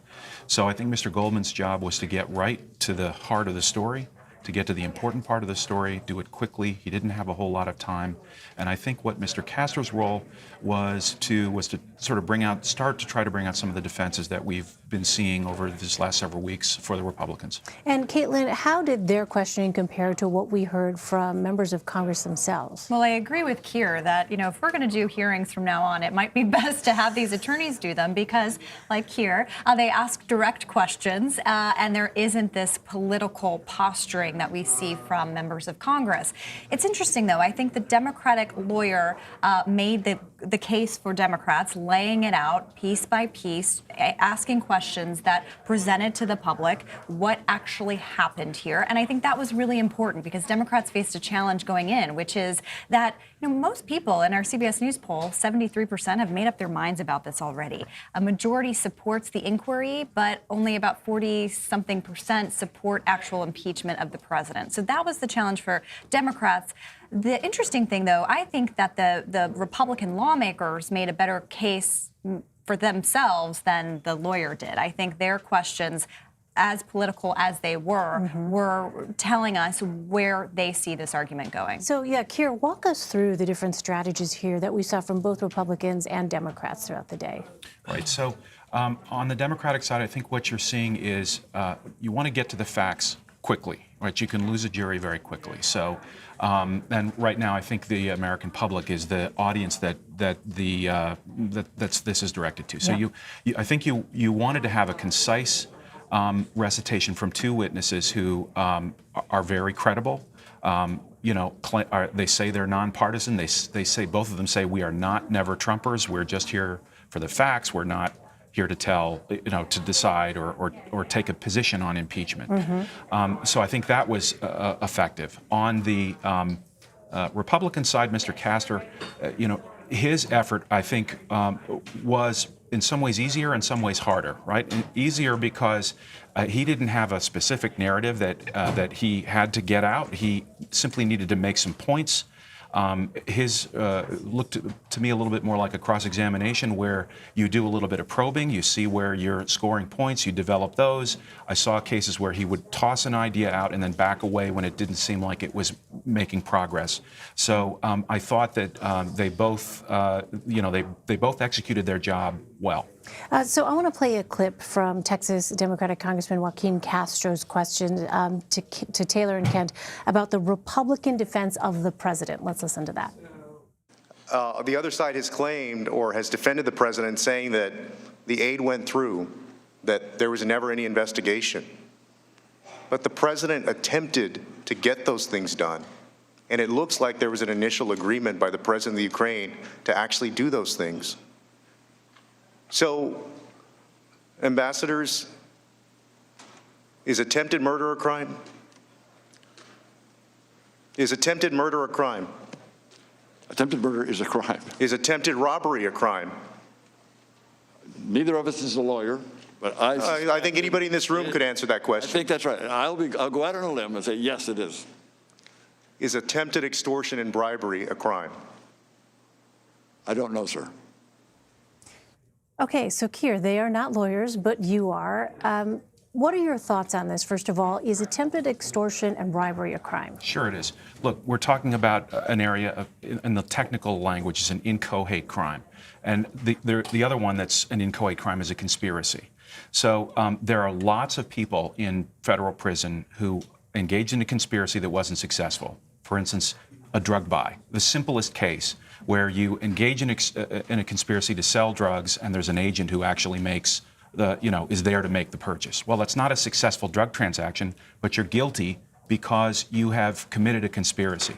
The same thing, we don't reward criminals who are unsuccessful when they've taken significant steps, formed the intent, they've taken significant steps toward the crime, and they're unsuccessful. That is not a defense in a criminal case. So again, But this is not a criminal case. Right, and Ricky was talking about that in the prior segment, that this isn't a criminal case, it's more political. So, some of these questions, they're really purely by analogy. A lot of the defense is about hearsay, about, is it a complete crime?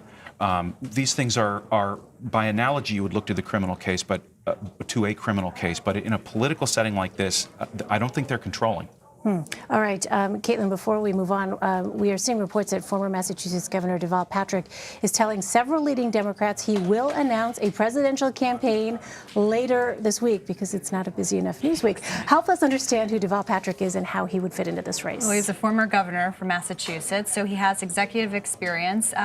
And, he looks to be, if he gets into this race, looks to be making a pitch for New Hampshire as a neighboring former executive. So he could have that going for him. However, I think he also faces significant hurdles. One, he worked for Bain Capital, which of course is going to be a liability, even though he says that his work was not the same as Mitt Romney's, for example. And also, you look at Elizabeth Warren and Bernie Sanders, they're also from neighboring states of New Hampshire. They have been doing really well in that state so far, that primary state.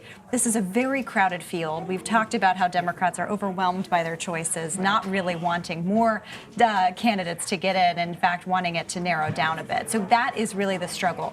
The national name ID is not the same as some others, although he is very loved within the party and especially among former aides to Barack Obama. So that could be an asset. But trying to break through, especially during this impeachment inquiry, which we saw was wall-to-wall coverage everywhere. Yeah. It's already a challenge for those in the race. It's an added challenge for someone new. All right, yet another storyline that we will cover. Caitlin Huey-Burns and Keir Dugal, thank you both very much. Coming up, after a break, President Trump has labeled the next key witness to testify as, quote, bad news. But today, Marie Yovanovitch's former colleagues praised her. That's part of the story when we return. You're streaming Red and Blue.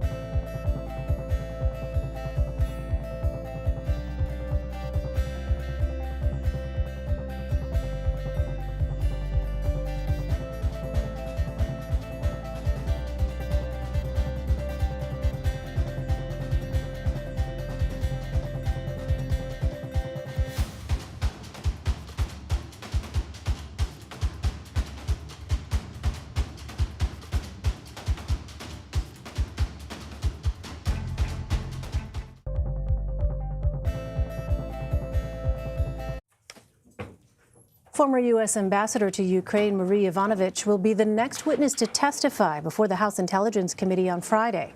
She was abruptly pushed out of her post in May after Trump administration officials believed she was undermining the president. During their appearances on Capitol Hill Wednesday, George Kent and Bill Taylor praised their former colleague. Here's what they had to say about Yovanovitch. I would like to conclude my opening remarks with an observation about some of my fellow public servants who have come under personal attacks: Ambassador Yovanovitch, Lieutenant Colonel Vindman, and Dr. Hill. Masha, Alex, and Fiona were born abroad before their families or they themselves personally chose to immigrate to the United States. They all made the professional choice to serve the United States as public officials. So when Secretary Pompeo asked me to go back to Kyiv, I wanted to say yes, but it was not an easy decision. The former ambassador, Masha Yovanovitch, has been treated poorly, caught in a web of political machinations both in Kyiv and in Washington. I feared that those problems were still present. A story published last weekend in the New York Times details the State Department's resistance to the Trump administration's relations with Ukraine, while career diplomats have expressed a sense of pride for defending American ideals. New York Times diplomatic correspondent Lara Jakes joins me now from Washington. Lara, thanks very much for being with us. How did State Department officials view Marie Yovanovitch's firing earlier this year? Well, Ms. Yovanovitch is revered in the State Department. The breadth and depth of her experience as a career diplomat has gained her a lot of respect, especially among women in the State Department, many of whom have described her as a role model. It's important to remember that of the 13,000 Foreign Service officers in the United States Diplomatic Corps, they really see their job as larger than any one presidential administration. They see themselves as carrying out American ideals that span beyond any one administration and into the future. So much like the military and the CIA, they are looking more towards strategy as opposed to carrying out a single foreign policy, even as they try to answer the needs of a single administration. And Lara, can you provide some perspective into the roles and responsibilities of both George Kent and Bill Taylor, and why Democrats consider their testimony so valuable? Sure. Well, George Kent is what's called a DAS. He's the Deputy Foreign Secretary of State for the European Bureau at the State Department, which means that he oversees the desk officers at the State Department who are actually trying to formulate, shape, and carry out Ukraine policy. Bill Taylor was a former diplomat, a former ambassador to Ukraine during the Bush administration. He retired in 2015, went to the United States Institute of Peace, but again, his credentials were so respected that he was asked by Secretary of Pompeo to return after Ms. Yovanovitch was ordered back from Kiev to the United States as part of this shadow foreign policy campaign that was run by Rudy Giuliani, Mr. Trump's personal lawyer. So the two of them have been star witnesses in the Democrats' inquiry against Mr. Trump and against the shadow foreign policy. They have provided some of the most damning testimony, and they have made clear, according to them, that they believe that there was a pressure campaign by the Trump administration that tied up American aid to Ukraine in order to achieve some political dirt on Mr. Trump's political opponents. Well, you wrote in your story that it is rare for members of the State Department to contribute to a movement against a president and his appointees. What makes the current circumstances so unusual? Well, again, these people see their jobs, much like the military and the CIA, is going beyond any one presidential administration. Some people described to me it was like the stages of grief. First, they were shocked to hear of this shadow campaign, to hear that Ms. Yovanovitch had been recalled from Washington, and then they were disappointed. Then they felt grief and sadness, and then they came to feel a great amount of pride that for the most part, with the exception of the Army Lieutenant Colonel and the career Russia foreign policy expert who had come from a think tank and who was then in the White House National Security Council, most of the people who have testified in this and who have brought the president's foreign policy campaign to light have been career diplomats, and they feel a great sense of pride in that. Well, Ambassador Taylor had an exchange with GOP counsel Stephen Castor about an irregular channel between the U.S. and Ukraine. That channel included Ambassador to the EU, Gordon Sondland. I want to play some of that. And the second member of the irregular channel is Ambassador Sondland, who is Senate confirmed, ambassador to the EU. So his involvement here, while not necessarily part of his official duties as the ambassador to the EU, certainly is not outlandish for him to be interested and engaged pursuant to the President or Secretary Pompeo's direction. Correct? It's a little unusual for the U.S. ambassador to the EU to play a role in Ukraine policy. Okay. And, it might be irregular, but it's certainly not outlandish.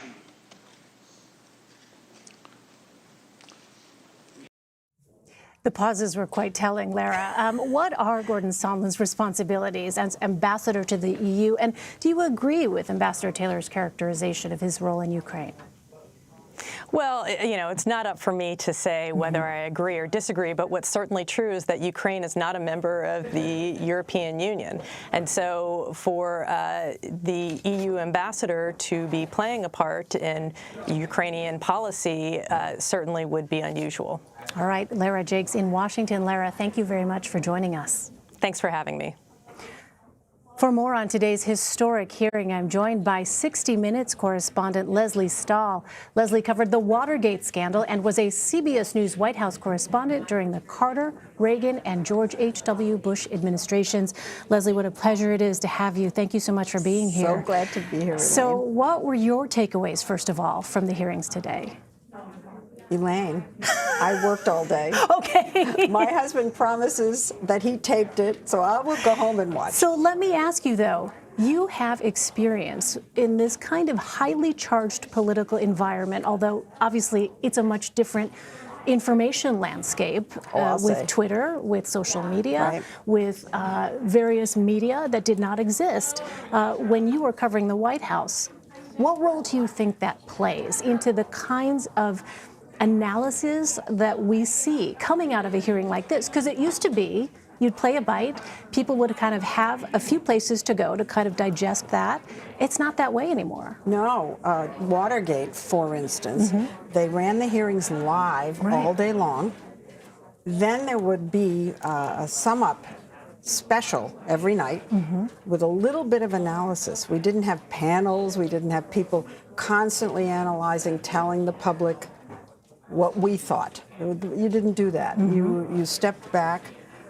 We were unopinionated. And there were only 3 channels, and we were all basically saying the same things. Today, I don't know how many different cable channels are covering this, and streaming channels and so forth. And each outlet now has an opinion. You're either on the right or the left, and so you're getting an angle each time. And you could flip around and I would think almost feel that they're covering a different hearing than the ones over here are covering. So the public is going to be hearing all different kinds of explanations, analysis, and I suspect that people are going to tune into the outlet that they already like. So you're not going to hear too much argument and individualism, which is too bad. You want to have the input, I would think. So I want to ask you about sort of messaging. We've heard President Trump time and time again defend that call, that July 25th phone call. The perfect call, time and time again. He has used Twitter, as you know well. You have sat down and interviewed the president. Are there any echoes in the messaging that we're hearing from President Trump today with what we heard from President Nixon when you covered the White House? Well, of course, they both attacked the press. Nixon didn't say fake news, but the sense of it was. I remember his vice president used to call us nattering nabobs of negativism, right? It was humor in those days, not much humor today. The messaging is so different because the person is so different. Nixon was not on camera every minute. He was not before us every second. He was a retiring person. We very rarely heard from him when he was president. It was unusual for him to have a news conference, and became even more reclusive as the scandal grew. We didn't know him that well. We know this man. Everybody in the country knows this man. We see him constantly. So because the nature of the president is so different, it feels different. What feels the same to me is the way the Republicans are sort of circling the wagons and protecting the president. The Republicans did the same thing during Watergate and during those impeachment hearings. It wasn't until the tape came out and people saw the evidence that the Republicans peeled off. But up until the very end, they were with him and defending him and doing the same kinds of things you're seeing Republicans do today. So as someone who has sat across from President Trump and interviewed him and seen him sort of in action, communicating his message, we continue to hear the president talk about this proceeding as a sham. How much control, when you bring in outside officials, for instance, as they're going to be doing and setting up a war room, how much control realistically can those officials possibly have when you have a communicator like a President Trump who so clearly believes in the power of his own skills in that arena? Well, he won't listen to them because he doesn't. We keep reading, listen to the people around him. And you know, he is a gifted, it is not just he's a gifted communicator, but that he has talent for what will work. And what works, as he's discovered, and we're learning from him, is pounding away at the same thing over and over and over. Fake news, fake news, fake news. And you hear a message that many times, almost anybody's going to start to wonder, maybe he's telling the truth. He has a talent for disruption. He has a lot of gifts for today's kind of communicating. It's not only that he goes on camera and is pretty effective, but the twittering constantly, and he knows a language to use. It's authentic language, it is. What are you going to be keeping an eye out for here? I know you're busy over at 60 Minutes. I know, I'm busy all day long, and I kept looking up at screens because other people in the office had television on. I feel that I'm out of it. I have to get home and watch. You are not at all out of it, Leslie Elaine, Stahl. tell me what happened. Well, watch Red and Blue, Leslie, and we'll get you caught up. Okay, done. Leslie Stahl, such a pleasure to have you here. Thank you so much, Leslie. Thank you. Anytime. Still to come, we'll talk to one of the lawmakers who was in the room today. We'll get Congressman Eric Swalwell's thoughts next. You're streaming Red and Blue.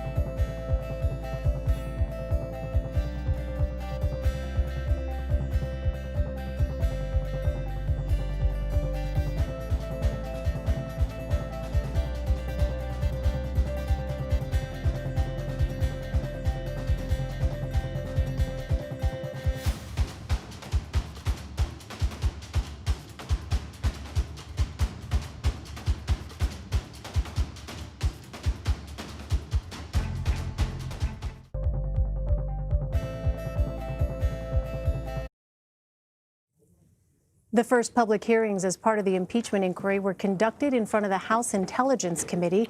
Diplomats Bill Taylor and George Kent appeared side by side Wednesday, answering questions from the lawmakers that sit on the panel. That includes Democratic Congressman Eric Swalwell. He joins me now from Capitol Hill. Congressman, thanks very much for being with us. Of course. Good evening, Elaine. So what are your thoughts? Do you feel as though you accomplished what you wanted to accomplish today? Yes, and we wanted the public to hear for the first time from these public servants, two people who have served all over the world on behalf of their country and who saw wrongdoing. Ambassador Taylor, I think, said it best when he said this shakedown scheme was just wrong. But he put into perspective what was at stake for the Ukrainians and our own national security, that the Ukrainians really needed this aid, and every day that went by that they didn't get it, Ukrainians were dying. And I think for most Americans to think that the President of the United States would deny them this aid unless they helped him personally, that's a pretty selfish thing to do, and that's something that likely cost Ukrainian lives. What's your response to Republican criticism that these witnesses did not have firsthand knowledge of the events that they're testifying about? Well, not every witness will have talked to President Trump, but President Trump released the call record where President Trump's own words asked the Ukrainians to investigate the Bidens. Second, we would love for the president to allow Mick Mulvaney and Ambassador Bolton to come in, but he's blocking them from coming in. I think we can deduce that he's blocking them because they can't help him.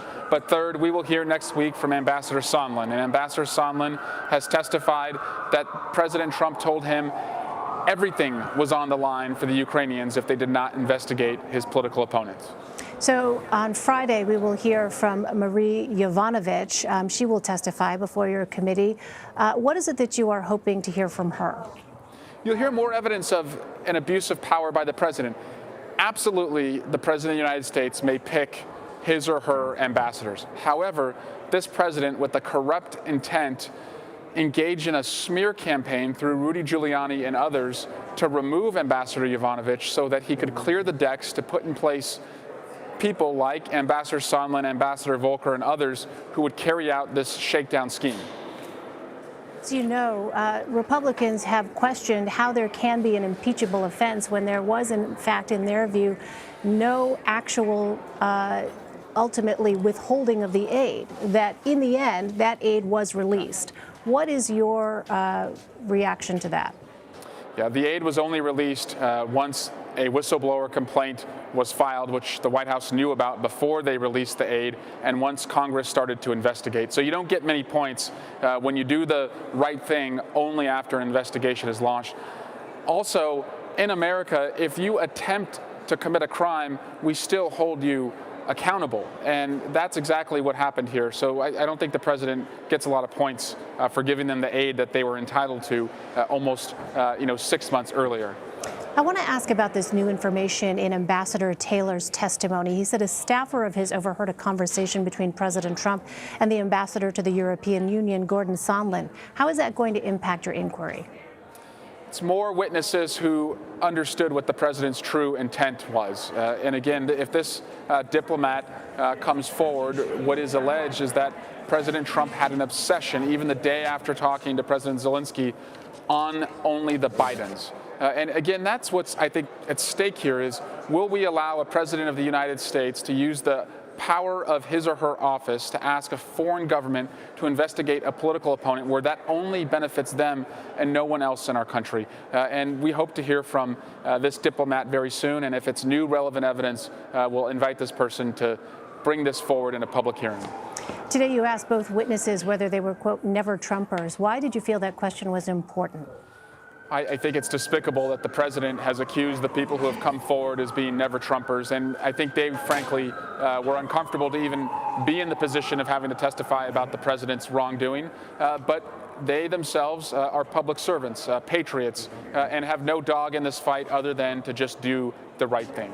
Given how polarized this political climate is right now in our country, how confident are you that testimony, upcoming testimony and the testimony that we heard today will ultimately change anyone's mind? Well, for the first time for many Americans, what the president did, the taxpayer dollars of ours that he leveraged, and what it means as far as national security is just starting to sink in. And those people who are evaluating the president's conduct will reach out to their representatives, both Republicans and Democrats. And I believe that most Americans will say this is not who we are, this is not what we want in a president, and as a country, we should expect much, much better. Congressman Eric Swalwell. Congressman, thank you very much for your time. My pleasure. Thanks, Elaine. For more on this, let's bring in our panel, Molly Hooper, Leslie Sanchez, and Antoine Seawright. Molly is a Capitol Hill reporter for The Hill and a CBSN political contributor. Leslie Sanchez is a CBS News contributor and Republican strategist. And CBSN political contributor Antoine Seawright is a Democratic strategist, senior advisor for the Democratic Congressional Campaign Committee and CEO of Blueprint Strategy. Welcome to all of you. So, Antoine, was the Democrats' message clear today? Yes, I think the Democrats came into this hearing with several objectives. Number one, to flush out or to remind the American people what they've heard in previous hearings, that this president is corrupt. They are career diplomats and true patriots who will add credibility to that argument, and they heard that today. Look, this is not a hearing today to change the minds of everyone. We knew that was not going to happen, but we do know this process is going to be a marathon, not a sprint.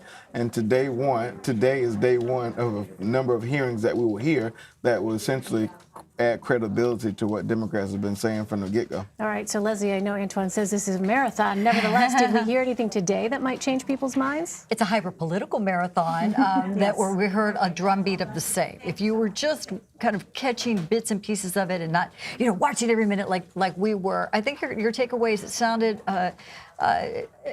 like politics as usual. It sounded, again, you had a lot of grandstanding on behalf of the members as opposed to the individual witnesses and trying to talk in terms of their testimony.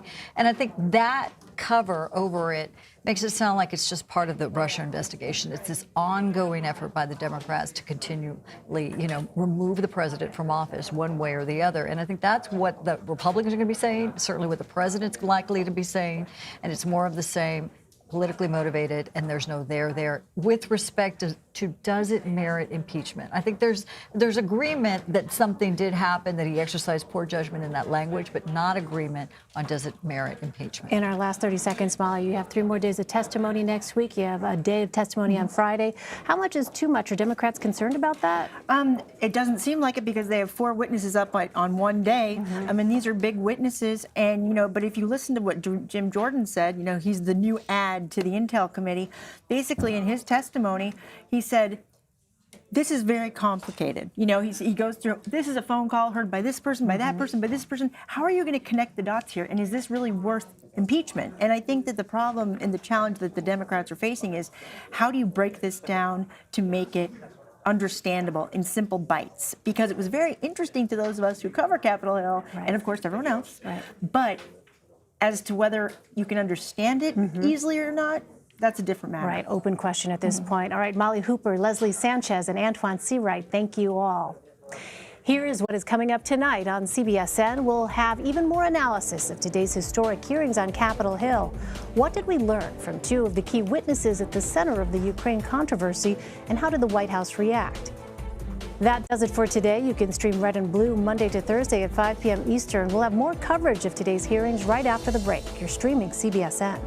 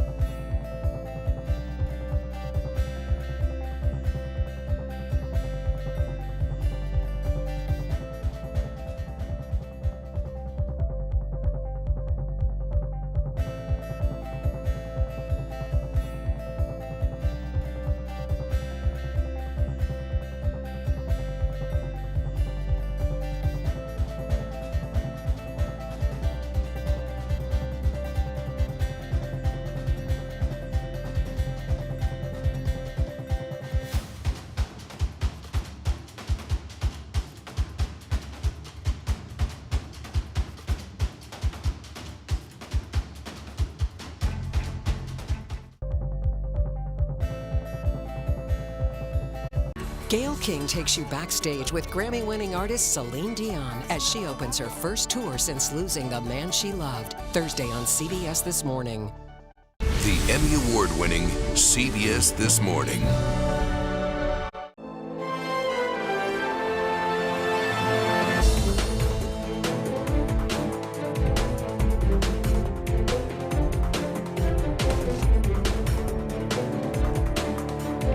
Ahead on Red and Blue, a top U.S. diplomat reveals new information about President Trump's alleged push for investigations into Joe Biden and his son. Plus, I'm too busy to watch it. It's a witch hunt. It's a hoax. the president says he did not listen to public testimony against him. He's tweeted or retweeted about it dozens of times.